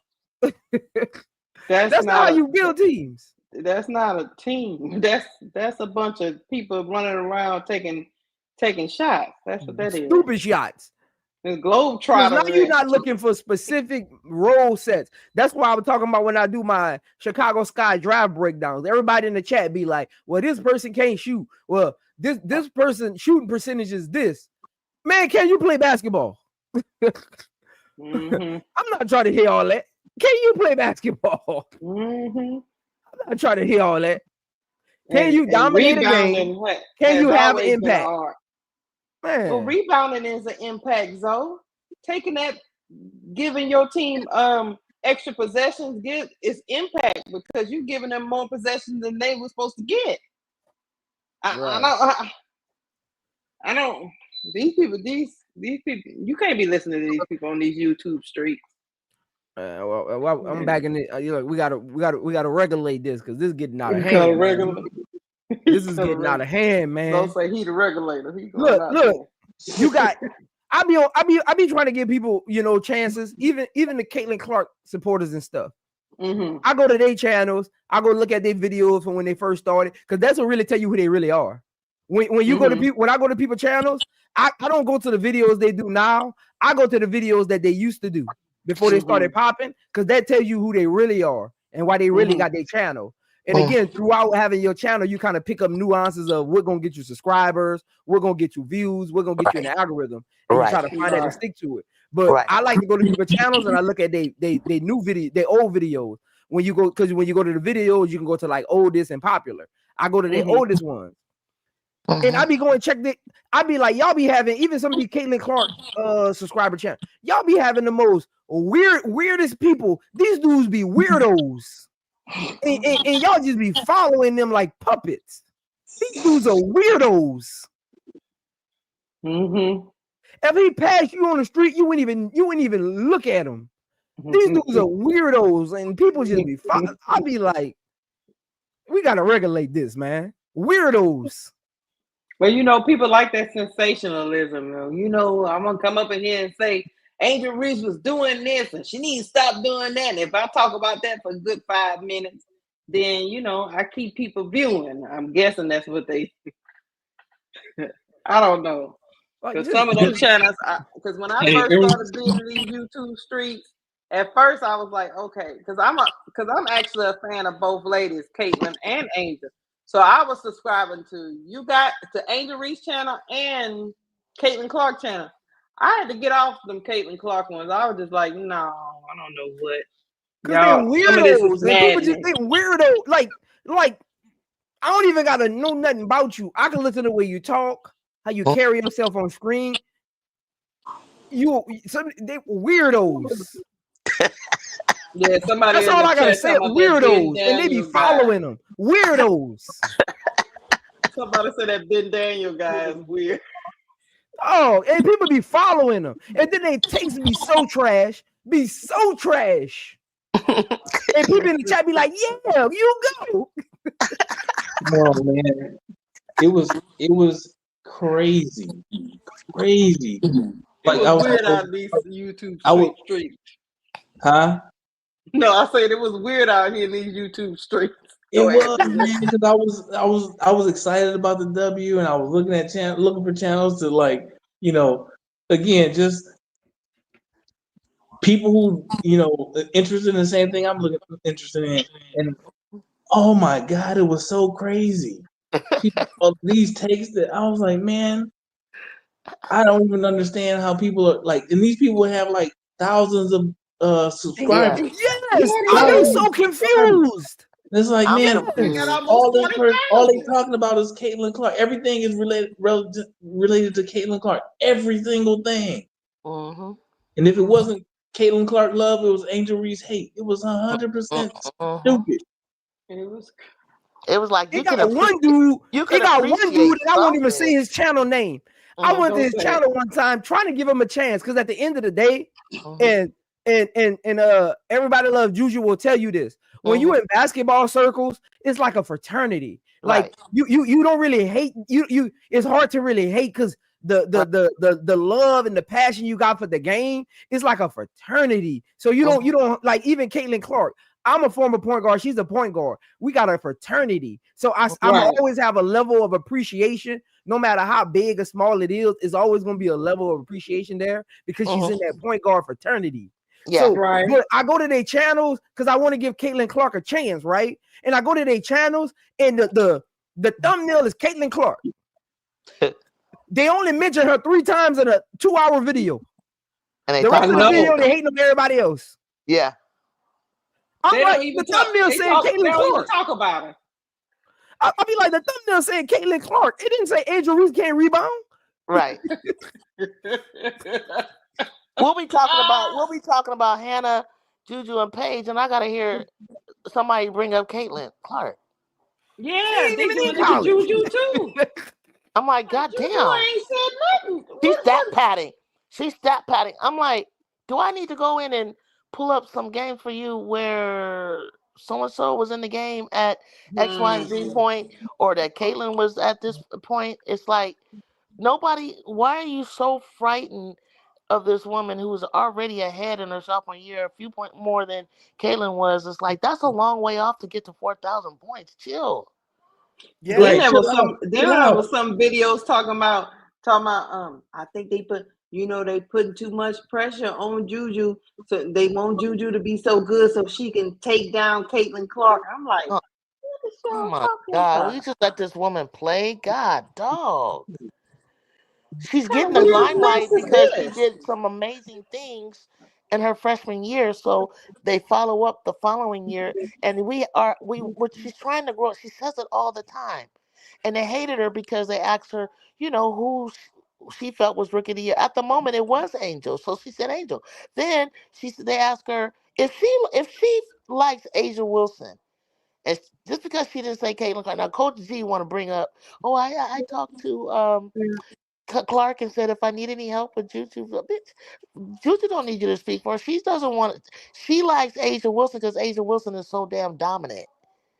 Right. She wants to be a dominant player. Let this woman like who she likes, and Candace Parker is who she likes. She doesn't need to be fake and say Caitlin Clark.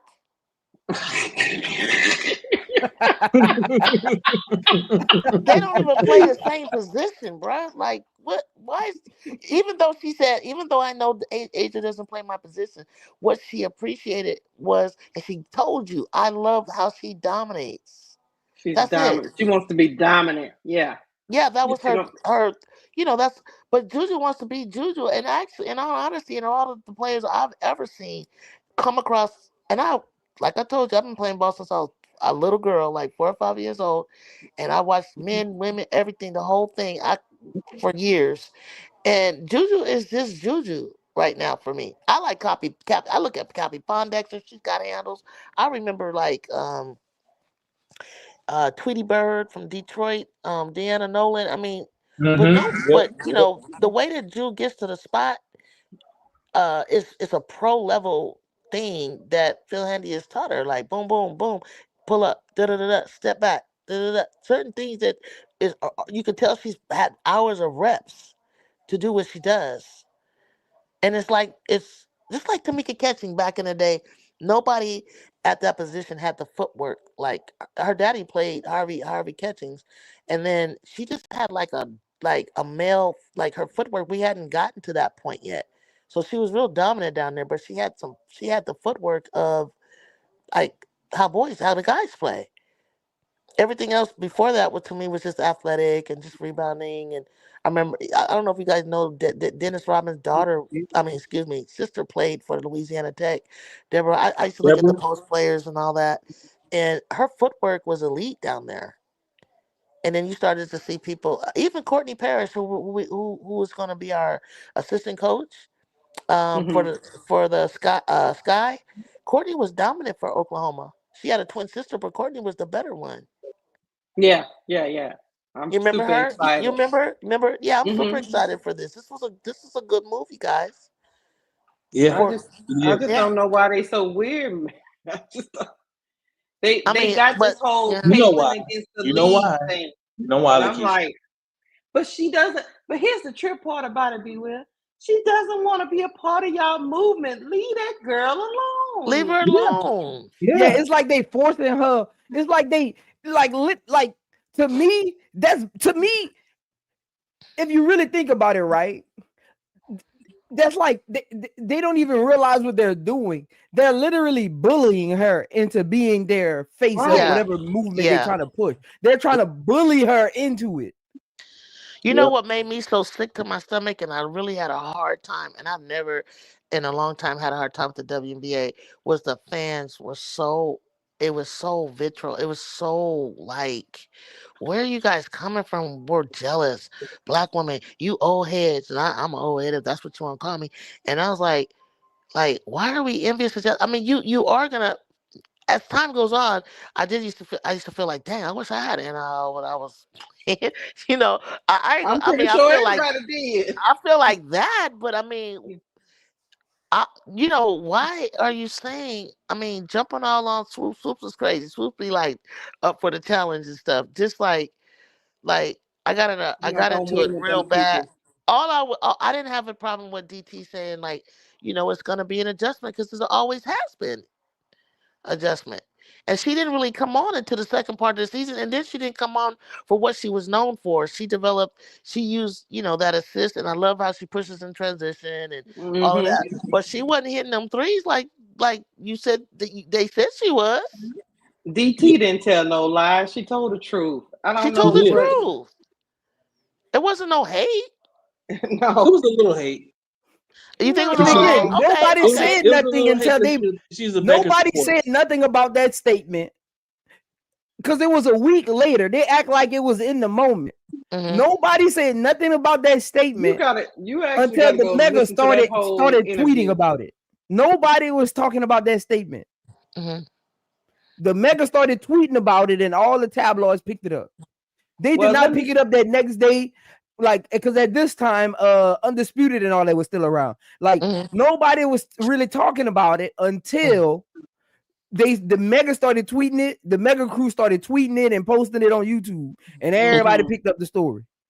I guess for me, we just got two definitions of what hate is, because telling somebody the truth, the hard truth, that actually happened is not hate to me. I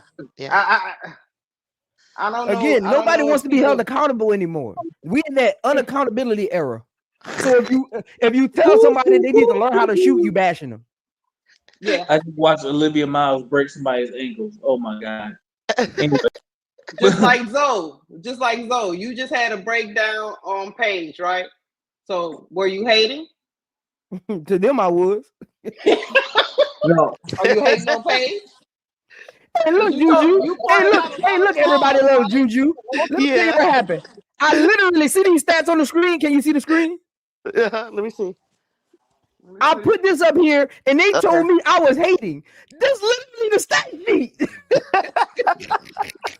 Hey, all you do, only reason I say DT was hating because and I say a little. There was a little bit of hating in there, and I'm not saying her hating like she hates Paige. I mean Caitlin. It was a little bit of hating because DT is a Paige supporter, gonna be a Paige supporter all the way. That's all I'm saying. That's all. Of course. That's like that's I'm what I'm saying the whole time. Fan. Yeah. I might hate on the Iowa players because that's all. Just hateration. But I thought that was fun hating. There's a difference between hate and fun hate. Sometimes you just be trolling. We just messing with you. Yeah. But they made it seem like she hates her. She's jealous of her. Or she's jealous of her coming to. It could have been a cool little thing of maybe her taking some kind of white girl's torch or something. I don't know. But I didn't. When I think of Caitlin Clark, I didn't really see DT. But then I started to look, and I was like, nah, Caitlin's probably a better at the assist than I remember DT being.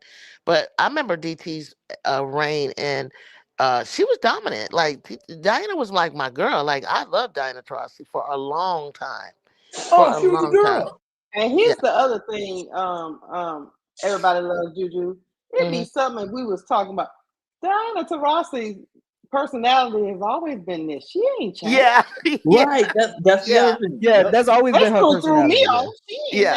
This is her. So I don't know why people was like, oh my because God, they're Diana. new. They're new. Yeah, they're not used to her. They're not used to her. Her the way we are. Like been a troll. But Diana's cool. Diana's cool as as a fan. Let me tell you, she even said it. She said, "Yeah, I try you at first. I bump you, but when I do all of that. But at the end of the day, when she see you can take it and you ain't tripping or whatever, it's like, hey, welcome to the league. You good? Like that, like Kelsey Plum said, she all talking to me. How's the fam? Da da da. But then knock Kelsey on her butt. But they're sitting next to each other, giggling and laughing. It's just basketball, y'all. Chill, like." And every time we touch Caitlin, it's like I said, "What do you want us to do? Like, want them to do? Just roll over and let her run by, and it'll be good for your league. It'll be good for." No, it won't. I don't understand that. I do not I understand. don't that. understand that. I don't even Nobody think wants to Caitlin. watch the Globetrotters Nobody every wants night. to watch that. What? I mean, I'll watch them when I go make a ticket and take the kids and let them have fun and let them watch tricks. But when I turn on, when I pay for the league pass, I don't want to see the Globetrotters. I want to see some basketball. Now I was mad at AT. I ain't gonna lie, I was mad at her for chokeholding and slamming Angel to the ground. I ain't gonna. I like KT. I mean AT be pissing me off. But then at the end of you know what it sounds like you doing too much. Get your ass off this court. Eject her. But then I'll turn around and root for AT at another time. But she, you messing with my niece, man. Like that's not cool. You doing too much, bro. Because Angel was eating her up. Look, they had to adjust the Angel again. They wasn't used to players coming in the league bullying them. Angel is a bully. Angel was not relentless on the board. Angel is a bully in that paint, and a lot of them not used to that.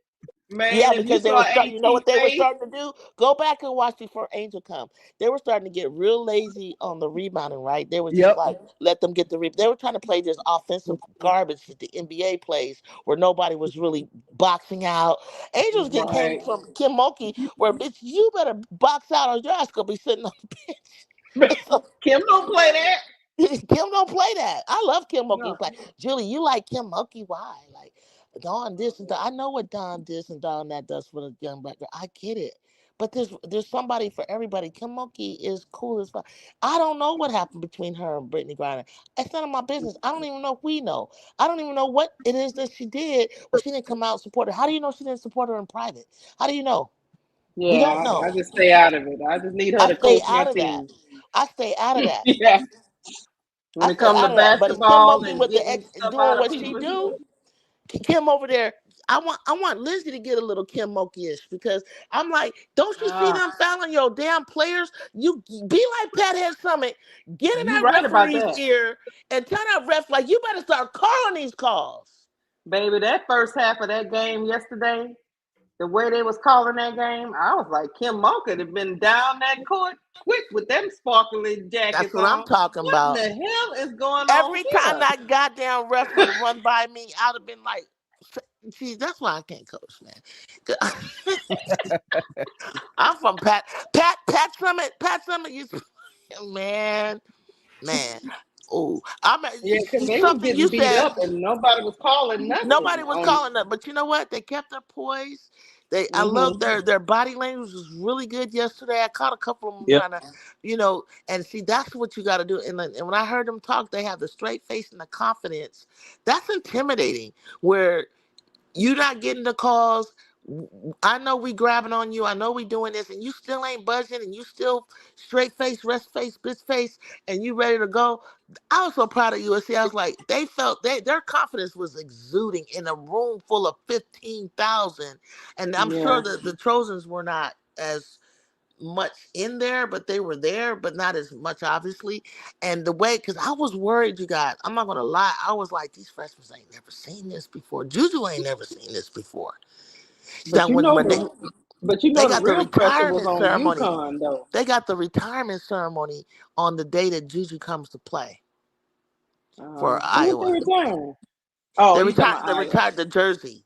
And you know they ain't gonna have no problem with Iowa. Shit, I know, that's what I'm saying. They're gonna be like, oh, y'all here for me?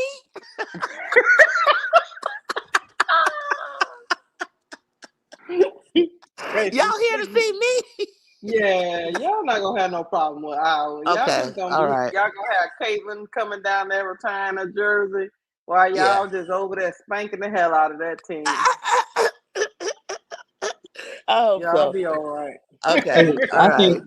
I think Juju gonna get real petty with it and go 50. She gonna drop 50. She might And stay ruin in the the party. game when there's She gonna 50 up hell and just look at them. Sister said the same thing. She gonna go. I Juju mean, gonna that go thing. ham. She I'm gonna gonna get real tell petty. you. I'm gonna tell you when I fell in love with LSU, and I wish I could find it on Twitter. They were I don't even know what they were ranked, right? So one day I was just flipping the channels and I started watching LSU, and Angel's shoe came off, and she smacked the girl and looked at her and did whatever she did. I was like, "Who is this?" And so, Oh yeah, she I got remember told what her you're shoe talking off. about. yeah, and so then I kept watching her, and just her facial expression. And then she would do this little twirl dance thing, and I was like, "I like this kid, right?" So I already knew about Fly J from McDonald All American. So then I started watching her more and more and more, and I saw South Carolina doing their thing, right? But it was something about LSU, and so they kept talking about them and all these in Stanford and all these other teams that year, right? And so then I'm sitting here in Iowa, and so then I'm like.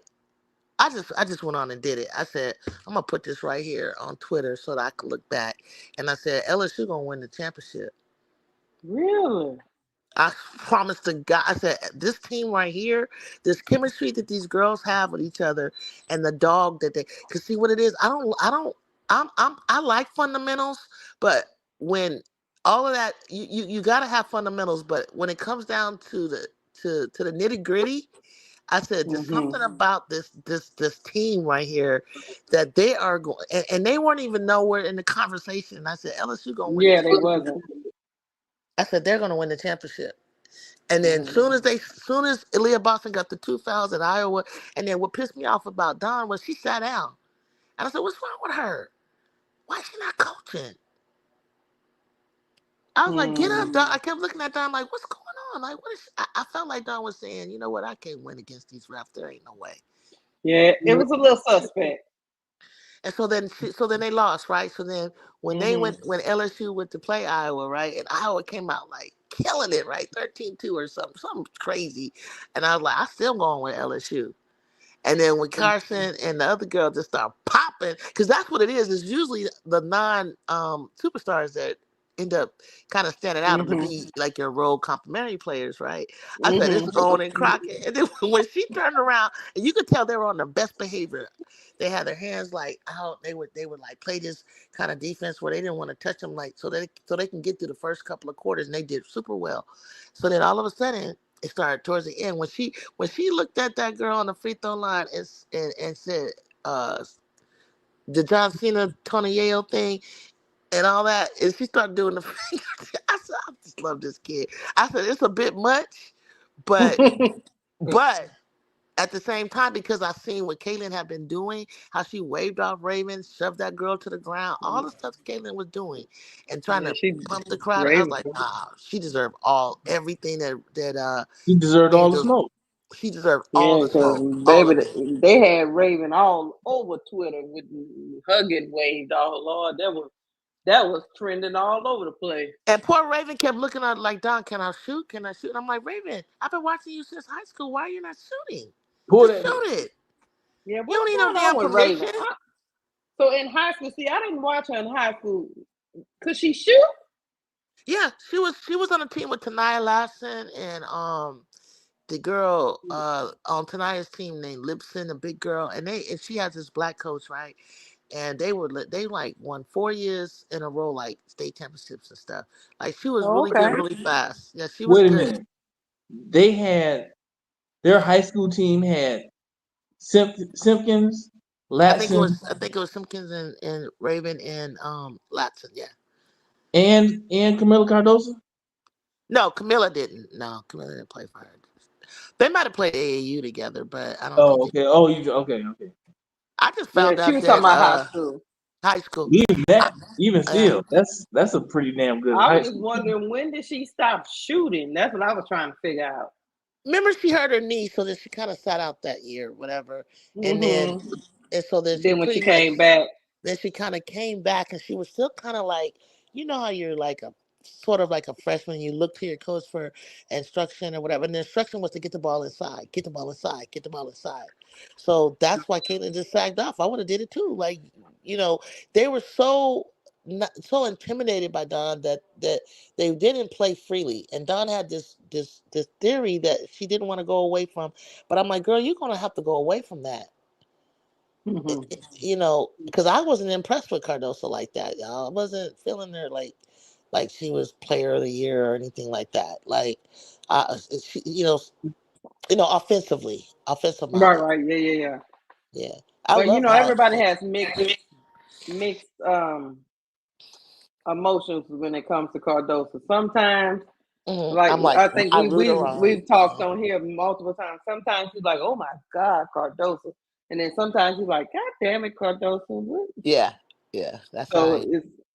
it's a mixed bag, It's like she got the talent and she can do it. It's just, is she gonna do it? Yeah, exactly. It's like when are you gonna do it? You Right. you can. Like when she blocked Asia like 5 times, I was hollering. Yeah, me too. It's like Lauren Betts. You're 6'7". Come on, Lauren. Come on. Come on, Lauren. But then, but every time she was trying, she was fouling, and I was like, yeah, because you What's really are going on, fouling. Tamika? You are fouling. Right. So I'm hoping Courtney can help her. Hey, did you guys hear anything about Tina Charles coming to the Sky? No. I wanted that. I felt like Tina Charles can help Camilla tremendously. 100%. That's something I wanted to happen. Then where that one Where across did you hear that at? I don't know. It was thrown out there, and I thought I was missing it. So I said, let me wait, because I scroll so much and stuff comes popping up, and sometimes you fall for the bait. She's a free agent, right, Zoe? I think she is. Yeah, she is. If I can get Tina Charles, bye, you will. See you later. Yep. That's what I Because said. her contract, again, she got a 1-year contract. Like, get that up out of here. Yeah. I mean, You if can trade her. I think she could sit the bench. I think she could come off. Could come off the bench and put Tina in. Because really, my excuse so that I don't break her morale would be, we got to test your knee. We got to test you out. Like, And they say E Will about to play Athletes Unlimited. So I guess Lord. they say she about to play Athletes Unlimited. Well, that'll get her tuned up then. I listen to people talk about E Will coming back, and she's a great person. Yeah. Right? You can't not like E Will. But I hear people talk about, E Will was straight last year. Then I started rewatching the games from last year. It doesn't pass the test. It does not pass. How many games did she play? What was it, 7 or 8 of them? About 6. Something like that. But it's like that's not. She did not. What people are saying does not pass the test of scrutiny. I got you. She was not a factor. She had some okay moments, but like she was not a factor. Nah. She looked. And my thing is, at times she looked as lost as the rookies. right. I'm serious. I was watching the games. I'm serious. She looked like she didn't know where she was supposed to be, and just more now. It's like some of these players, these kids that are coming out. I ain't gonna lie. They some of these vets, they ain't gonna make it by 2027. They gotta go. No. Well, that's the thing. They let the Caitlin thing about eat Chicago, them you don't guards know. got ate up by Caitlin. Let's just admit it. Let's talk about that. They got ate up by Caitlin. I was so disappointed. I just knew that they was gonna defend her, tearing her. I was like, where are the guards at? Now we on the same page. Mm-hmm. Did you see that, or was it just me? Nah, No, I seen it too. Just you. No. I was like, what the hell? Some of these people, you like, what kind of defense? That lets you know. That lets you know a lot of these guards haven't been challenged. They haven't. They haven't. Caitlin Clark came in the league and challenged a lot of them, and a lot of them been lazy the last couple of years. Yep. Absolutely. Thank you. Somebody Let's call it what it is. Let's call it. They've been lazy because I was watching them games and I'm like, why y'all keep letting her do the same thing over and over again? Over and over. Oh my God. It's not even hard to stop. Nah. I was screaming at the TV so much. See, you sound like me. Like, what are we doing? I don't know what was happening. I was thinking she about to get into the league. This grown women, they ain't gonna allow her to do that stuff she was doing in college. And then I what did felt she like do? in college they guarded her better. Yeah, exactly. That mom did, yeah. So, Man, Angel Reese was rolling up in there. How you in the 3rd or 4th game of your rookie career and you aggravating John Quell Jones and Alyssa Thomas? So where you getting mad, Zoe? And how come it took 4?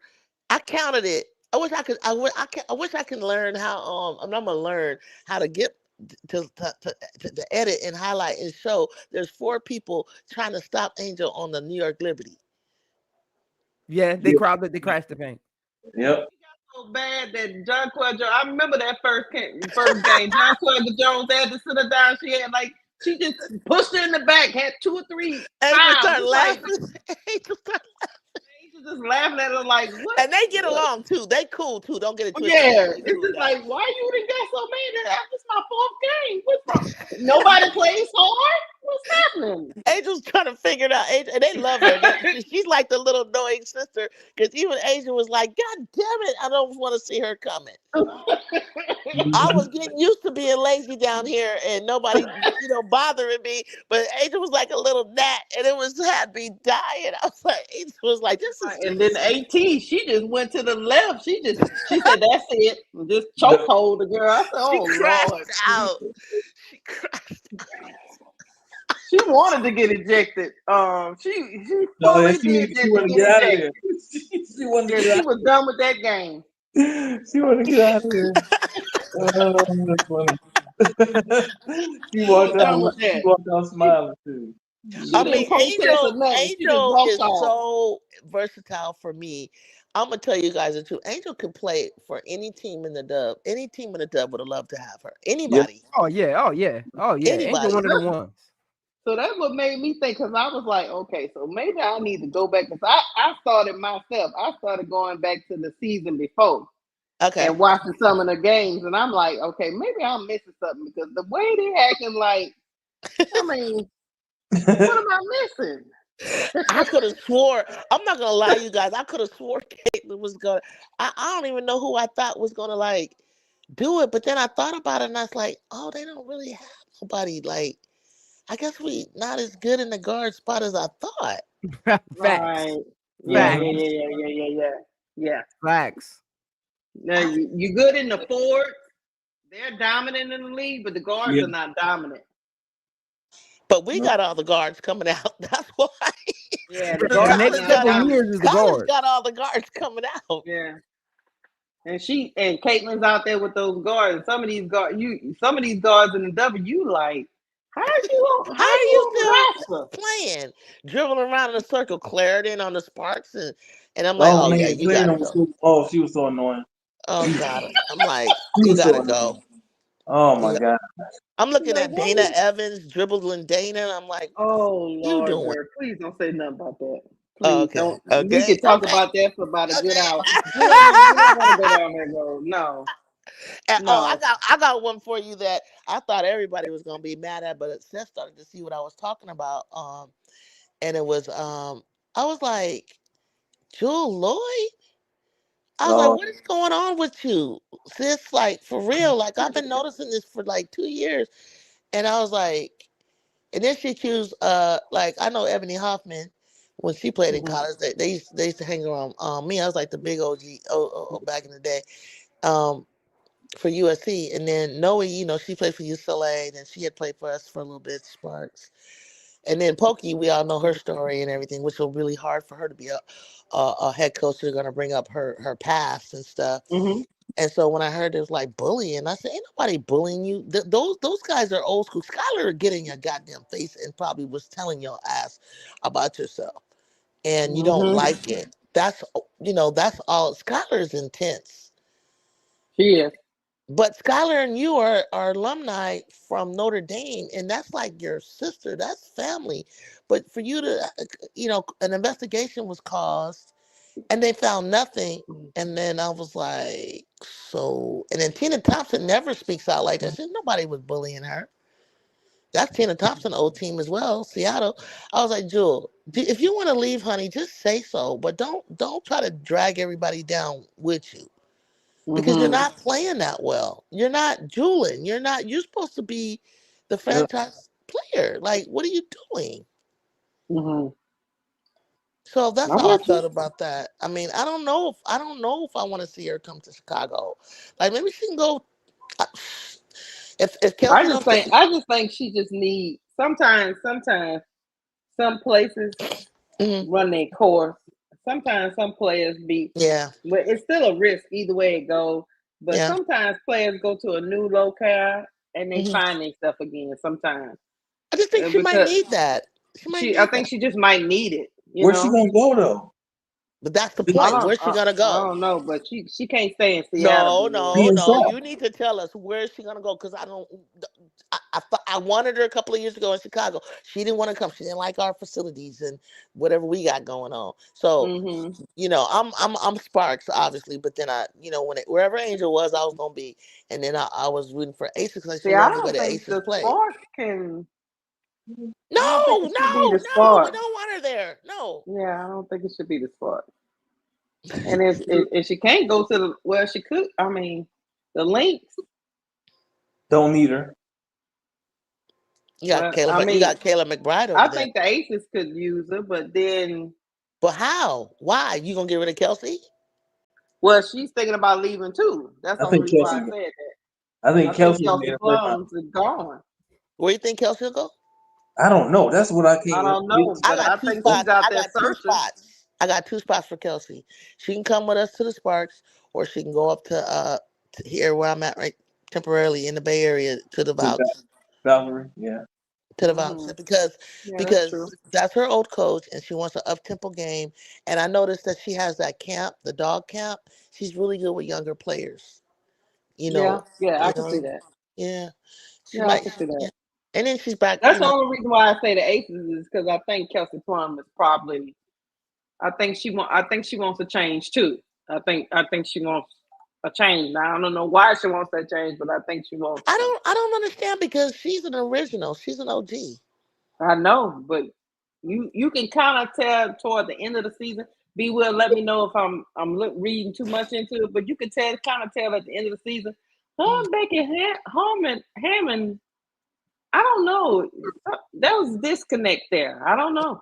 Yeah. Yeah, because listen, I said it more than once. As much of a dog as Kelsey Plum is, she can be because she can be streaky. She can be as big a liability for your team as she can be a help. She gonna win you a couple games, but she might lose you a couple too. Put you on the brink because of how she plays. But her and Asia, I think her and Asia got a cool little connection though. They do, but I just like I say, like her coach. Sometimes as a coach, you like what in the hell?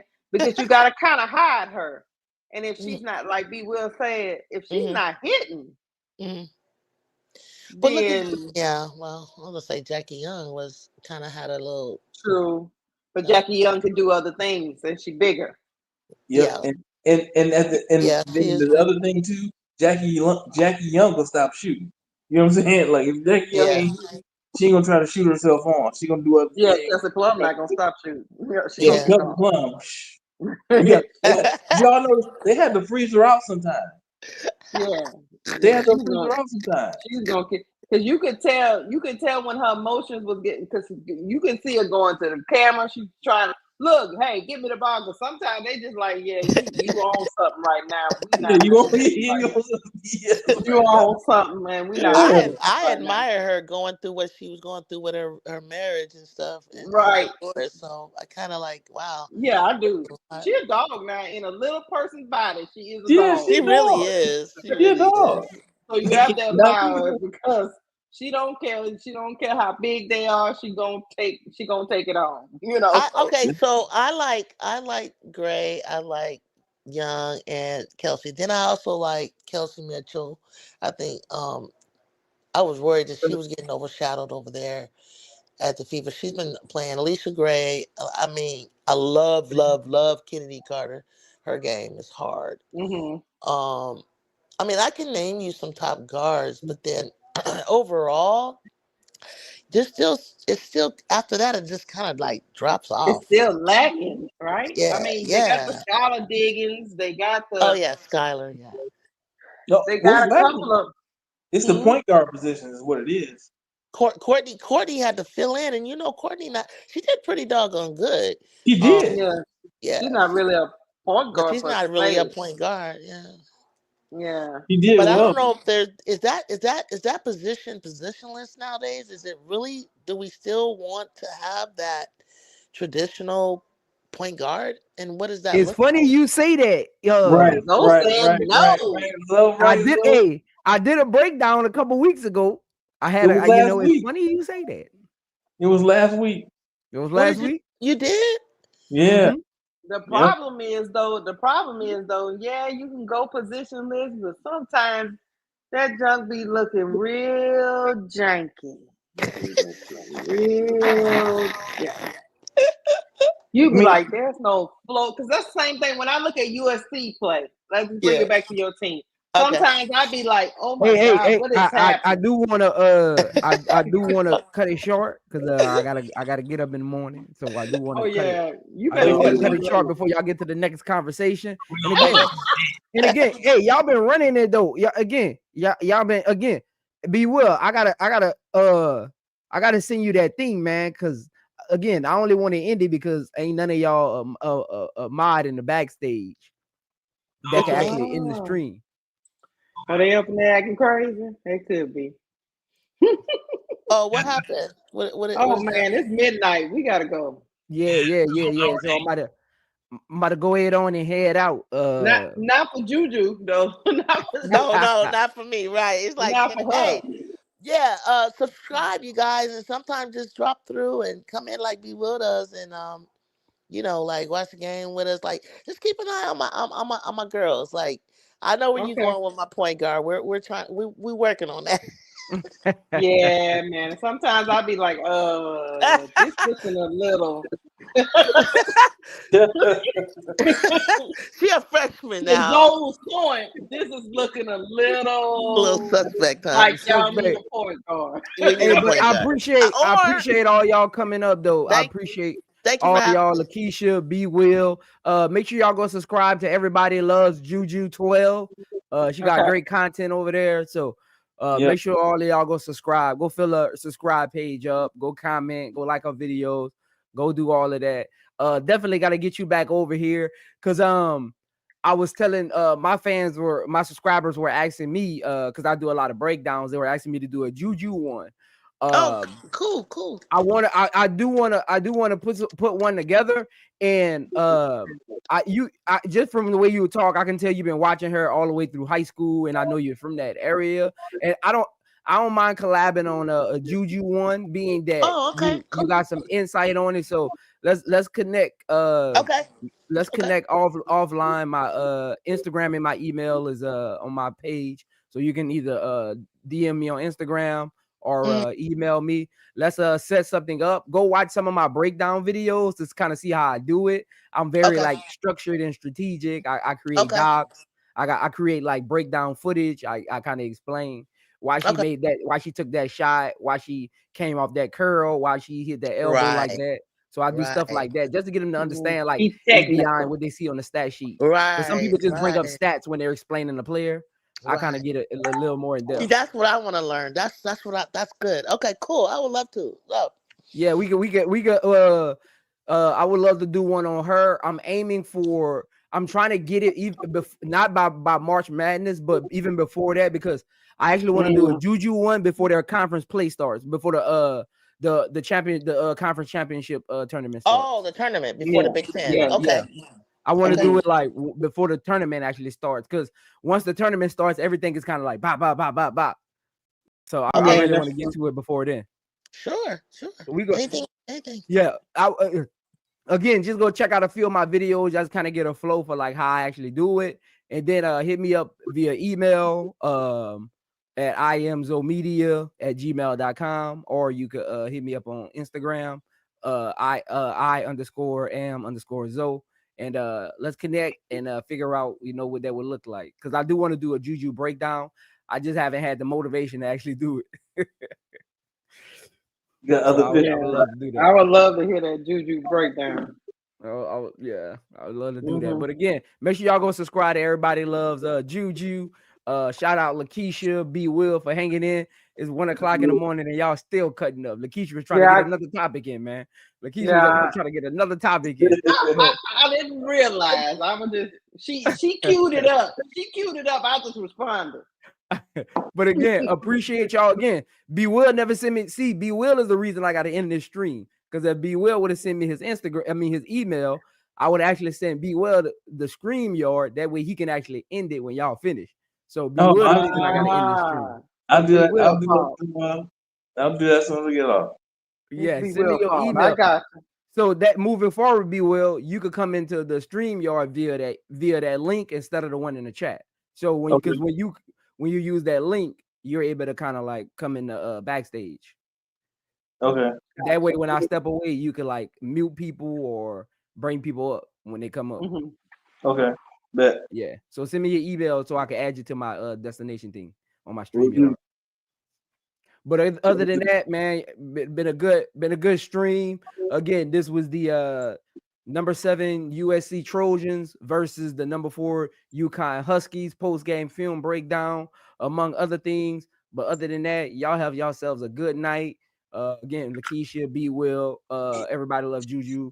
Y'all be cool. I'll see y'all tomorrow for Film Room Gossip, where we talk about these topics. So 4:30 Central Standard Time. Make sure y'all pull up. We're going to get to everything that happened in the WNBA in college this past weekend and last week.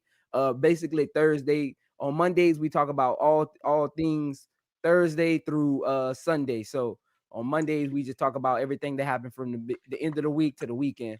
We're going to definitely get into the unrivaled trades, what that's about, what that means for certain teams and why those trades were made. We're going to get into that. And we're going to dive a little more into the expectations for the top 3 picks in next year's draft. So we're going to get into that tomorrow. But other than that, y'all make sure y'all hit that subscribe button on y'all way out. Like the video. Comment down below after the video. What was your favorite topic of the day? What's your thoughts on Paige? Other than that, y'all be cool. Y'all have yourselves a good night. And I'll see y'all tomorrow, 4:30 Central Standard Time. All right. Night, guys. Good night. I be smoking on that mo.